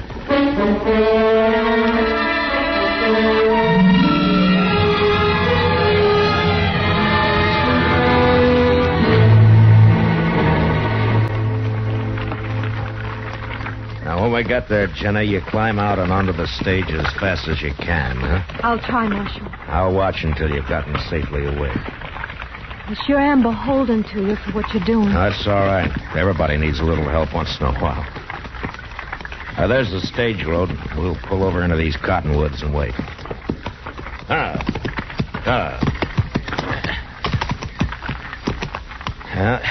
ought to be coming along any time now. I hope so. I just assumed this was all behind me. Now, you're doing fine. Lots of things I'm thinking I ain't saying, Marshal. No need to say anything. One thing I'd like you to know special. It wasn't true about me and them other men, Marshal. It never was true. It was just Judd's crazy way of looking at things. Any man I saw, he suspicioned. He had a crazy way. Yeah, that's about the kindest thing you could say about him. Maybe I deserved it. I can't help thinking maybe it was all due me. Here comes the stage, Jenny. It's Judd. What? It's Judd, Marshal, up by the driver. Oh, get down in the wagon bed and stay down. Jenny, I seen you. I seen you there, Jenny. I know you got her right there in that wagon, Marshal. And now I'm going to kill you. Don't do it. Pardon? No!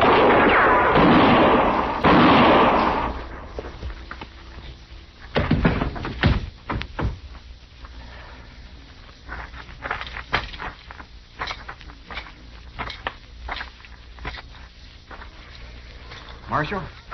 Well? Is he dead? Yeah, Jim, he's dead. He was crazy, Marshal. Plumb crazy. Yeah, he was.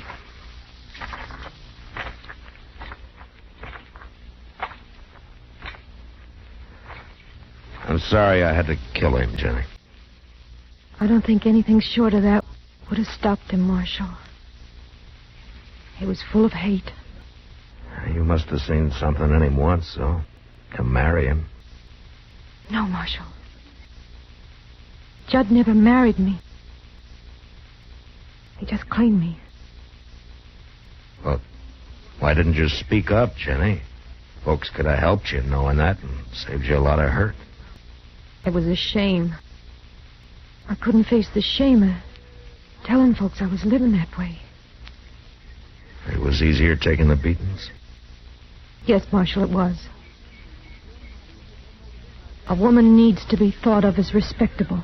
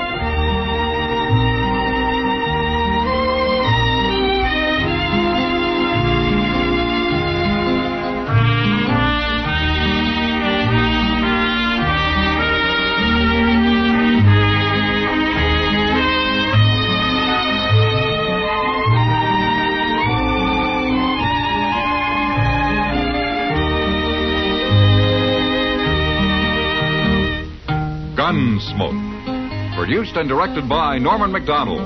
Stars William Conrad as Matt Dillon, U.S. Marshal. Featured in the cast were Parley Bear as Chester, Howard McNear as Doc, and Georgia Ellis as Kitty. George Walsh speaking. Join us again next week for another specially transcribed story on Gunsmoke. This is the United States Armed Forces Radio and Television Service.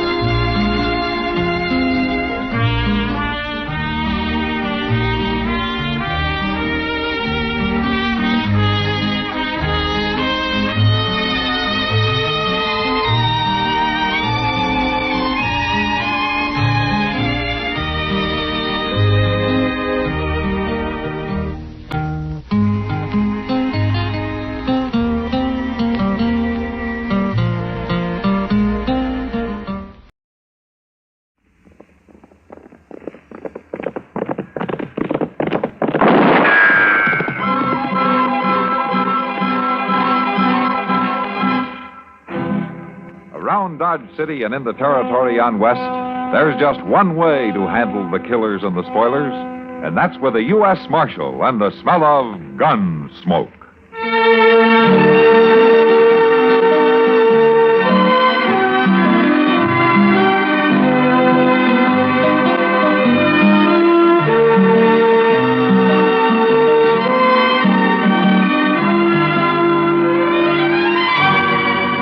Gunsmoke, starring William Conrad, the story of the violence that moved west with young America, and the story of a man who moved with it. I'm that man, Matt Dillon, United States Marshal. The first man they look for and the last they want to meet. It's a chancy job, and it makes a man watchful and a little lonely.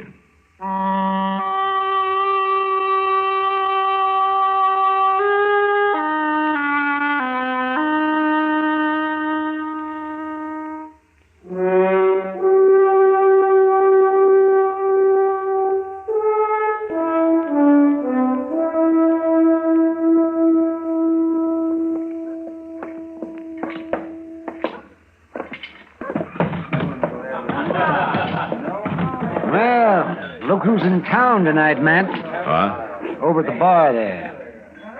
Oh, yeah, I see him. Doc, Marshal, step up. I'll buy you a drink. No, thanks, Seibert. Something wrong with my money? Seibert, the only thing wrong with your money is it belongs to you. Oh, now, Doc, that's no way to be when I'm celebrating my new contract. Oh, what contract? The cavalry. I deliver the first consignment of horses next week. And what's the cavalry going to do with those stringy, wild renegades of yours? Renegades? Now, you don't figure on breaking those horses, do you?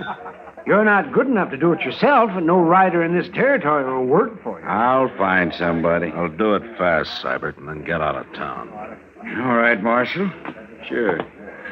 Yeah. You know, Matt, it makes me ashamed of myself the way I feel about that man. But I just can't help it. Yeah, I feel the same way, Doc. Matt, Yeah, Kitty. come on over here to the window. No? Yeah, I want you to see something. What is it? Look out there. See those two boys? Yeah, what about them? Did you ever see them before? No, I don't think so. Well, I've been watching them. They act real lost. Maybe we better go see. Yeah. Come on.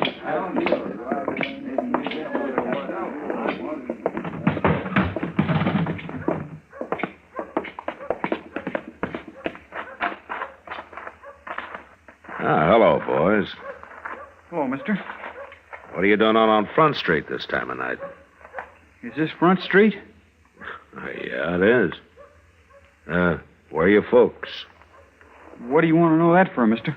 This is Matt Dillon. He's the U.S. Marshal here. We ain't done nothing. Where are you boys from? Texas. Texas? You're a long way from home. Yes, sir. What about your folks? We ain't got any. Ma and Pa got burned up when our ranch caught fire. Oh. How'd you get here to Dodge? Followed the trail herd most of the way. Where are your horses? Oh, we had to sell them upriver. But the money's long gone. Our uncle is supposed to meet us here. You boys hungry? Yes, ma'am. But we don't want to beg no food. Well, you're not. You're my guest. Well, thank you, ma'am. Say, Matt. Yeah. Why not have Chester take him down to the livery stable later?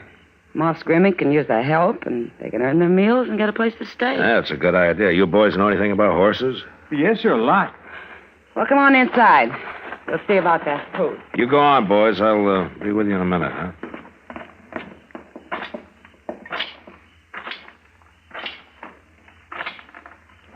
You still here, Seibert? I'm leaving, Marshal. Last thing I want is trouble.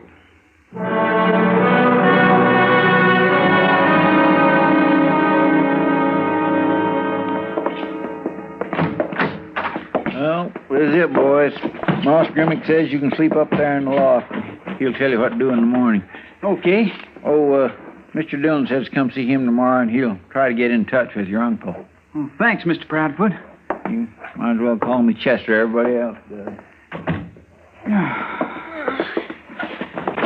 We're sure lucky for this, ain't we, boss? Yeah. People here in Dodge City are mighty nice. Especially that Miss Kitty. She's pretty, ain't she? Yeah, I guess so. Hello, boys. Hello. I'm Orrin Seibert. I'm Bus Cheney. This here's my brother, Howie. Howdy. I hear you boys know about horses. You ever break any? Sure, lots of them. Well, now, if you can ride, you don't need to hang around here cleaning out stalls. I got a real job for you out of my ranch. Make yourself some money. We could sure use some, all right. And then you're hired. Now get your horses, meet me out back. We ain't got any horses. No? Well, say, I'll tell you what I'll do. I got 10 head need breaking by next week. You boys break them 10 for me. After that, you can take your pick. You mean it? Both of us? That's what I said, didn't I? Come on out and get in the wagon. Get your stuff, Howie. Let's go.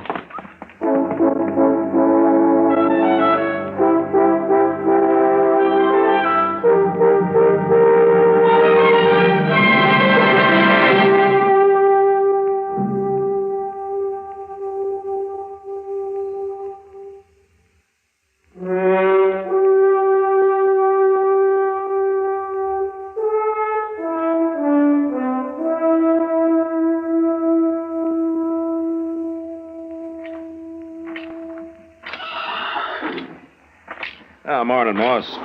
Oh, morning, Marshal. Nice day. Yeah, it'll get hot. Well, how are your new helpers working out? What helpers? The Cheney brothers, those 2 boys that Chester brought down here last night. I ain't seen hide nor hair of them. Well, what happened to them? I guess they just pulled out and left in the middle of the night. That doesn't seem right. They talk like good, straight boys, Moss. Anything turn up missing? No. I got that telegraph sent off, Mr. Jones. Oh, thanks, Chester. But the way things look, we won't need it. The boys pulled out during the night. They did? Well, that's funny. When I left them here, they was so dog tired they was near asleep on their feet. They seemed mighty grateful for everything, too. You can never tell about footloose youngsters like that, Chester. Well, they're gone. There's nothing we can do about it. Let's get back to the office, Chester. We'll see you, Moss. Good. Long, Marshal. Bye, Moss. Genius Kitty's sure going to be disappointed. She took a real liking to them boys. Me too. Yeah, me too.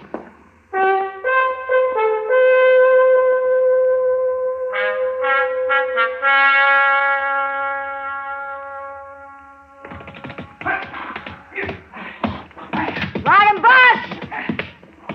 Stick with him, boss! Atta boy! He's running!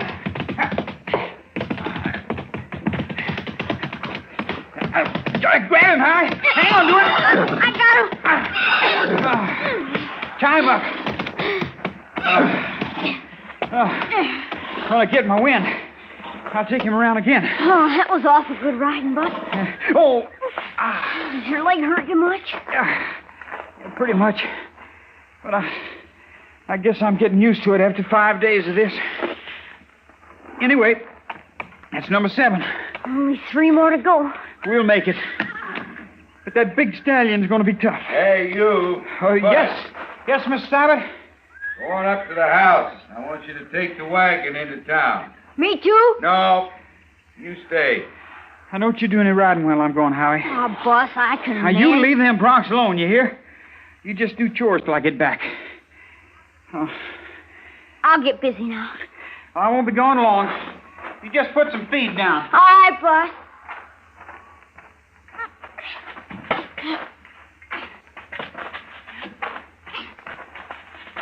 What are you fixing to do there, boy? Put down some feed, Mr. Seibert. Now, I didn't hire you to do chores. I hired you to break horses. Boss told me not to ride while he was gone. He won't be back till supper time. You going to waste the whole afternoon? Well, no, sir, but... Then what are you waiting for?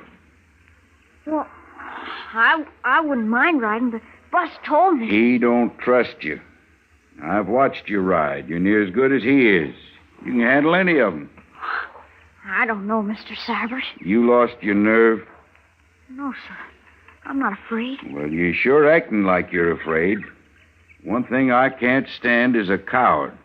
I ain't no coward. Then let's get a saddle on one of them horses.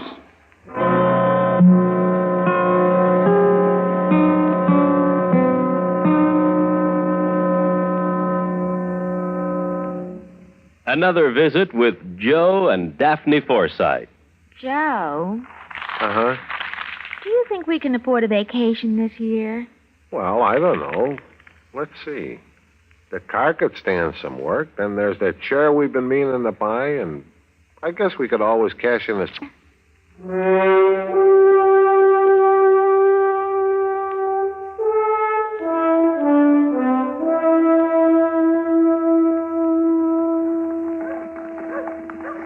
Kitty, if things stay this quiet, maybe you'd like to have supper with me tonight, huh? Oh, well, thank you, Matt. I was afraid I'd have to sit and watch Sam Noonan polish the bar all night. Hey, Matt, look. What? Isn't that Bus Cheney? Sure is. Hey, Bus. Oh, hi. Hello, Marshal Dillon, Miss Kitty. Well, we didn't think we'd ever see you again. Where have you been? We've been working. You're all crippled up. We're breaking horses for Mr. Seibert. Seibert? You know him, Marshal? Yeah. Say, did he come to the livery stable that night and hire you boys? Yes, sir. I should have figured that. Now, what kind of a bad deal did he give you? Oh, he gave us a real good deal, Marshal Dillon. We break 10 head for him, and he's going to give me and my brother each a horse. We can take our pick. How near finished are you? Only got 3 more to go. And how long has your leg been like that? 5 days. You have Doc take a look at that, young man. Well, I got to send a telegram for Mr. Seibert and pick up some things at the store. Then maybe I will. Boss, I'm not going to stop you from going back to your job, but Orrin Seibert's no good. He'll try to weasel out of your deal some way. Mr. Dillon, we better get... Oh, my. Hello, Chester. What is it, Chester? We got to find Doc right away. A fellow just rode in and told me. Told you what? Well, he was passing Seibert's place, and there's somebody hurt real bad out there. Who? Oh, Bus. It's your brother.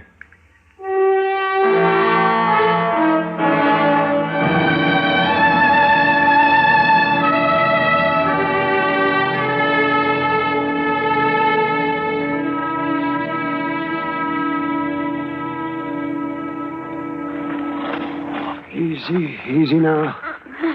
Real easy. How bad is he, Doc? Now, get out of the way, Seibert. Get up. Now, Bus, you pack those robes in around him. Good and tight, will you? Sure, Doc. That crazy kid. He said he was anxious to ride, but I never figured he'd take on that big stallion. Crazy fool You've kid. done enough talking, Seibert. Now shut up. Matt, we're ready. Yeah. Your spine, Matt. You understand? Yeah, Doc, I'll drive slow.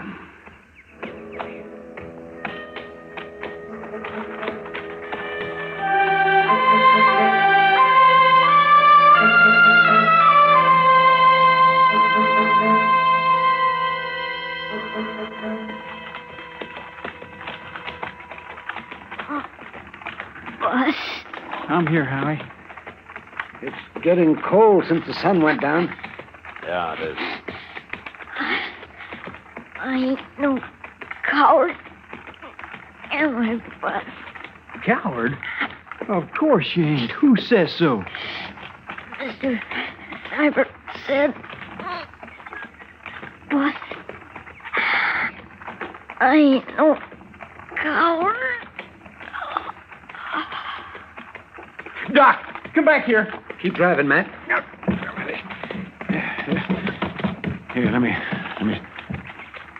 Oh, dear. Matt, no need to hold him in now. Give them their head.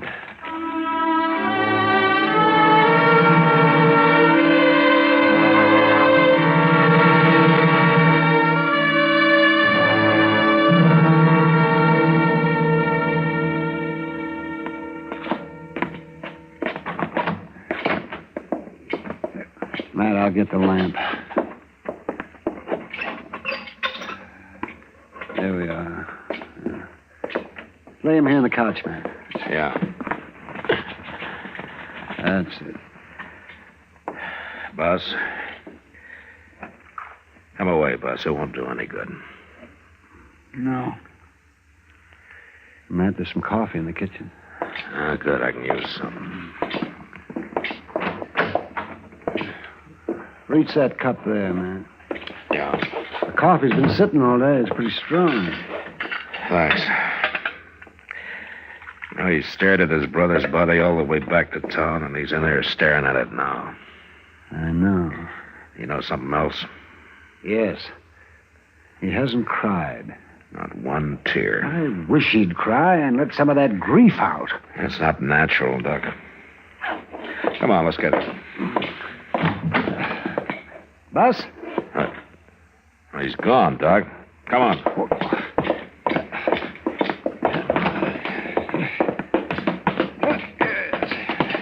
That boy's in no condition to be by himself. Well, he couldn't have gotten very far, Doc. I don't see him. No, it didn't. What was that? Sounded like it came from back of the livery stable.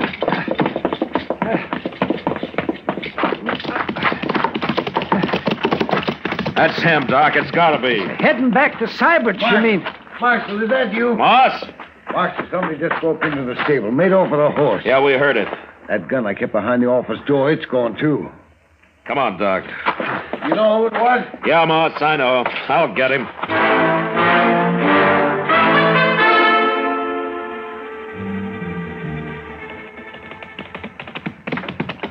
There's no light showing in the house. That could be a good sign, Doc. Come on. See him? No.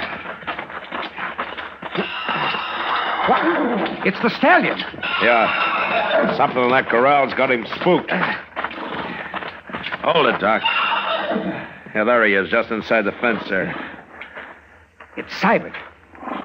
He looks dead, but I'll see what I can do. All right. Kid's probably holed up in the barn. I'm going to see if I can find him. But you watch that stallion now. I will.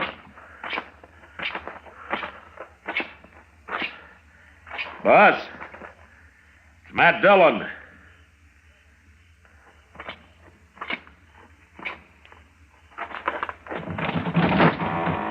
Stay out of this barn, Marshal. You young fool. He killed my brother. You should have left him to me. You never could have proved it on him. Now, don't come no closer. You did what you had to. I'm going to do what I have to. I'm going to take you, Bus. No. Now put the gun down. Stay back. Put it down. Don't make me kill you. I said put it down.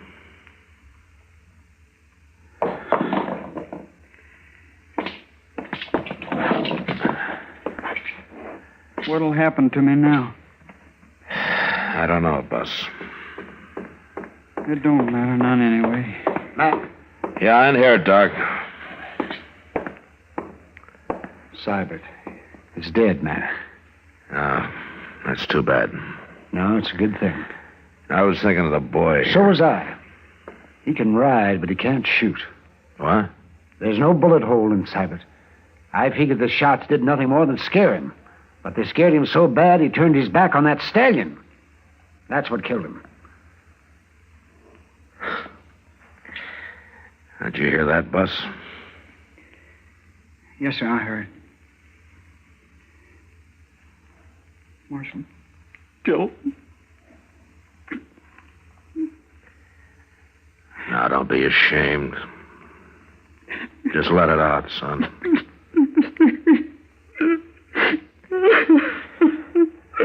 Come on, Doc. Come on.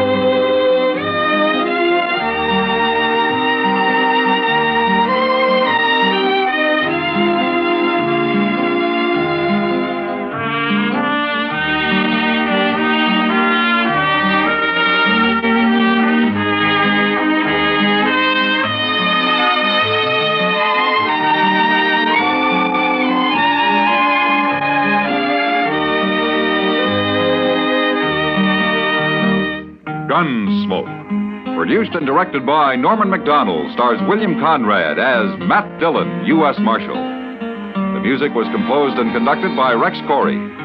Sound patterns were composed by Ray Kemper and Bill James. Featured in the cast were Parley Bear as Chester, Howard McNear as Doc, and Georgia Ellis as Kitty. George Walsh speaking. Join us again next week for another story of the western frontier of America in the 1870s on Gunsmoke.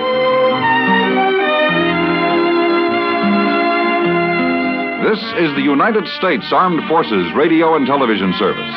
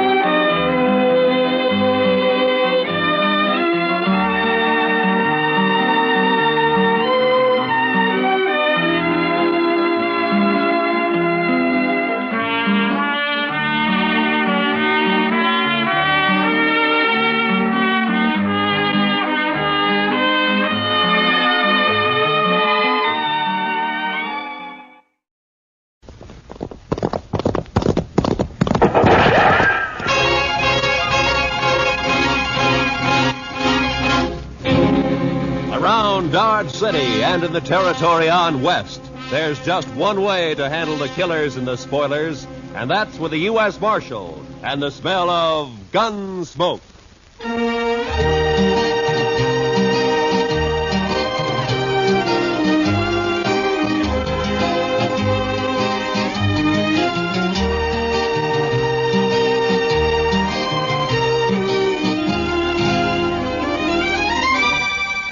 Gunsmoke, starring William Conrad. The story of the violence that moved west with young America. The story of a man who moved with it.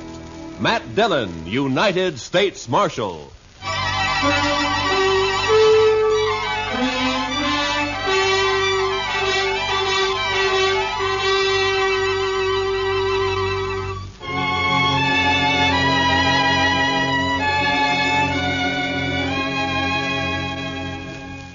It was the dust.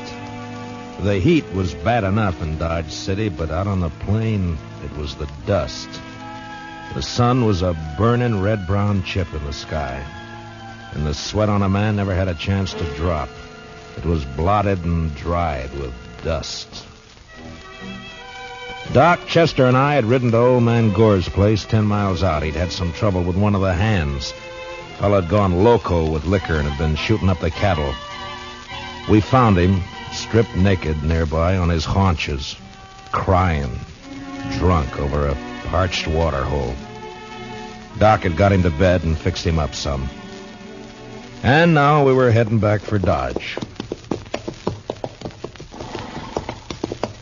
Darn horse. Seems he's just bound to stomp all the dust in Kansas in my eyes.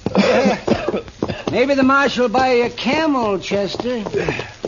This keeps up, we'll all buy camels. I remember the time back in Waco when I was just Doc, a small... Chester, boy. You see something ahead on the side of the trail there? Yeah, maybe. It looks like some poor calf strayed off and dropped. I don't think so. It looks like a man. Come on.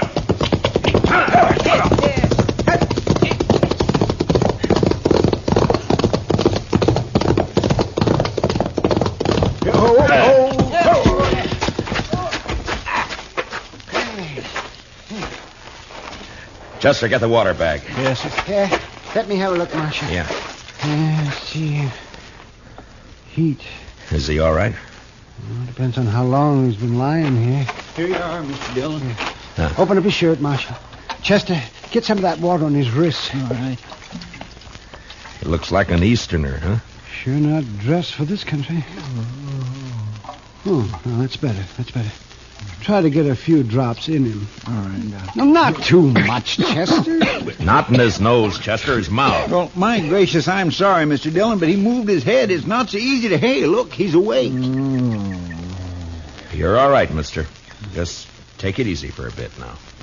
Oh, that this too solid flesh would melt, thaw, and resolve itself into a dew. What did he say? Oh, it's out of his head, Chester.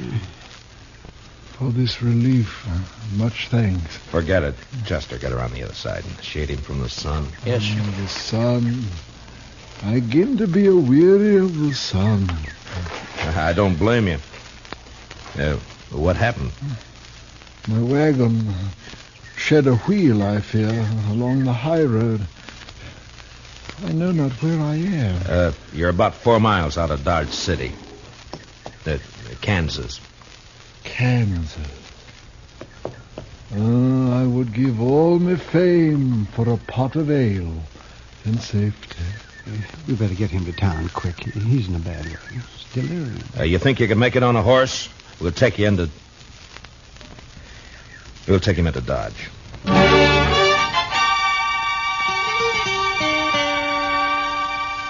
And he passed out again. We tied him across Doc's horse. Doc and I doubled up, and Chester rode behind. The stranger was a tall, skinny man with a face like a friendly mule. Big hands and thin wrists stretched out from his sleeves. He had no papers on him, nothing. And until he woke up, we wouldn't even know his name. Doc settled him down in the back of his place, and he was still asleep when Chester and I rode out to where we figured he'd left his wagon. Wasn't hard to see when we found it. What color wagon would you call that, Mr. Dillon? Puce, Chester. Puce. I guess so. Seems to be some writing on the side there. Yeah. Oh, Irving Henry, thespian supreme, disciple of the immortal bard. I should have known he was a religious man. He's an actor, Chester, the immortal bard. Shakespeare, William Shakespeare, wrote plays, poems. Hi. But You think he let the horses go, Mr. Dillon? I was wondering that. Seems to me he'd have ridden for help instead of trying to walk. Horses couldn't have got out of the harness themselves. Let's take a look at the wheel. Wish we could wait till the sun goes down. It's going to be awful hot work, Mr. Dillon.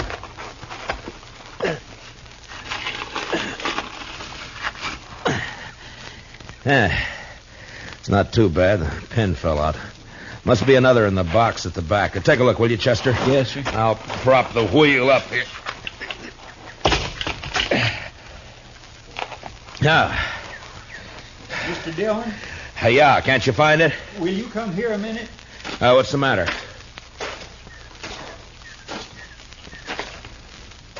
Take a look in there. It took a second or two to get used to the darkness inside the wagon. And then I saw the hand sticking out from behind the trunk. You didn't have to be the doc to know that it was a dead hand. The body was of a man about 40. He was dirty. And in a greasy, torn waistcoat, I found a pocketbook with his name. Sam Matchett. And that was all. Below his left shoulder and his back was a patch of dried blood. And in the middle, a bullet hole. We got the wagon wheel on, hitched up our horses, and drove into Dodge.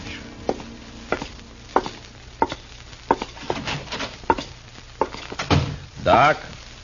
Oh, that's you, Marshal. Yeah. Yeah, be right out. All right. Get that fella's wagon fixed up? Yeah, I brought it in. Is he awake?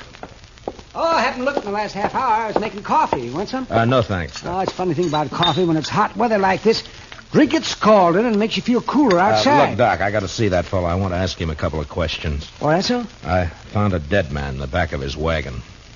You don't say. You better take a look. Chester's bringing him in the side. Oh, sure. You want to go on back? Yeah, thanks, Doc.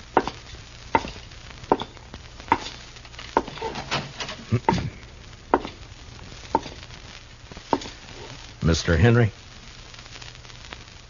Mr. Henry, wake up. Yeah, what? Oh. Your name, Irving Henry? Oh, Irving Henry. What is this place? Now, you got to listen to me for a minute. We found your wagon. Ah? Did you let the horses go before you sat on your own? Of course. I could not let them remain to die. Well, how come you didn't take one to ride? I have a loathing of horses. I cannot bear one under my body. There is a carafe of water beside the bed. Would you be good enough, Mr. Dillon, Matt Dillon. I'm the marshal here in Dodge City. Here you are. Oh, my thanks. Now, what were you doing with a dead man in your wagon, Mr. Henry? A dead man? A dead man shot in the back, lying in your wagon. This is very midsummer madness. I won't argue about that, but I'll thank you to answer my question. But it is impossible. It isn't true. I say it is. You lie in your throat if you say that I'm any other than an honest man. Look, mister, I didn't say you weren't honest. You're an actor. And you got a fine way of saying things, but murder's murder. I don't care how you say it. Now, I'm asking questions, and I want straight answers. Your pardon, sir. But what you tell me, in truth, if it were played upon a stage, I would condemn it as an improbable fiction. I swear to you, I know nothing of a body. Did you come through Hayes City? Yes. Do you know a man there called Sam Matchett? No. You had no trouble in Hayes City? No. What are you doing in these parts, Mr. Henry? I am touring the provinces. An actor eating the bitter bread of banishment. And my talents are not taken for their worth in the East. And therefore, I bring the immortal bard to the hinterlands. And now, sir, that the interview is ended, pray give me leave to depart. I'm sorry, I can't do that. You'll have to stay until we get this thing cleared up. Mr. Dillon, Doc would like to see you. All right, Chester. Stay here with Mr. Henry, will you? Well, sure, Mr. Dillon, sure. How you feeling by now, Mr. Henry? Would you like some more water? These evil manners live in brass. Doc? Right here, Marshal. Yeah. Fill me cup, father's boy. What was that? What'd you find? Well, there's one thing. This man didn't die right away. I mean, not right when he was shot. Is that so? No. More likely bled to death. Inside. Uh-huh. You think he might have been able to climb up in the wagon after he was shot? He might. There's another thing. Yeah? You see the way he's dressed? Now, you take a look at that. What the... Help! Come on, Doc. Chester. What's the matter with him? Chester. He took my gun when I was pouring him some water, Mr. Dillon. He must have gone through the window, Marshal. I tried to get it back. It went off. Take care of Chester, Doc. I'm going after him.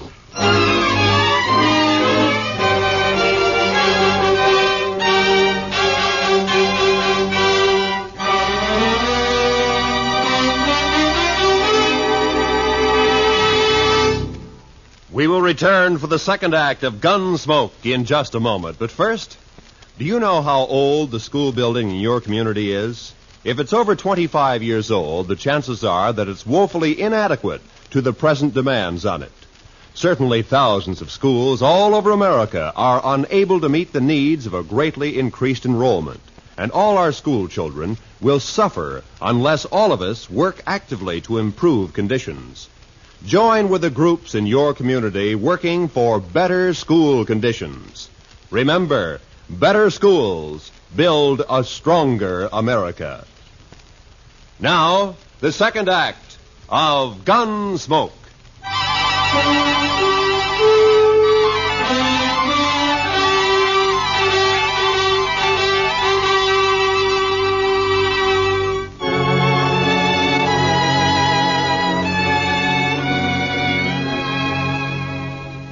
When I went out of there, I didn't know how badly Chester was hurt. There was a lot of blood on his head and over his face. It was nearly dark outside, and the street was empty. It was supper time. I could see the women through the windows getting food ready. The kids were inside, too. Sure looked peaceful. But with Henry out with a gun, Well, that wasn't a good thing to have running around loose in Dodge.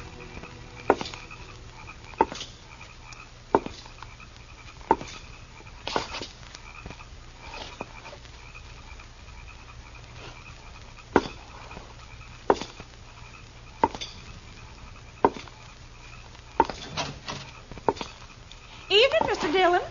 Did you see a man run down the street, Miss Fletcher? Well, no. Well, you better get inside and lock your door. Don't come out again. There's a killer loose.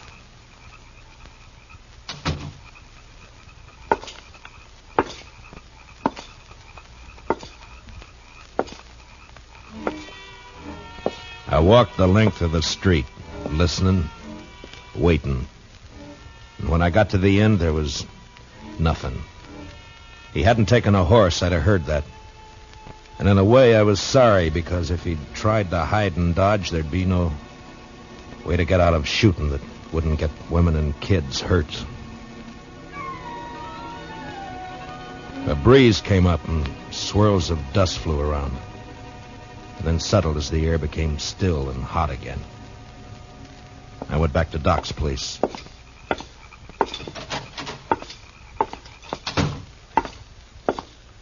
Oh, did you find him, Marshal? No.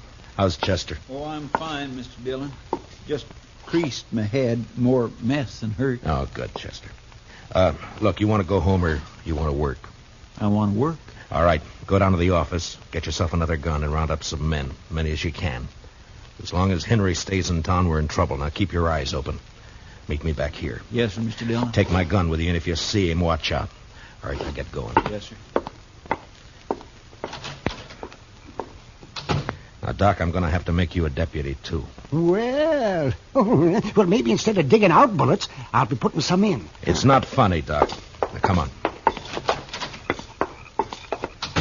All right, we'll start here. I'll take this side, you take the other. Get the men to go through their houses and tell them to look for their horses.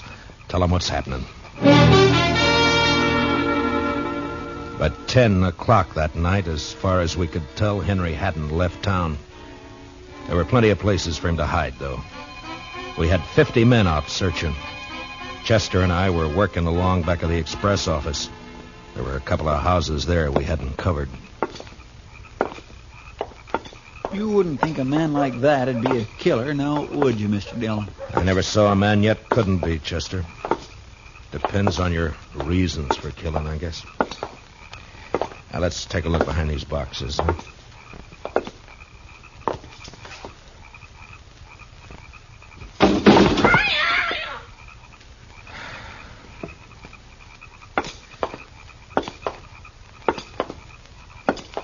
You think he could have got this far? Yeah, he might. A lot of back streets to sneak around in the dark. That's Miss Cullen's place there, isn't it? Yes, sir. Looks like she's still awake. Light burning back there. Yeah.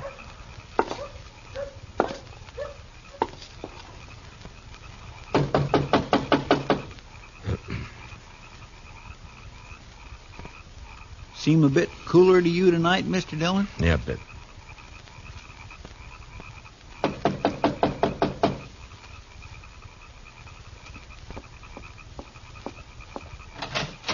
Oh, evening, Miss Cullen. I'm sorry to get you up, but we're looking for a man, a stranger around. He's tall, thin. You seen anyone about tonight? No. No, I haven't. Oh? How's the kids? Oh, they're fine. Thank you, Mr. Dillon. Fine. Uh-huh. Well, you keep the place locked tight, Miss Cullen. Don't let anybody in tonight unless you know who it is. All right. Good night, Mr. Dillon. Good night, ma'am. Well, now that's strange. She didn't even say hello to me, and I know her better than you do, Mr. Dillon. Chester, round up the others. Get them over here. I don't know why she... He's in there with her. I think he's got the kids in the sleeping room. Oh. Sent her out to get rid of us. Now, I'm going to try and get in. Don't do anything when you come back. Just put the men around the house. Yes, sir.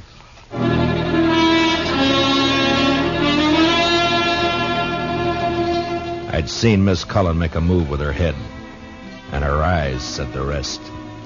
When I told her to lock up, I shook my head, and I hoped she understood.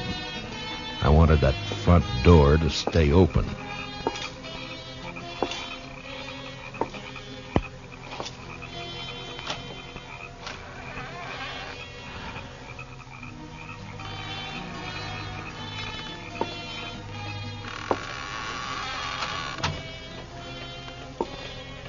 keep my promise as soon as I can. He was in there, all right. I could hear him. Believe me, mine honor is I wanted him alive. both growing. But I wasn't going to risk hurt to Miss Cullen or the kids getting him. Please. I did what you asked. Don't hurt the children, please. They will never know this night. And in the morning, when they're awake. What's that?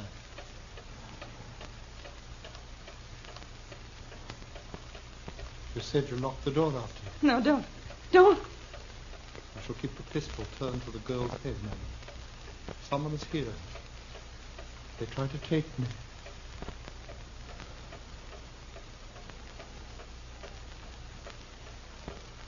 Who is it? Who?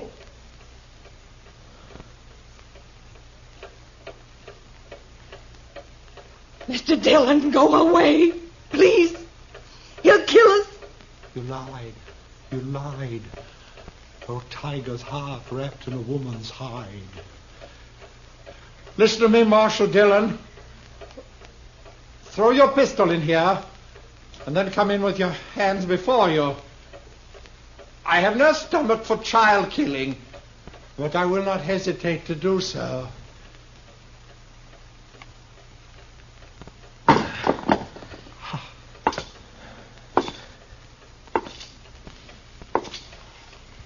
Now give me the gun, Henry. No. You won't be able to get out of this. I must. There is living to be done. You know that fancy talk isn't going to help either. Now, why don't you climb down? What happened to Matchett? Nothing happened to Match. Why'd you kill him? I didn't. In 5 minutes or less, there'll be 50 men or more around here. Now, what are you going to do? I don't know. If you didn't kill Matchett, you'll get a chance. I'll see to that. There's no use going on this way. Give me the gun. I cannot. It is my prop of salvation. No gun is salvation to anybody. Put it down. You must tell the men to go away, Marshal Dillon. I'll have to take one of these children with me for my protection. No! Shed a tear for me, madam. I have the greater need. You do a lot of talking, mister. I'd like to see you turn the gun away from that kid's head. That'd take more than talk, wouldn't it, though? I have no skill with such a weapon. Why should I match with you? I want to live. You're going about it the wrong way. The smallest worm will turn, being trod upon. Meaning? You gave me no choice when you brought me here. Would have been better to have left me lying in the dust. You don't understand. You don't know. Well, why don't you tell me? What good would it do? It depends.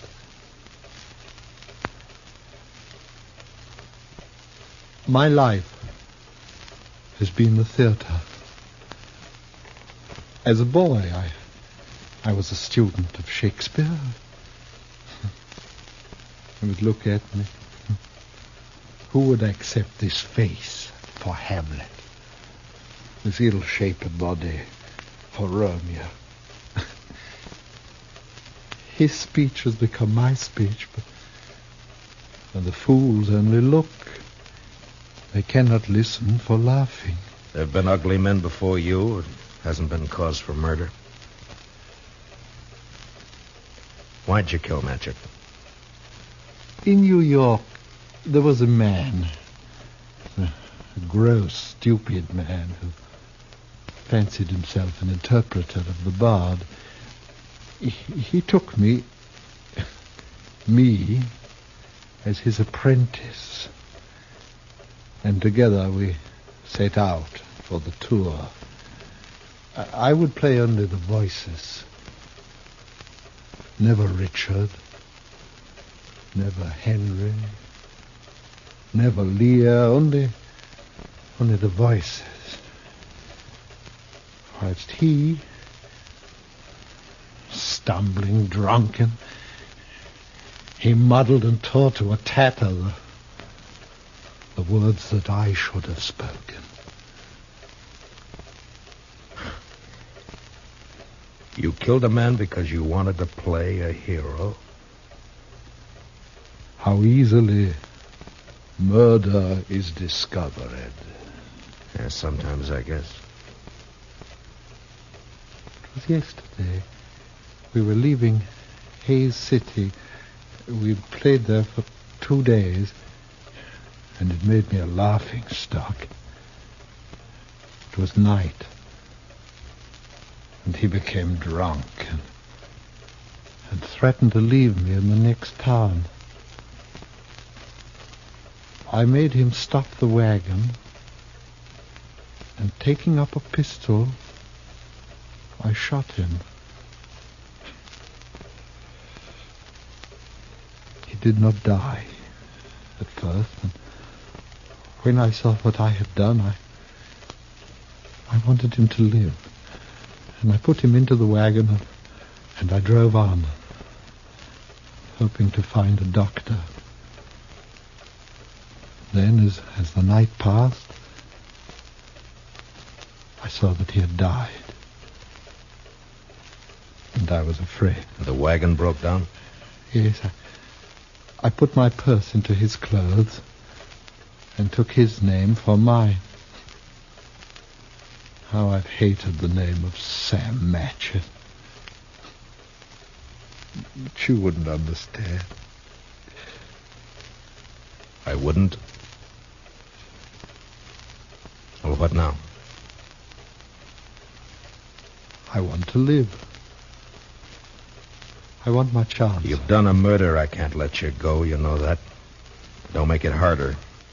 I lost my husband 2 years ago. I know what it is to be alone. You've been alone, haven't you? I'm sorry. But you killed someone. We may pity, though not pardon, dear. I'm going now, Marshal. If you walk out of there with your gun, you're a dead man. Death's a great disguiser. I must have my chance. Don't do it, Matchett. There'll be killing. Madam, forgive me. I would not have harmed your children. Matchett, put down your gun. Let me go my way. Please. There are a lot of men waiting for you out there, Matchett. You know what'll happen if you open the door.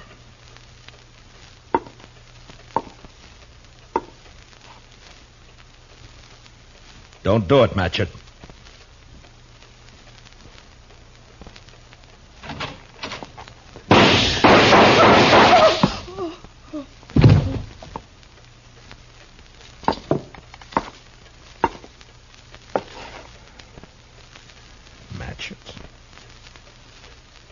Sleep, perchance to dream. Aye, there's the rub. For in that sleep of death, what dreams may come.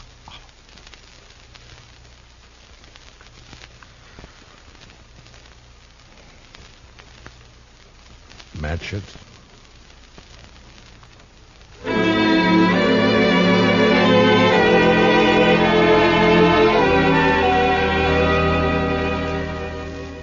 He knew he was going to die. The minute he opened that door, he knew it. And maybe he wanted to, because he fired first, a single shot. We buried him in back of the church, and I found some words in a book to put on his grave. He that dies pays all debts.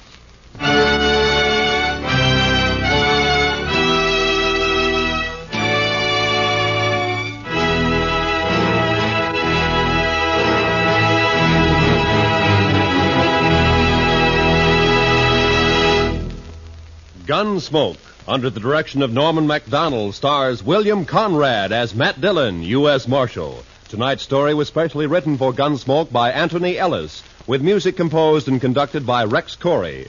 Hans Conried was featured as Henry, with Mary Lansing as Mrs. Cullen. Parley Bear as Chester, and Howard McNear as Doc.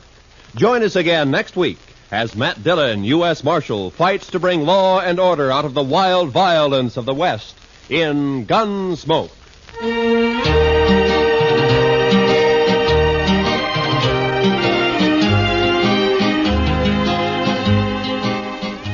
Roy Rowan speaking. Remember, Gangbusters going to action Saturday nights on the CBS Radio Network.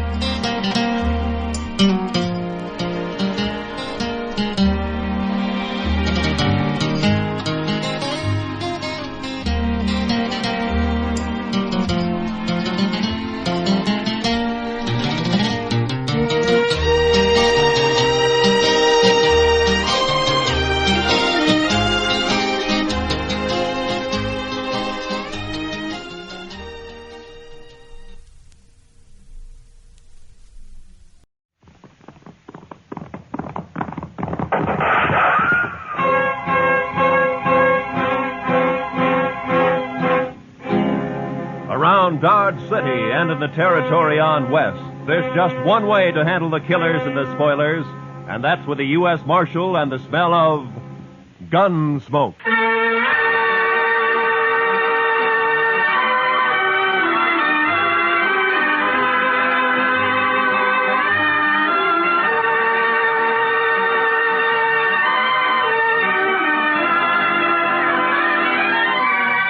Gunsmoke, starring William Conrad. The story of the violence that moved west with young America. The story of a man who moved with it. Matt Dillon, United States Marshal.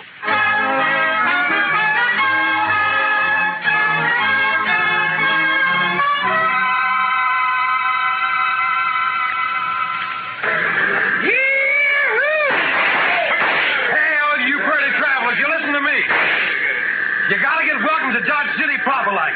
Hey, you there, mister. I said you. You addressing me, sir? I reckon I am. You a preacher? Not exactly. You dress like a preacher. If you'll excuse me. Back up, fancy pants. You ain't no preacher. I figure on making you dance some for the folks. You think you can hoorah me? Dude, I said dance. Dance or the next shot will take off one of your toes. I don't think I'd like that. Doc, no. All right, Thorne, put up the gun. Marshal, you got a wild and woolly town here. Marshal, you move aside. I'm going to make this grinning dude kick up his heels for us. I'd say that might be quite a trick, Thorne. Unless he's changed a lot since I last met him. Have you, Doc? Not for the good, Matt. I was afraid. You pasty-faced tenderfoot. I said for Shut you... up, Thorne. He's drunk, Doc. He's dead. You just don't know it yet. I'll take it good if you'd meet me later at my office. All right, Matt. To you. Well, that's sure a lot of talk. Now I'm going to shoot that dude's boot heels. Fire one shot and I'll pistol whip you, Thorne. What's that? You're kind of forgetting who's holding a gun, ain't you? Oh! I wasn't forgetting. Oh, my wrist. You broke my wrist. I doubt it. Now let's go to jail. Oh, you can't put me in jail. I'm Thorne Finley. Move. Oh, you wait till I tell Big Jack about this, and I will, too. Do that. He might be grateful to me for saving your neck. You pulled some fool stunts, Thorne, but you've never been closer to dying than just a minute ago. You mean from that fancy pants? Oh, I could handle 6 like him. That makes you a lot of man. I can name a dozen pretty good gun hands who can't handle one of it. What? That's Doc Holliday.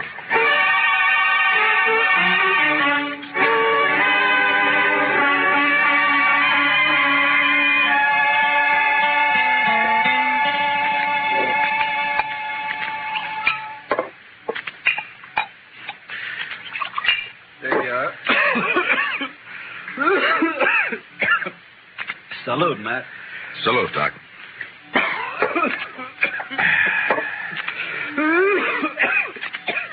That's Sounds worse, Doc. Yeah, I got orders to go to Arizona. Air's dry there, better for my lungs. Going? Thought I might. Wyatt invited me to visit him. He and Virgil and Morgan are the law down there. Some little mining town called Tombstone. Well, it sounds peaceful anyway. If it isn't, it will be by the time Wyatt Earp gets through. He is the peacemakingest man I ever met outside of you.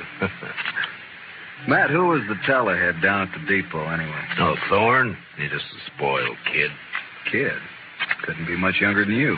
Sure, but Thorne never grew up. His father has coddled him and protected him and gotten him out of scrapes ever since he was a pup. He's never had to be a man. Not with Big Jack wet nursing him. Big Jack? Big Jack Finley? Oh, you know him? I've heard of him. Well, that figures. He owns about half of Kansas. Star in a box runs more cows than he can count. Swings a lot of weight in Dodge? Yeah, too much. Mr. Dillon? Mr. Dillon, somebody said that Doc Holliday had come into town today and he... Oh, excuse me. It's all right, Chester. Why don't you shake hands with him? Don't mind if I shake with my left hand. It's kind of habit. Yeah, I know. Mr. Dillon has the same habit. He would. How about dinner tonight, Matt? Sure. How long will you be in Dodge? Not long. Just till I finish a chore. Oh? That chore have anything to do with Big Jack Finley? Might say so. Gonna kill him.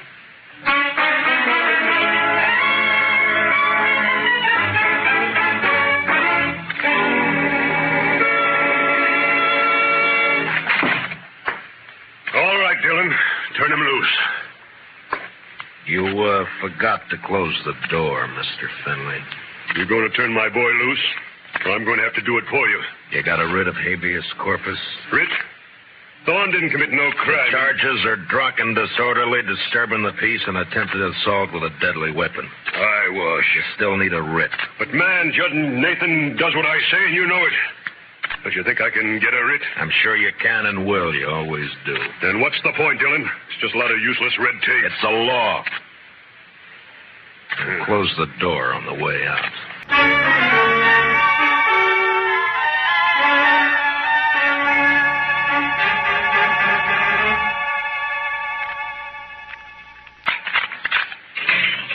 All right, Thorne. Didn't I tell you Big Jack would get me out? When are you going to learn you can't Save the speech. The law can't touch a Finley. You ought to get smart, Marshal. Like you? Sure, like me. Hi, Big Jack. You okay, son? Fine. Anything else, Mr. Finley? Why, yes. My boy here is a little boisterous sometimes, I know. High-spirited, you understand? Uh-huh. So? So, I want to put a stop to all this nonsense of yours, arresting him every time he kicks up his heels a bit. Now, go on. Well, I'm offering you a job. Let's say, protecting my interests. $200 a month. And no work, naturally. I see we understand each other perfectly. No work, of course. All I have to do is just shut my eyes whenever Junior here breaks the law, huh? I said we understand each other. There's no need to elaborate on it, Dillon. There's a big need. Only how do I explain to a person like you that some men don't wear a price tag? Huh? How do I explain how I feel about a so-called respectable citizen making the law his private doormat? Hey, you're nothing but the stupid gunman I've always thought you were. I understand you took the part of Doc Holliday against my son. I kept Thorne from committing suicide, yeah. You sided with a notorious killer against an important citizen of this community. Now I'm telling you, Dillon, Holliday, I don't want him in Dodge tomorrow. Doc may be a gunfighter, but he's clear with the law, Finley, and a better man than your son will ever be. What? Why, That hurts, doesn't it? I'm serving notice, Marshal. You run that killer out of Dodge City, or I'll do it myself.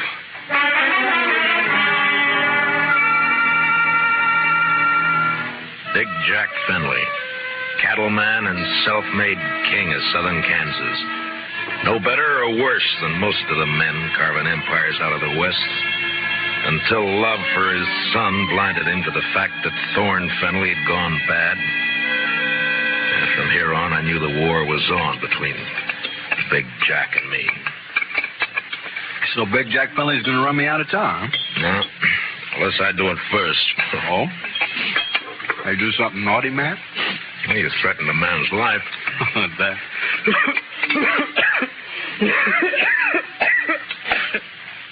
And just between friends, Matt. Anything else, Doc? Not murder. Murder? I give him an even break. With you, that's still murder. Don't you think you better tell me about it? Mm-hmm. What if I don't tell you? Now, then my job's to warn Fenley and try to protect him.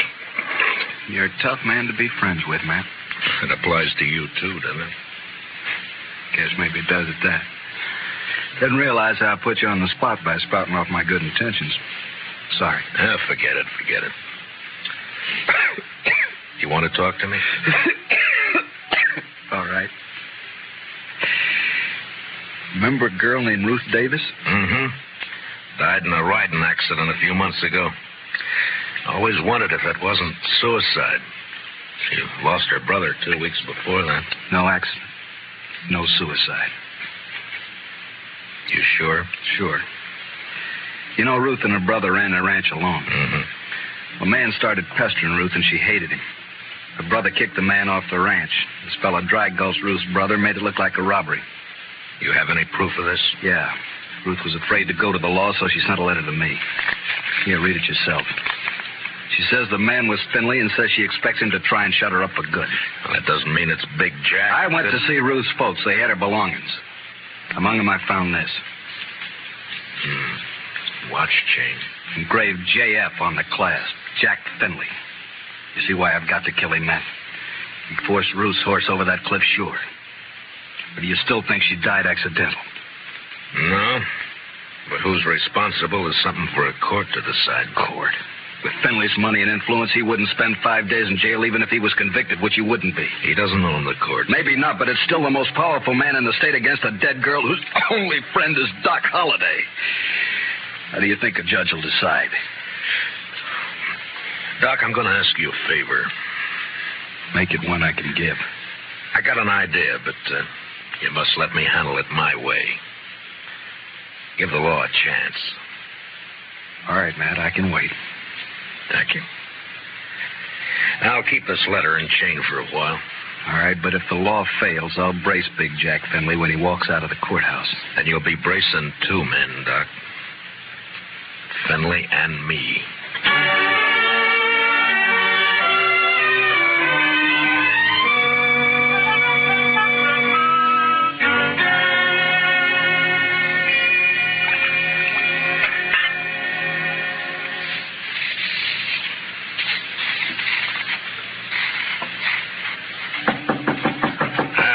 Come in.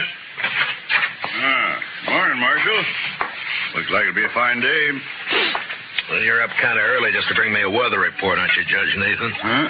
Oh, well, I want to see you. Go right ahead. You mind if I finish shaving? No, please do.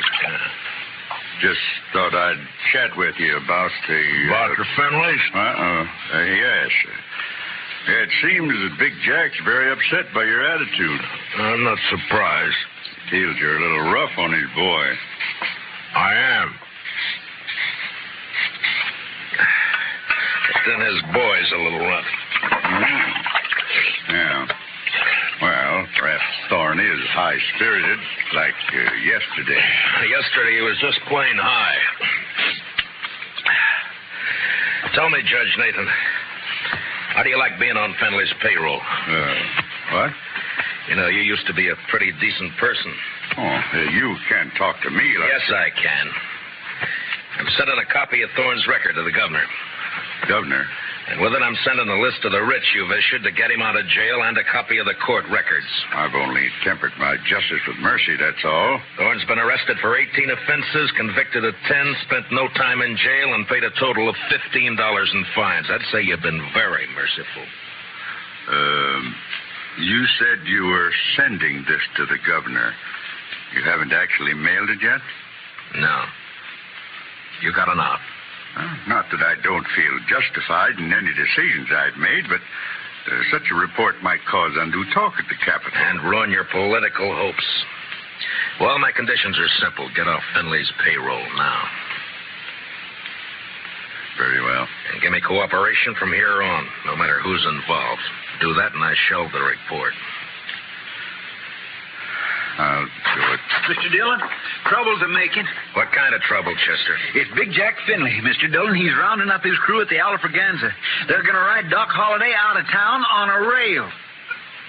Did you cut yourself shaving?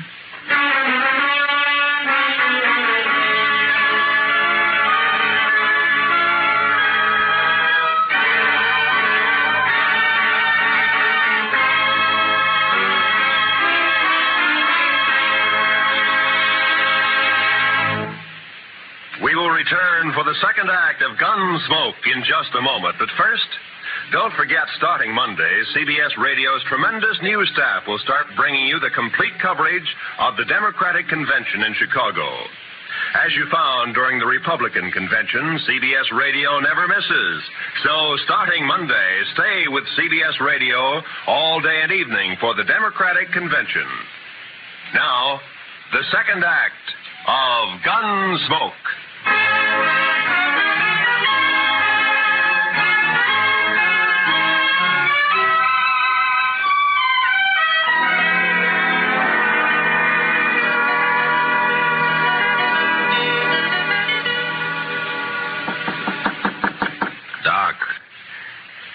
Doc.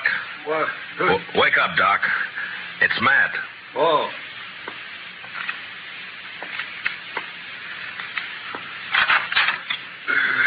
What's up? Trouble. Lots of trouble. Big Jack Finley's organizing a little citizens committee of his own hand-picked men coming to escort you out of town.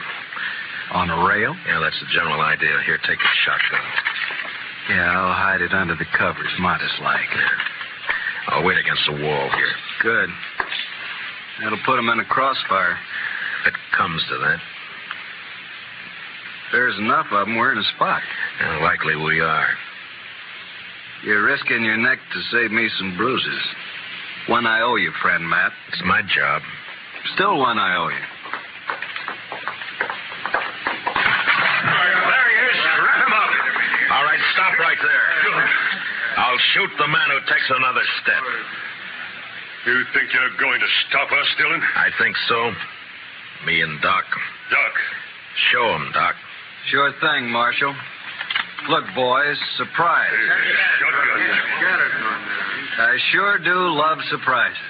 Dillon, I've got a dozen men with me. Well, sure, about 6 of them will die, Finley, if you don't crawl out of here fast. And guess who'll die first, Big Jack? You there, Moncrief. I always figured you for some brains. Get your boss out of here, quick. Sure talking sense, Big Jack. Shut up, Moncrief. You showing yellow. Oh, but, man, there's nothing here for us to die over. Listen to him, Finley. That greener Doc is holding has 18 buckshot in each barrel. He'll get slaughtered if he triggers that thing. And I'm getting edgy, Finley. And me, if I get a coughing spell, I'm liable to shoot without meaning to. All right. This is twice you have made a Finley back down. You'll never get a third chance. Let's get out of here.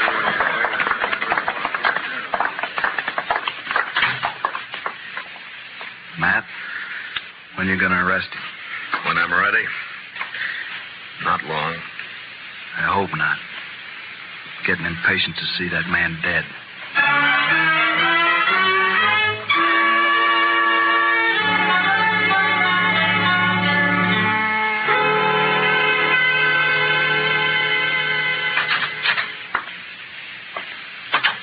I got your message, Marshal. I hope it's important. It is, Moncrief. How long you been foreman for Big Jack? 15, 16 years. You know him pretty well. Would he be the kind to kill a girl? No, of course not. Guess he'd kill a man if he got mad enough, but he wouldn't kill no girl, Marshal. Well, I have proof that he did. A girl and her brother, but it doesn't set right. I'm hoping you can help. What's your proof, Marshal? The letter that names Finley as the man. Ruth Davis wrote it before she died. Ruth Davis. And this watch chain was found with her belongings. It's engraved on the back. I know. I was with Big Jack when he bought this chain in Chicago. It was right after his wife died. Big Jack wear it all the time? You rode the right hunch, Marshal. What? Thorne is your man, just like you figured. He had a yen for the Davis girl, but he kept it quiet. Because he didn't want it known she throwed him over. But the watch chain... Big Jack gave that to Thorne on his 25th birthday. Whole ranch can testify to that. Good. All right, thank you, Moncrief. You, gonna try and arrest Thorne? Why? If Big Jack believes Thorne killed that girl, it'll break his heart. Broke her neck. If he don't believe it, then he'll protect Thorne. And, Marshal, there's not enough lawmen in the state of Kansas to make Big Jack give up his son.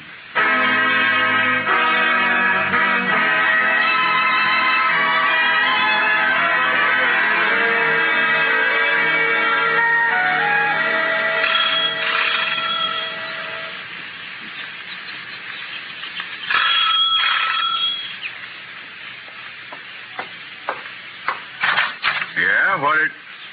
Oh, it's you, Marshal. And, John Holliday. Doc, this is Judge Nathan. Holiday? Oh, yes, I've heard of you. I've heard of you, too, Judge. Wonder which has heard the worst. What's that? Why, Judge, I'm here on business. Oh, of course. Come in, won't you? In my study here, so we won't be disturbed. Now, what is it, Marshal? I want you to swear out a warrant for Thorne Finley's arrest. Charge, murder.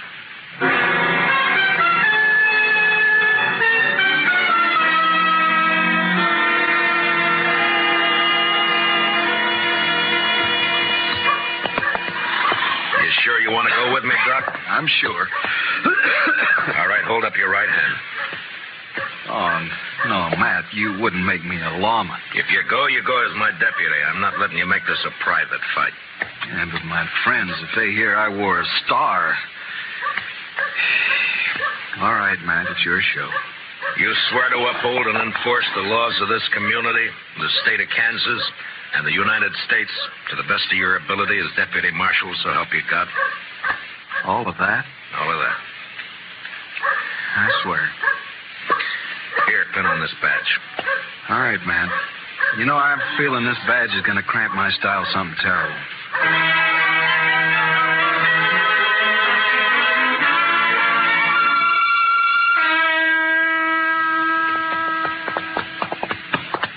Better breathe our horses going up through this pass. We still got a good ride ahead. How far? Oh, about 10 miles. What do you think, Matt? Will they fight? Well...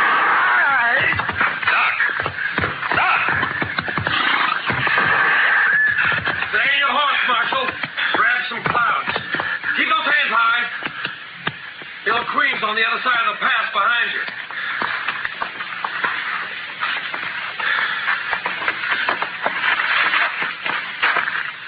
That's being smart, Dillon. Queen will drop you if you touch her gun butt. You're handy at this bushwhacking, aren't you, Thorne? If Doc He's all right. My slug seems to have bounced off his thick skull. Good. Yeah, let's pull your teeth. Better you do it. With your left hand, reach down and across slow. Pull your gun out with your fingertips and toss it away. Nervous? Just cautious. Or maybe this queen doesn't exist, huh, Thorne? Queen! Queen's one of Dad's men, but I pay him extra to work for me. Any more questions? I guess not. There's my gun. The rifle next.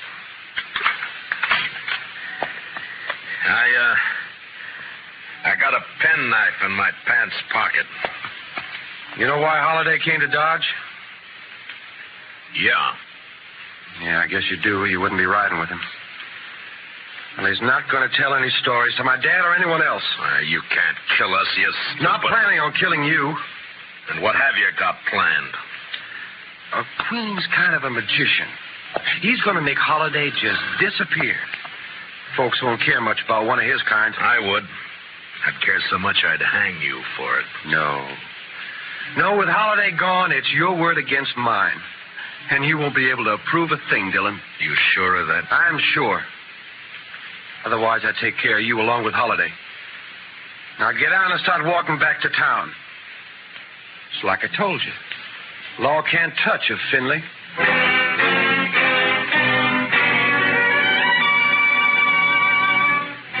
It was no time for heroics, so I walked.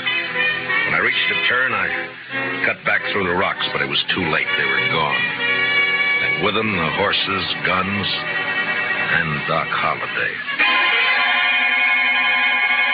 2 miles up the road, I found my horse turned loose. And with a mind full of cold hate, I raced on to the Star in a box. On the front porch of the ranch house was one of Big Jack's men.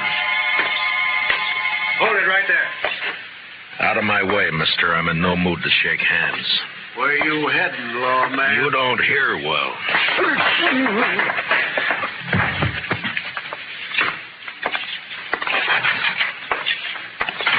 Dillon.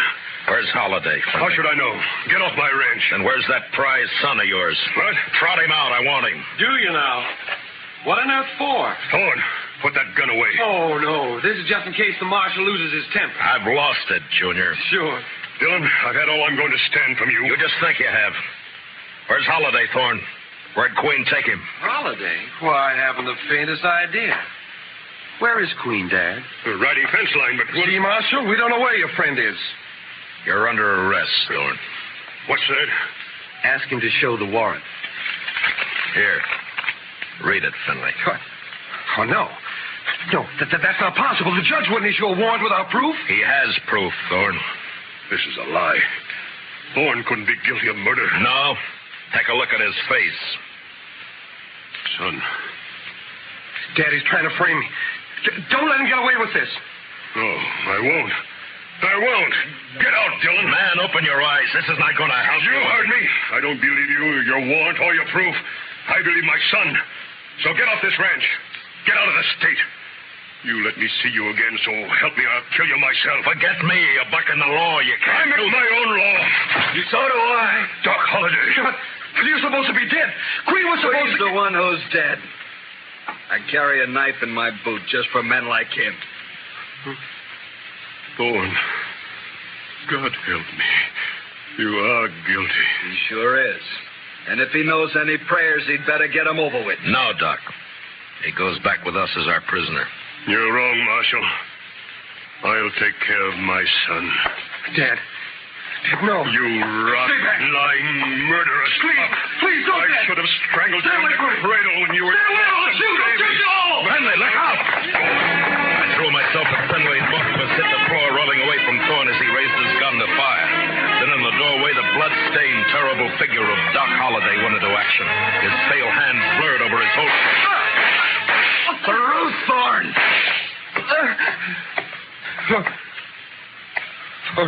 Ruth?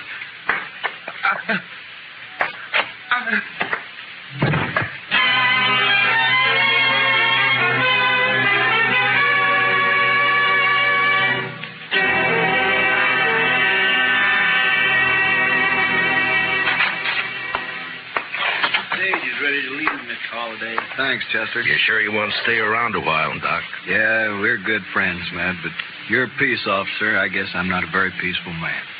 You could be, Doc. No, I'm not going to change, and you shouldn't. Law needs men like you. No, if I stayed, there's too good a chance I might cross you. Yeah? Then I'd have to meet you over gun barrels, and it's one thing I'm afraid of. So long, Matt.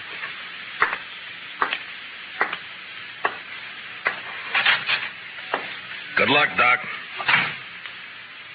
My. I never would have thought Doc Holliday was scared of meeting anyone in a gunfight.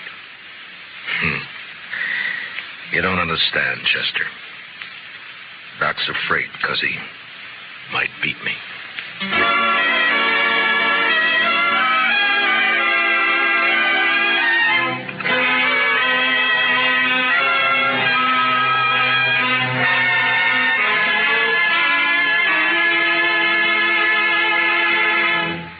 Gunsmoke, under the direction of Norman Macdonald, stars William Conrad as Matt Dillon, U.S. Marshal.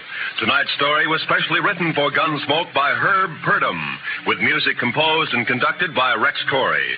Featured in our cast were Harry Bartell as Doc Holliday, with Lee Millar, Nestor Paiva, Ralph Moody, and Tom Tully. Parley Bear is Chester. Join us again next week as Matt Dillon, U.S. Marshal, fights to bring law and order out of the wild violence of the West in Gunsmoke.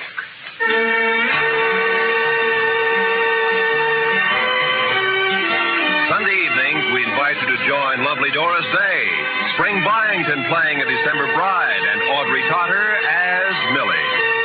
They're here on most of these same CBS radio stations. This is Roy Rowan speaking. This is the CBS Radio Network.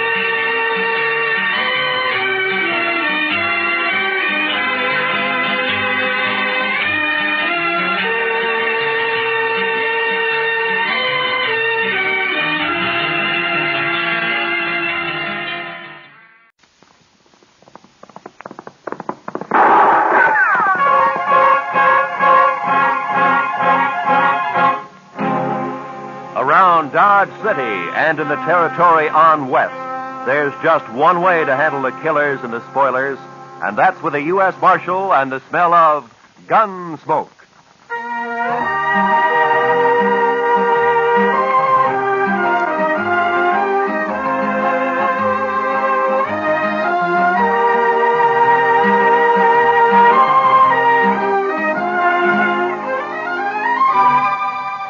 Gunsmoke, starring William Conrad.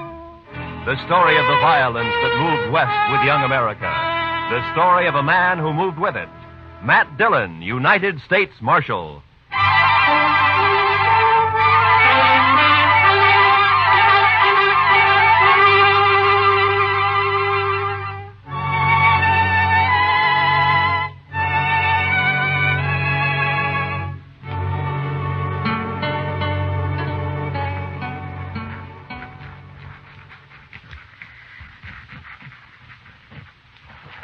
Mr. Dillon, I've been thinking. Yeah? We ought to renovate this place. What? Renovate it? Oh, blast it, Chester. What's the matter? Oh, nothing. I was trying to write and listen to you at the same time. That's all. It can't be done. Well, Marshal? Yeah, what's the matter, Lee? I'm drunk. The way he was walking, I thought he'd been shot. No, I'm not shot. I never saw you drunk before, Lee. Well, would you like a little coffee or something? Ah. There's my gun. Now lock me up. What? Lock me up, I said. What, you mean you want to sleep in jail here? I do. You keep my gun. Are there any blankets out there, Chester? Well, there's one, Mr. Dillon. No, that's enough. Okay, Lee. Just follow Chester, then. I will. Marshal, I come here to prevent a killing. Oh? I'm drunk enough to want to kill him, and I'm sober enough to know I'm too drunk to kill him. You understand? To kill who, Lee? Jim Salter. That's who. My foreman. Is he in town, too? He is. At the Texas Trail. And let him stay there. Keep him out of here. I'm going to bed. Yeah, right in there, Mr. Dargan.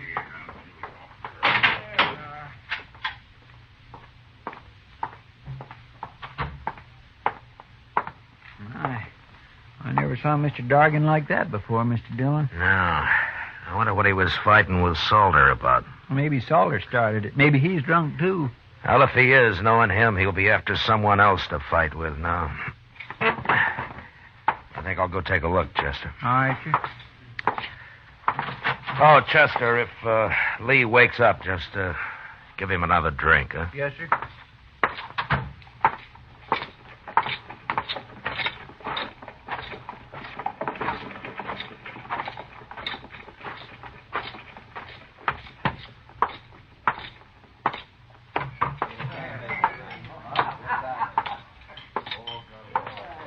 Well, how come you're alone, Kitty?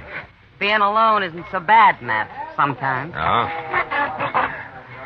Buy you a drink? No, thanks. I don't see Jim Salter anywhere. I wouldn't complain about that. Well, then he was here, huh? Sitting right where you are. And he'll be back any minute. How drunk is he, Kitty? Oh, he isn't very drunk. It might be an improvement. It'd break his heart to hear you talk like that. If he has one. Here he comes now. Let's ask him. You look sober enough.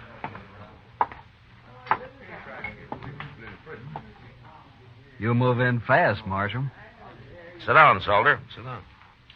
Seeing as how it's my table, I will. I ran into Lee Dorgan. He was pretty mad about something. That so? Yeah. But it's all right as long as you're not looking for trouble. Me, Marshal? I never look for trouble. Neither does Lee. Now, you know those Southerners, Marshal. They're always getting insulted about something. You've been foreman on Lee's ranch for over a year now, Salter. This the first time he's wanted to kill you? Is that what he said? That's what I heard him say. Oh, yeah. Well, Marshal, Lee's had a little bad luck with his cattle, that's all. When he's had a drink or two, he needs someone to blame it on. You know how it is with these greenhorns. No. How is it? If it weren't for me, he wouldn't have as many cows as he's got. Now he's lost a few strays, he's all upset. Well, as long as it doesn't end in gunplay. Oh, me and Lee get along fine when he's sober. Yeah. You have to leave, Matt? I'm afraid so, Kitty. Then I'm going to bed. Hey, wait a minute. You can't do that. Who says I can't, mister? Good night, Matt. Good night, Kitty. Well, I'll be.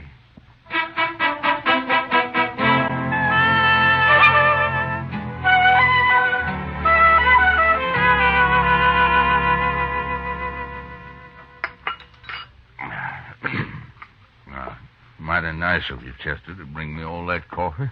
Oh, don't mention it, Mr. Dargan. I had a hangover once myself. Well, here's your gun, Lee. Thank you, Marshal. You, still feel like killing Jim Salter? I'll kill any man that cheats me. That's how I was brought up, and that's how I am. So? I guess it's just instinct that tells me I'm being robbed by him, Marshal. I got no proof at all. None whatsoever. What is it, Lee? Don't your cattle tally up right? Look. I came out here from Alabama 18 months ago. I bought a ranch. I'm trying to raise beef. I've learned a little, but I can see it takes years to be a cattleman. Meantime, I'm green and I'm an easy mark, but I'm not so dumb I can't count. Marshal, I branded over 300 calves last spring and fall, and more than half of them are missing right now. Stolen? I don't know, Marshal. I've asked every rancher and every buyer around here to be on the lookout for my brand that hasn't turned up once. Well, why do you think Salter has anything to do with it? Instinct, I told you. I just don't trust him. Nothing more, but it's enough. Well, then why don't you fire him? Pride, I suppose. I want to beat him at his own game, whatever it is. Well, good luck at it, Lee. Well, I need more than luck, Marshal. I need a little help. I just don't know enough about this business. You're asking me to help you? I am. But how? Come out to the ranch. Just take a look around. Maybe you'll see something I can't see. Well, I don't know. We're branding again tomorrow, Marshal. Come out then. You've got to help me. I'll be ruined if this goes on anymore. All right, Lee, I'll come. But, will you promise me one thing? What's that? If Salter does prove to be guilty, you won't try to kill him? No, I can't promise that. I respect the law, Marshal, but I got my own code, too. Thanks, just... Now, wait a minute, Lee. You're stubborn, but I don't think you deserve being ruined. All right, I'll come. Thank you, Marshal. Thank you. You know, the reason I got drunk last night was because I just felt so almighty helpless. Mad and helpless. Yeah. I know the feeling. See you tomorrow.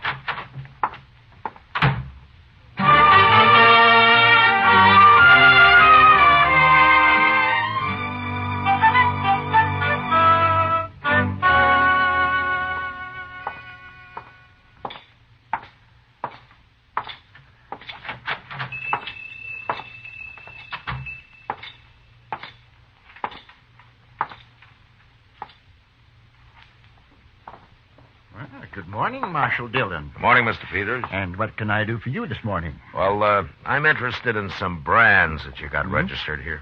Oh, you don't mean to tell me that you're going into the cattle business, Marshal? No, not likely. I just want to see what new brands have been registered in the past, 12 or 13 months. Well, certainly, Marshal. 1865, 67, 68, 68. Yeah. Here it is. There you are. That's the official brand book for the last 2 years. Oh, thank you. You can start anywhere you like in it. Well, maybe you remember, Mr. Peters. Mm-hmm. Has Jim Salter got a brand registered? Salter? Yeah, Jim Salter. The fellow who works for Lee Dargan? That's right. Yeah. Last summer. July, I believe. Look there. July? Mm-hmm. Yeah, July. Yeah. Here it is. Salter, James Salter, July 14th. Bar S. That's it. Bar S, yes, indeed. How's he doing? Fine, Mr. Peters, fine. Thanks for the help. Oh, anytime, Marshal, anytime at all. That's what I'm paid for. Goodbye. Goodbye, Marshal.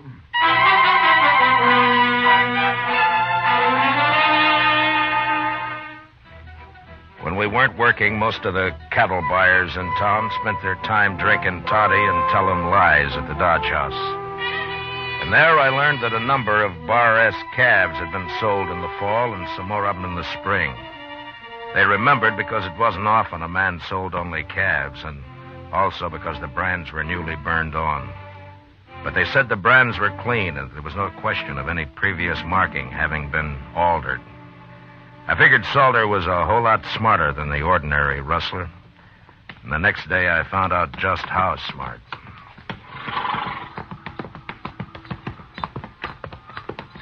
They sure got their branding fire set far enough apart, Mr. Dillon. Yeah, they have.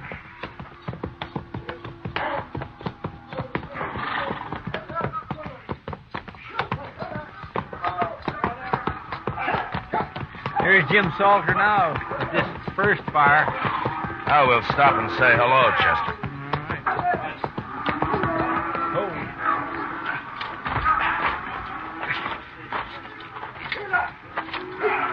All right, let him go, boys. That's interesting. What is? I'll tell you later.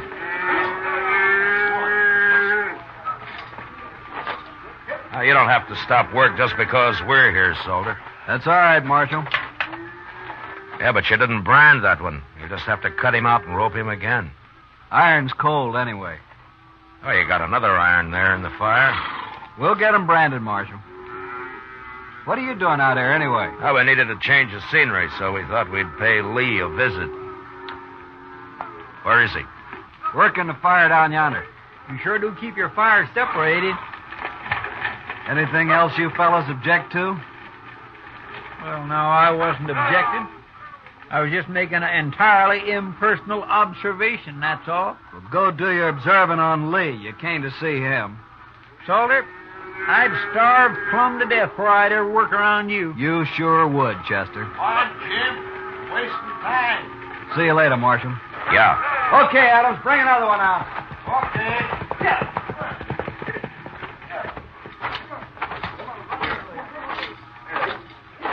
He's smart, that Salter. To me, he's just mean and downright graceless. At least that, too, Chester. Oh? You got something figured out, Mr. Dillon? I got it all figured out.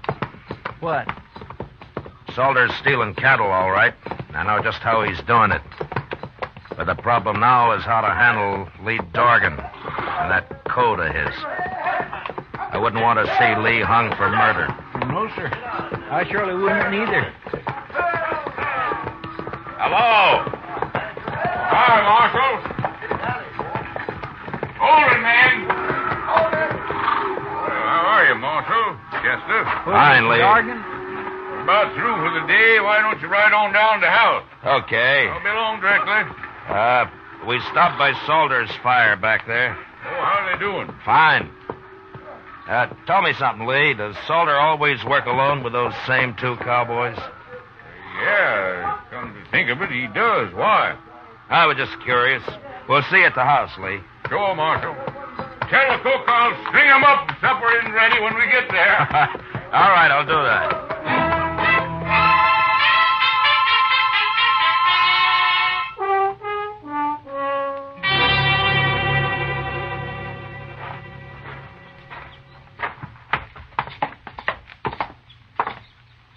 Well, not a bad house Mr. Dorgan's got here, Mr. Dillon. That's fine. Let's sit on the porch here, Chester. They'll be along soon. Yes, sir.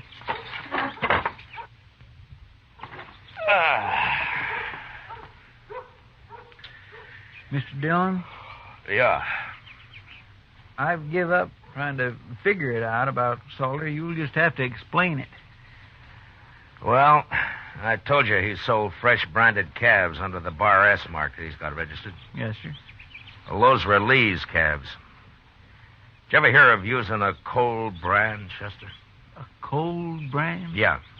You can either put it on through a wet blanket or you can just keep the iron hot enough to burn hair and press it down lightly so it won't scorch the hide. Well, Looks like a fine brand for a few months.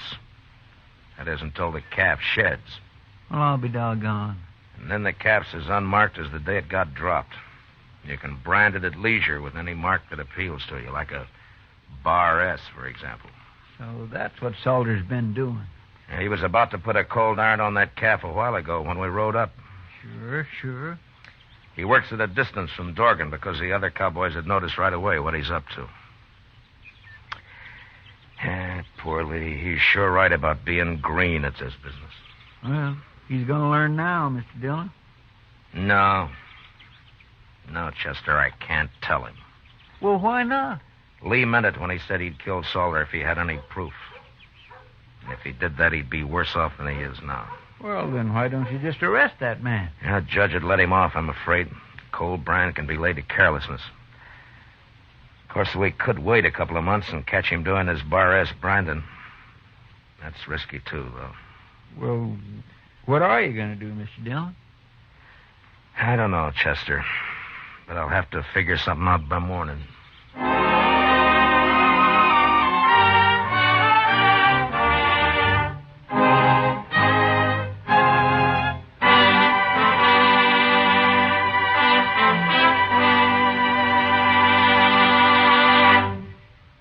We will return to the second act of Gunsmoke in just a moment. But first, there's a lifeline that stretches from here to Korea. A lifeline that you help sustain for our fighting men when you give blood to the Red Cross Blood Donor Program. Call the Red Cross for an appointment to give blood the first thing Monday morning. And now, the second act of Gunsmoke.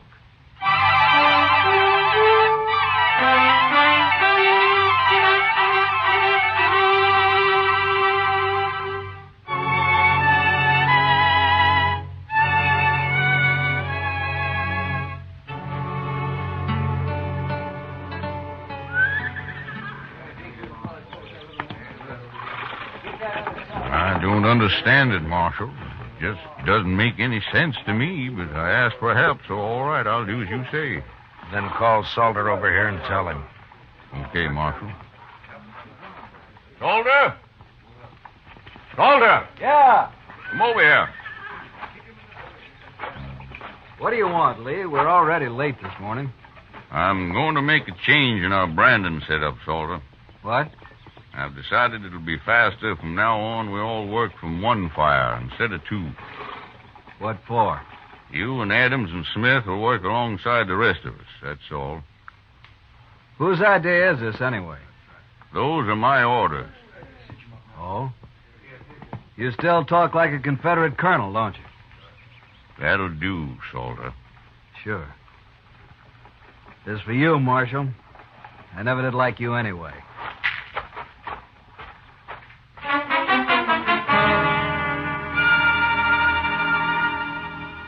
It must have been pretty hard on Salter that day, having to put a permanent brand on Lee Dorgan's calves with a good hot iron. But he had no choice, and he did it. About noon, Chester and I said goodbye and rode back to Dodge. I figured that'd be the end of Lee's trouble. But 2 nights later, while Doc and I were taking our ease at the Alafraganza, I found out I was wrong. Yeah, it's like that ignorant cowboy got a letter from his sweet girlfriend in St. Louis, Matt. Well, all right, Doc, what did the letter say? Oh, well, she mentioned that she'd found a nice room with running water. Yeah. Running water. And so this uncivilized son of the prairie wrote her back to get rid of that Indian at once, or our engagement is off. He thought that running water. You understand that now, don't you, Matt? Because, For that, the next drink's on you, Doc. Sure, Matt, sure. And when you get it, ask the bartender for a couple of good cigars. As soon as I finish. Oh, see, that was the fun. See, I thought you left Lee Dorgan out at his ranch. What? Just came in the door. Must be looking for you. He's coming this way, man. Yeah. What's that under his arm? Oh, looks like a blanket. Hello, Lee. Sit down. Marshal, Doc. Oh, how are you, Lee? What are you doing in town? You all through, Brandon? Yeah, we're through. Well, how'd it go? Yeah. Take a look at this blanket, Marshal. Huh? It's all marked up, isn't it? It sure is. And it's burned with my brand all over. Where'd you find this, Lee? One of my men was riding by the place where Salter and his had his branding fire, Marshal. His horse kicked it up. They'd half buried it there. He showed it to you, is that it? That's it. And he explained all about cold branding to me at the same time. I see. Where's Salter now, Lee? And he got wind I was on to him and left, Marshal. I think he's in Dodge with those two who worked with him, Adams and Smith. And, you're looking for him? And I'm looking for him. But I'm telling you so that you can look, too. That blanket's enough evidence even for the law, I figure. Along with the witnesses that'd convict him. But, I'll find him, Lee. Better hurry, Marshal. I might find him first. Lee, you'll stand trial if you kill him. I'm not worried about that. So long, Marshal.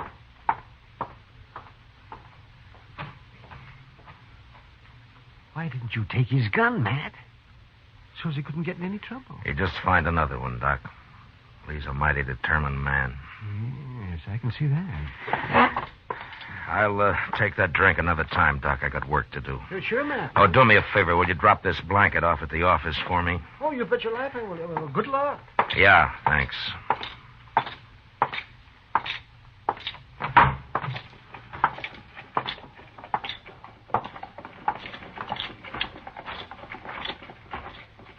Mr. Dillon? Mr. Dillon? Yeah, what is it, Chester? There's something wrong, sir. I just saw Salter and 2 men walk up behind Lee Dorgan over there and grab his gun. What? Well, where are they? They were headed toward Kelly's stable. I thought I'd better find you first. Come on. What are they doing in Dodge, anyway? Lee's on to him, Chester. He knows the whole story now.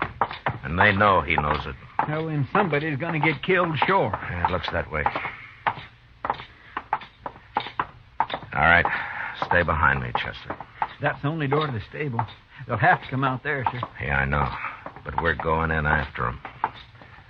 Easy now. The entrance to Kelly's stable was open, but there was no light showing.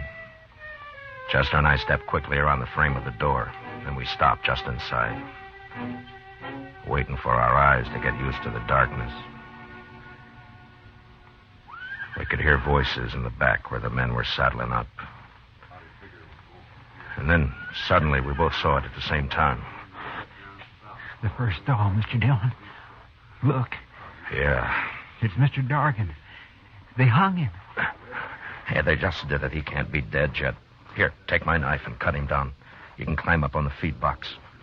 I'll cover you from here now. Hurry. Yes, sir, I'll hurry.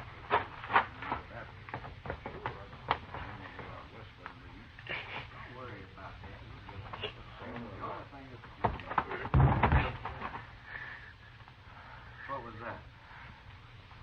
Something fell. Maybe Dargan got loose somehow. Get up front there and take a look, both of you. I'll finish saddling up. Okay, Soldier. Come on, Smith. Stay in here, Chester. Don't move. Mr. Dargan's breathing.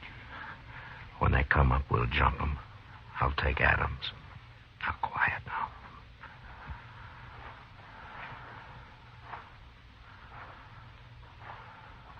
I don't see him. Rope must have broke. Let's hit him on the head and have done with it. Yeah, might as well. You do it, Smith. I'll wait here. Yeah, okay. I'll see what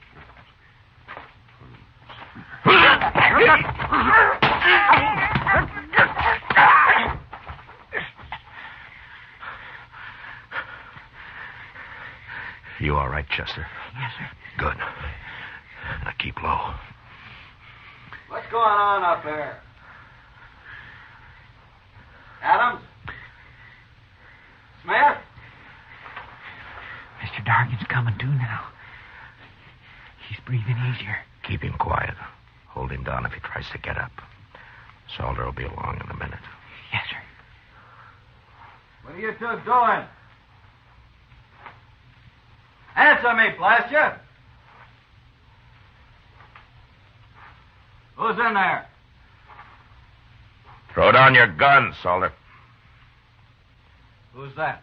It's Matt Dillon. Now do as I say.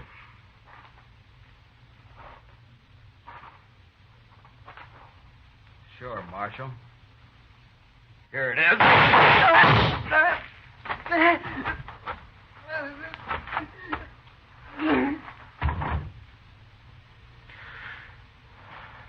All right, Chester.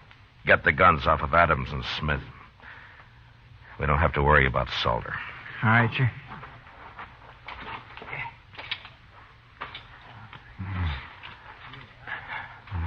Lee?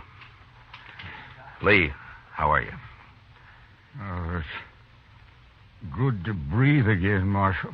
I was about gone. Well, you're all right. We got him. And Salter's dead. You won't have any trouble now. No. But it's not easy, the way you people educate a man out here. Well, if it was easy, Lee, anyone could manage. Well, thanks, Marshal. Yeah, sure.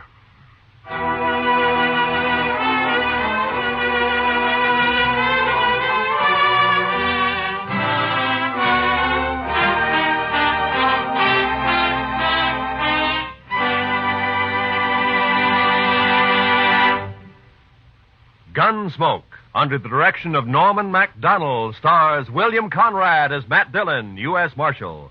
Tonight's story was specially written for Gunsmoke by John Meston, with music composed and conducted by Rex Corey. Featured in the cast were John McIntyre as Lee, Harry Bartell as Salter, and John Daner as Peters. Parley Bear as Chester, Georgia Ellis as Kitty, and Howard McNair as Doc. Gunsmoke has been selected by the Armed Forces Radio Service to be heard by our troops overseas. Join us again next week as Matt Dillon, U.S. Marshal, fights to bring law and order out of the wild violence of the West in Gunsmoke.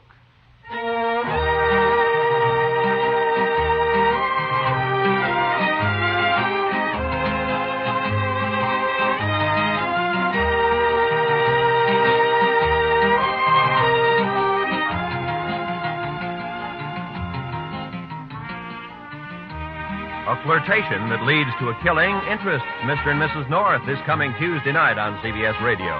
Don't miss Kiss of Death when Pam and Jerry North go into action against a murderer. Also, Tuesday night on most of these same CBS radio stations, John Lund, as yours truly, Johnny Dollar, brings us his latest adventure in probing fraudulent insurance claims. Mr. and Mrs. North and yours truly, Johnny Dollar. They're both thrilling Tuesday nighters at the Star's address. This is Roy Rowan speaking, and this is the CBS Radio Network.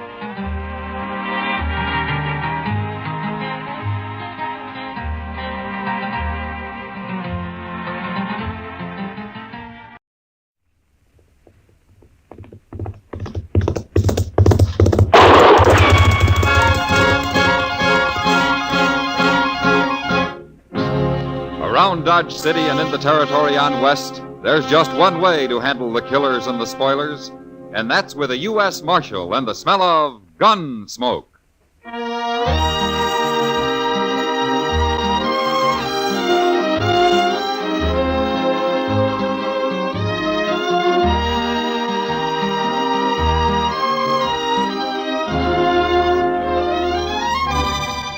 Gunsmoke, starring William Conrad. The story of the violence that moved west with young America. The story of a man who moved with it. Matt Dillon, United States Marshal.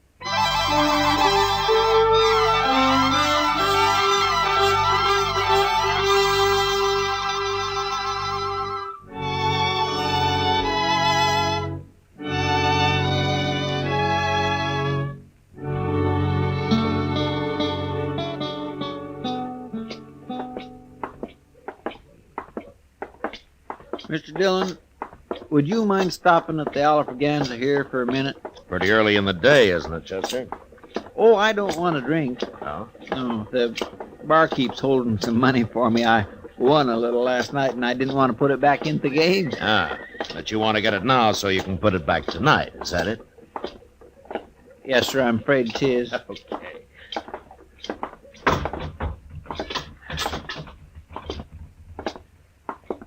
Mike? Come for your money, Chester? Yep. Hello there, Marshal Dillon. How are you, Mike? Well, here you are, Chester. 3, 4, 5, 6. Thanks, Mike. Here. Buy yourself a drink. Yeah, I sure will. See you tonight, Chester. Sure. Excuse me. Yeah.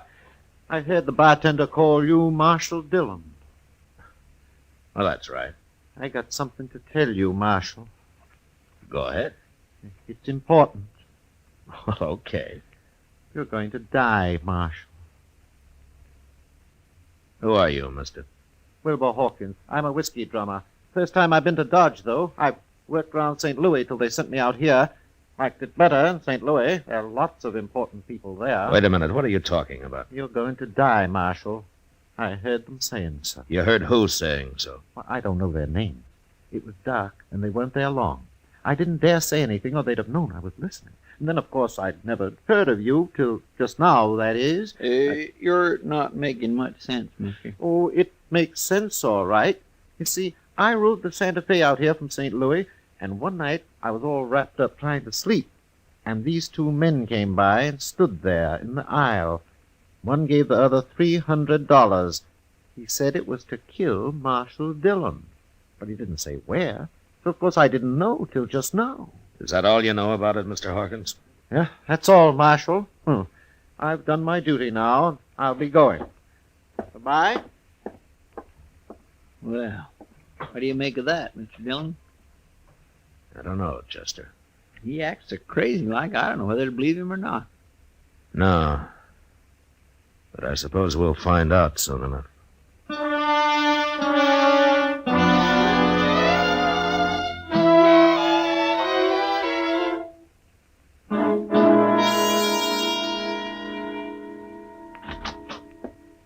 The prisoner's sound asleep already, and it's only just got dark out, Mr. Dillon. Well, he's got nothing else to do till Tom Smith gets here. Is that who you're holding him for? I thought I told you, Chester. Yeah, but Tom Smith's sheriff of Tascosa, ain't he? Sure. Why? I thought this fellow was wanted in Abilene. No, they never heard of him in Abilene. That's why I wired Tom. Well, I'm going out back for a minute, Chester. I think I left my new bridle on the hitching rail out there. Yes, sir. Well, I better get this place swept up a little, Mr. Dillon. That's a good idea.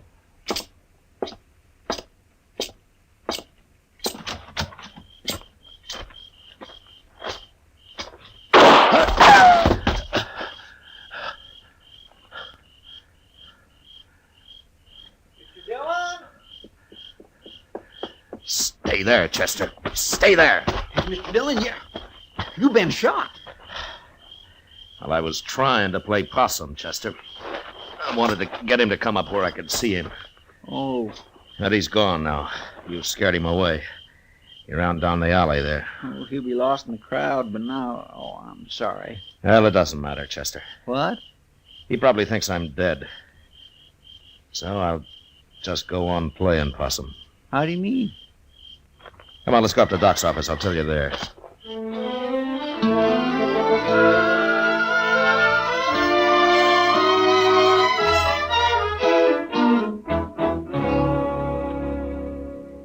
What'd you say that whiskey drummer's name is, Matt? Wilbur Hawkins, Doc, but you never heard of him. This is his first time in Dodge. Well, you think you'd have sense enough to have followed those two men to find out who they were? Yeah, he was probably scared to death, Doc. Yeah, and anyway, he kind of acts like he got hit by lightning somewhere.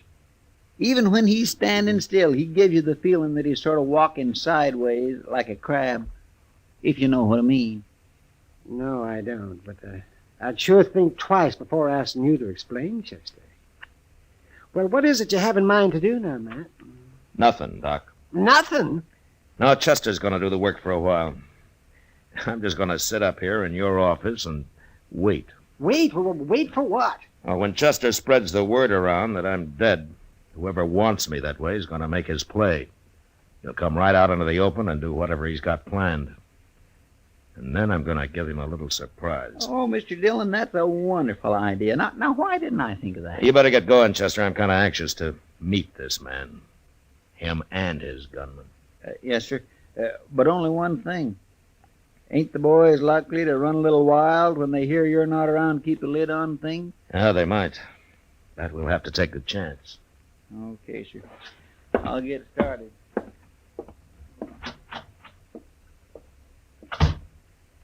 Well, I kind of think Chester's right, Matt.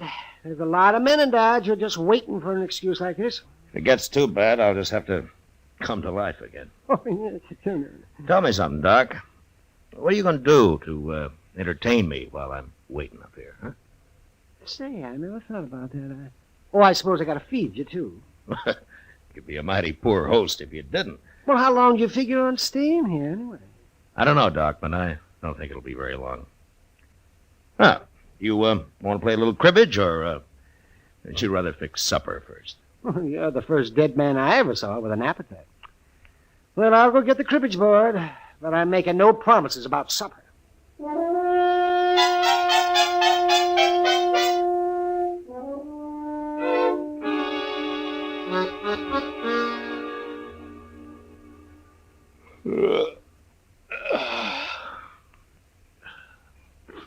Doc, what time's it getting to be? Let me see. It's nearly midnight, man. Yeah. How long are you going to wait up? Well, till something happens, I guess. Chester will let me know. Town seems quiet enough so far. Maybe nothing's going to happen. They didn't try to kill me just for the fun of it, Doc. No, I guess not, man.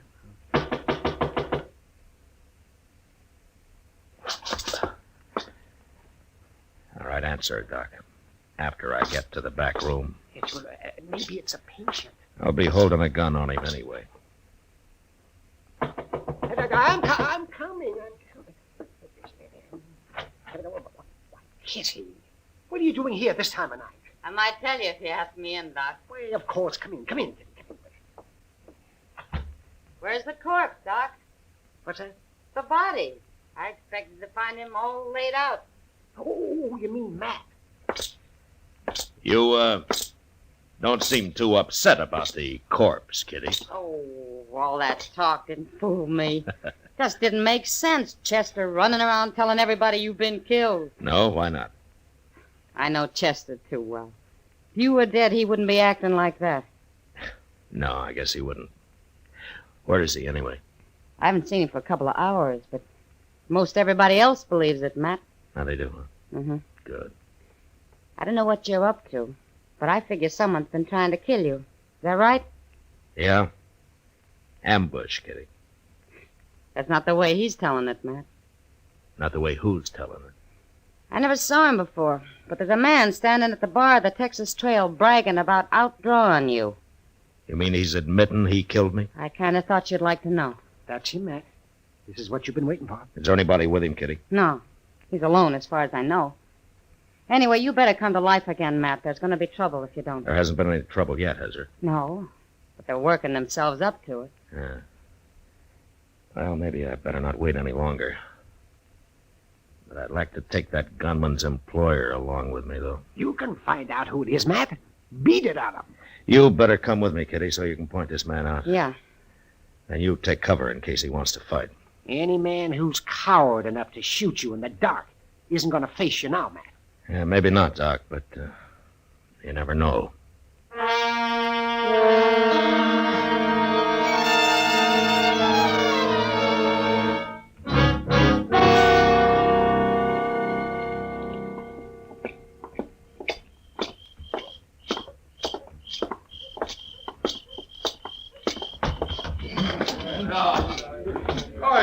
Like I said. There he is, Matt.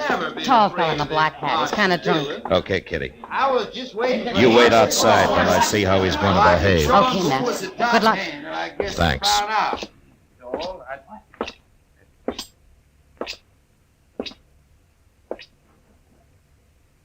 I'm Marshal Dillon, mister. Oh. Who are you? I'm Tom Rogers. I thought you was dead, Marshal. I changed my mind. What do you want? You've been bragging about shooting me. Just talk, Marshal. I didn't mean nothing by it. I was just talking. Mm-hmm. Kind of dangerous talk, don't you think? Everybody said you was dead. Well, I was waiting for you to come out of your hole, Rogers. You know, I don't like getting ambushed. Marshal, I never even seen you before. I didn't ambush. All right, turn and face the bar while I take your gun. Go on. I ain't gonna try nothing. You got the wrong man, Marshal. Okay, you can turn around. You can't arrest a man just for talking. The jail's right across the street, Rogers. You lead the way. Well, it was just talk, I tell you. You can't prove nothing. Get going. Well, I swear I didn't try to kill you, Marshal. Straight ahead, Rogers. When we get there, you're going to do some more talking. I want to know who hired you. Nobody hired me. I ain't even got a job. Hey, Mr. Dillon, I want to tell... Mr. Dillon, what are you doing out here? Who's this fella? His name's Rogers, Chester. He's been bragging about shooting me. I was just having a little fun. I ain't no gunman. It doesn't take much of a gunman to try to ambush a man. But I didn't do it, Marshal. I heard him talking about it, and I don't know why I started saying I'd done Mr. it. Dillon? Yeah, what, Chester? Mr. Dillon, I was on my way up to Doc's. I was coming to tell you something. Well? I've been over to Alafraganza. I declare I just don't understand it. Well, say it, Chester. Yes, sir. Well, there's a fellow over there, and he's been bragging about shooting you, too. What? Yes, sir, that's right. He's saying he outdrawed you and killed you. Of course, he's a little drunk. Yeah, of course he is. So it was Rogers here till I scared him sober. Sure. Sure, I've been drinking, Marshal. I wouldn't have talked like that if I'd been plumb sober.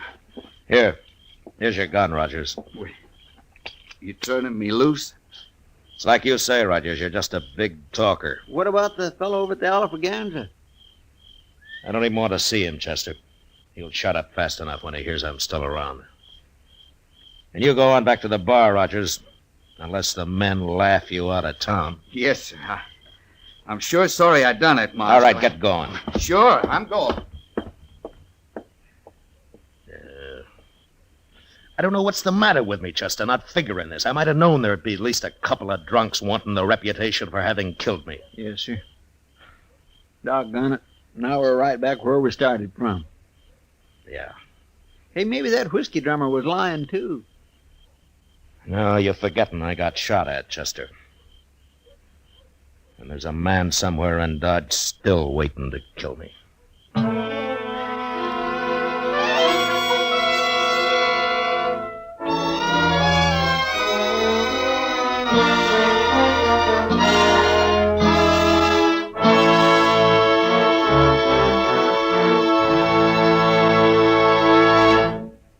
We will return for the second act of Gunsmoke in just a moment. But first, this Monday night on most of these same CBS radio stations, hear Ida Lupino and Edmund O'Brien in the stirring screenplay adaptation of The Star on the Lux Radio Theater. It's a hard-hitting drama about a has-been who attempts a comeback in a juvenile role. This will be Lux Radio Theater, drama at its best, Monday night at the Star's address. Now the second act of Gunsmoke.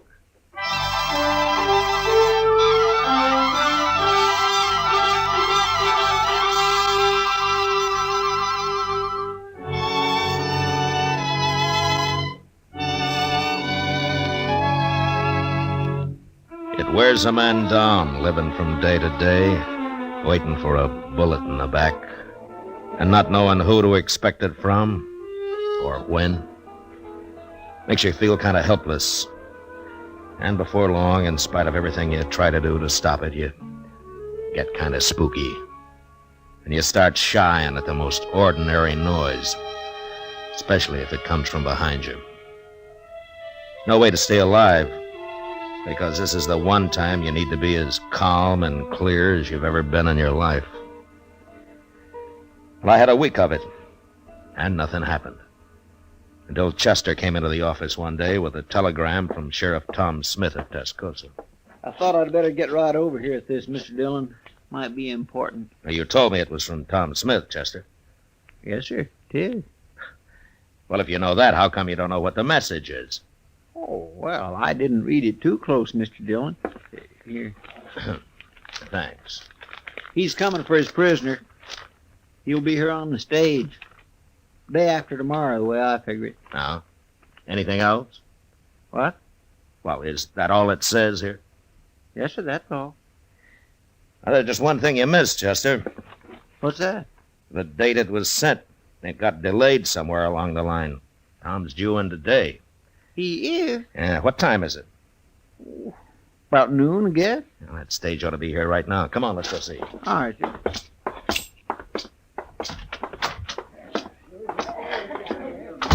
Well, there it is, Mr. Dillon. Must have pulled in just a minute ago. I don't see no passengers, though. Well, that may be because they haven't got out yet, Chester. Here they come. Ain't that Tom Smith? Yeah, that's him. Who's that other fella? He looks kind of familiar. Now, that's Wilbur Hawkins, Chester, that little whiskey drummer. Oh, yes. Well, now, I've been wondering where he's been. Matt Dillon. Hello, Tom. Hey, how are you, Matt? Hello, Chester. Hello, Mr. Smith. Well, I'm sure glad that trip's over. Next time I'll come horseback. The stage is easier when you're taking a prisoner back, though. Yeah, I guess you're right at that, Matt. And I hope you still got him. I'd hate to make this trip for nothing. Oh, he's there. Anytime you want him. Hey, where's Wilbur Hawkins going? Ain't he even going to say hello? You know that little fellow? Oh, yeah, we know him. He told me he's staying at the Dodge house. Crazy talkingest man I ever run into. I told him, Hawkins, if you tried thinking a little first, you might make a whole lot more sense a whole lot faster. Well, he means well, Tom. Well, maybe. But he tells some mighty strange stories. Oh, what do you mean? Well, course, could be true, but he told me he heard a couple of men in a bar talking about me.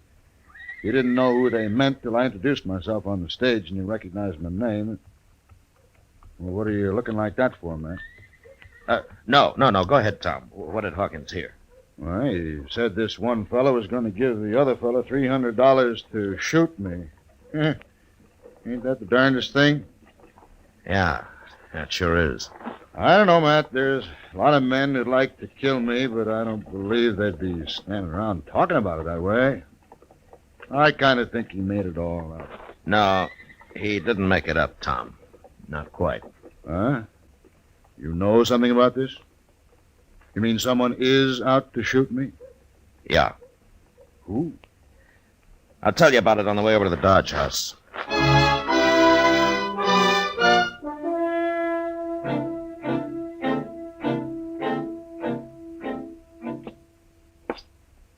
You wait here, Chester, just in case he gets past us. All right, Chief. He ain't gonna get past us. But I can't figure, Matt. Why Hawkins would want to kill you and me. Now, that doesn't make much sense, Tom.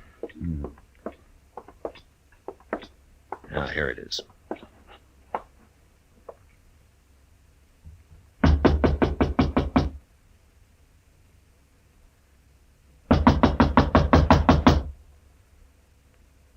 Who is it? It's Tom Smith and Matt Dillon, Hawkins. What are you doing here? We want to talk to you. Open up, Hawkins. Tom, get out of the way. Yeah.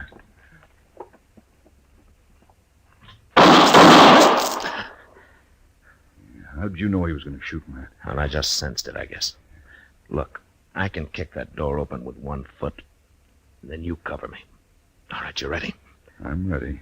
Okay. I'll kill you! You kill him, Matt? Well, I tried not to.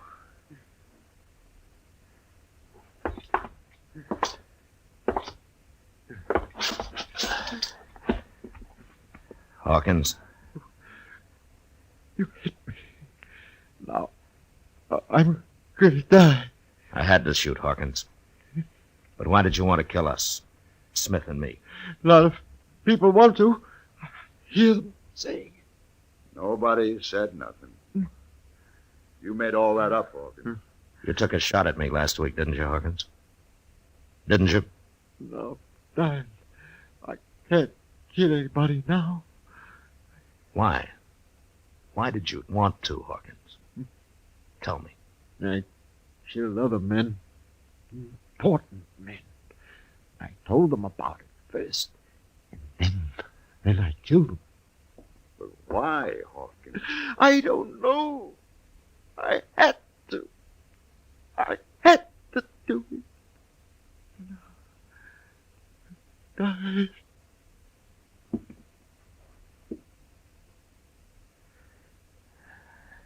He's dead, Tom. Matt, what the devil was he talking about? I don't know.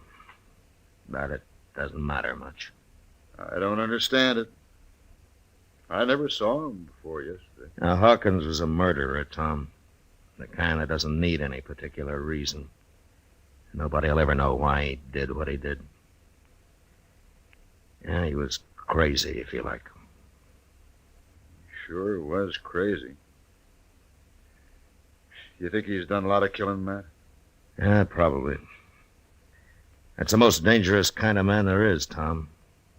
A murderer with no reason at all.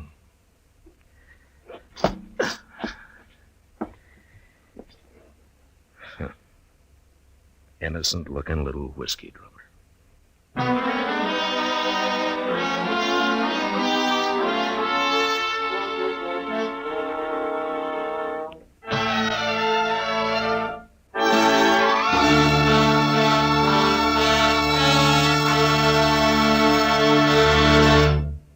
Gunsmoke, under the direction of Norman Macdonnell, stars William Conrad as Matt Dillon, U.S. Marshal.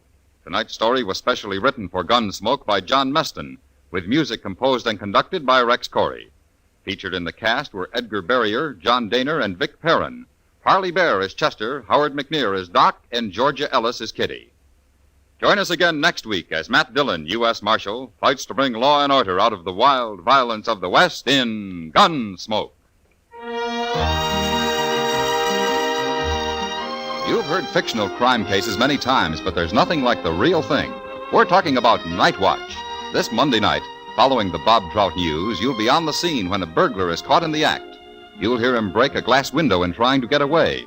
You'll hear the officers handcuff him and take him off to jail. You'll hear this authentic case unfold from beginning to end on Night Watch Monday night. George Walsh speaking. John Lund, as yours truly, Johnny Dollar, brings you Colorful Mystery Tuesdays on the CBS Radio Network.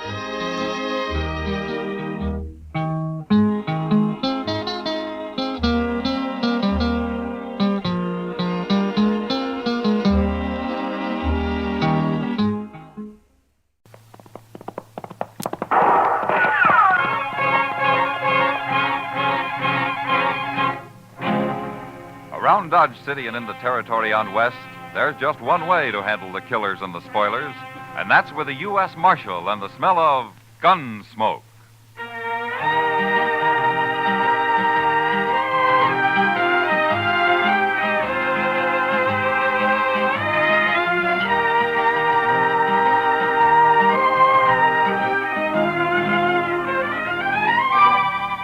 Gunsmoke, starring William Conrad.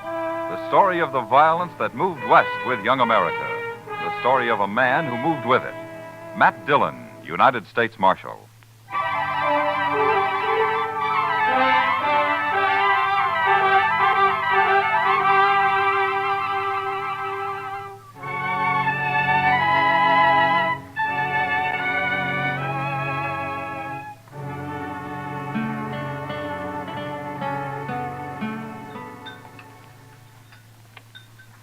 Cigar, Miss Kitty? You know I don't smoke in public, Chester. Oh, excuse me. Mr. Dillon? Thanks, Chester. Yeah, I believe I will. You know, for a Cowtown restaurant, this place serves the toughest steak I ever ate. Well, you should have had the calf fries, Kitty. Next time, I certainly will. Say, that reminds me. When are we going fishing, Mr. Dillon? You said last week we might take a day off soon. All right. How about now, this afternoon? You mean it? Well, sure. You want to go, Kitty? Oh, thanks, Matt, but there's a new girl at the Texas Trail. I told her I'd help her make a dress today. I'm late now. Huh? Well, I'll have to drop by the office first, Chester. All right. If you want any help eating those fish, let me know. You know how to cook catfish? You bet I do. We'll be around then. Say, Mr. Dillon, look at those men down there by the jail. Huh? Now, what's so curious about a wagon load of buffalo hides, I wonder? Maybe they got a white one. If they have, I want it. See you later, Matt. Chester? So long, Miss Kitty.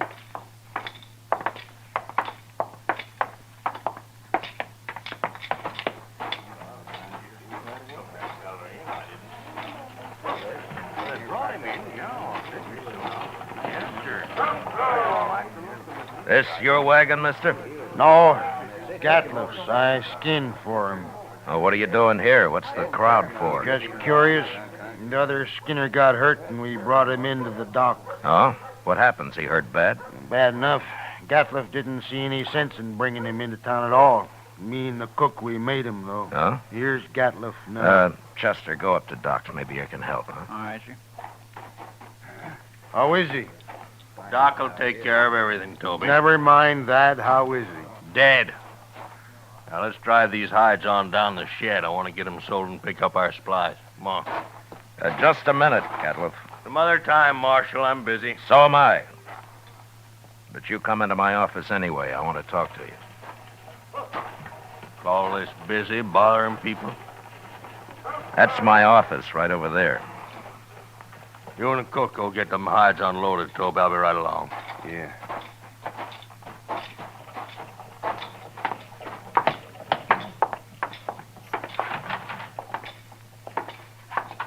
Now, what do you want, Marshal? You new around here, Gatliff? Any law again it? It depends. What happened to your Skinner? Billy? He hurt himself, that's all. He's dead, isn't he? Yeah, he's dead. Look, Gatliff, anything you don't want to tell me, I can ask Doc about. There's nothing to tell, Marshal. He got hurt and he died, that's all. When did he get hurt? Last night. And why didn't you bring him in last night? Why, them other fellers, the cook and Toby, they figured he was done for anyway and didn't want to bother, I guess. Is that so? You're the boss, aren't you? Sure, I ain't. But you know how men are when they get out in camp, Marshal. You don't want to push them too far. They get touchy, kind of. What happened to him, Gatliff? How'd he get hurt? I don't rightly know, Marshal. He was alone in camp, and when we got there, he'd gone and burnt himself. Burned? Burned with what? Hot lead, Marshal. Spilt it all over him.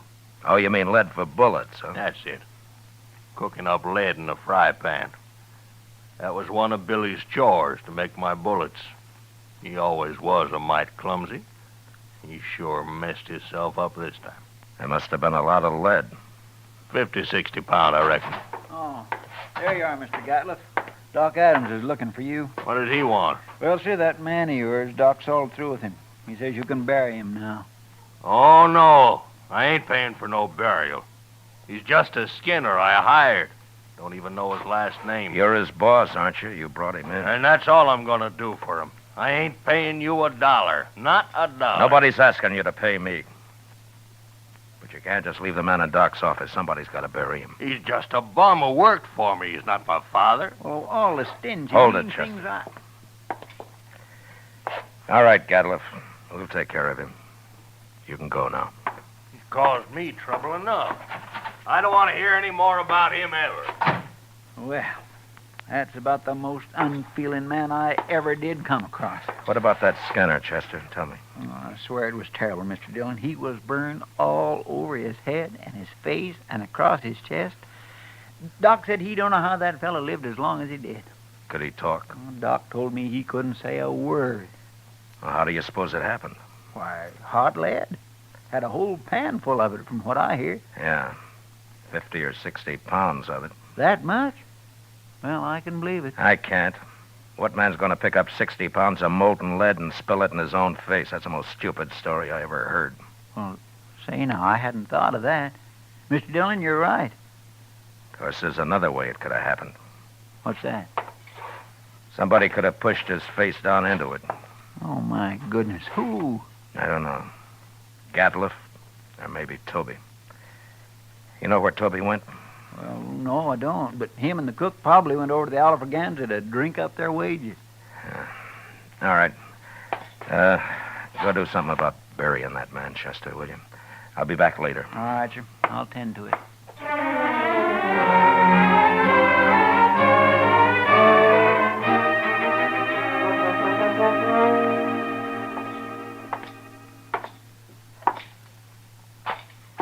Where's the cook, Toby? Oh, hello, Marshal. Cook, he went to get him some boots while he still had the money. Come on over to a table. I'll buy you a drink. You will? Well, I mean, sure, Marshal, sure. Sam, set out a bottle of rye and another glass, will you? Yes, sir.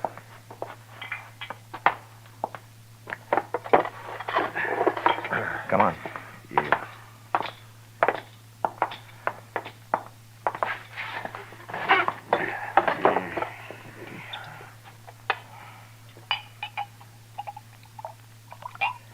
Yeah, here you are.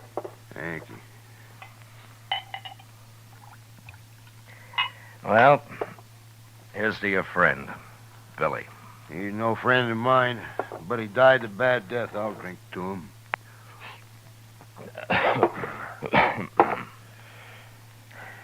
Tell me something, Toby. How did he and Gatliff get on?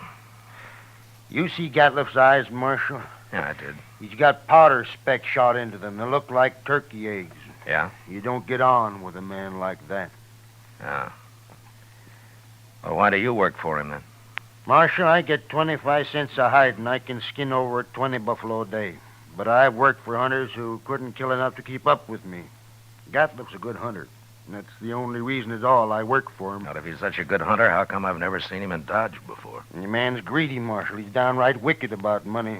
He figures he can save time and make more money by selling his hides to buyer's agents on the prairie. He gets less out there, but he can kill and sell more that way. That Gatliff never stops killing buffalo. He came in with a load of hides today. Just 'cause we made him come in with Billy. And another thing, we've been out 4 months, Marshal. He must owe Billy $800. Oh? Yeah, most hunters would have split that with the crew, but not Gatliff. He like to took my head off when I mentioned Hey, it. want another drink? Oh, yeah, sure. Tell me about the accident, huh?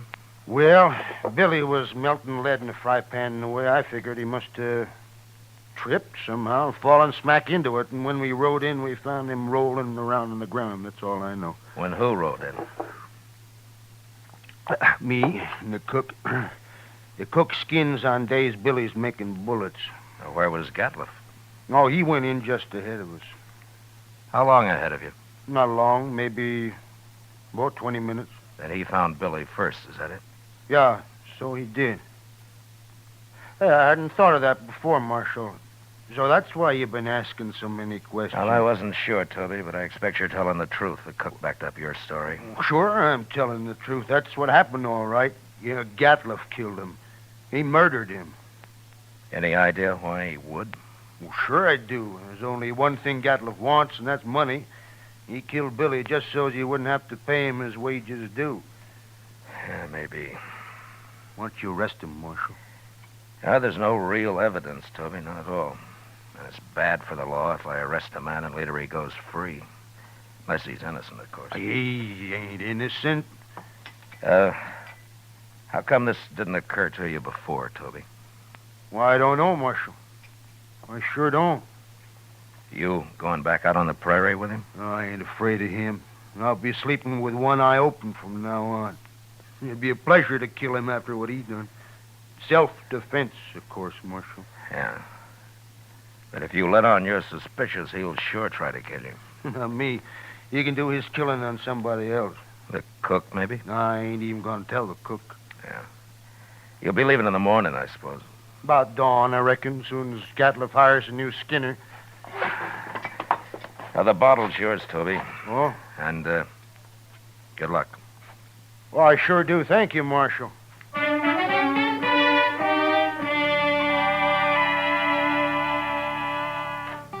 Later in the day, Chester and a couple of other men buried Billy out on the hill. As Toby said, he died a bad death, and it was made worse by the men who'd done it to him, going scot-free. But I figured anybody as greedy as Gatliff would someday overplay his hand, and I hoped I'd be there when he did. The next morning, Chester told me he'd heard that they'd left Dodge. And that afternoon, we went off fishing. When we got back, Kitty cooked up our catch for supper, and she did a real good job of it. That was fine, Miss Kitty, just fine. Anytime, Chester. You catch 'em and I'll cook 'em. Say, do you know how to make antelope stew I've made it. and sourdough biscuits? Of course. Oh, my goodness. Chester, you sound like you're about to propose. Oh, my gracious. No, Mr. Dillon, my. Why, Chester, I always kind of hoped. Oh, I didn't mean... Well, that is... I mean... Well, mercy, Well, who'd marry me anyway? You ever ask anyone to, Chester? Well, yes, ma'am, once I did. Well, what'd she say? She said she would. She said, yeah. Oh, what happened? Marshal Dillon here. Yeah, come on in, mister. They sent me after you, Marshal. Nestor camp across the river. Oh, what's the trouble? Man got knifed over there. Killed. Oh, was it just a fight or what? They don't know who knifed him, Marshal. Come on, Chester. Thanks for the supper, Kitty. Sure, Matt.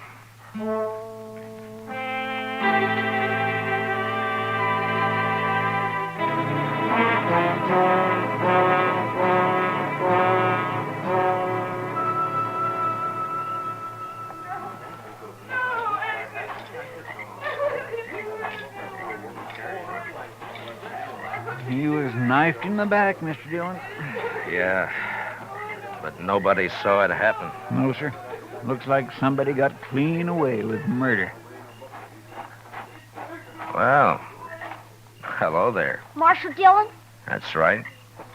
What can I do for you, son? That man that's dead. Oh, what about him? Well, go ahead. You can tell me. I saw him get stabbed, Marshal. You did? Well, where were you? I was looking for berries over there. I heard them arguing, and I sneaked up just after he'd done it. They were all alone. Who was the man, son?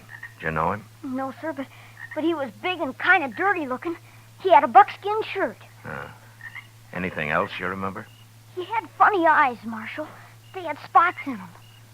It's Gatliff, Chester. Yeah, I declare it sounds like him, sure enough.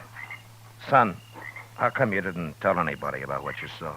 I was afraid to, till you came, Marshal. Why, it's all right. But in case I want to find you later sometime, what's your name? Yorkie Kelly. All right, I won't forget that, Yorkie. And thanks for telling me about this. Oh, sure, Marshal, anytime. Well, I hope there won't be a next time, Yorkie. Goodbye. So long, Marshal. Goodbye.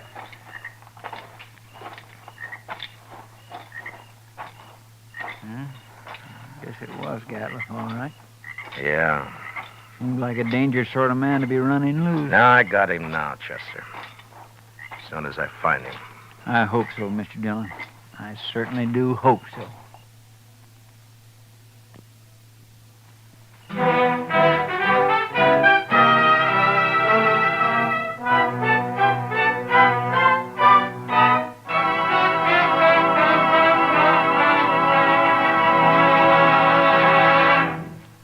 We will return with the second act of Gunsmoke in just a moment. But first, tomorrow night, Frank Lovejoy stars in the remarkable talent of Egbert Haw on CBS Radio's Theater of Stars. Also tomorrow night, hear Lionel Barrymore on your Hall of Fame Playhouse. Now the second act of Gunsmoke.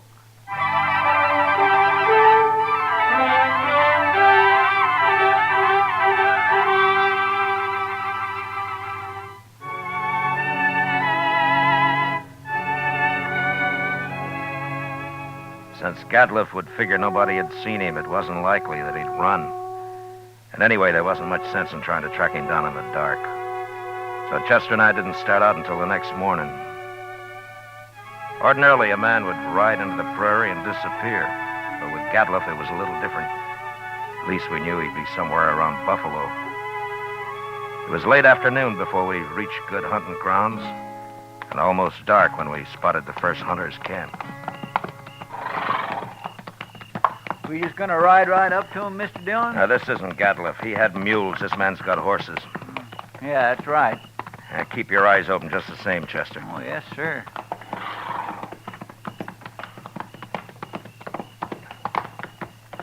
Get down, stranger. Thank you. Supper will be ready. Cook, throw some more tongue in that stew pot.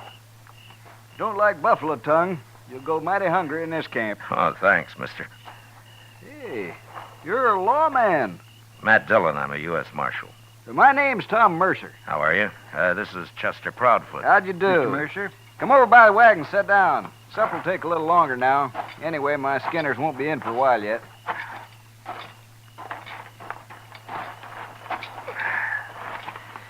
Well, how you doing, Mr. Mercer? Oh, fair, Marshal, fair. Had a stand of about 100 today. Killed every one of them but a couple of old bulls. Oh? That's why the boys are out so late. Have you been here long? About a month. Move on in a couple of weeks. I don't know, Marshal. I think this whole southern herd's going to be clean wiped out for long. Next year I'm going to Dakota. Too many hunters, maybe, huh? That's just it. That's it, exactly. Have you seen any in the last day or two, Mr. Mercer? Just who you looking for, Marshal? Man named Gatliff. Big man. Speckled eyes. What's he done? You know him? No, I don't. Nobody's come near us in over a week. You're not much help. Except for that stew the cook's making. Oh, you like that. We're having dried apples, too. Oh? I mighty near could eat a buffalo raw, the entire beast. You must be part Indian. Well, no, sir. I've seen one of them eat a whole liver raw. Got propped up against a tree and ate every bit of it and then went sound asleep right there in the sun. He was sure some sight. Where'd you ever get that close to an Indian? Oh, Indians ain't always bad. Take last fall, about 20 of them rode right down into our camp. We thought we was done for, sure, but you know what happened? They were looking for meat, that's all. We let 'em take what they wanted, they rode away. Just as peaceful like as a man could ask. Yeah, they're going to get real hungry when the herd's gone. That's so, Marshal. That is surely so. That's what makes 'em mad. Don't you think that's reason enough? Fella told me a couple of weeks ago he run into a bunch west of here. He was looking for scalps, all right, but good buffalo man with his old Sharps 50 can pick off Indians at 1,500 yards. They're no match for him at all. Not unless they stalk him. Oh, they've done that, sure. Hey, here come my skinners. Let's go get outside some of that stew. Good. All of it. Don't you ever feed this man, Marshal? Only when he works, Mr. Mercer. Oh, now, Mr. Dillon.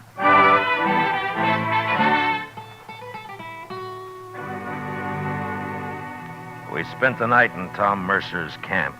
And at dawn, just after breakfast, we said goodbye and rode on west. There was a lot of country out there, and all we could do was ride through it till we ran into him. In the next 2 days, we met plenty of hunters, but we didn't find Gatliff. About noon of the third day, we cut the trail of a wagon train and figured that it'd be that of a hide buyer's agent who'd come into the field to do business on the spot. And an hour or two later, we saw him. A long string of ox-drawn wagons piled high with buffalo hides. And there was a man on horseback leading the train. We rode up to him. Hello there. Well, that's quite a load you got, mister. 10,000 so far. But what are you doing way out here, Marshal? I'm looking for a hunter named Gatliff. You know him? Sure I do. Just picked up a load from his rick early this morning. Is he in trouble? Yeah, he sure is. Where is he? Straight south here a couple of miles. Can't tell you exactly. He moves around a lot. Well, that's close enough for us. Thanks a lot, mister. Sure, Marshal. I never did like him anyway.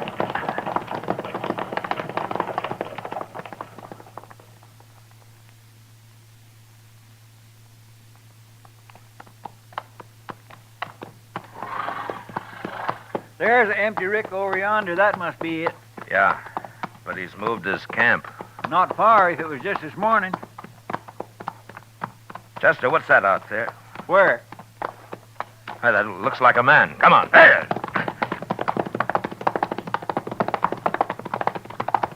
Oh.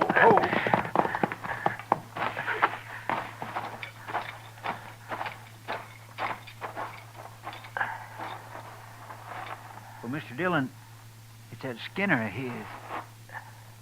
Get some water, Chester. Yes. Toby?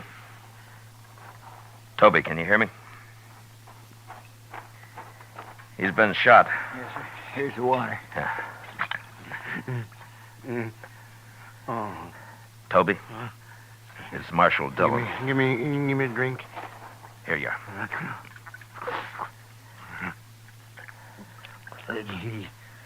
He shot me, Marshal. Oh, what happened? Where's the rest of the crew? They run off. He took his wagon and the horses. He went kind of crazy when he found out. That's why he shot me. You know where he is now? No, I don't know, Marshal. He shot me, and then he said he was going hunting. He's going loco. Loco. Now, take it easy, Toby. Take it easy. You'll be all right.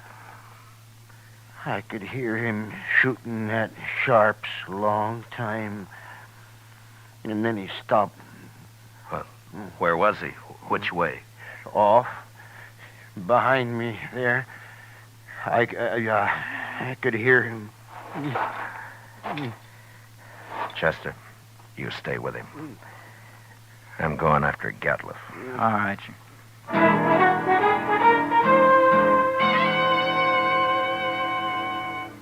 Off in the direction Toby had indicated, there lay a large, isolated hollow surrounded by low ridges. When I reached it, I dismounted, and I crawled up to where I could look down into it. There was no sign of Gatliff, but lying on the prairie floor were the bodies of countless fresh-killed buffalo. It was a strange sight. The old bulls, the cows, the little calves lying there blackening the prairie grass. I got up and stood, looking at it for a long time. And then suddenly, out in the middle, I thought I saw a slight movement. And a second later, there came the familiar boom of a Sharps 50. And I dropped behind a ridge and waited. And then Chester rode up. Have you found him, Mr. Dillon? Yeah. I thought I'd better come along. You see... Toby's dead, is that it? Yes, sir. All right. Gatliff's down there in the middle of the hollow. But we can't get anywhere near him as long as he's got that Sharps rifle. He's killed a small herd of buffalo in there, and now he's lying out in the center of them. Well, that's the darndest thing I ever heard of, Mr. Dillon. He must have gone crazy, just like Toby said. Yeah. What's he shooting at now?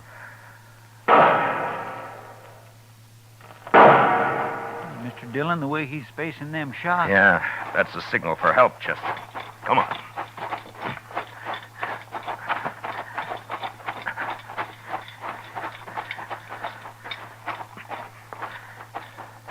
Say, maybe this is a trap. Be ready to take cover behind one of these animals. It might be.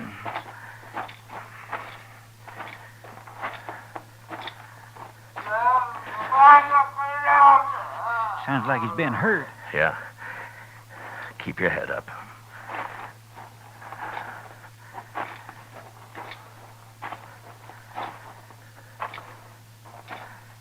There he is. Behind that big bull. Yeah, I see him. Why, Mr. Dillon, he's all... There have been horses in here. Indians. My goodness. Come on.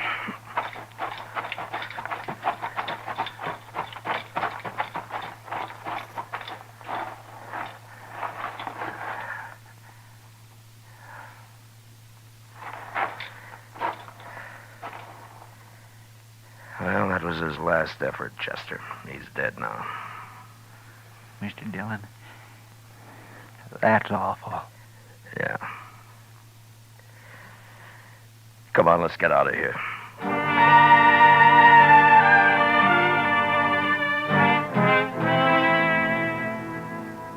I don't know how the Indians caught Gatliff. He'd gone a little mad, and maybe that made it easy for him. But they finally got themselves a buffalo hunter.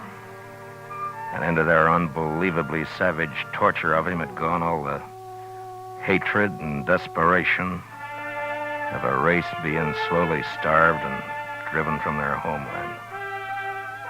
And then they'd put him there surrounded by his own bloody slaughter. And they'd gone off with a gesture of contempt, leaving his rifle and his ammunition by his side. And having seen what they did to him, I'll never know how he managed to fire even one of those shots. For all of his evil, Gatliff had died harder than any man I'd ever seen. Chester and I rode back to Dodge. And it was never mentioned between us again.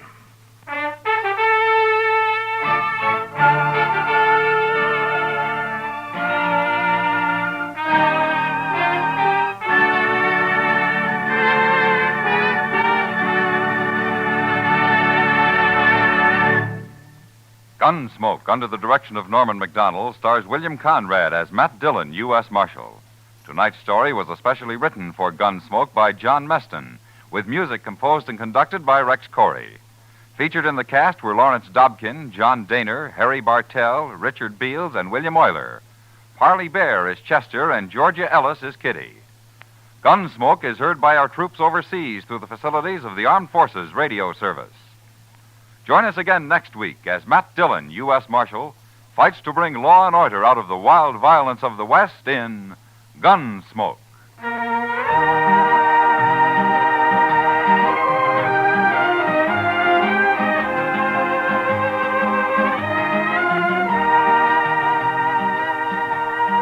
Monday night on CBS Radio, hear the concluded suspense production of Shakespeare's tragic drama Othello, starring Richard Widmark, Elliot Lewis, and Kathy Lewis.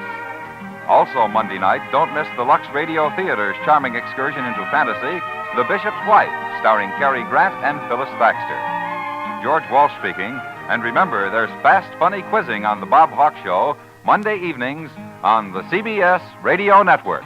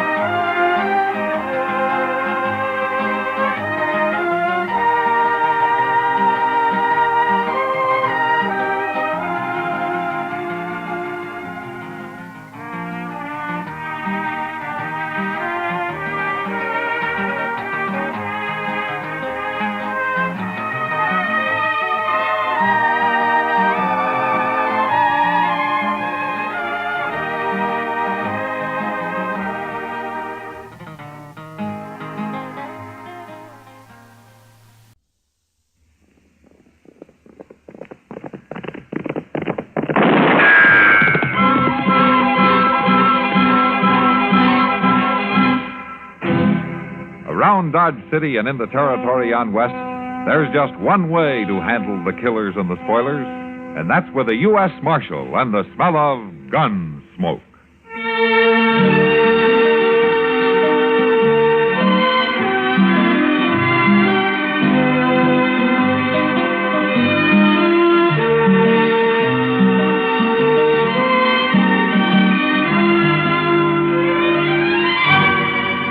Gunsmoke, starring William Conrad. The story of the violence that moved west with young America. And the story of a man who moved with it. I'm that man. Matt Dillon, United States Marshal. The first man they look for and the last they want to meet. It's a chancy job, and it makes a man watchful. And a little lonely.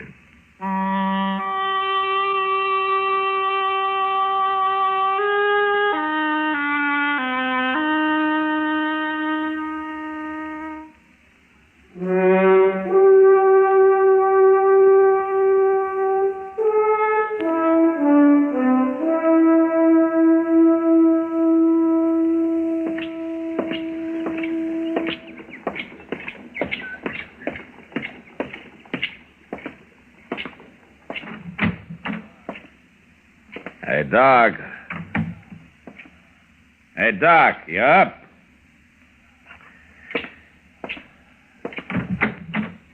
Hey, Doc. What? Yeah. You gonna sleep your life away, Doc? Yeah, what's the matter? What's the matter, man? All right, what time is it? 7:30. Now, put your pants on. Let's go up the street and get some breakfast. Now, come on. 7:30. Come on, roll out. It's daylight in the swamps. Come on. Oh, Jesus. Oh, I guess I might as well. Now that you got me wide awake. Wide awake. Yes, well, I'm getting there.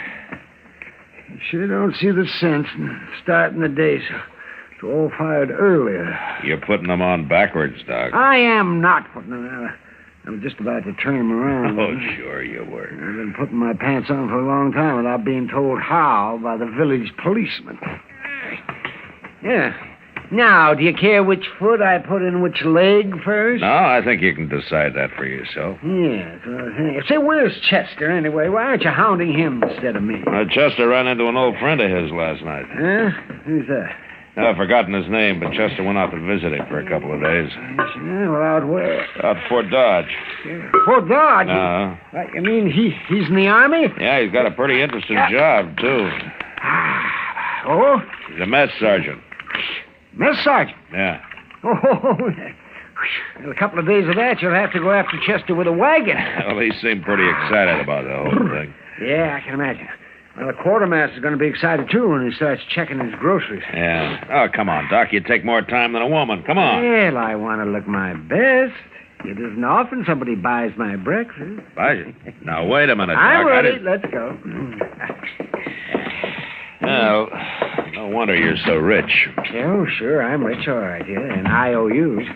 Well, at least you got something to dream about. Ah, well, see, it's a nice day. Yeah. It'll get hot, though. Who's that woman driving the wagon? That looks like Hank Rutger's wife, huh?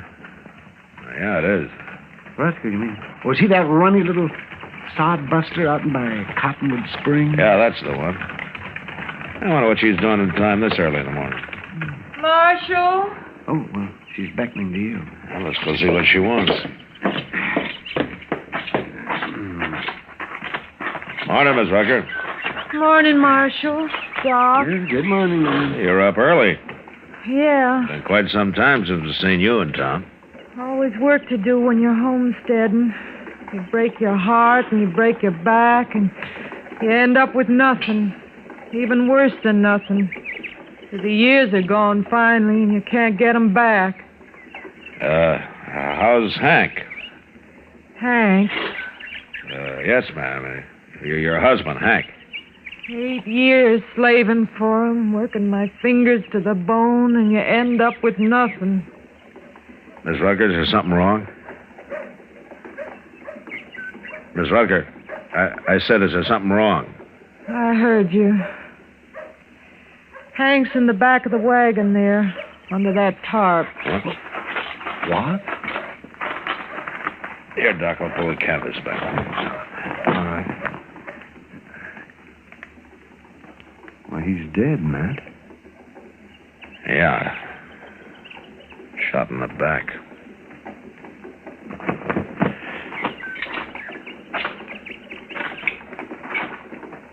How'd it happen, Miss Rutger? I don't know about things like this. What you're supposed to do, I mean. So I loaded him into the wagon and come into town. I figured you'd be the one to see. You figured right, but what happened? It wasn't me, Marshal. I didn't shoot him. Who did? I don't know. You don't know? I mean, I don't know his name or nothing. He was a stranger.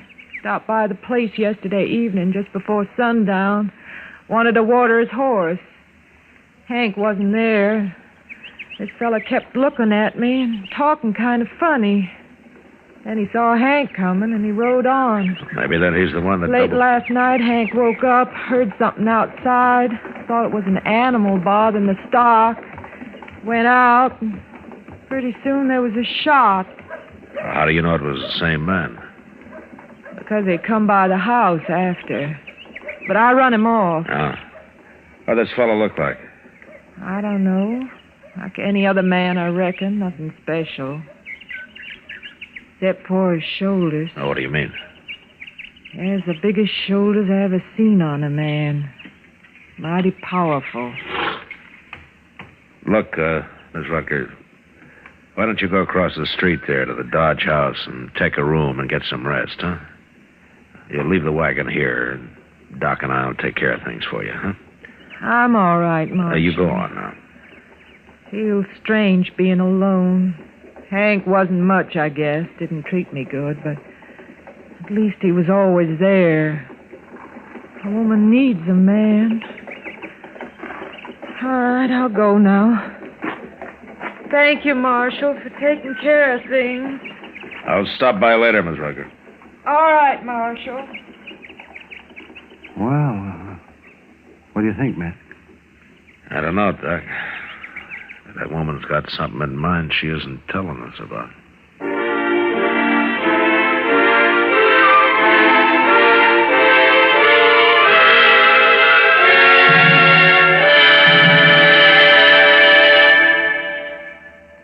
Well, here's our expectant father, the memory expert. And how do you feel, sir? Lousy. Oh? Why? You ever take care of 8 kids while your wife is in the hospital having number 9? No. Take my advice. Don't. I haven't had a good night's sleep in days. I think my kids are part sponge. Oh, really? Why? Well, they drink enough water to irrigate a desert, and mostly in the middle of the night. Well, at least you don't have to worry about your wife. She and the baby are getting good treatment at the hospital, and thanks to Medicare, there won't be any expensive bills for you to pay. That's what bugs me, man. Why? It's such a bargain. You know no woman can resist a bargain. If your wife is bargain-minded, better get the pamphlet on Dependents Medical Care Program fast.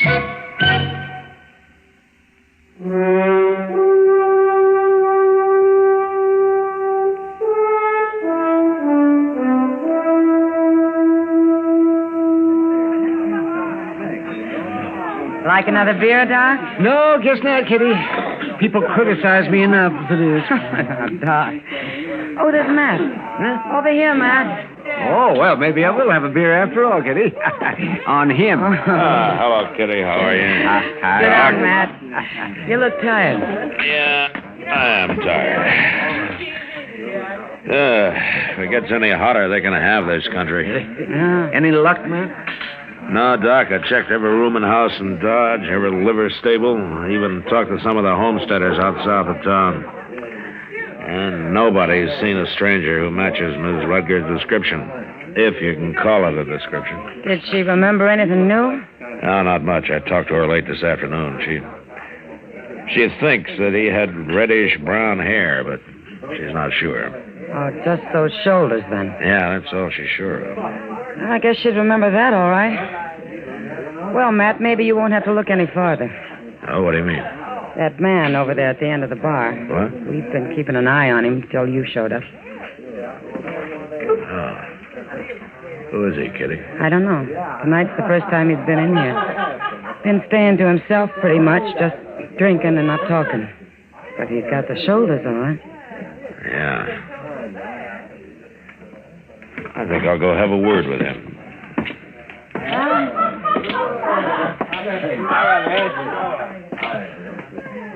Evening, stranger. Evening. You're new in town, aren't you? I don't remember seeing you around before. You feel like gabbing, you better find somebody else, mister. I would if it was a matter of pleasure. My name's Dillon. I'm the U.S. Marshal here. That's supposed to bother me? It bothers some, others not. And I'm one of the others. What's your name? Logan?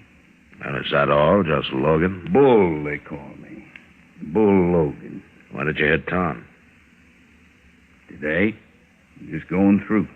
Oh, from where? Out west, different places. Why? What difference does it make? None, maybe. You mind taking a little walk with me? Where? Across the street. Here, I'll carry your gun before you. What's the idea? You arresting me for something, Marshal? No, I'm just asking you to walk across the street. What's over there? A woman. You trying to get me into some kind of trouble? Logan, if this woman recognizes you, you're in plenty of trouble. Now, come on, let's go.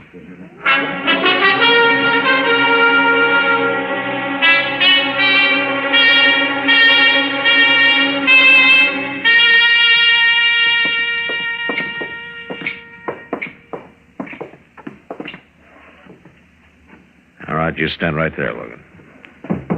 I don't know what you're trying to pull, Marshal. But you're all wrong. That's possible. Oh, Marshal, I couldn't... Is this the man, Miss Rucker? What are you talking about? I never seen her before in my life. I thought you better take a look at him, man. I don't know this woman. Now, what is this? What are you trying to set up here? Shut up, Logan. The man that shot Hank was real big. I reckon it stuck in my mind because Hank was such a little man. There's such a difference between them. All right, I'm big. What about it?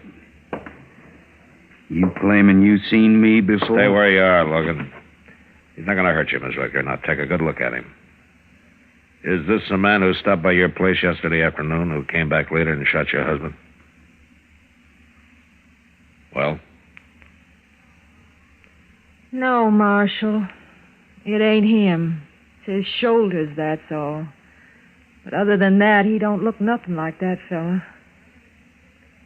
I never seen this man before in my life. Look, if you're scared of him, don't be. I ain't scared of him. Why should I be?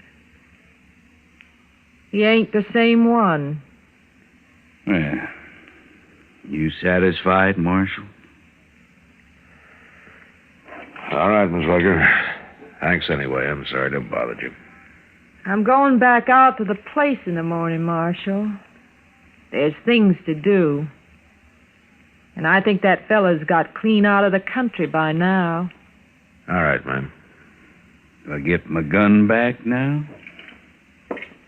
Yeah, here you are, Logan. Thanks. Be seeing you. Pleased to have met you, ma'am. Good night.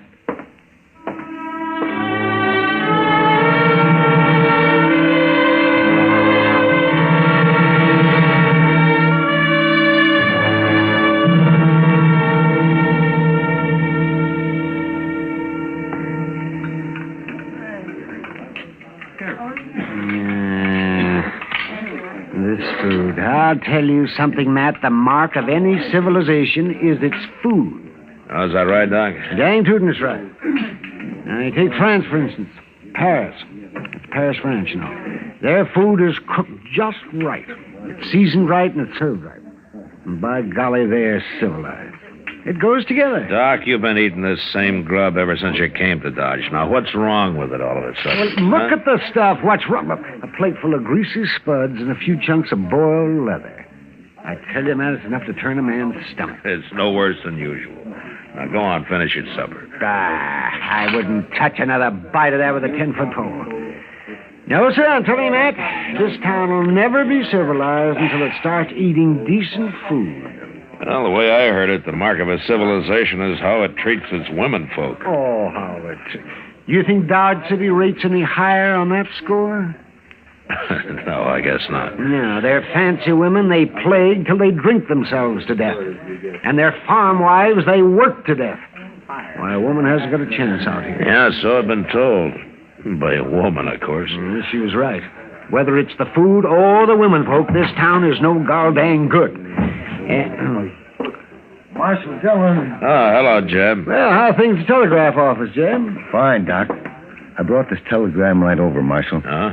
It's your answer to that circular you sent out on Bull Logan. Oh, yeah, thanks, Jeb. What about this Bull Logan, man? Well, I thought he might be mixed up in the Rutger killing, Doc.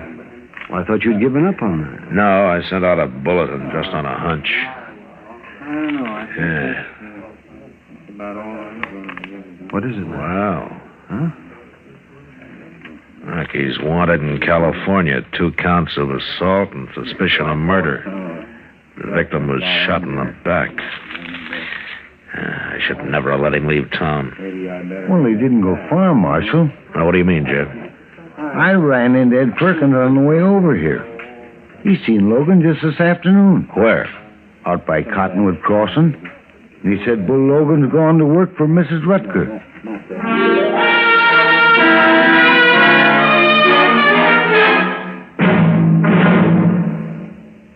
Another visit with Joe and Daphne Forsythe. Joe, what are you doing? Oh, hi, Daphne.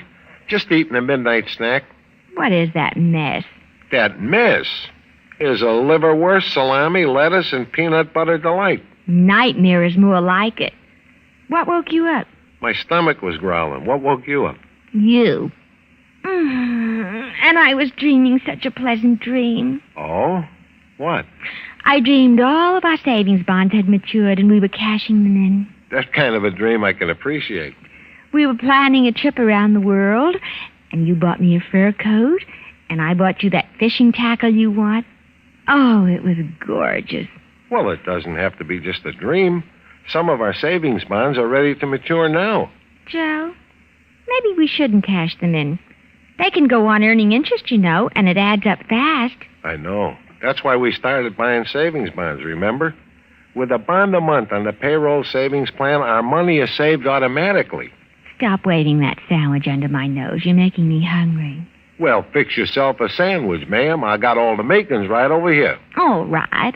Move over, you bond-buying midnight maverick. I'm going to fix myself a humdinger.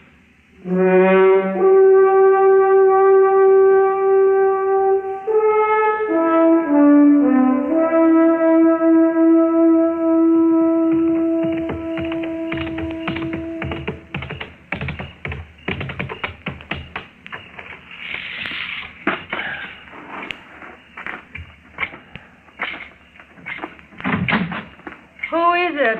Who's there? It's Marshal Dillon, Miss Rutger. I'm sorry if I scared you. No, you didn't. I just couldn't figure who it was. Nobody comes here at night. It must be kind of lonesome since Hank was killed, huh? Well, yeah. Yeah, it is. You managing all right by yourself? Well, I've had some help this week. Oh, some of the neighbors, huh? No. I took on a hired hand to help out. Well, you're lucky to find one. The boys can usually make more work in cattle this time of year. Well, I offered shares on the crop. A woman can't run a place like this by herself. No, man, I guess not. Yeah, a local man, is he? Somebody from town? No. Just a stranger riding through. That's kind of risky, isn't it? Taking on a stranger. Well... What's his name, Miss Rutger? I reckon you already know, Marshal. Yes, ma'am, I already know. Did he tell you that he's wanted in California, maybe other places, too? No. 2 counts of assault, suspicion of murder. Your husband wasn't the first man he shot in the back. What do you mean? It is the same man, isn't it, Miss Rutger? No. When you said you'd never seen him before, you lied, didn't you? Didn't you, Miss Rutger? Yes, I lied. All right, now where is he? He's out in the barn. You stay here, and don't you try to warn him.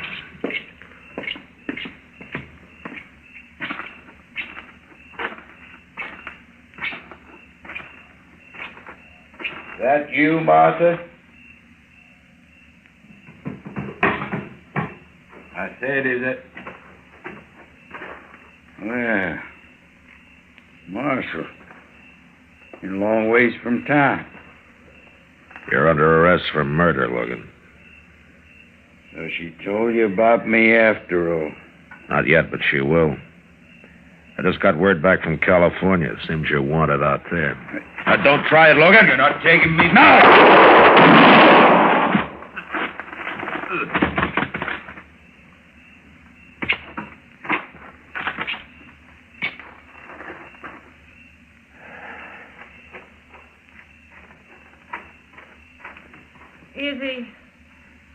Is he dead, Marshal?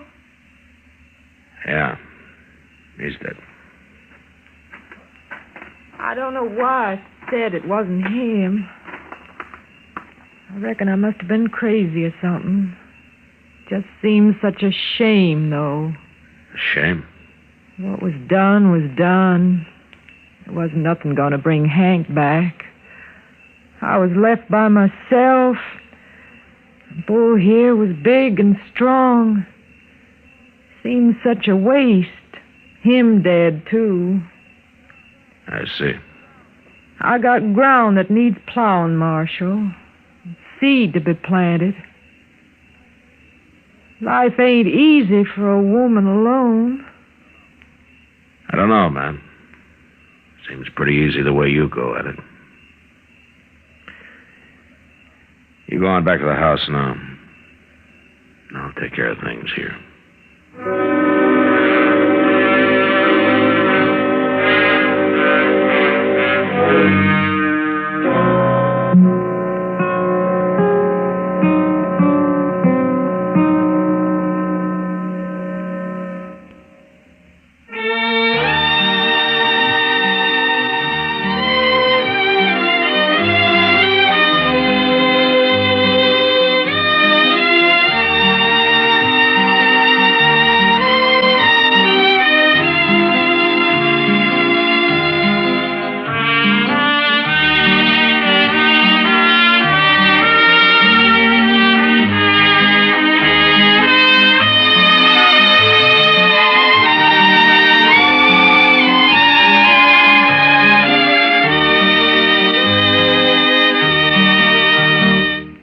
Gunsmoke. Produced and directed by Norman McDonald.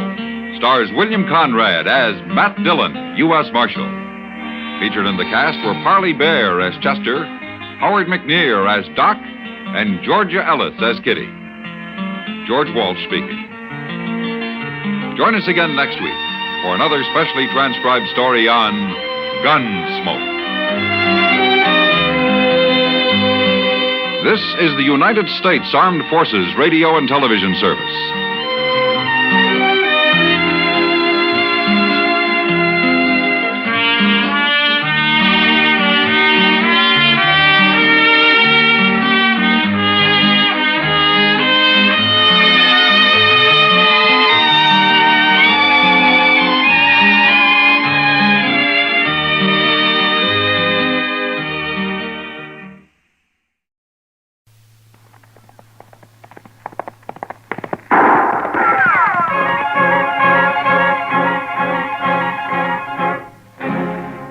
Around Dodge City and in the territory on West, there's just one way to handle the killers and the spoilers, and that's with a U.S. Marshal and the smell of Gunsmoke.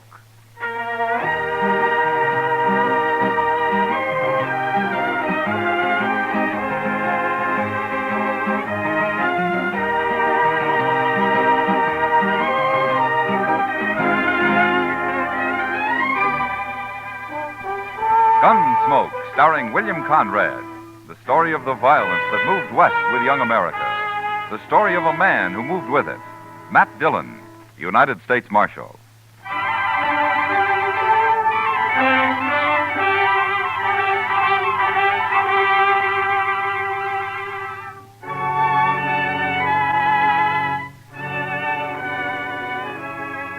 Trouble could start any time in Dodge, but usually it was at night that the men made their play along Front Street, and so ordinarily I was up a good part of the night and did my sleeping in the morning. It was a rare thing for me to be out in the early day, and for some reason it worried Chester.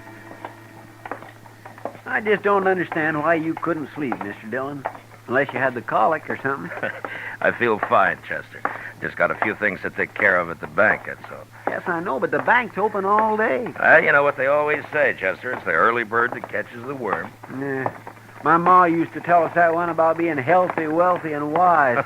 She used to root us out of bed every morning at daylight on account of it. It's a good saying. Yeah. I don't know whatever become of my brothers, but I'm sure not living in a very big house. Maybe you ought to come in here more often. I got no business with the bank, Mr. Dillon. Well, morning, Mr. Fogg. Morning, Chester. Morning, Mr. Dillon. Morning, Fogg. I'll be over there in a minute as soon as I straighten this stuff out.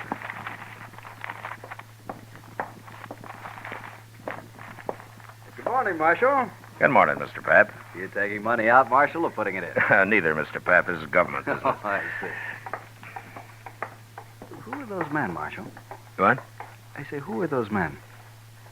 I never saw him before. That one in the middle holding the envelope, he seems pretty excited about something. Certainly, sir. What can I do for you? I want a loan of money immediately. Well, we'll do what we can, sir. First of all, how much do you want? $20,000. 20. Mr. Pat. Yes? Yeah, excuse me, Marshal. Gentlemen, this is our president. You'll have to talk with him. I heard you say $20,000, gentlemen. That's a lot of money. What do you have for collateral? My collateral, sir, is right here in this envelope. You may look at it, but don't reveal it to these other gentlemen. These are playing cards. Don't name them. I'm afraid I don't understand. Well, I've been in a poker game at the Texas Trail all night long. Right now, there's about $40,000 in that pot. There are some good hands out. I've put every cent I have into it already. Now, they've given me just 20 minutes to come up with more money. Well, I certainly wish you luck, sir, but I never heard of You've seen my hand in that envelope. You can lend me the money on that. But surely, sir, you don't expect the bank to enter a gambling game. Now, these gentlemen are also in the game. They came along to see that those cards aren't changed. The other men are watching the table at the Texas Trail. It's all fair and square, I assure you. Well, gentlemen, I'll gladly pay you 10% interest, sir. You've only got 5 minutes left, Hook. Come along, gentlemen. We'll step in the back office. Well, now that's about the craziest thing I ever did here. He must have a pretty good hand, Chester. I know, sir, but you don't think Mr. Pap's going to let him have $20,000 on it? It certainly looks that way. Yeah, there we are. I'll take care of this and we'll get out of here. This is government stuff, Fogg. You know what to do with it. Certainly, Mr. Dillon. Now, let me see.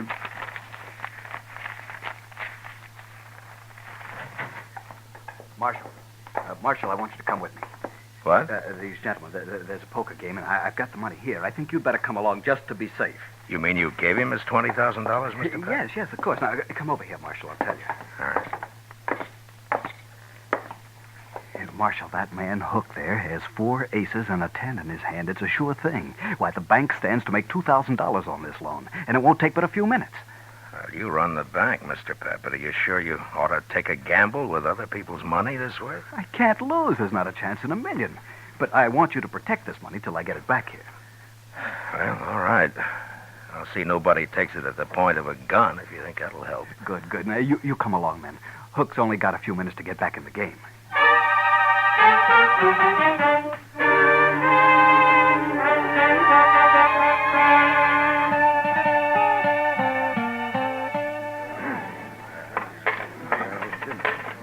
All right, there's my money, Mr. Shaneways.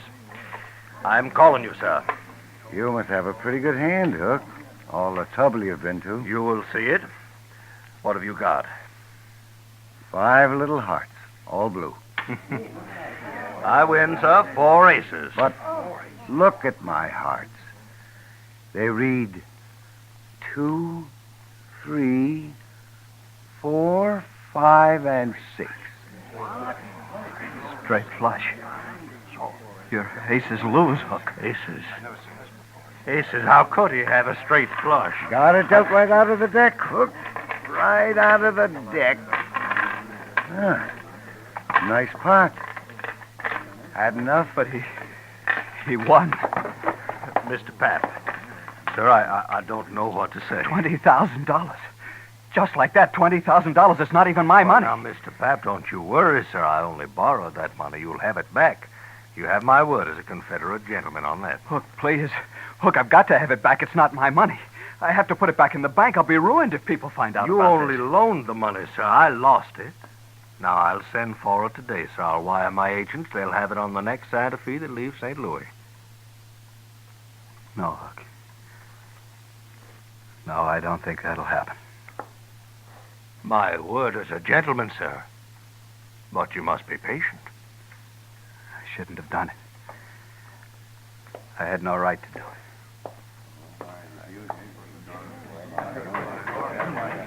Chester. Yes, sir. Go tell Doc I want to see him. Yes, Mr. Dillon. All right. Everybody. Now listen to me. All of you. Now, I don't want a word said about this to anyone. The bank's important to Dodge, and this could ruin it. Do you understand? We have no reason to spread. All right, then see to it. Or there'll be trouble for all of you. Well, certainly, Marshal. No.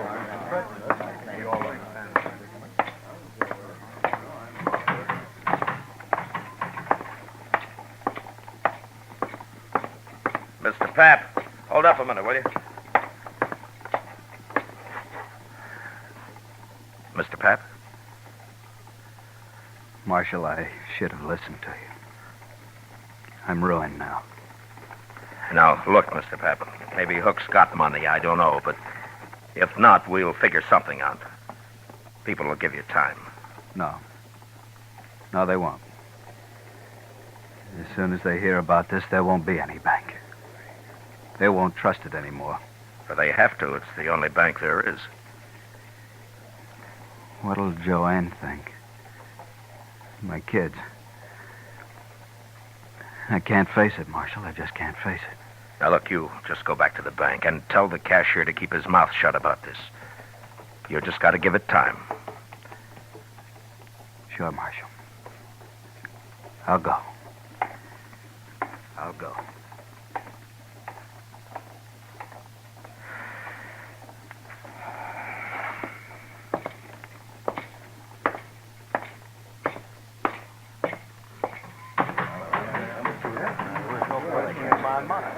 Oh, Marshal, sir. I am sorry for that man, but he has no reason to worry. I'll send for the money at once. Yeah, you do that, Mr. Hook. Send for the money. Gentlemen, what are your names? My name's Shaneways, Marshal. Now, I'm sorry for that banker, but it's nothing to do with me. I won this money fair, and I'm keeping it. Sure, Mr. Shaneways, of course you are. Who are you, mister? Varden. And I agree with Shaneways. Gambling money's fair money. Nobody is arguing that, Mr. Varden. But remember, gentlemen, what I said. Don't talk about this. Oh, well, hey, Matt. Chester said you wanted me. What's happened? Didn't hear any shooting. Everything's all right, Doc. Oh, well, that's it. Oh, you look familiar. Don't you? I haven't had the pleasure, sir. Oh, well, maybe not. No, I guess not. My mistake. Never mind, Doc. Come on. Yeah. Chester said he'd wait at the office, Matt. Look, Doc, I want you to go over to the bank. Mr. Pap is pretty upset. See what you can do for him, huh? Give him a bromide or something. Sure, Matt. What's wrong with him, anyway? He just lost $20,000 in a poker game. He lost 20... And he wasn't playing. He lent the money on the strength of what looked like a good hand. That man Hook came into the bank for it with the other two. Oh. He brought his cards along and raised the loan that way, huh? What? How did you know? Oh, I heard of it once, Matt. It was down in New Orleans. Oh, that was years ago. Well, what happened? Well, the same thing. Fella got the money and he lost it. That's all. You mean it was fixed between him and the others? Oh, sure, it was fixed all right. Well, how did they find out? Well, the fella that borrowed the money got drunk and he talked and they put him in jail, but the others got away clean. Look, Doc, that gray-haired man you thought you recognized, his name's Hook. Are you sure you never saw him before? Oh, a lot of people look familiar at first glance, man. You know how it is. Look, in New Orleans, you didn't know the men who pulled the trick on the bank, did you? Well, people said that they'd come down on the riverboat. I was doctor on the Tennessee Belle then, but I never met them, not to my knowledge anyway. You recall hearing their names? Well, that was a long time ago, Matt. Look, Doc, those three back there may have just pulled the same thing now. Hook looked familiar to you. Maybe he remembers you, too. Well, he just said he'd never met Doc, me, he Matt. could be lying. Oh, sure, but I can't place him. I probably never saw him before. Well, go see what you can do for Pap. He's in pretty bad shape. Oh, sure, Matt. Gamblers were always drifting in and out of Dodge. Some of them were crooked, and some, it had been said, were honest. Ordinarily, it didn't matter much one way or the other. Most men could take care of themselves. But now the bank was involved, and the citizens of Dodge had their faith in that bank, as well as their money. I gave it a lot of thought the next hour or so, and finally I had an idea that seemed like a start anyway. I explained it to Chester, and together we went back to the Texas Trail. Shaneways and Varden were idly cutting cars, and Hook was at the bar talking to Kitty. Hello, Matt. Kitty? Yes, sir. Hi, Miss Kitty. Do you know Mr. Hook? This is Marshal Dillon. We met earlier, Kitty. Why, yes, indeed. This morning? I must have smelled trouble, Kitty. I got up early. You're always smelling trouble, Matt. Yeah. Leave your beer, Hook, and come with me. What for? Just do it. Whatever you say, Marshal. Miss Kitty, I'll be back. Yeah, sure. All right, Varden, Shaneways, get up and follow Chester. What? Is this an arrest? Now, what would I be arresting you for, Mr. Shaneways? What? Nothing. You've no reason. That's right. All right, come on, let's go.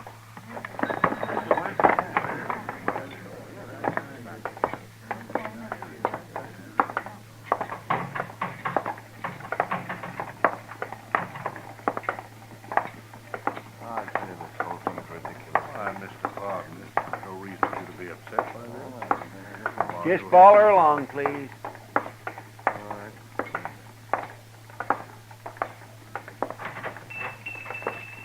Well, what is the idea of bringing us in here, Marshal? Well, good morning, gentlemen. What can I... Oh, hello, Marshal. Chester. Hello, Lum. Lum, these men want their pictures taken. Oh, no, not me. I don't. I've got plenty of pictures. Can you do it right away, Lum? No, certainly can, Marshal. And, gentlemen, you'll be the very first to stand to form a new drop. The ancient temples of Greece. It'll lend you dignity and power. What's the idea of this, Marshal? Lum's just going to take your pictures, that's all. Oh, Lum, front and side views both, huh? Oh, certainly, Marshal, certainly. And then, gentlemen, if you leave Dodge, any of you, it'll make it a lot easier for the law to find you and bring you back, wherever you go. This is outrageous. I won't stand for it. Varden, wait a minute. I agree the Marshal is being a little high-handed, but after all, he must protect himself in his job. But since we've done nothing wrong, we have nothing to fear. Sure. Hook's right, Wolf Varden. I'll go first. Are you ready, Lum? No, right this way, sir. Chester, you stay here and wait for the pictures. Bring them over when they're finished. Yes, sir, Mr. Dillon.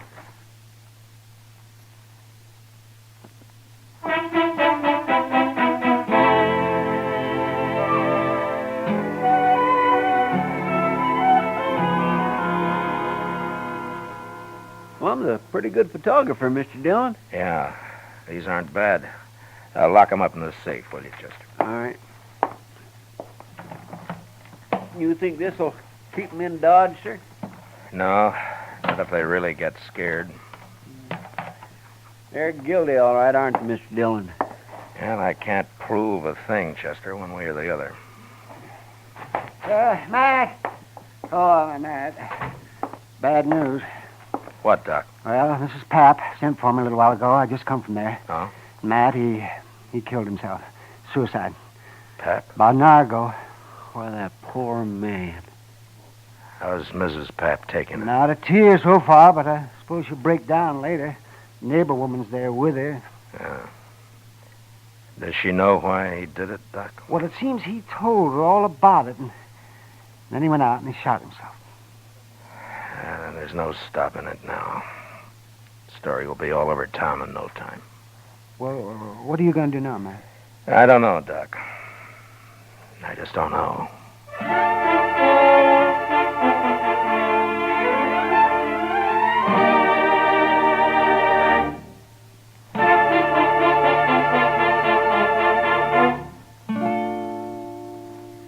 We will return with the second act of Gunsmoke in just a moment. But first, today's opportunity knocks twice for qualified women.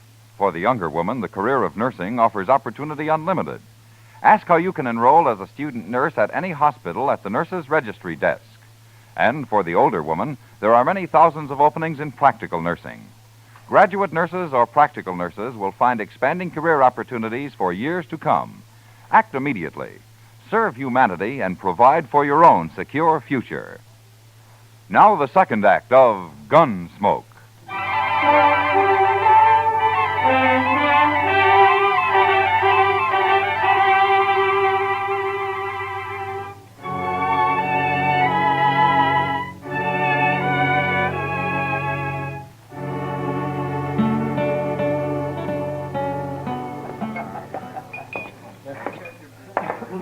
I'll buy you a drink, Kitty. Gosh, I'd like it, Matt, but I just said I'd join Hook over at his table. Well, I'd like to talk to him, too. I'll just sit with you for a few minutes. That's fine with me. I don't know about him, though. Oh, I don't think he'll object. I just have time for a smoke, Mr. Hook. I didn't think you'd mind. Why, no, of course not. You're quite welcome, Marshal. May I buy you a drink? No, thank you. Marshal, I want you to know I sent for that money today, just as I promised. Oh? You're a little late. Late? Mr. Pap shot himself. He did? You mean Mr. Pap, the banker? Yeah. But why, Matt? He would always seem so quiet-like. Maybe Mr. Hook will explain it, Kitty. Well, now, Marshal, you can't hold me responsible in any way at all. I didn't say I could, Hook. But you seem kind of nervous about it. Why, naturally, I'm upset. After all, that man did me a great favor. Yeah, sure. But I don't think the people in Dodge are going to like it much when they find out. Tell me something, Mr. Hook. When were you in New Orleans last? New Orleans? Mm-hmm. Well, why do you ask that, Marshal? Just curious. Well, sir, I've never been in New Orleans. Does that answer your question? Yeah, it's good enough.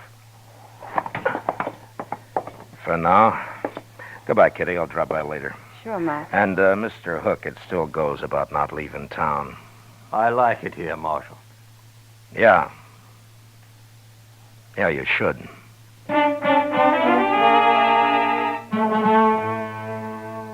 Maybe I should have arrested Hook and his friends without any evidence and just seized the $20,000 and put it back where it belonged. That might have saved people's faith in the bank, but I figured my job was to give them faith in the law, and I couldn't do it that way. I'd made it plain to Hook what I suspected, and I hoped it'd scare him into making a mistake. And it did. But I didn't learn about it until next morning when I was having breakfast at the Dodge house. Mr. Dillon? What? I've been looking everywhere for you. At your room, Delmonico's, the Texas Trail, everywhere. This is the last place I hit. Well, what is it, Chester? Here. Look at here. Just you read that. Marshal, we're taking Doc along. If you follow us, we'll kill him. Where'd you get this, Chester? It was under the door when I opened up this morning. I ran up to Doc's right away, and sure enough, Mr. Dillon, he's gone. Come on. Go check the depot and the stage line, Chester. I'll cover the livery stables. All right, sir.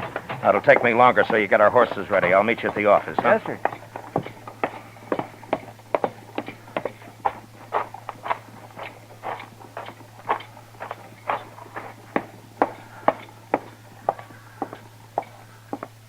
Well, it's the Marshal. You You're out early today. Not early enough, Andy. Yeah? What can I do for I want to know if you rented out any horses last night. you? Well, sure, a few. Why? Did you rent 4 to anybody, 4 in a bunch? Why, yes, I sure did. Be back today, so they said. Who said? Well, strangers to me. Paid me in advance, though. The greenhorn. What time was this, Andy? Oh, it was late. Yeah, it was way after midnight it was. Something wrong? Yeah. Tell me, Andy, what they look like? Well, one was an old fellow, gray hair. Didn't give me his name, though. I don't think I got much of a look at the other one. You have any idea which trail they took out of town? I know I don't. One of them said something about St. Louis. But that's not much help, is it? It might be. Oh, thanks, Andy. Oh, one thing, Marshal. Yeah. If you're riding after them, those horses they got are just crowbaits. I didn't figure they could handle anything better. There was nothing to do but take a chance and ride east. Luck was with us, though, and within an hour we cut their trail. 4 horses leave a pretty fair track, and we followed it, riding hard. By dusk, we could tell by their sign that we'd nearly caught up with them. And soon after dark, we spotted their fire. These were gentlemen, maybe, but they were mighty poor hands on the prairie. We left our horses and went ahead on foot. We gonna shoot it out with them, Mr. Dillon? Yeah, we can't chance it, Chester. They'd kill Doc. Now, hold up a minute. That's their horses just ahead. They sure staked them a good piece from camp. Yeah. Lie down, Chester. What'll we do, Mr. Dillon? We just wait. Those men are mighty green at this game. I think we can steal their horses without any trouble at all. Just leave them afoot, huh? Yeah. Now, look, Chester, when we get those horses, I want you to pick up ours and take the whole bunch out of sight. I'm going to crawl into that tall grass just to the left of the fire there and hide until morning. Mr. Dillon, why can't I go with you? Every time we get in trouble, you always send me off alone somewheres. You always do everything alone. Do as I tell you, Chester. Yes, sir. You just wait till you hear gunfire, and then ride in fast and bring all the horses. All right. Good luck.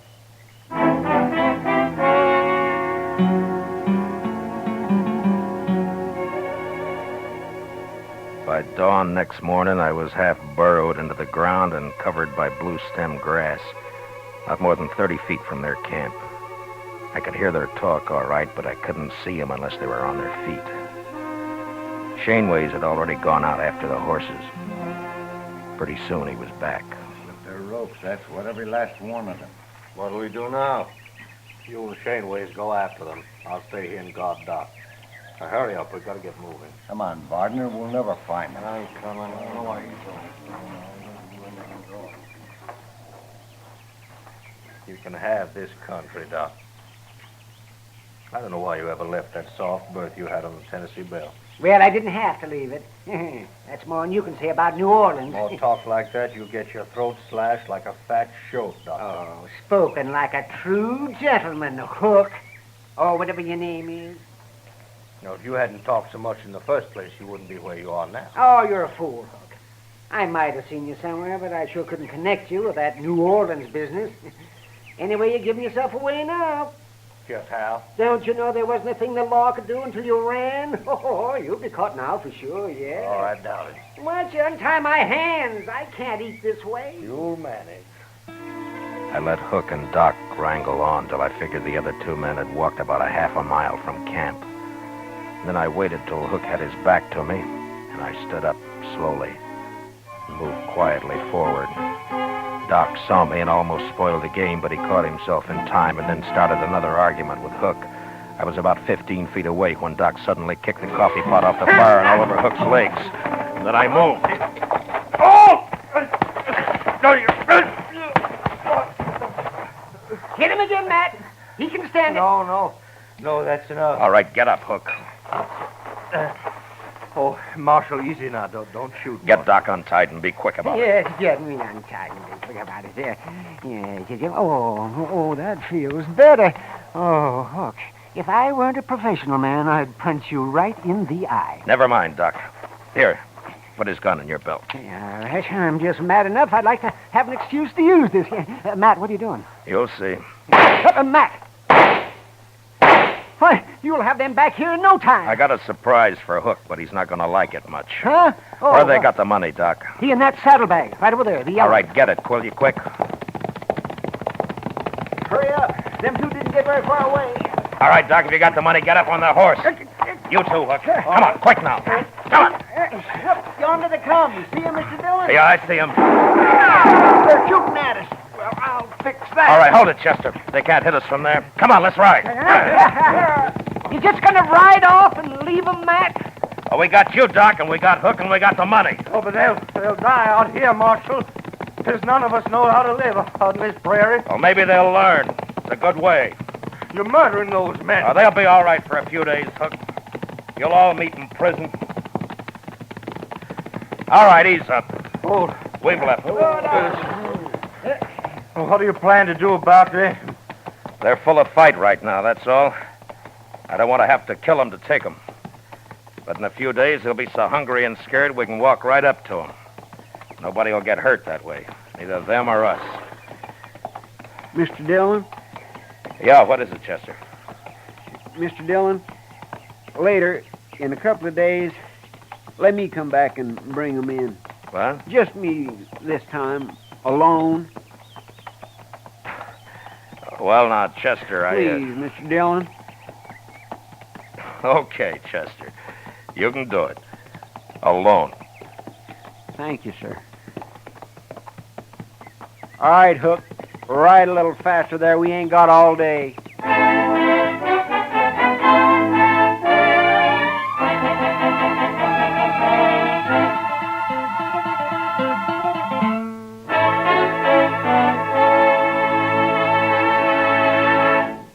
Gunsmoke, under the direction of Norman MacDonald, stars William Conrad as Matt Dillon, U.S. Marshal. Tonight's story was especially written for Gunsmoke by John Meston, with music composed and conducted by Rex Corey. Featured in the cast were Lawrence Dobkin, Harry Bartell, Ralph Moody, James Nusser, Joe Cranston, Paul Dubov, and Peter Leeds. Parley Bear is Chester, Howard McNear is Doc, and Georgia Ellis is Kitty. Gunsmoke is heard by our troops overseas through the facilities of the Armed Forces Radio Service. Join us again next week as Matt Dillon, U.S. Marshal, fights to bring law and order out of the wild violence of the West in Gunsmoke.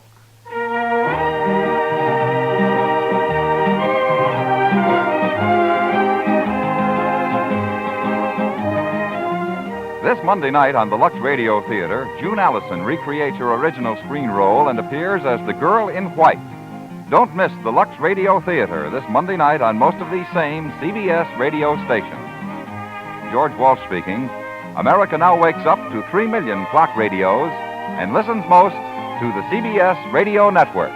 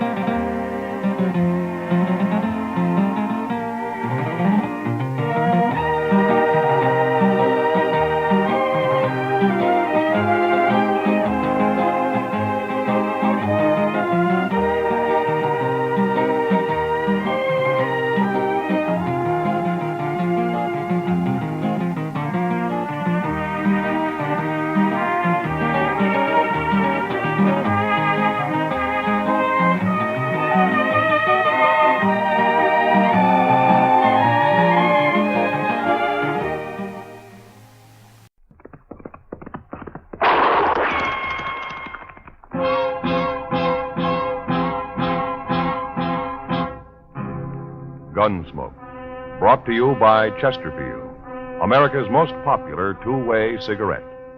What a pair. Chesterfield King Size at the new low price. Chesterfield Regular. Around Dodge City and in the territory on West, there's just one way to handle the killers and the spoilers, and that's with a U.S. Marshal and the smell of gun smoke.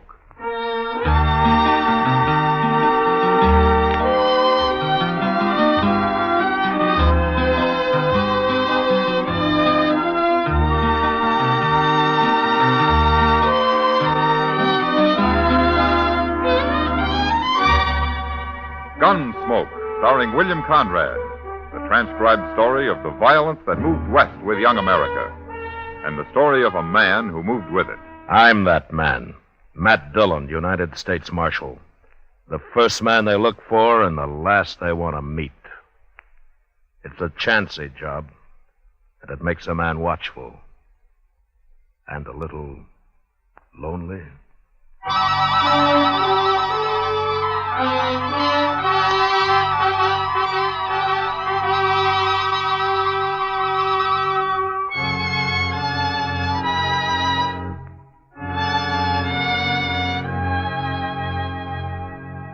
It was a long ride from Dodge up to Ponca Creek in the Dakota Territory, and I killed a good horse getting there. But I caught Lee Trumbo. He was asleep in a clump of willow, and I took him without a fight. We rode his horse double into Sioux Falls, but we came the rest of the way back to Dodge in style, by stagecoach. At least I thought we were traveling in style. Lee didn't seem to care much for it. In fact, he wouldn't even talk until the stage pulled into Dodge and drove up Front Street toward the plaza. You're making a bad mistake, Marshal. Is that so? I didn't kill anybody. There are 2 witnesses say you did, Lee. They're lying. Then why did you run? My brother Dolph, he said you was after me. That's why I run. You'll get a trial. You can talk about it then. I ain't gonna stand trial, Marshal. Dolph will get me out of jail before that. Is that so? I never figured Dolph is a man to do much of anything. You've been against us Trumbos ever since we come to Dodge, ain't you, Marshal? Yeah, I have. Neither one of you is any good. See what I mean? Ah, there's your brother Dolph now, waiting to welcome you back. Well, how'd he know I was coming? I wired Chester from Sioux Falls a week ago. That bandy-legged deputy of yours? Here's the mail. Chester's not my deputy. Well, he sure acts like it. Yeah, he does, doesn't he? No. Here we are.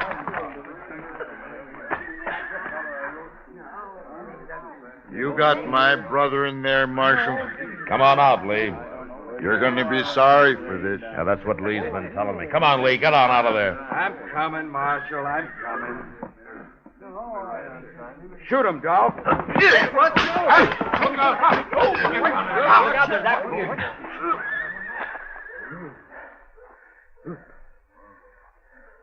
Don't look at me, Marshal. I didn't even draw. No. No, you didn't, did you, Dolph? You didn't have to kick him like that. You hurt him. He'll get his wind back. I got him covered, Mr. Dillon. Hello, Chester. Don't you try nothing like that again, Lee. It's all right, Chester. The fight's out of him. You want me to take Dolph's gun? Now, that's funny. I keep forgetting. You do wear a gun, don't you, Dolph? There's nothing wrong with wearing a gun, Marshal. There is the way you wear one. What do you mean? Well, you might run into somebody who doesn't know you're afraid to use it, and he might shoot you before he found that out. You calling me a coward, Marshal? Now, Chester. Yes, sir? I'm going over to the office. When Lee here stops groaning, herd him over and lock him up, will you? Okay, sir. And if Dolph gives you any trouble, shoot him. Now, Marshal. Get going, Dolph. Go on, move. You'll be sorry for this. I'll make you sorry for it. Oh, say, there's a fellow waiting for you over at the office, Mr. Dillon. He's a stranger to me, but he wanted to see you. All right, Chester. Oh, by the way, welcome back. Thanks. It's been most a month you've been gone. We sure did miss you here. Now, there were times when I missed being here, Chester. Don't let Lee get away from you now, huh? I'd hate to make that ride all over again. No, sir, I won't. Oh, I sure won't. Oh, stop breathing like that, Lee, and get on your feet. You ain't hurt. Come on. Get up here. Let me alone. Well. Hello, Matt. Hack Brine, how are you? Good to see you, Matt. You're surprised to see me alive, huh, Matt? Why, Hack, it's been at least 10 years, hasn't it? Man ain't born that could kill me. Leastways, I ain't run into him yet. Well, maybe you're just lucky. Luckier than you, anyways. A lot luckier sometimes, is the way I recall it. Now, you're thinking about Santa Fe. Yeah. You wasn't very lucky that day, Matt. Hey, remember how it was? You backed into a corner with nothing but a beer bottle in your hand, and 3 of John Chisholm's drunk cowboys about to empty their guns into you. Yeah. And you walked in and killed every one of them. Yeah. It was real surprised, wasn't it, Matt? John Chisholm's been after you ever since, hasn't he, Hack? Oh, them was just the first of Chisholm's men I've killed, Matt. Been riding with Billy the Kid till about half a year ago. Oh? Why'd you quit? Never could make out if Billy was working for or against Chisholm. Besides, it didn't pay enough. Oh, but you're the one, Matt. When I got to Dodge last night, heard you was U.S. Marshal here, I just didn't believe it. Well, being a marshal isn't that hard a job. Oh, you can handle it all right, I know that. What I mean is kind of sudden. Find a man you used to know being a U.S. Marshal. Well, I got to earn my keep somehow. Oh, sure. Well, what are you doing in Dodge, anyway? I don't know, Matt. I don't know yet. I've been over to Wagon Bed Springs, stretching my legs, sleeping in a bed, doing a little gambling and the like. Yeah. Some fella here sent for me. I ain't seen him yet, but if it's a job he's got, I sure need the money. Well, good luck with it, Hack. We'll get together later and have a drink. All Huh? Right, straight ahead, Lee. Right through that door there. The fellas is out What's back. this? Just a prisoner. What'd he do? I didn't do nothing. Shut up and keep walking, Lee. What you locking him up for, man? Murder? That's bad. That's real bad. Murder's always bad. I don't mean that. I mean locking a man up. I couldn't stand that, Matt. I never been in jail. I never ain't gonna be. Well, then you better stay sober around here, Hack. And you're taking it back about that drink. Oh, no. You'll be safe as long as you're with me. Oh. I don't know, Matt. I've been around you when it wasn't so safe. I'll see you later. Yeah, sure, Hack. Oh. Hey, well, come on in, mister. I'm leaving. So long, Matt. So long, Hack. Marshal Dillon? Hello, Ole. How are you? Marshal, I got something I got to tell you. It's my duty the way I see it. Oh, what's the trouble? Hello, Ole. What you doing here? Well, I come to tell the Marshal something, Chester, but I sure don't like informing on people. You understand me, Marshal? Well, what's it about, Ole? Dolph Trumbo, that's what. You got his brother Lee in jail here. We sure have. I just locked him up myself. Well, Dolph's coming to get him out. He's over at the Alfraganza right now talking it up. Talking what up? Well, there's some men at the bar there, Marshal. And Dolph's buying them drinks and telling them his brother's plumb innocent, and they got to raid the jail here and get him out. You mean he's forming a mob? That's what he's doing, and I don't like it. There's going to be trouble, sure. Ole, thanks very much for telling me this, but don't worry about the trouble. I'll put a stop to that right now. Come on, Chester.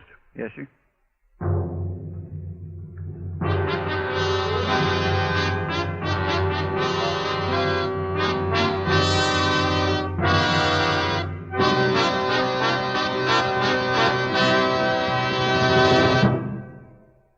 What a pair. What a buy. King-size Chesterfield, now at the new low price. And Chesterfield Regular. They're the quality twins. The same highest quality. The same low nicotine. Either way you like them, you get the same wonderful taste and mildness. A refreshing smoke every time. Change to Chesterfield, America's most popular two-way cigarette.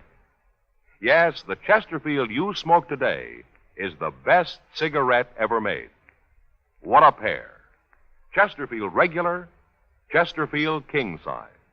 They satisfy millions. They're best for you.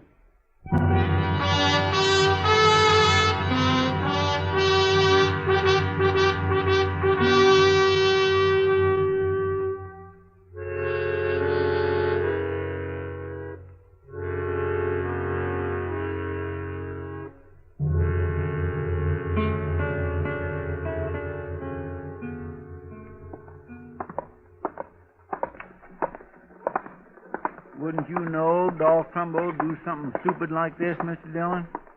Trying to form a mob to take his brother out of the jailhouse. Well, it works sometimes, Chester. Not in Dodge, it don't. Oh, not so far, anyway. Here's the Alfraganza. Now, don't get in the way. Huh? No, sir.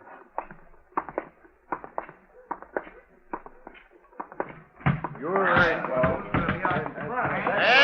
And something else. afraid of, you men. You'll be led by one of the best gunmen in the whole country, I promise you that. And we'll have justice in Dodge. Once for all. Justice. That.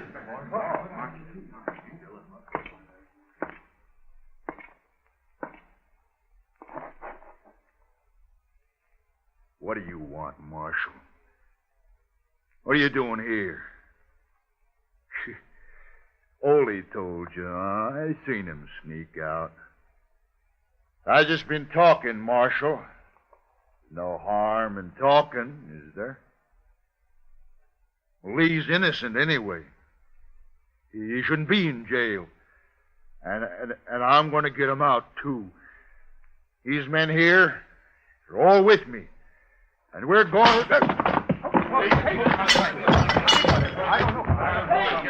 Quiet. Shut up! Bartender, this place is closed for the rest of the day. No more liquor. And you men get out of here and don't let me find any of you together again. Not for a long time. Now get moving.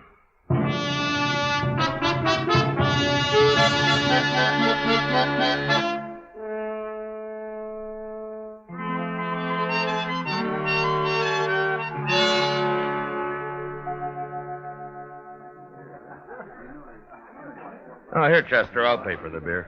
You leaving, Mr. Dillon? Oh, Kitty just came downstairs. I haven't seen her yet. I think I'll go over and say hello. Yes, sir. Like for me to go across the street and see if they're keeping the Alfraganza closed? No, it's all right. I told them they could open up again tonight. Oh, well, thanks for the beer, Mr. Dillon. Sure, Chester, sure. Welcome to Dodge, stranger. How are you, Kitty? Fine. I'd be even better if you'd brought 2 beers over instead of 1. Oh. But you can sit down anyway. Well, you can take this one, Kitty. It's kind of warm. I don't want it. Matt, do you suppose the day will ever come when having good manners will be a requirement for the marshal's office? Well, if it ever does, Kitty, I don't guess they'll need marshals anymore. Yeah, maybe you're right at that. Well, how have you been, huh? Everything okay? Well, I was making out pretty good, Matt, till I broke my toe. Broke your toe? Yep. How'd you do that? In the line of duty, right here in this saloon. I got tromped on dancing with a Texas cowboy who should have been spending his trail money on red silk handkerchiefs and soda water instead of me. He couldn't have been over 16. Darn fool kid. There's not much you can do for a broken toe, is there? No. At least it doesn't hurt when I'm sitting down. I hear you broke up Dolph Trumbo's party at the Alfraganza this afternoon. Oh? Huh? You hear just about everything, don't you, Kitty? Men. They talk more than women. This place is full of men, day and night. You think if I closed my eyes and prayed real hard, they'd all go away? Well, if they did, what would you do for a living? That'll keep me awake.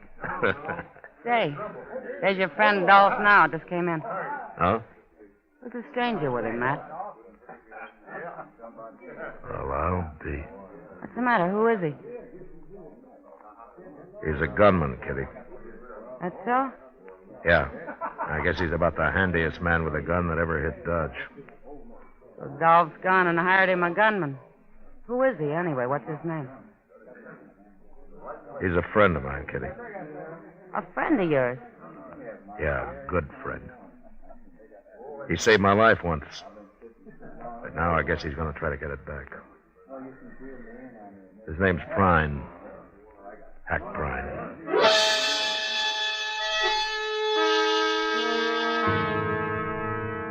The government never did pay me much for enforcing the law in Dodge, but even if they doubled it, there were times when I'd like to have quit. I sat there with Kitty and watched the 2 men at the bar. They had a drink, then they shook hands, and then Hack walked out. I got up, and I followed him.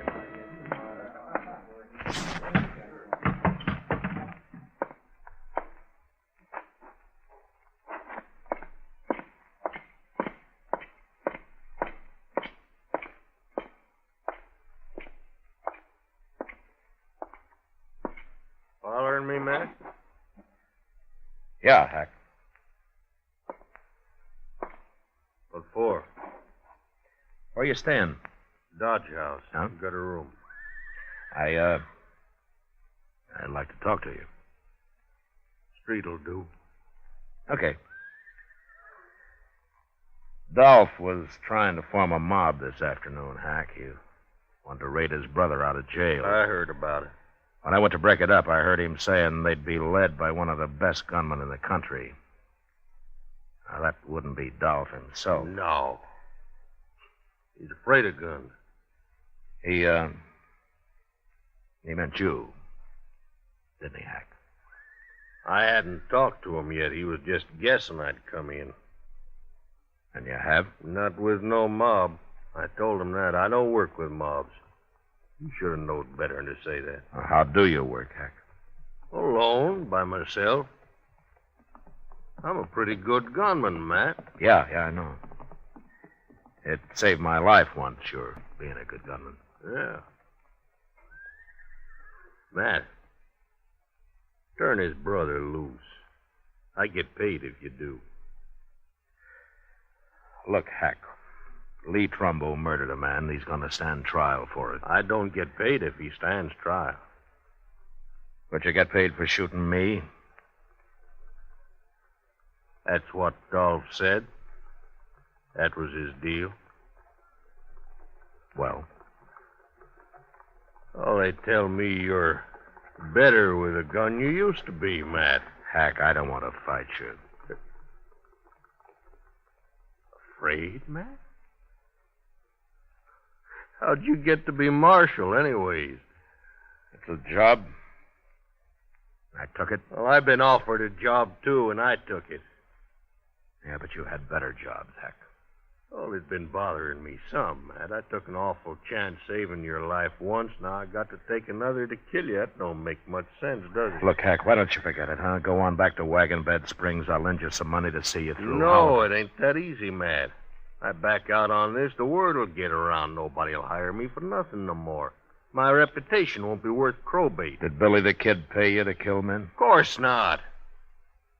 Of course not. That was for pleasure. You know how I hate John Chisholm. And you come down a long way, Hack. Selling your gun. I killed a man for pay over to La Junta. Didn't bother me none. Who was he? I don't know. Some gambler. Pretty good gunman, though. Tell me something, Hack. Did Dolph say how his brother murdered that man here? Dolph claims he didn't do it at all. Well, there were 2 witnesses who saw him do it. The man was a buffalo skinner, unarmed. He didn't even have a knife on him. But he refused to buy Lee Trumbo a drink, so Lee shot him. Unarmed? That's right. Shot an unarmed man? You think it over, Hack. I'll see you tomorrow. Good night.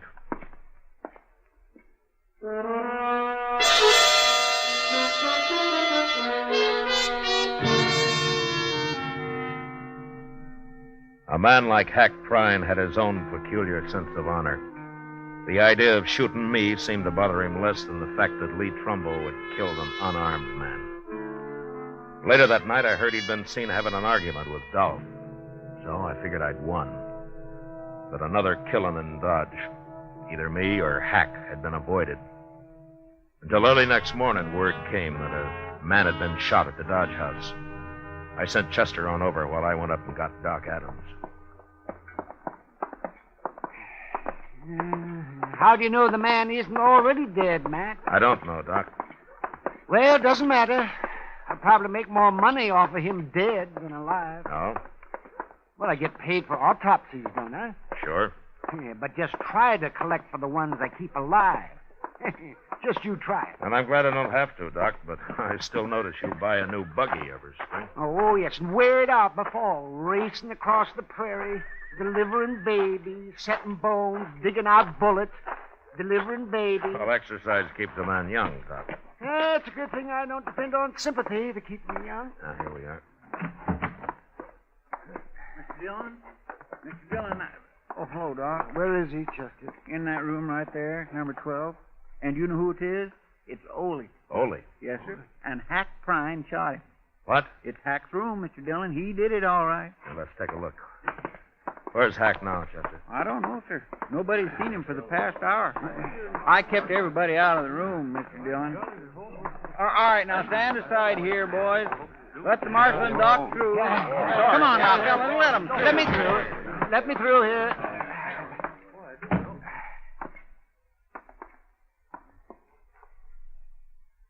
It's Ole, all right. He's dead, Matt. Real dead. 3-4 hours, probably. Nobody heard a shot or nothing, Mr. Dillon. But when the clerk come on duty about an hour ago, he saw Hack Prine walk out of here.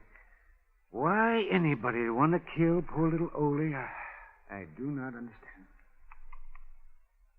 I'll bet I know, Mr. Dillon.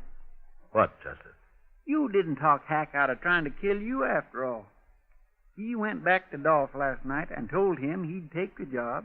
Then he figured the only way to get you into a fight was to shoot somebody so you'd have to come after him. Yeah, maybe. Now, come on, let's start looking for him.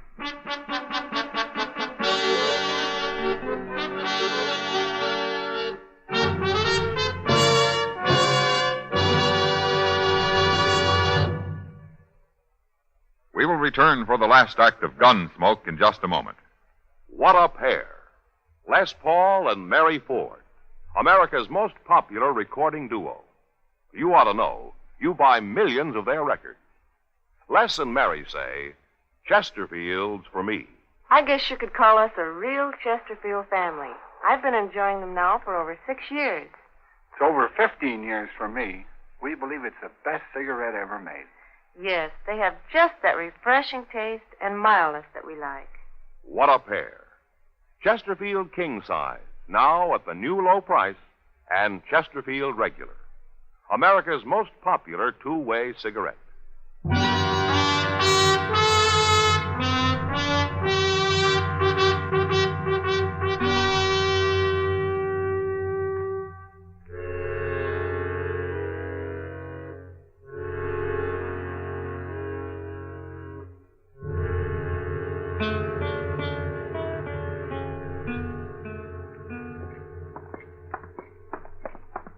I guess the Alfraganza is the only place we haven't looked in, Mr. Dillon.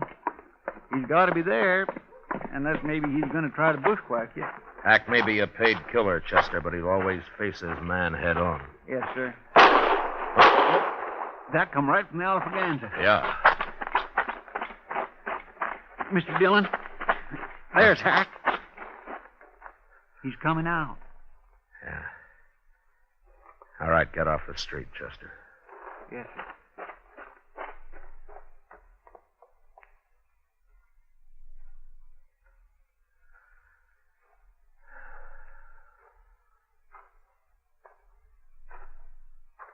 Morning, Matt.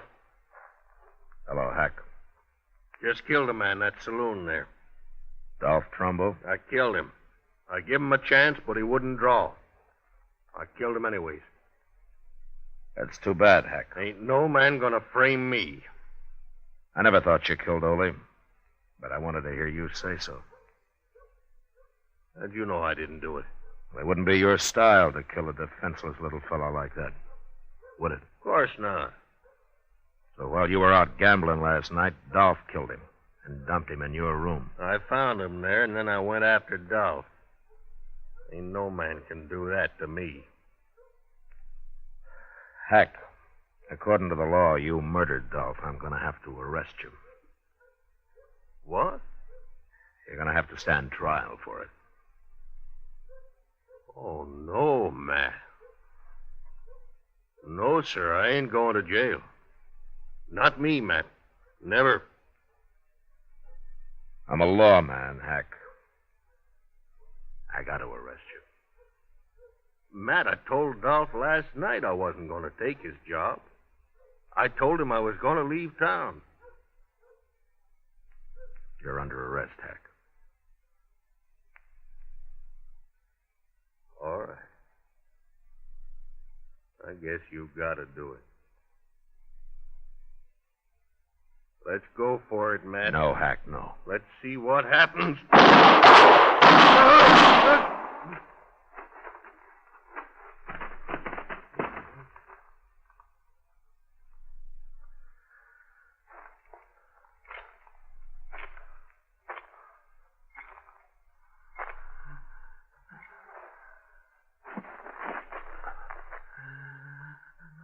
Hack.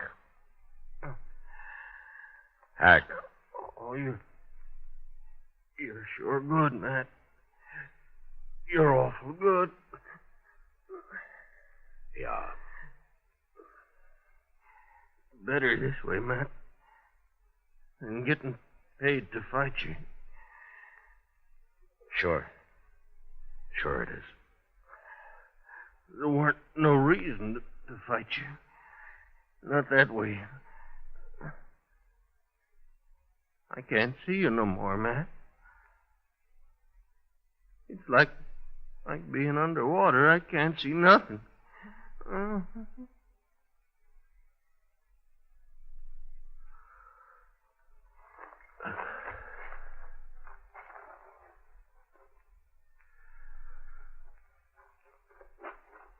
Mr. Dillon, that was awful good shooting.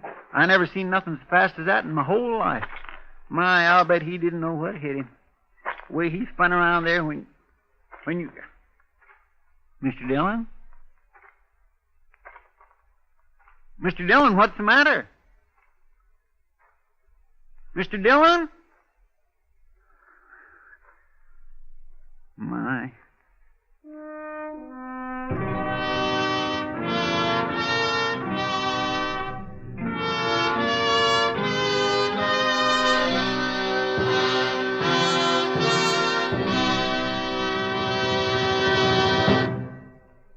Here is our star, William Conrad.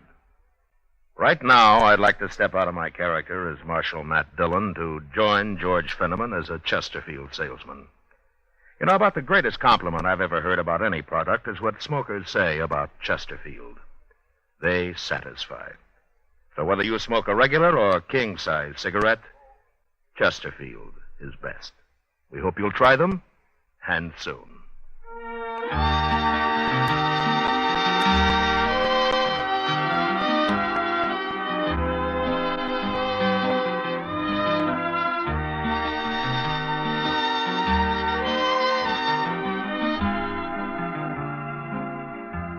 Gunsmoke, transcribed under the direction of Norman MacDonald, stars William Conrad as Matt Dillon, U.S. Marshal. Tonight's story was specially written for Gunsmoke by John Meston, with music composed and conducted by Rex Corey.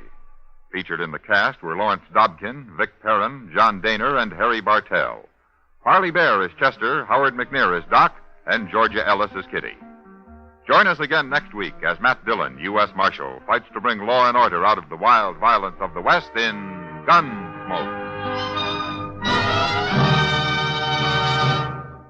Today, L&M filters have a nationwide demand never before equaled by any other cigarette in so short a time. The reason? This is it. It's the filter that counts, and L&M has the best. L&M's exclusive Miracle Tip contains alpha cellulose to give you effective filtration. Two other things are important. L&M's have much more flavor, much less nicotine. Buy America's highest quality and best filter tip cigarette. Light and mild L&M.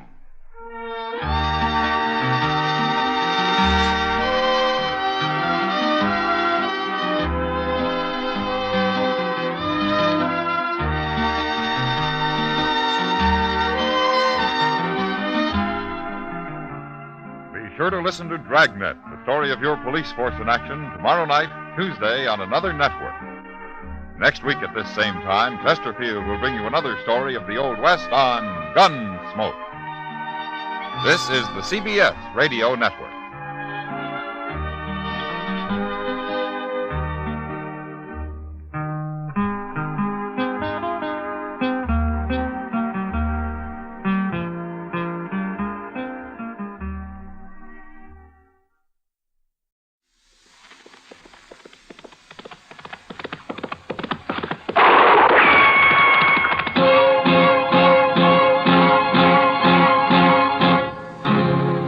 Gunsmoke, brought to you by Chesterfield, America's most popular two-way cigarette. What a pair. Chesterfield king size at the new low price. Chesterfield regular. Around Dodge City and in the territory on West, there's just one way to handle the killers and the spoilers, and that's with a U.S. Marshal and the smell of Gunsmoke.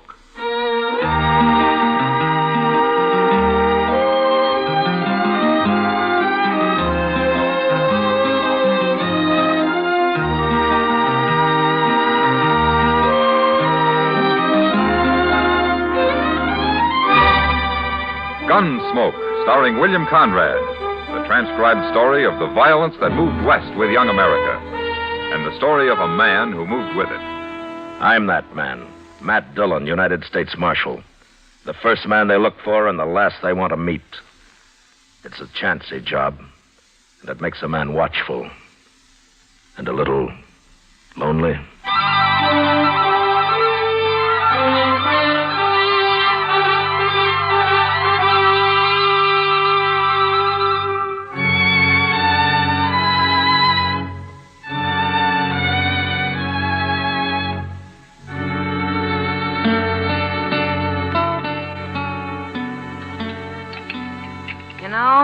I'd sure like to meet whoever's running the kitchen in this place. Oh, why, Kitty? A cook that can make antelope stew taste like prairie dog ought to be something to see. Well, at least it's hot. No, it isn't. Well, mine is. You forgetting you dumped half that bowl of chili peppers in yours? Well, I've eaten here before, Kitty. Oh, hello, Marshal. Hello, John. You know what I'd do if I owned this place, Matt? Tear it down? No. Look, it's got tables and chairs and knives and forks and spoons. And out back, they got a kitchen all set up with a stove and everything. So? Well, it's all here. I'd open a restaurant. You're spoiled, Kitty. Dodge isn't St. Louis, you know. St. Louis? I was there 6 months, 4 years ago. Hello, Matt. Kitty. How are you, Doc? Oh, I'm fine. Well, sit down, Doc. Sit down. Oh, thank you. Oh, well, what are you eating? Stew? That's what they call it, Doc. Ah. Well, I'll try a little anyway. Then I'm going to bed. At noon? I was up all night, Kitty, out at the Brandt place. Mrs. Brandt have her baby? Uh-huh, a boy. That's 5 I've delivered out there. You know, it seems to me it's about time they gave you one. Doc. Oh, no, gave me one. I've got enough trouble all by myself. But seriously, I'll tell you something, Matt. It's got so I'm afraid to be driving onto the prairie at all. More Indians, Doc? I ran into Sam Butler outside. He just drove in with his whole family and all his belongings loaded onto his wagon. Says he's quitting. Well, why? The Pawnees wiped out another family up near his place on the Smoky Hill River a couple of days ago. That's the second raid in the last 2 weeks. No wonder he's scared. Matt, he's telling everyone who will listen that it's a shameful thing for the law to be hiding out in Dodge while whole families are being slaughtered in the country. He is, huh? Yes. I thought you'd like to know.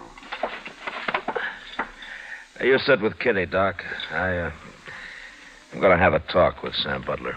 Sure. I'll see you later.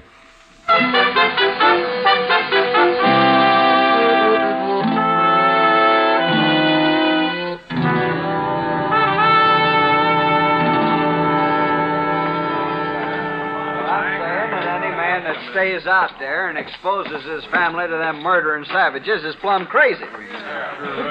You can't fight a Pawnee war party all by yourself. And we sure ain't getting no help from the law around here. We can die and rot for all the law cares. Hello, Sam.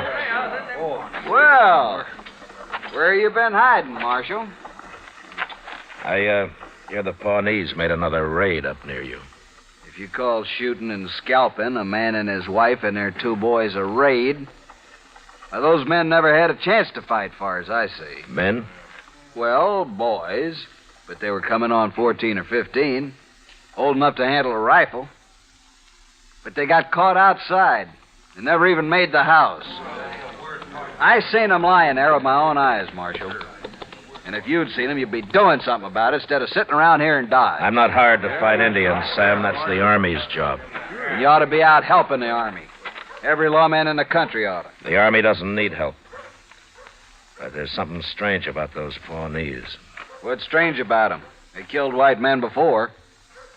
I'm sorry you're quitting, Sam. We need settlers out here. Not dead ones, you don't. No. No, not dead ones.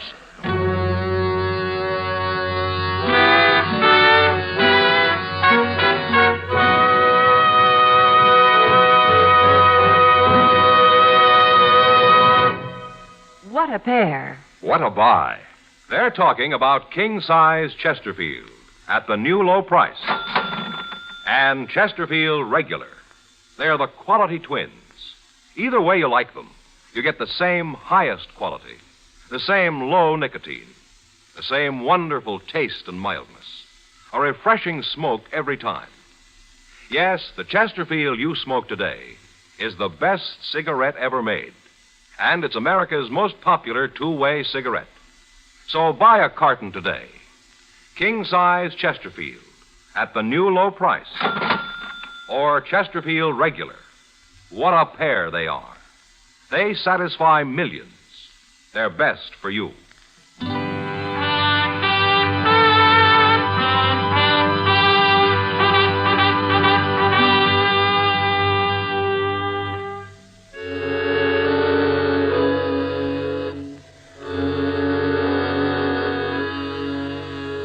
Chester and I left Dodge that afternoon, and toward evening the next day, we ran across a troop of cavalry camped on the Smoky Hill River.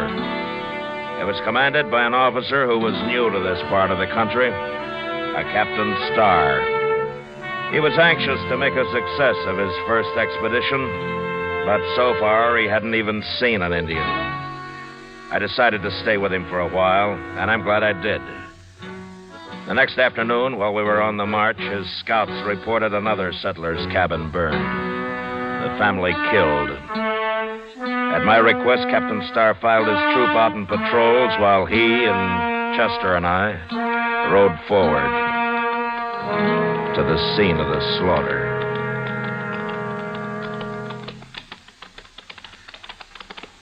My scouts say these people haven't been dead very long, Marshal. This morning, probably. At dawn, Captain. Well, then those Indians can't be too far off. No, but Indians have a way of disappearing. There it is, Mr. Dillon.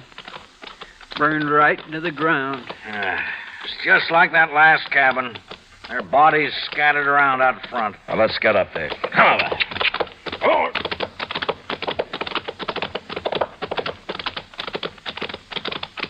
Ho, ho, ho.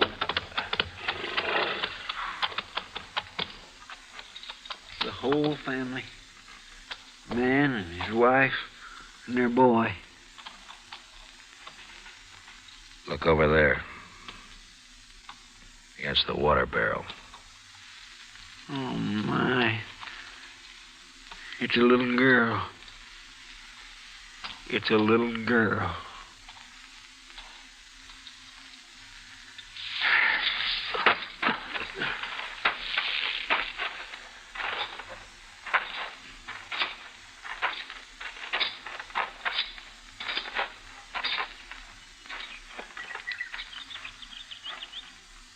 They scalped them, every one of them. Even that little girl. They even scalped her. At least they didn't torture them. Did they torture the other families, Captain? No, they didn't, Marshal. They shot them just like this and scalped them. Where are you going, Marshal? What is it?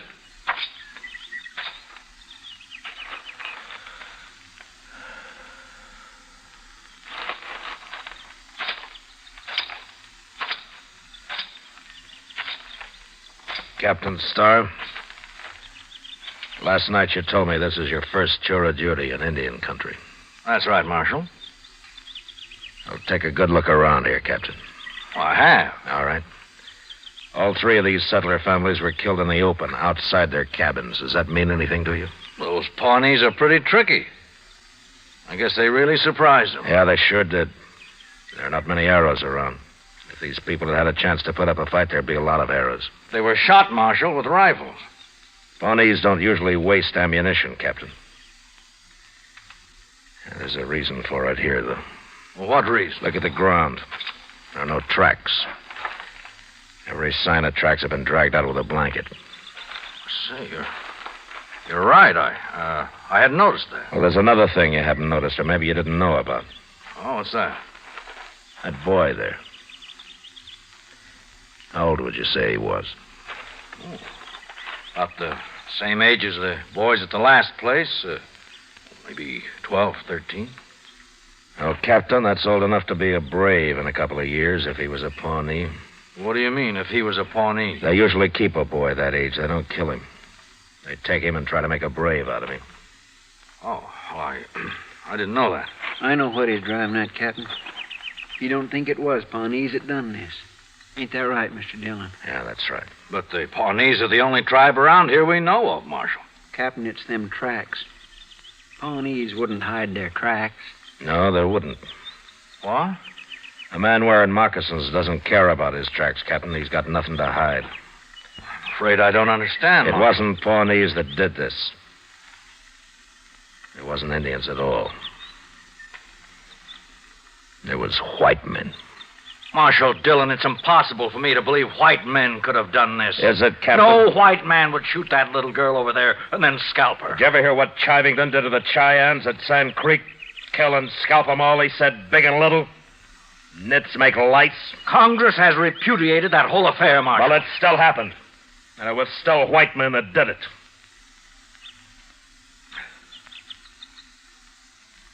Oh. I suppose you're right. Yeah, I'm right. But why did they do it? Horses. You see that corral out there? This man must have had 6 or 7 head of horses. Yes, the other settlers did, too. They stole the horses and probably whatever they could find in the cabins, and right now they're sitting around camp somewhere drinking coffee and laughing at all of us Indian hunters. Well, I'll find them. Now, it's a big country, Captain. I got a troop of cavalry out there, Marshal, over 100 men. All right, suppose you do find some riders with a bunch of horses. How are you going to know they're the men you're after?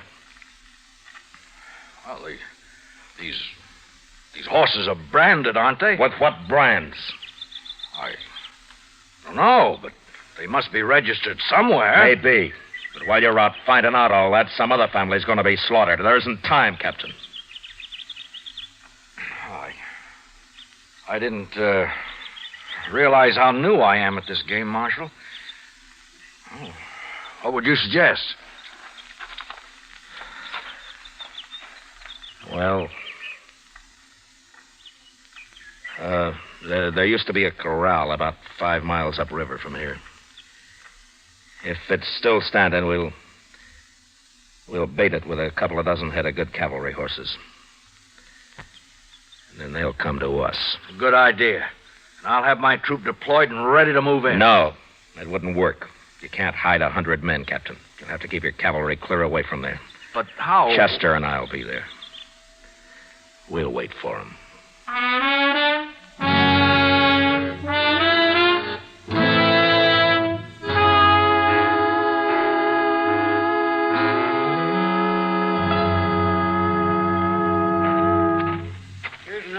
Green branches, Mr. Dillon. I'll throw them on the fire, Chester. Let's have some more smoke, huh? Yes, sir.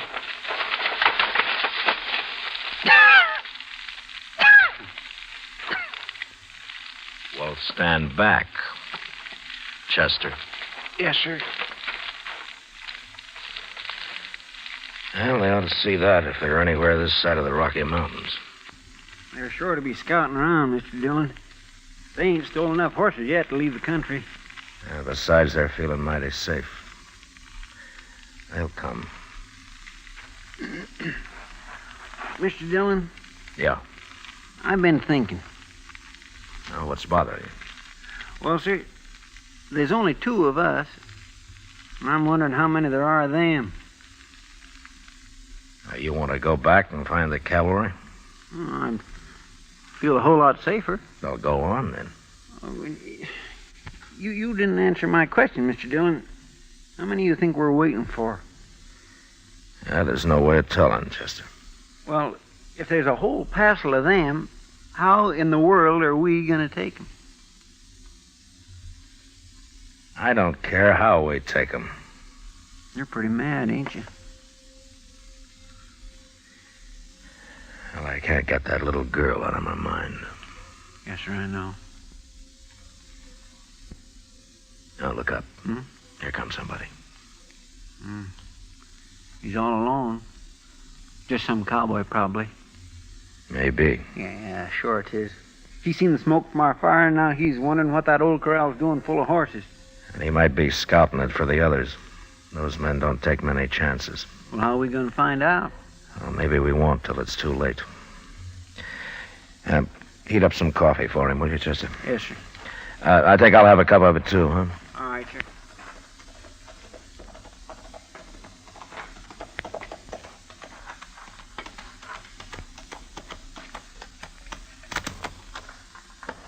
Morning. Oh, get on, stranger. We'll have some hot coffee up in a minute. Well, let's tie my horse here. Whew. Sure used some coffee. Had to make dry camp last night. Oh? Well, you couldn't have been very far away. Why didn't you ride on down to the river here? Tell you why, mister, I was lost. I rode till after dark, and I got lost. Well, your horse could have found it for you. Maybe my horse ain't smart as yours. No offense. Sit down. Chester's bringing the coffee now. I've been sitting all morning. Here you are, mister. Oh. We ain't got no sugar. You men are traveling pretty light, ain't you? What do you mean? Here's your coffee. Oh, thanks, Chester. I mean all them horses. Mighty big remote and no wagon. Not much grub I can see. We're driving those horses to Cheyenne. There's only 2 of us. We couldn't handle a wagon and the herd both. Only 2 of you. Yeah, that's right. Well, mister, look, I'm drifting. Maybe you could use another hand. There may be. Where you from? Dakota Territory. Name of Lee Stapp. I sure would like to see Cheyenne. I ain't never been there. Or why don't you ride up there alone? It'd be chasing a herd of horses all the way. Well, I'm broke, mister. Wouldn't have much of a party in Cheyenne broke, would I? No, I don't guess you would. I'm a good hand. I work cheap. How about it? You're a good hand, huh? Of course I am. Did you take a look at those horses we got? Yeah, I sure did. I ain't never seen none better. Well, they're good horses, and we take good care of them. Well, okay. What's that got to do with hiring me? Mister, I wouldn't hire you to herd sheep. What? You said you made dry camp last night. How come you tie your horse up without watering him while you stand here slopping up coffee? Well, it's my horse, ain't it? Sure. How's the coffee? Coffee? Is it any good? Well, yeah, sure it is. Well, then have some more of it. Hey, what's that?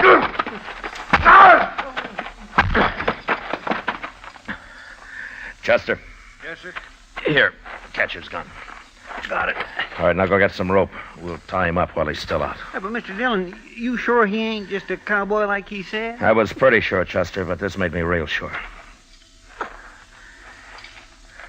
It was sticking out of his pocket. Oh, my. I'll get the rope, and we ought to hang him with it.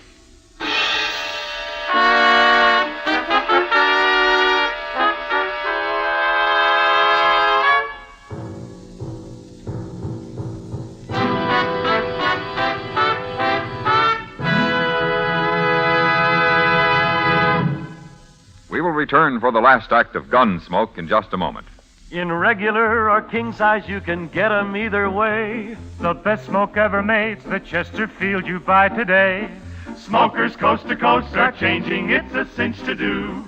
Here's all you have to say to get the one that's best for you. Chesterfield's for me, Chesterfield's for me. You just say it's Chesterfield's for me. Friends, for your vacation, take along plenty of Chesterfield. Buy 'em by the carton. Chesterfield king size at the new low price. Chesterfield regular. What a pair. They're the quality twins. The same highest quality. The same low nicotine. Either way you like them, they're best for you. Smoke Chesterfield. It's America's most popular two-way cigarette.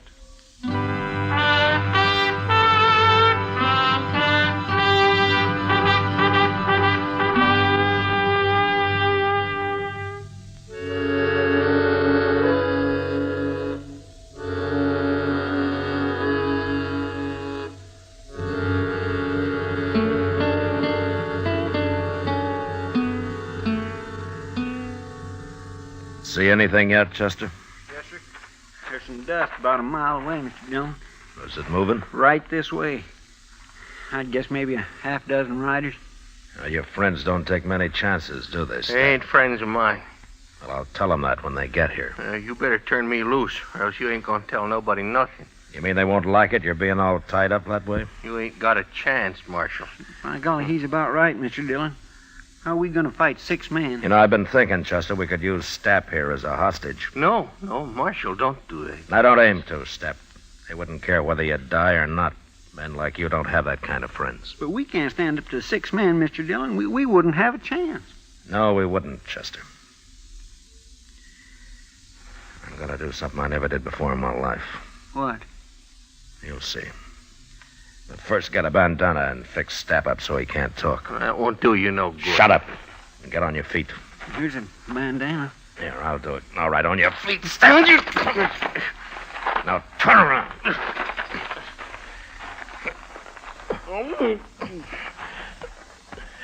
Get our rifles, Chester. Yes, sir. There. That'll keep you quiet, Stapp. All right, now walk.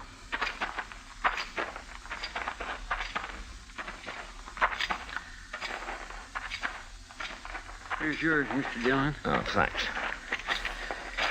You get on behind that log over there, Chester. Yes, sir. I'll keep Stapp here with me. All right, lie down, Stapp.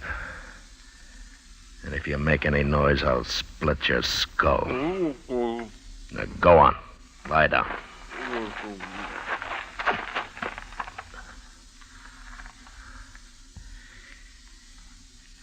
You okay, Chester?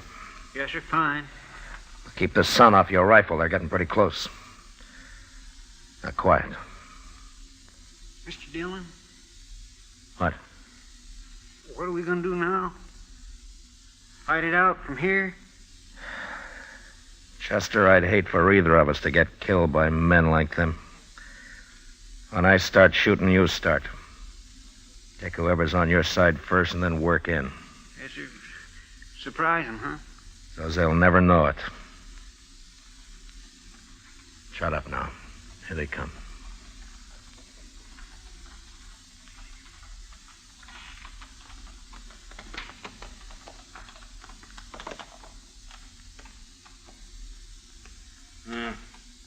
They must be over at the river.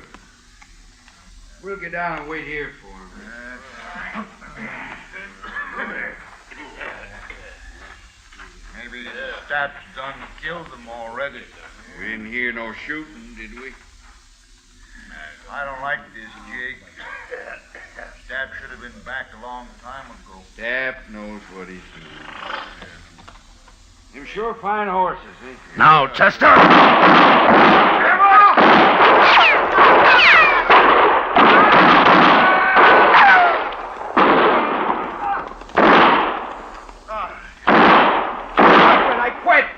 I give up. Don't shoot no more. All right, throw away your guns. Now turn around and get your hands up in the air. Chester, come over here. We killed 4 of them, Mr. Dillon. 4 of them. Prod Stapp up and bring him up to the fire. I'll handle these 2.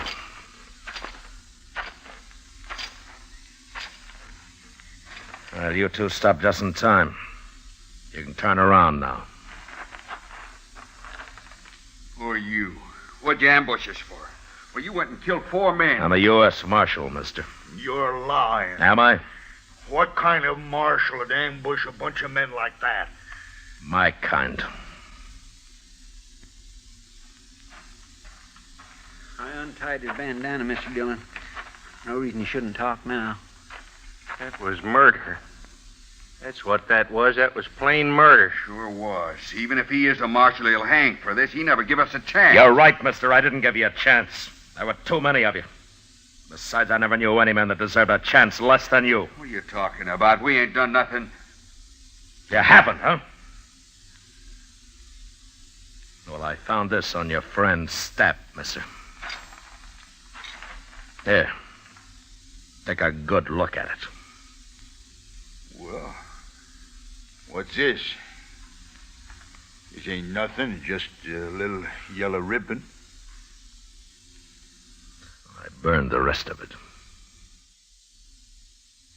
You blasted fool, Stapp. I didn't get nothing else. It was just kind of a souvenir. I told you to get rid of everything. Stapp, I'm sorry you came in alone. I wish you'd been with the others. But I'll see you hanged. All three of you. And it's that little girl's yellow hair ribbon that's gonna hang you.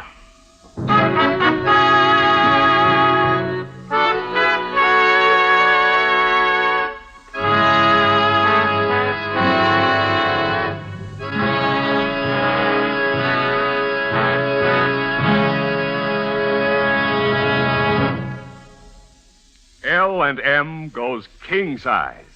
Yes, L&M goes king size. Now, L&M is king size as well as regular. Both have the same low price. Both have the miracle tip for the effective filtration you need. Yes, it's the filter that counts. And L&M has the best. You get much more flavor, much less nicotine, a light and mild smoke. Yes, this is it. L&M filters, just what the doctor ordered. Buy a carton, king size or regular, both at the same low price.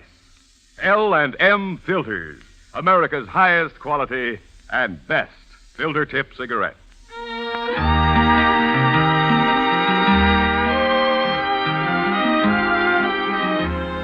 Gunsmoke, produced and directed by Norman McDonald, stars William Conrad as Matt Dillon, U.S. Marshal. Tonight's story was specially written for Gunsmoke by John Meston, with music composed and conducted by Rex Corey. Featured in the cast were Lawrence Dobkin, Joseph Kearns, and Harry Bartell. Harley Bear as Chester, Howard McNear as Doc, and Georgia Ellis as Kitty. Join us again next week as Matt Dillon, U.S. Marshal, fights to bring law and order out of the wild violence of the West in Gunsmoke.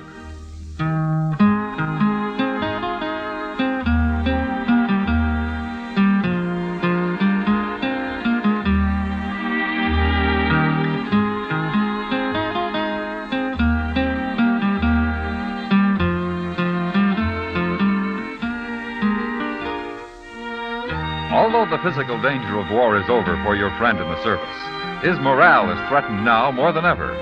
He worries about being the forgotten man. And when there's no mail from home, that's when loneliness really settles in. And it's tough to be lonesome. The USO knows there's nothing like a letter to make a fellow feel better. Why don't you let your friend in the service know you're thinking of him? If you're a cousin, neighbor, schoolmate, or a member of his church, club, or union, write to him today.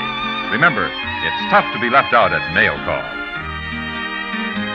And remember, too, next week at this same time, Chesterfield will bring you another transcribed story of the Western frontier on Gunsmoke. This is the CBS Radio Network.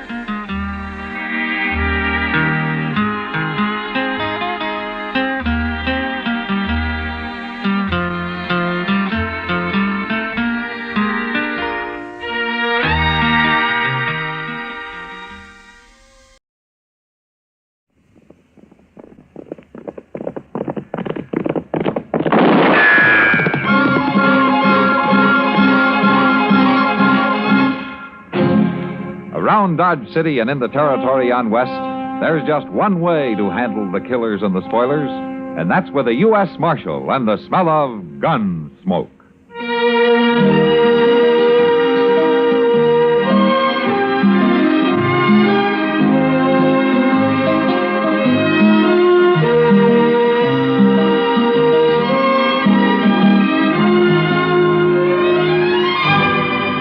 Gunsmoke, starring William Conrad, the story of the violence that moved west with young America, and the story of a man who moved with it.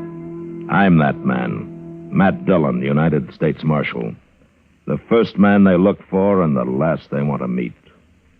It's a chancy job, and it makes a man watchful and a little lonely.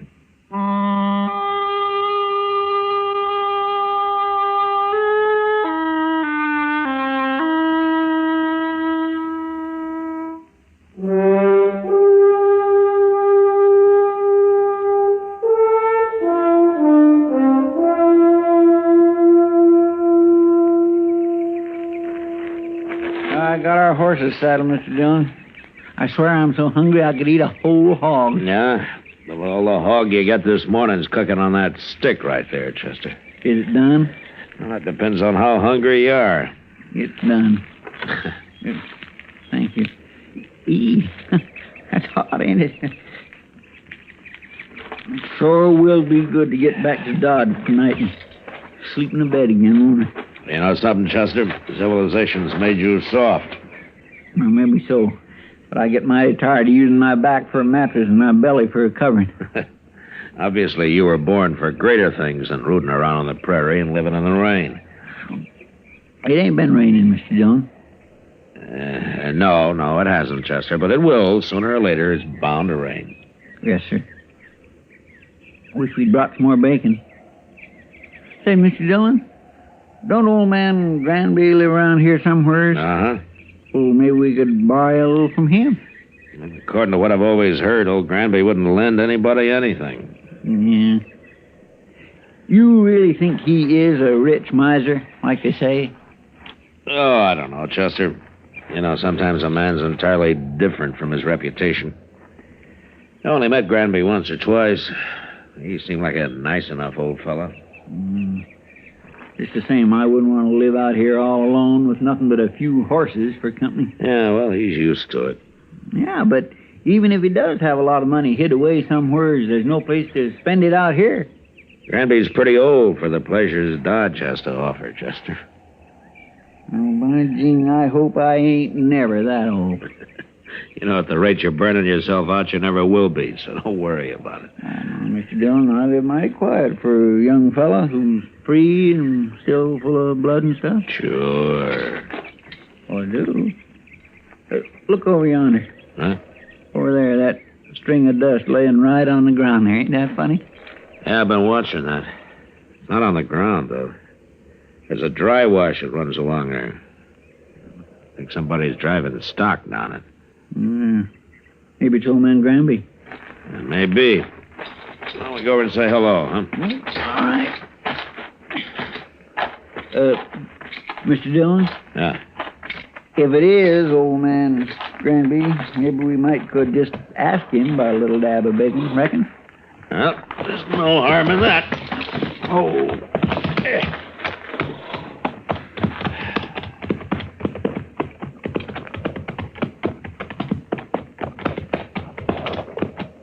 That looks like horses down there.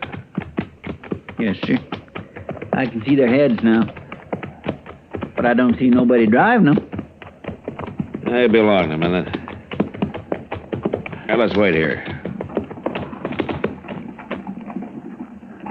Yonder he comes. That's not old Granby. Well, let's ride down and say hello anyway, huh?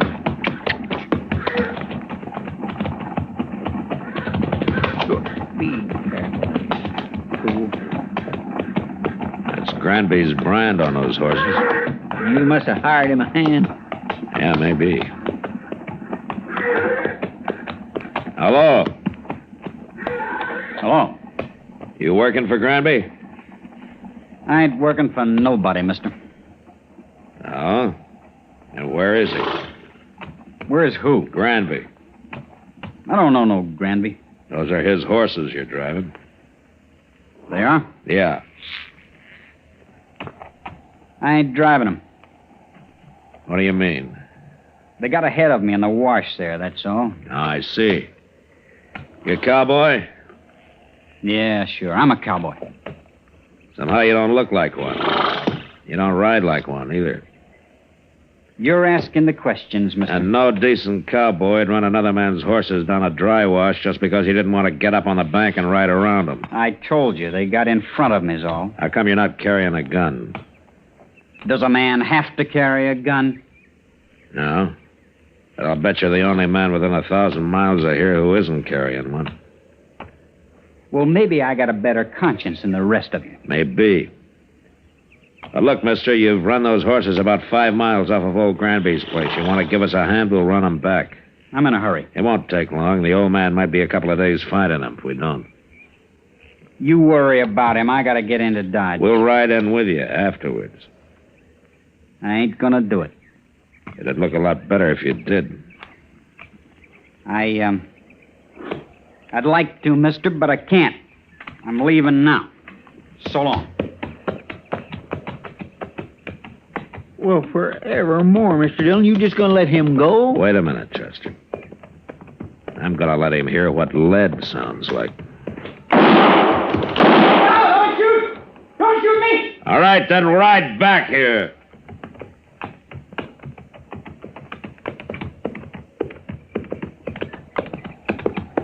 Don't kill me, mister. I'm not gonna kill you. Unless you try to run away. Why would I try to run away? You just did, Chester. Yes, sir? Ride down the bank and head those horses off. Start them back up the wash. We'll be out of here by the time they're back. All right, sir, Mr. Dillon. You stay right close to me, fellow. Don't you try anything smart. When we get to Granby's, if he says it's okay, then you can go wherever you like. I don't know Granby. I've never been there. And we'll show you the way. Come on, let's go.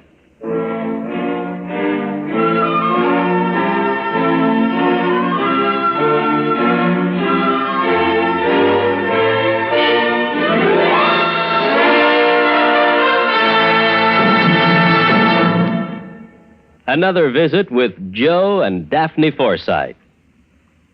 Joe? Joe? Joe, stop reading that paper and talk to me. I'm listening. Go ahead. Well, I was talking to Mrs. Snyder today. You know, she's the one whose boy had 31% less cavities. Uh-huh. Well, she thinks that we should buy bigger savings bonds. Uh-huh. She says that when people can afford it, it makes more sense. Oh, she says there are a lot of different denominations. They start at $25, but then there are $50, $100, $200, and even $500 bonds. Is that so? And then with the ones we've already bought through the payroll savings plan, we'd have quite a nest egg. Uh-huh. Are you listening to me? Uh-huh. Did you know that the total accumulated compounded semi-annual interest of the Series E savings bond will amount to 93 1/3% of the original purchasing price? Uh-huh. I thought so. Joe, what did I say? You said that United States savings bonds are a safe, easy way of investing. I did. That they help guard our country's freedom. And? They're the best investment in America's future. I said something else, too. Oh, yeah. You said that the total accumulated compounded semi-annual interest of the Series E savings bond will amount to 93 1/3% of the original purchase price. Well, now, how did you do that? Husband's trade secret.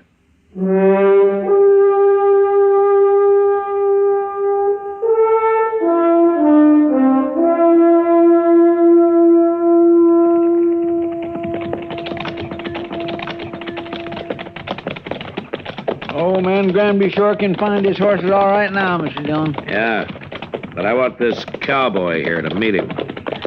Now we'll see if he's in the house. I'll wait for you. Get off a horse, fellow. Go on. That's better. All right, come on. We'll take a look.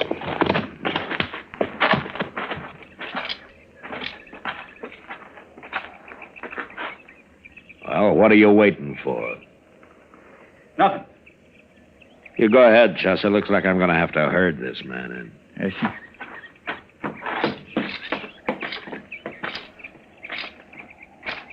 You've been kind of balky ever since we ran into you, haven't you? I just don't like being dragged around. I never did. Well, I just want you to meet old Granby. He'll be grateful for your helping run his horses back here. I know what you think, mister. You think I was stealing them horses. Well, I never heard of the old man. I was never near this place. So you told me, but you're here now. I ain't afraid of you or nobody. And let's go into the house. Come on.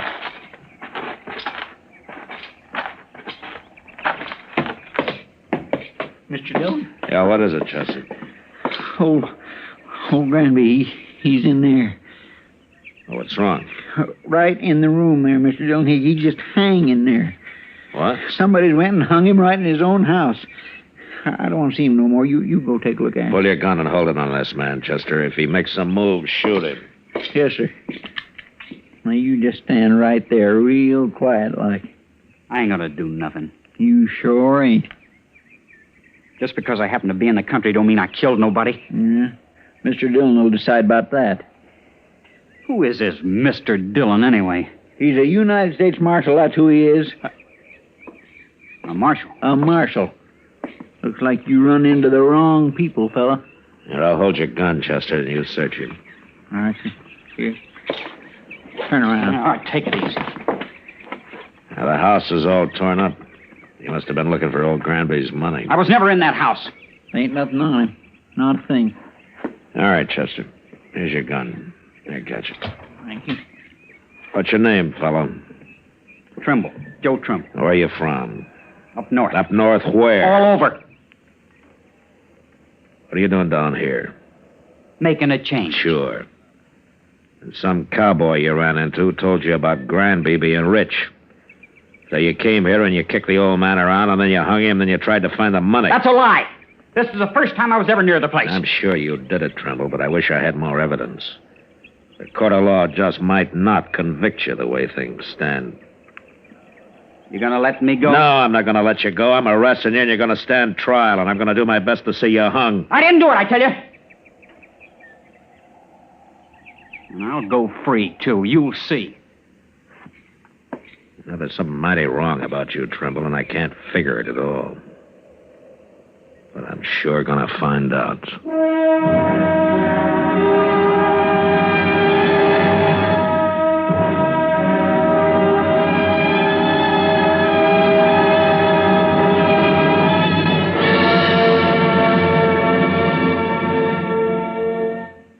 Another visit with Joe and Daphne Forsythe.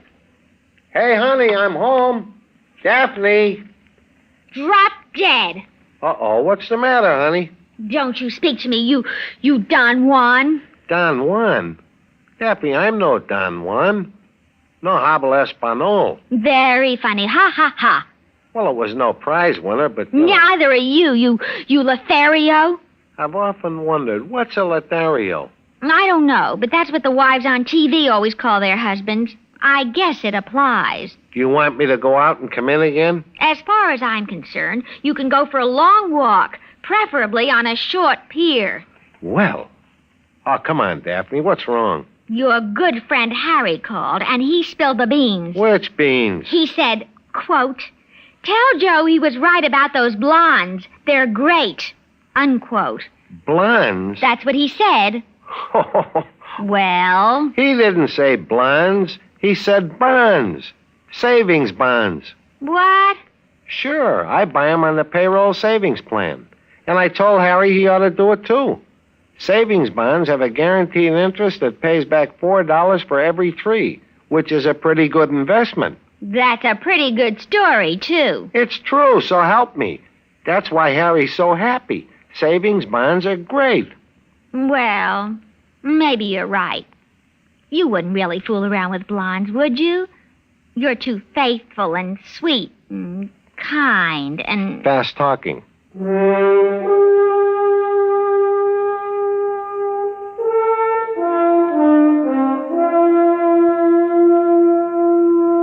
We let Joe Trimble dig a grave up behind the house, and then we laid old Granby in it and covered him with dirt. I was pretty sure now that the old man had never had an extra dollar in his life, and that he'd been killed for no reason at all. Well, anyway, Trimble had done a pretty thorough job of looking for the money, and he'd found nothing. On the ride into Dodge, I tried to figure out just what he was, but he didn't seem to fit anywhere. He wasn't a cowboy or a hunter or a gambler or even just a drifter. Well, after we got him locked up in jail that night, Doc and I went over to the Long Branch for a drink with Kitty, and I was telling him about it. Now, how old is this fella, man? Well, around 25, I guess, Doc. Oh, well, then he couldn't be running away from home. He's a little old for that, Kitty. Yeah, well, anyways, he'll hang him. Well, I hope the judge agrees with you, Doc. And why shouldn't he? All I got so far is circumstantial evidence. Well, then you should have shot him out on the prairie. It's a good thing you're not a lawman. Well, maybe if I were, there'd be fewer killings around here. I doubt it. You going up to Hayes for the trial, Matt? Yeah, I have to. That'll take a week, I suppose. How about? Why? Nothing. Only you just been away for 10 days. Oh, I gotta earn a living, Kitty. Well, you could make more money gambling. Right here in Dodge. Oh, now, Kitty, don't start that again, will you? Good evening, Marshal. Miss Kitty, Doc. Yes, hi, Major. I'd like a word with you, Marshal. Sure, Major, sure. Will you excuse us? We'll go over to the bar there. I'll be back, Kitty. No hurry, Matt. Doc's got a lot of money.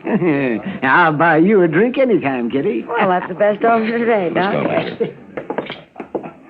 I had to come to Dodge on other business, Marshal, but I wanted to pass the word to you that we're looking for a man. Oh, the Army, you mean? Yes, a deserter. No? Not from Fort Dodge. Oh, where was he stationed, Major? He was with the 7th Cavalry at Fort Lincoln. Up in Dakota, huh? For some reason, they think he headed south. Now, I don't have much of a description of him, just that he was a private, about 25, curly blonde hair, a scar on his left hand. Well, that fits. What was his name? He enlisted as Joe Gould, but he's known to have used the name Trimble. Well, he's right here in Dodge, Major. He what? I got him locked up in jail. Well, that's fine, Marshal.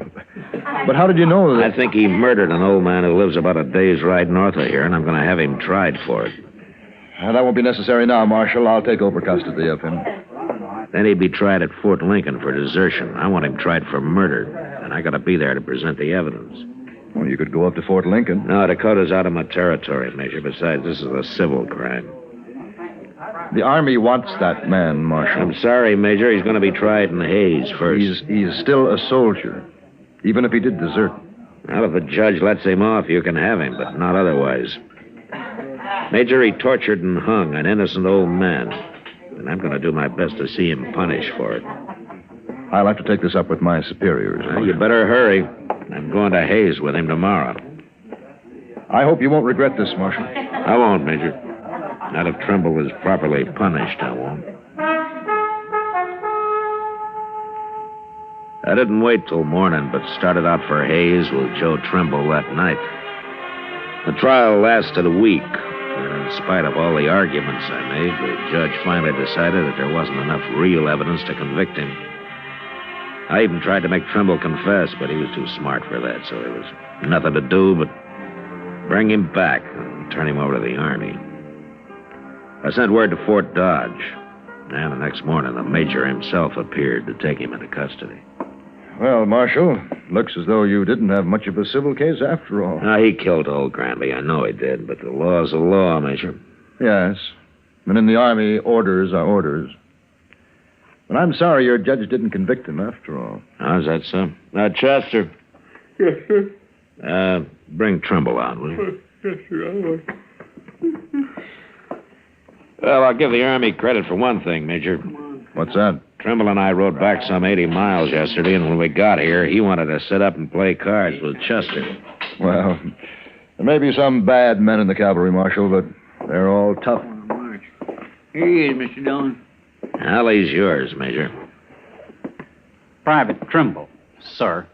You're under military arrest, Private, and not privileged to salute. Besides, you enlisted as Private Gould, not Trimble.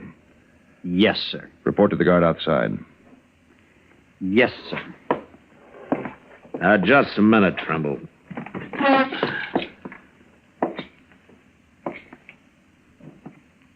You know that you're mighty lucky, don't you? You should have died for what you'd done. I told you I'd go free, Marshal. It'll catch up with you someday, Trimble. It always does, somehow. That's all I wanted to say. Yes, sir.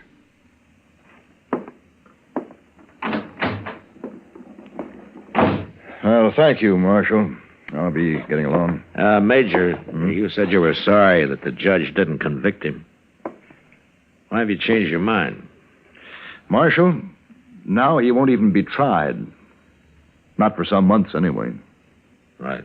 You mean that the 7th doesn't want him anymore? Oh, they want him all right. My new orders are to send him right up to the Dakotas. Oh? Seems that the 7th Cavalry needs every man available. They're leaving Fort Lincoln soon on an expedition against the Sioux and the Northern Cheyenne. The Sioux, huh? I wonder if old Sitting Bull is still the chief medicine man with him. I'm sure he is. But at any rate, the 7th will be heading into Montana territory. Yeah, well, if they're after Sitting Bull's tribe, they will. He's always had a large camp over on the Little Bighorn. Yes, I know. By the way, who's in command of the 7th Cavalry now? An officer I served under a couple of years. I never did care for him much. A Colonel George Custer.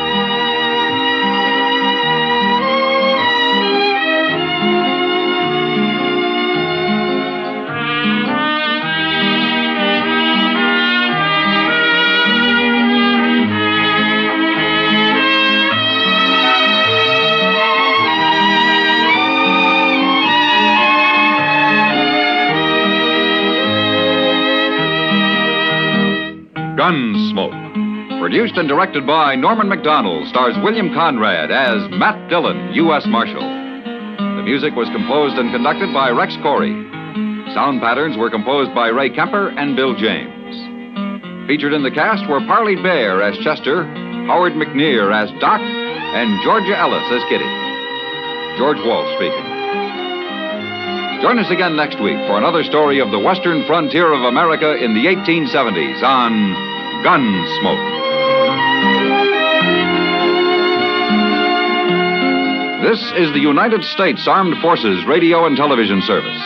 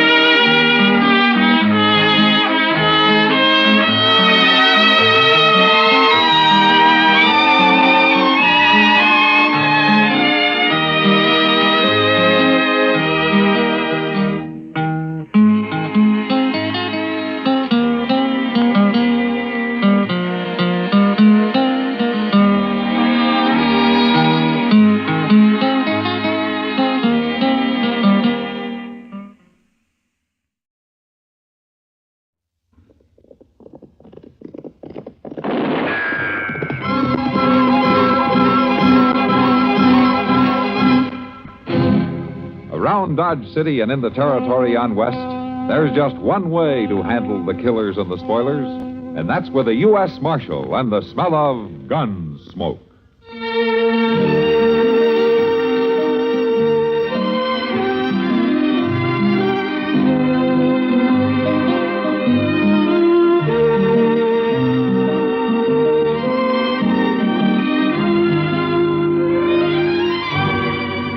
Gunsmoke, starring William Conrad, the story of the violence that moved west with young America, and the story of a man who moved with it. I'm that man, Matt Dillon, United States Marshal. The first man they look for and the last they want to meet. It's a chancy job, and it makes a man watchful and a little lonely.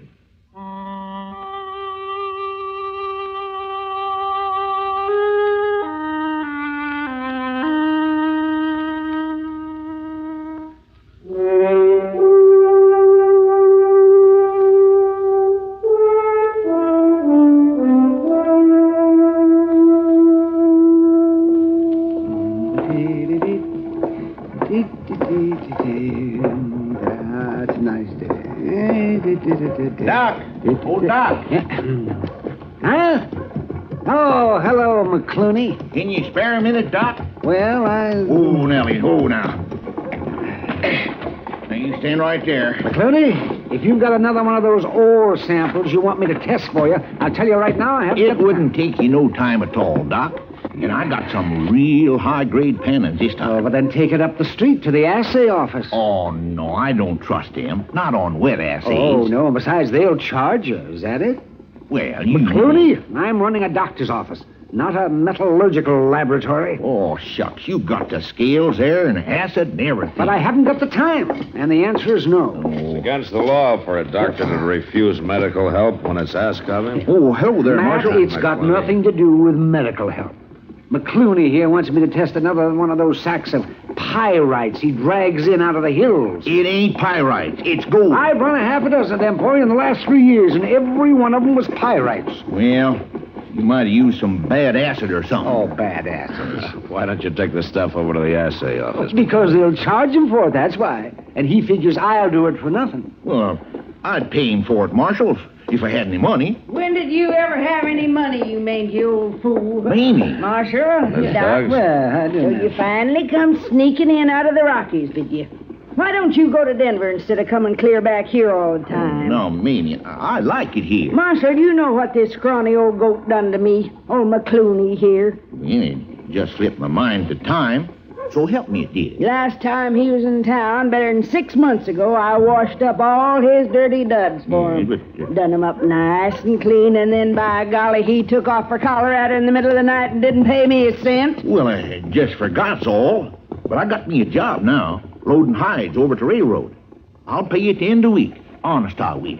And I suppose you've got every stitch you own dirty again now, and you probably think I'm going to wash 'em for you. Well, it's mighty kind of you to offer, Mamie. Oh, for the love of... All right. Where are they? I got a bundle right there on my horse. You got any shirts that need washing this week, Marshal? Yeah, as a matter of fact, I do, Miss Duggs. If you stop over to the jail, Chester will give them to you. Here you are. And I sure am obliged to you, Mamie. I'll say you are. For 2 washings now, and you ain't getting this one back till you pay me for both of them. Oh, I'll pay you. Now, don't you worry now. In money. Money, too. Now, that fool's gold you keep lugging back from Colorado Territory. Why, it's real gold, Mamie. I keep telling you that. Oh, sure you do.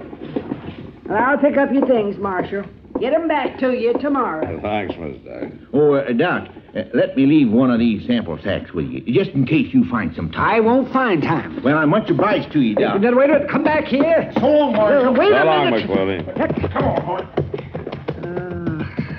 Confounded lunatic. I don't know, Doc. He's pretty good at getting people to do things for him. Oh, he's loony, Matt. This here's nothing but fool's gold. And he's got that shack of his down the river bottom stacked full of it. Well, as long as you're sure of that, why don't you bother testing it? And who said I was going to test it? I did. Oh, Matt, you're out of your mind. I wouldn't waste 5 minutes on this. Yeah? You want to bet?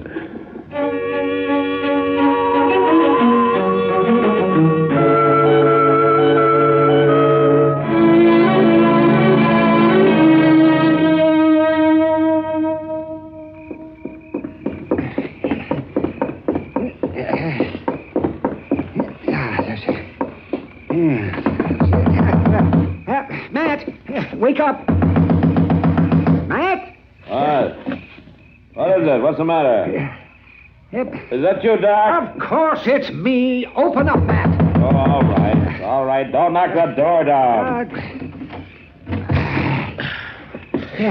Yeah, what is it? What's the Matt, matter? I just went over to old Pop McClooney's shack to take him the results on that assay I run for him. Oh, what's all the excitement about? You find gold? No, of course not. It was just pyrite, same as the others. But somebody must have figured he had gold. Well, what do you mean? Well, you better get dressed, Matt. McClooney's dead. He's been murdered.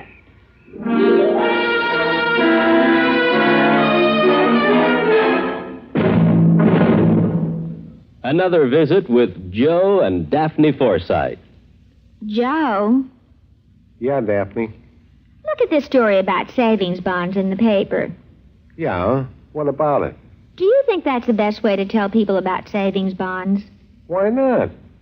Look, see, it says here that savings bonds are a guaranteed investment. Right now, they pay off at the rate of $4 at maturity for every $3 invested. You're not convinced? Why not? No salesmanship. No salesmanship? What more do you need to know? Why, right now, more than 8 million Americans are buying saving bonds regularly through the payroll savings plan. So? So what? That's what I say. So what? Now, look, Daphne, if millions of Americans are convinced that saving bonds are their best investment, not only financially, but for the future of their country, what the heck is bothering you? Well, I think they could sell a lot more with salesmanship. You know, slogans and jingles. Listen, if you're spending more and saving less, try a savings bond. Oh, boy. Or maybe savings bond pay good, like an investment should. Daphne. You get a lot to like in a savings bond. Interest, earnings guaranteed. Wow. Well, did I sell you?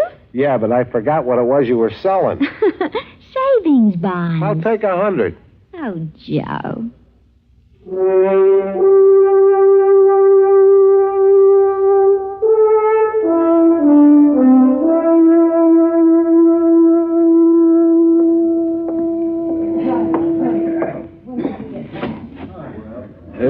Miss Kitty? Huh?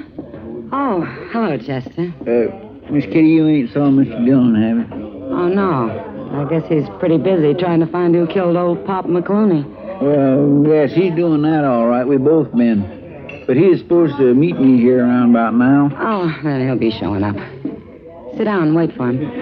I'll just do that. Sweet spirit, my feet is plain killing me. Chester, Matt have any idea who killed McClooney? Well, not yet, he ain't. He took Indian Joe out there this afternoon to look at some horse tracks we found around the shack. Horse tracks? Well, somebody rode all around the place, sizing it up, I guess. If the horse is still in town, Indian Joe can probably find it just from studying the tracks. Oh. Say, if you don't mind, Miss Kitty, Yeah? I think I'll just ease these boots off a minute. Sure. Go right ahead.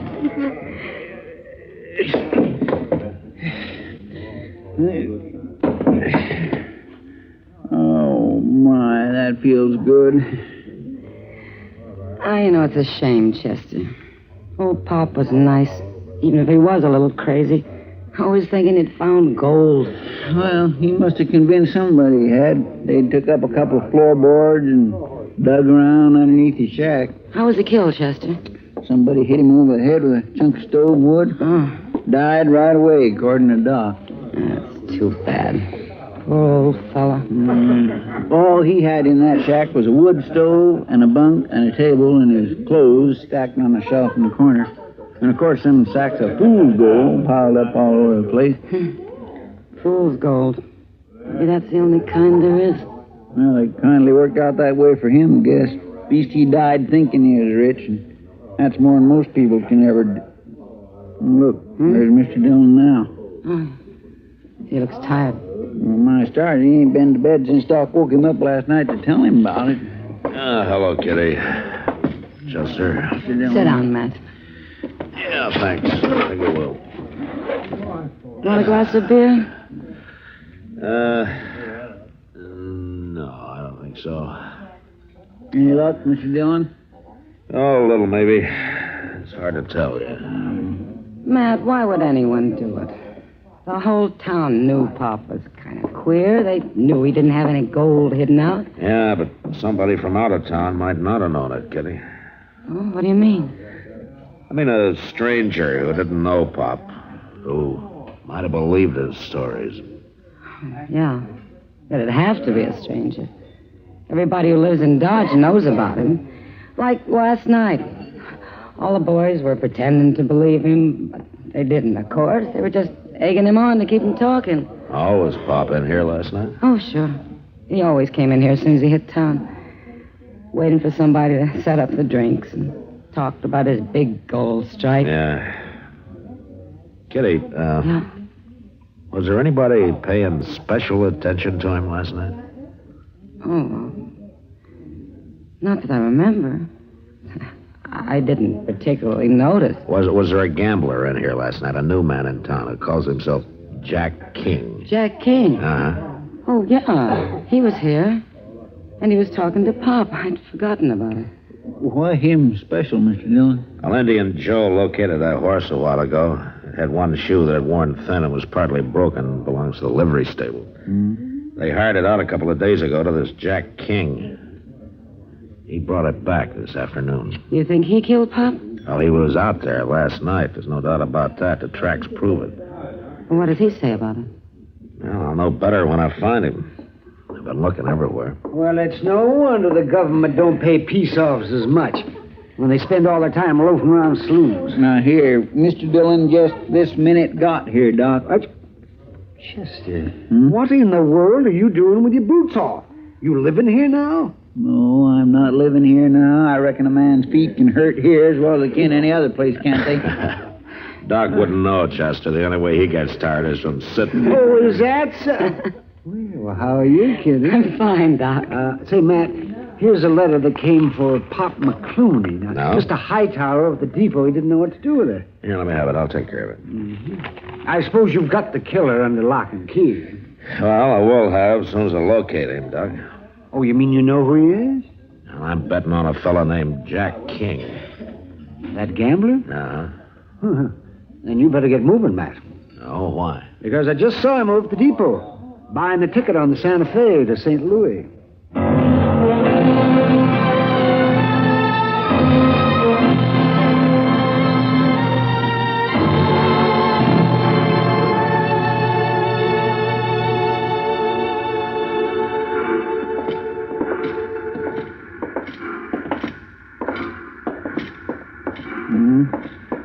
You must have got scared and decided to make a run for it, Mr. Dillon. Yeah, it kind of looks that way. I sure don't see no sign of him there on the platform. Well, he might be on the train. Mr. Hightower said that he was still here a few minutes ago. He couldn't... Wait a minute. What is it, Mr. Dillon? What's the matter? Over there. To the baggage truck there. Back's turned. I guess he hasn't saw us. Oh, he's seen us, all right.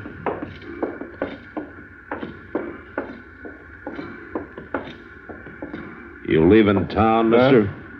Oh. How are you, Marshal? Your bag already on the train? Oh, no, it's right over there. What difference would it make where it is? I'm afraid you're going to have to postpone your trip. I didn't do it, Marshal. No, you didn't do what? I know why you come looking for me, but you're wrong, Marshal, because I didn't do it. You'll have a chance to prove it. Now, I went out there last night. Yes, I did, but he was already dead. Is that so? Well, you can search my bag. I didn't rob him. I believe that. McCloney didn't have anything to steal. He kept talking about his gold all the time. That gold of his was a pipe dream, and everybody in town knew it. But you'd only been here a couple of days, so you wouldn't have known it. Got his bag, Chester? Yes, sir. I know what you're up to, you lawmen out here. You're all alike. We are, huh? Anything that happens, try to hang it on to some stranger in town. You don't care who killed him. All you want to do is string up somebody. I've already told you if you're innocent, you'll get a chance to prove it. What will I do with these, Mr. Dillon? Now we'll take him over to the jail. All right, King, you're under arrest. No.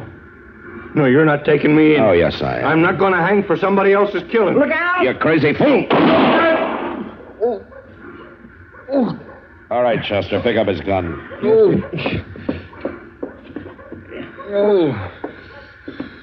Mr. Dillon, did you shoot him in the arm of purpose? Matter of fact, Chester, I was aiming for his other arm. Come on, mister, start walking.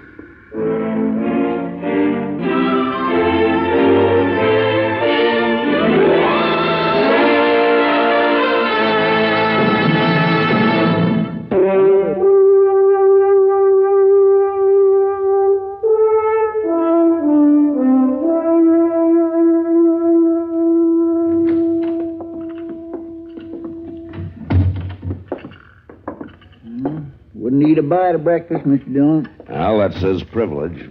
Just sits there in his cell staring at the floor. Acts like we're fixing to hang him or something. Yeah. Now, he's got his mind made up about that, all right. I told him he was all wrong. We don't go around hanging people here without a trial. Not usually, no. Guess by now he's mighty sorry he went and killed old man McClooney.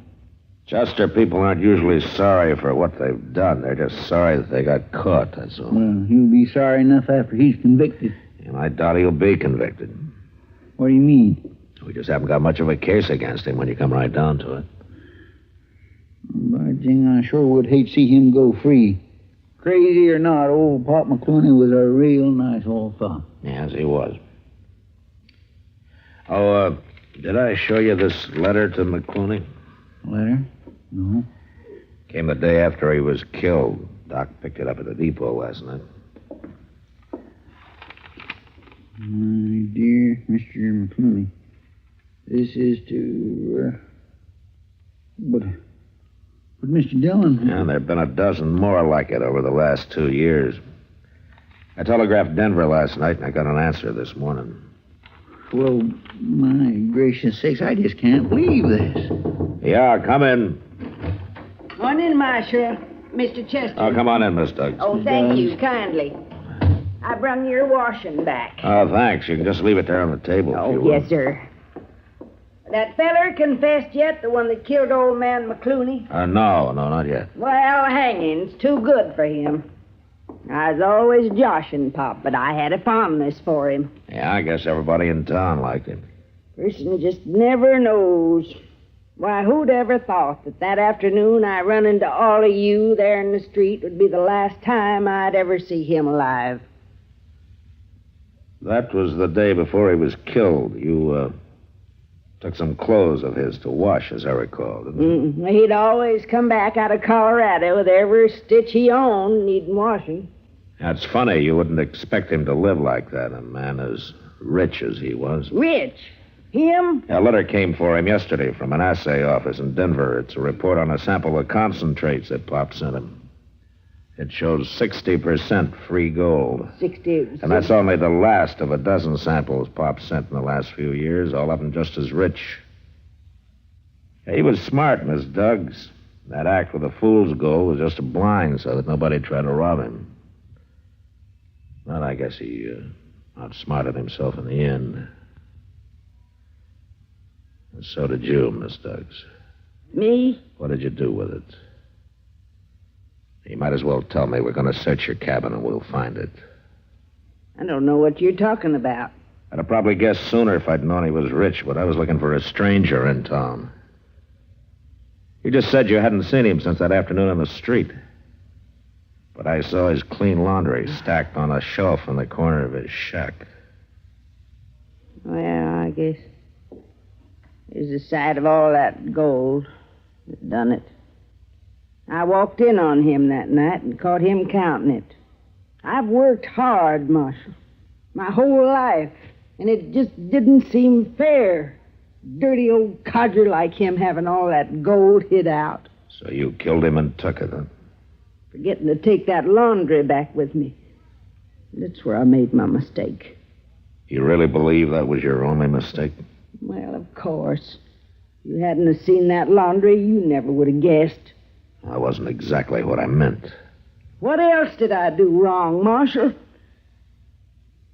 You killed a man. But I guess that doesn't mean much to you.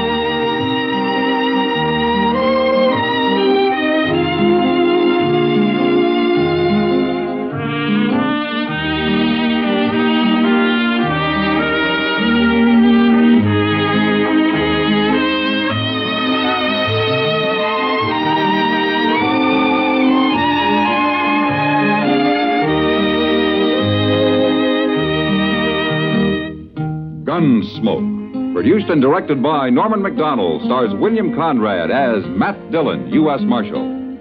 The script was specially written for Gunsmoke by Les Crutchfield, with editorial supervision by John Meston. The music was composed and conducted by Rex Corey.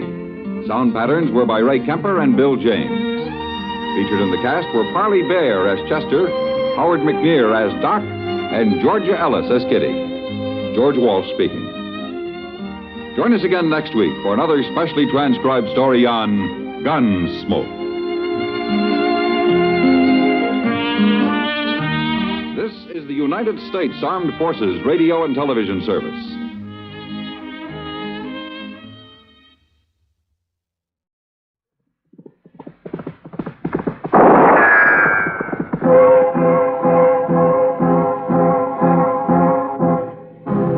Gunsmoke.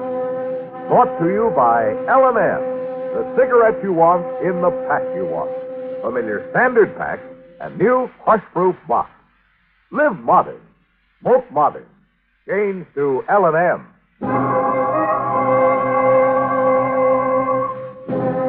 Around Dodge City and in the territory on West, there's just one way to handle the killers and the spoilers, and that's with a U.S. Marshal and the smell of gun smoke.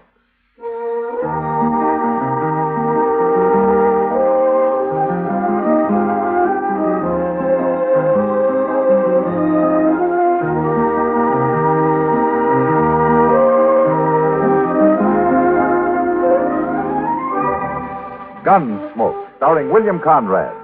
The story of the violence that moved west with young America. And the story of a man who moved with it. I'm that man. Matt Dillon, United States Marshal. The first man they look for and the last they want to meet. It's a chancy job, and it makes a man watchful. And a little lonely.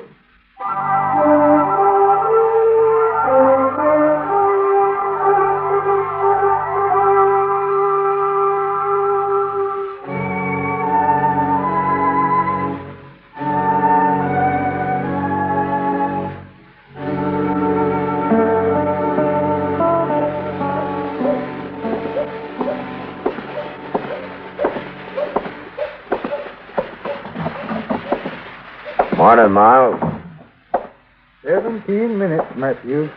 17 minutes exactly since I sent that boy to find you. How's that so? A crime has occurred, Matthew. And dawdling over your breakfast coffee is not likely to bring the culprit to justice. The boy said somebody broke into your store last night, Miles. Aye. How'd they get in? Well, by breaking the glass in the back window. 2 panes at $4.32 a pane. You know, Miles, I told you a year ago you ought to put gratings over those windows like the rest of the stores in town. Aye, but gratings cost money, Matthew. Yeah, and so do burglaries. Well, what do they take? Well, I've been compiling a list. Now, here's exactly what's missing. 1 blue blanket, retail price $6.40. 1 blue denim jacket, size 36. Retail price $2. The prices aren't important, Miles. Oh, to me they are. I have a certain respect for money. Yeah, so I've heard. What else is missing? Well, now, let me see. 1 hat, gray, Stetson, of course, finest quality. Yeah, I know. I got one, Miles. Go on with the rest of your list. All right. 1 pair of boots, size 6, hand-tooled, inlaid with kid, retail price $12. Here, let me take a look at it, will you? Oh, Thanks. 2 flannel shirts, 5 pound slab of bacon, 3 pounds of dried beans, pound of salt, box of matches, a skillet. Looks like you've just grub staked somebody, Miles. I expect you to recover each and every one of those items. Well, I'll try to. 1 canteen, 1 hand axe, 2 pounds of cheese, and 1 .44 caliber Colt revolver.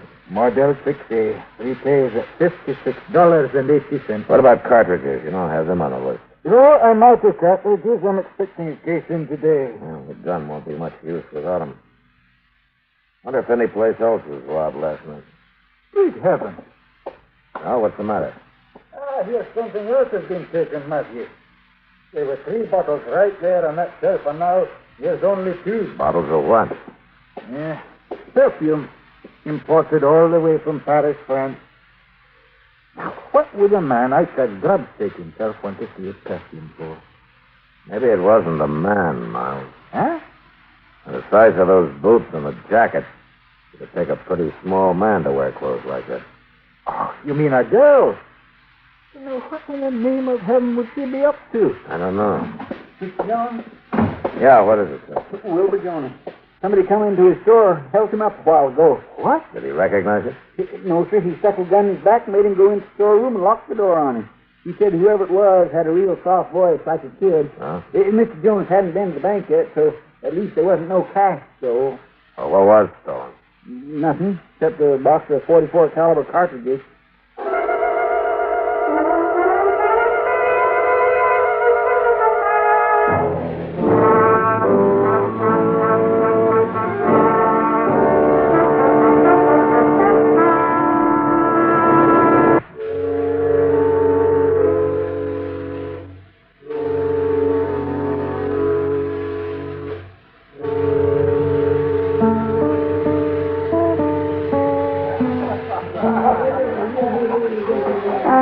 Let me smell that perfume again, will you, Matt? Yeah, sure, Kitty, sure.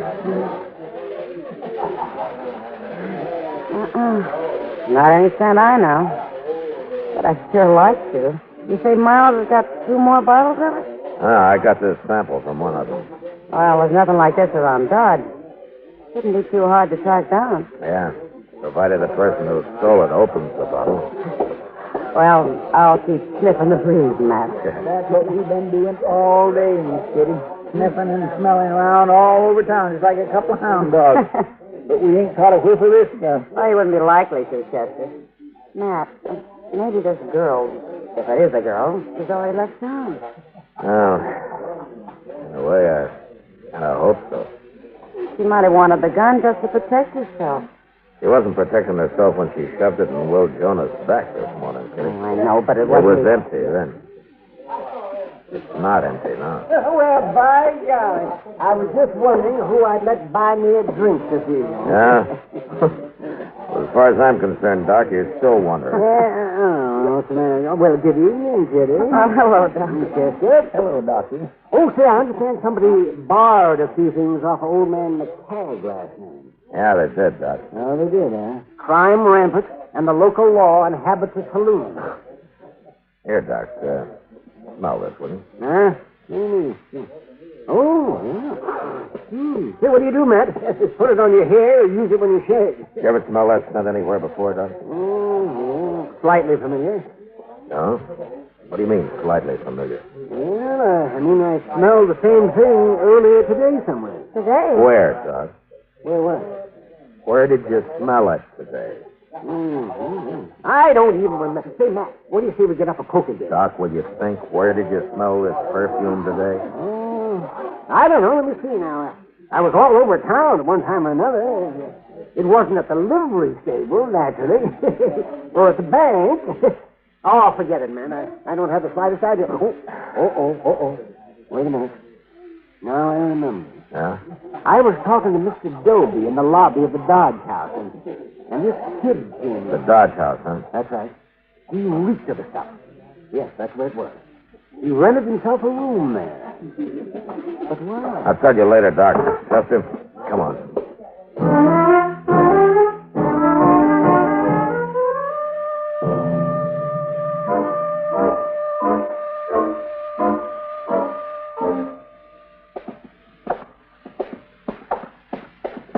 It's the next door on the left there, Mr. Jones, according to what Mr. Doby said. Yeah.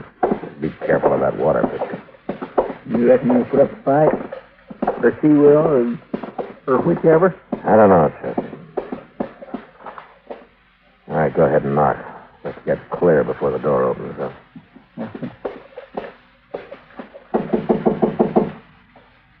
Who's there?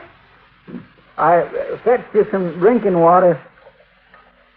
Leave it out there in the hall. Okay, but you better get it before the ice melts. All right, walk off away,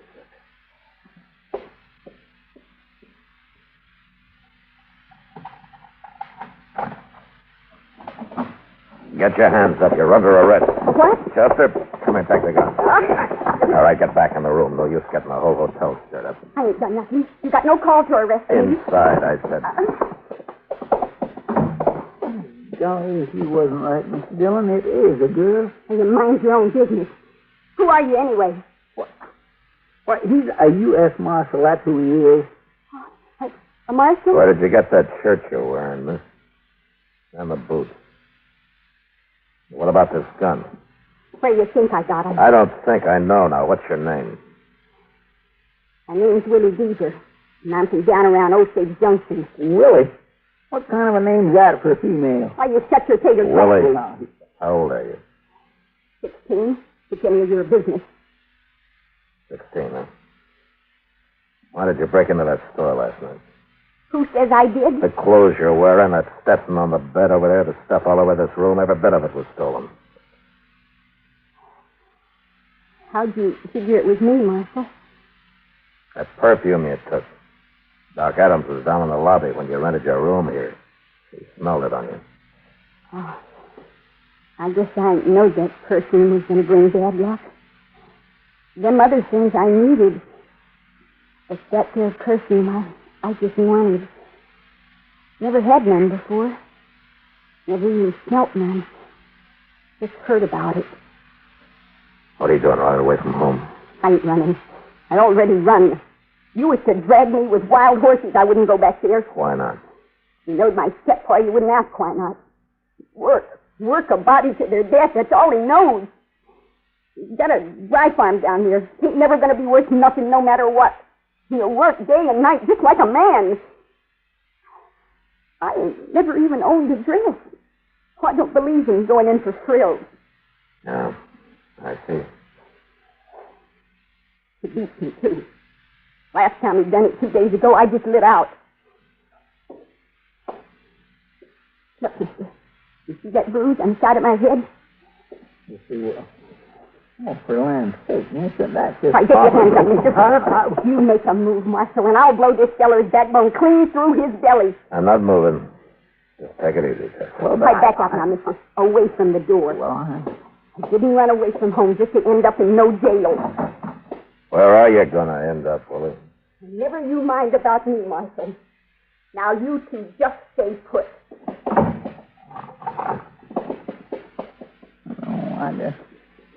I'm awful sorry, Mr. Dillon. I didn't have no idea what she's up to. She doesn't either, Chester. That's her trouble. Darn fool kid. Yeah. Darn fool kid. With a loaded gun.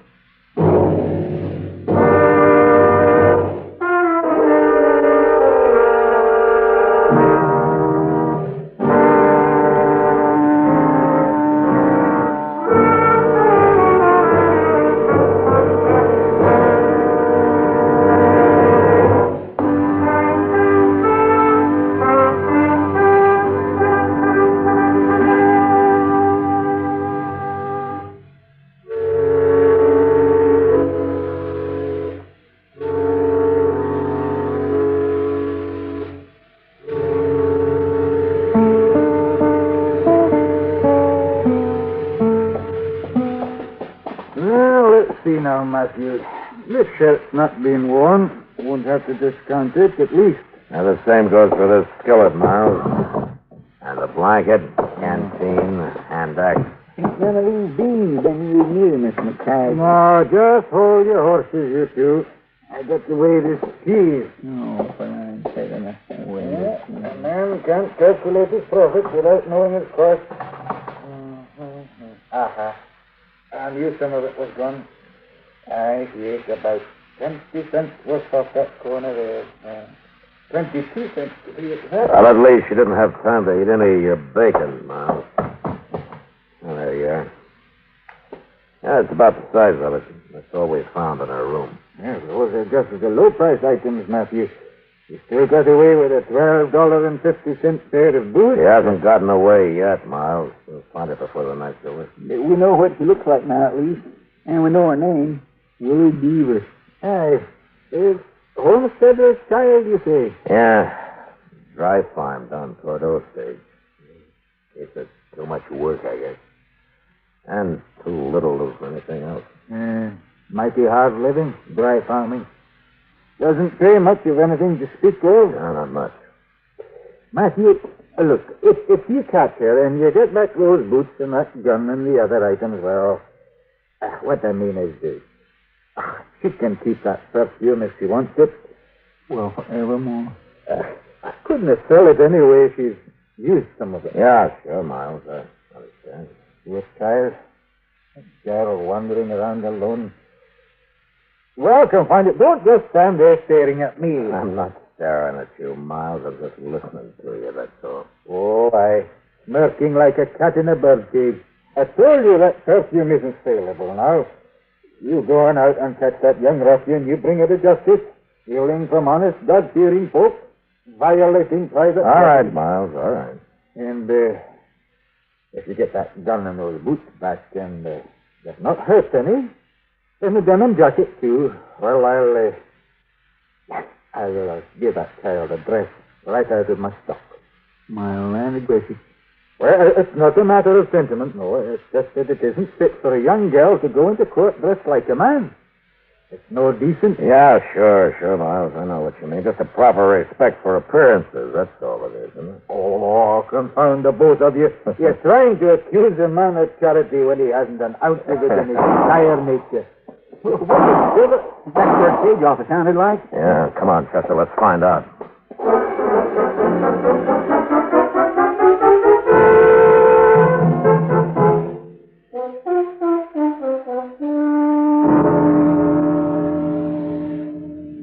So help me, Marshal. I didn't know. I didn't have the least idea. Well, it wasn't your fault, Jason. Chester, did you send somebody to find Doc? Yes, we did. The dashing boy went fetching Mr. Dillon. Yeah. Load was a girl.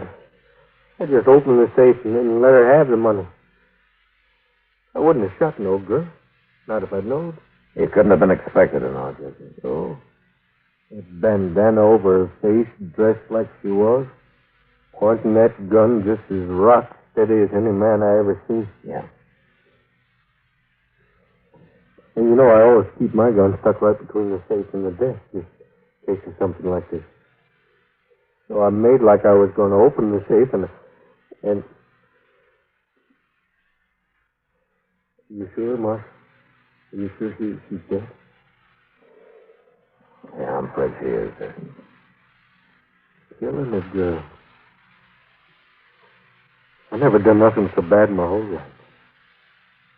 So help me, Mark. I didn't know. Look, anybody else would have done the same thing. Now, it couldn't be helped. It's done, and blaming yourself won't undo it. Now, look, why don't you go outside a while and get some fresh air, huh? I reckon maybe I'd better. I reckon I'd just get outside a while. Old Jason's broke up pretty bad over there. Well, I guess most anybody would be. Dang, poor young'un. Well, she paid for it, sister. Well, there's no point leaving her there on the dirty floor. Let's lift her up on the counter. All right. Let me get her shoulders. You know, she wasn't lying. She has got a bruise on her head. I guess her paw did beat her, all right. Poor little thing. All right. Let's lift her.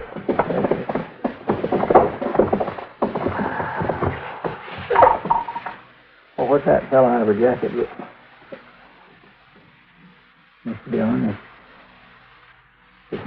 Yeah, I know. It's her perfume.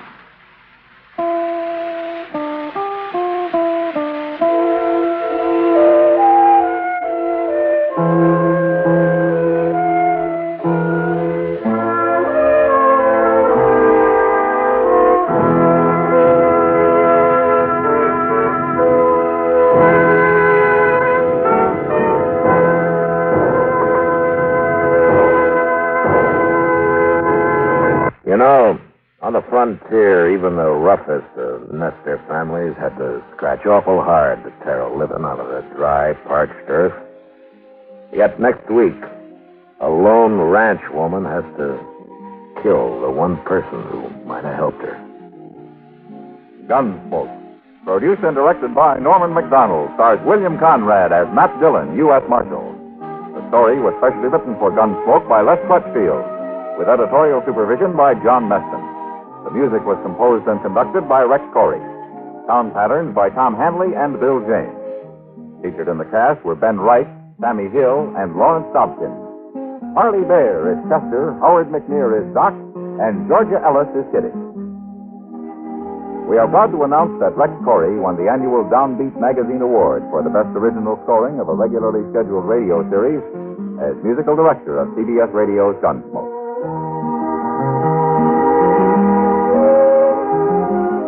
Join us again next week for another story on Gunsmoke. This is the CBS Radio.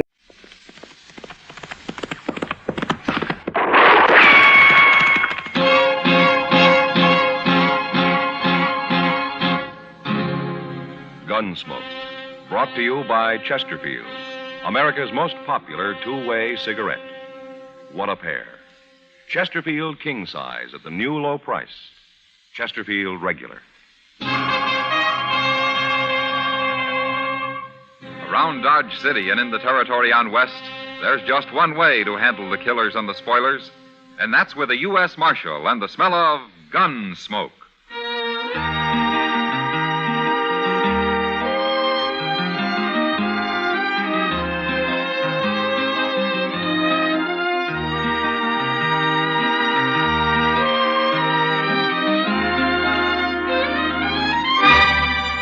Gunsmoke, starring William Conrad, the transcribed story of the violence that moved west with young America, and the story of a man who moved with it. I'm that man, Matt Dillon, United States Marshal. The first man they look for and the last they want to meet.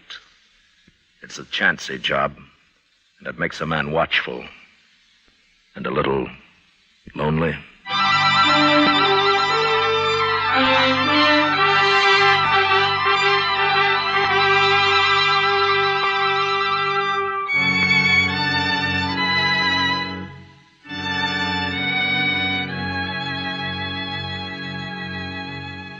It was a hard 2-day ride back from Fort Wallace, or I'd gone on government business. And I was pretty saddle-weary when I reached Dodge late the second night. So I went straight to bed without seeing anybody. I'd been gone a couple of weeks, but I'd wired Chester a few days before when to expect me back.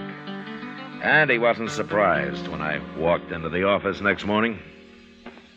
I figured you'd rode in last night sometime, Mr. Dillon, but I didn't want to bother you. Oh, bother me? Why? Was there trouble last night, Chester? Well, no, sir, but everybody was sort of expecting you. Oh. Where was you yesterday, anyway? I mean, where'd you ride from? Pawnee Creek. I camped at Rocky Bend up there. Oh, Rocky Bend's a good camp. I remember it. Oh, I meant to tell you, Mr. Dillon,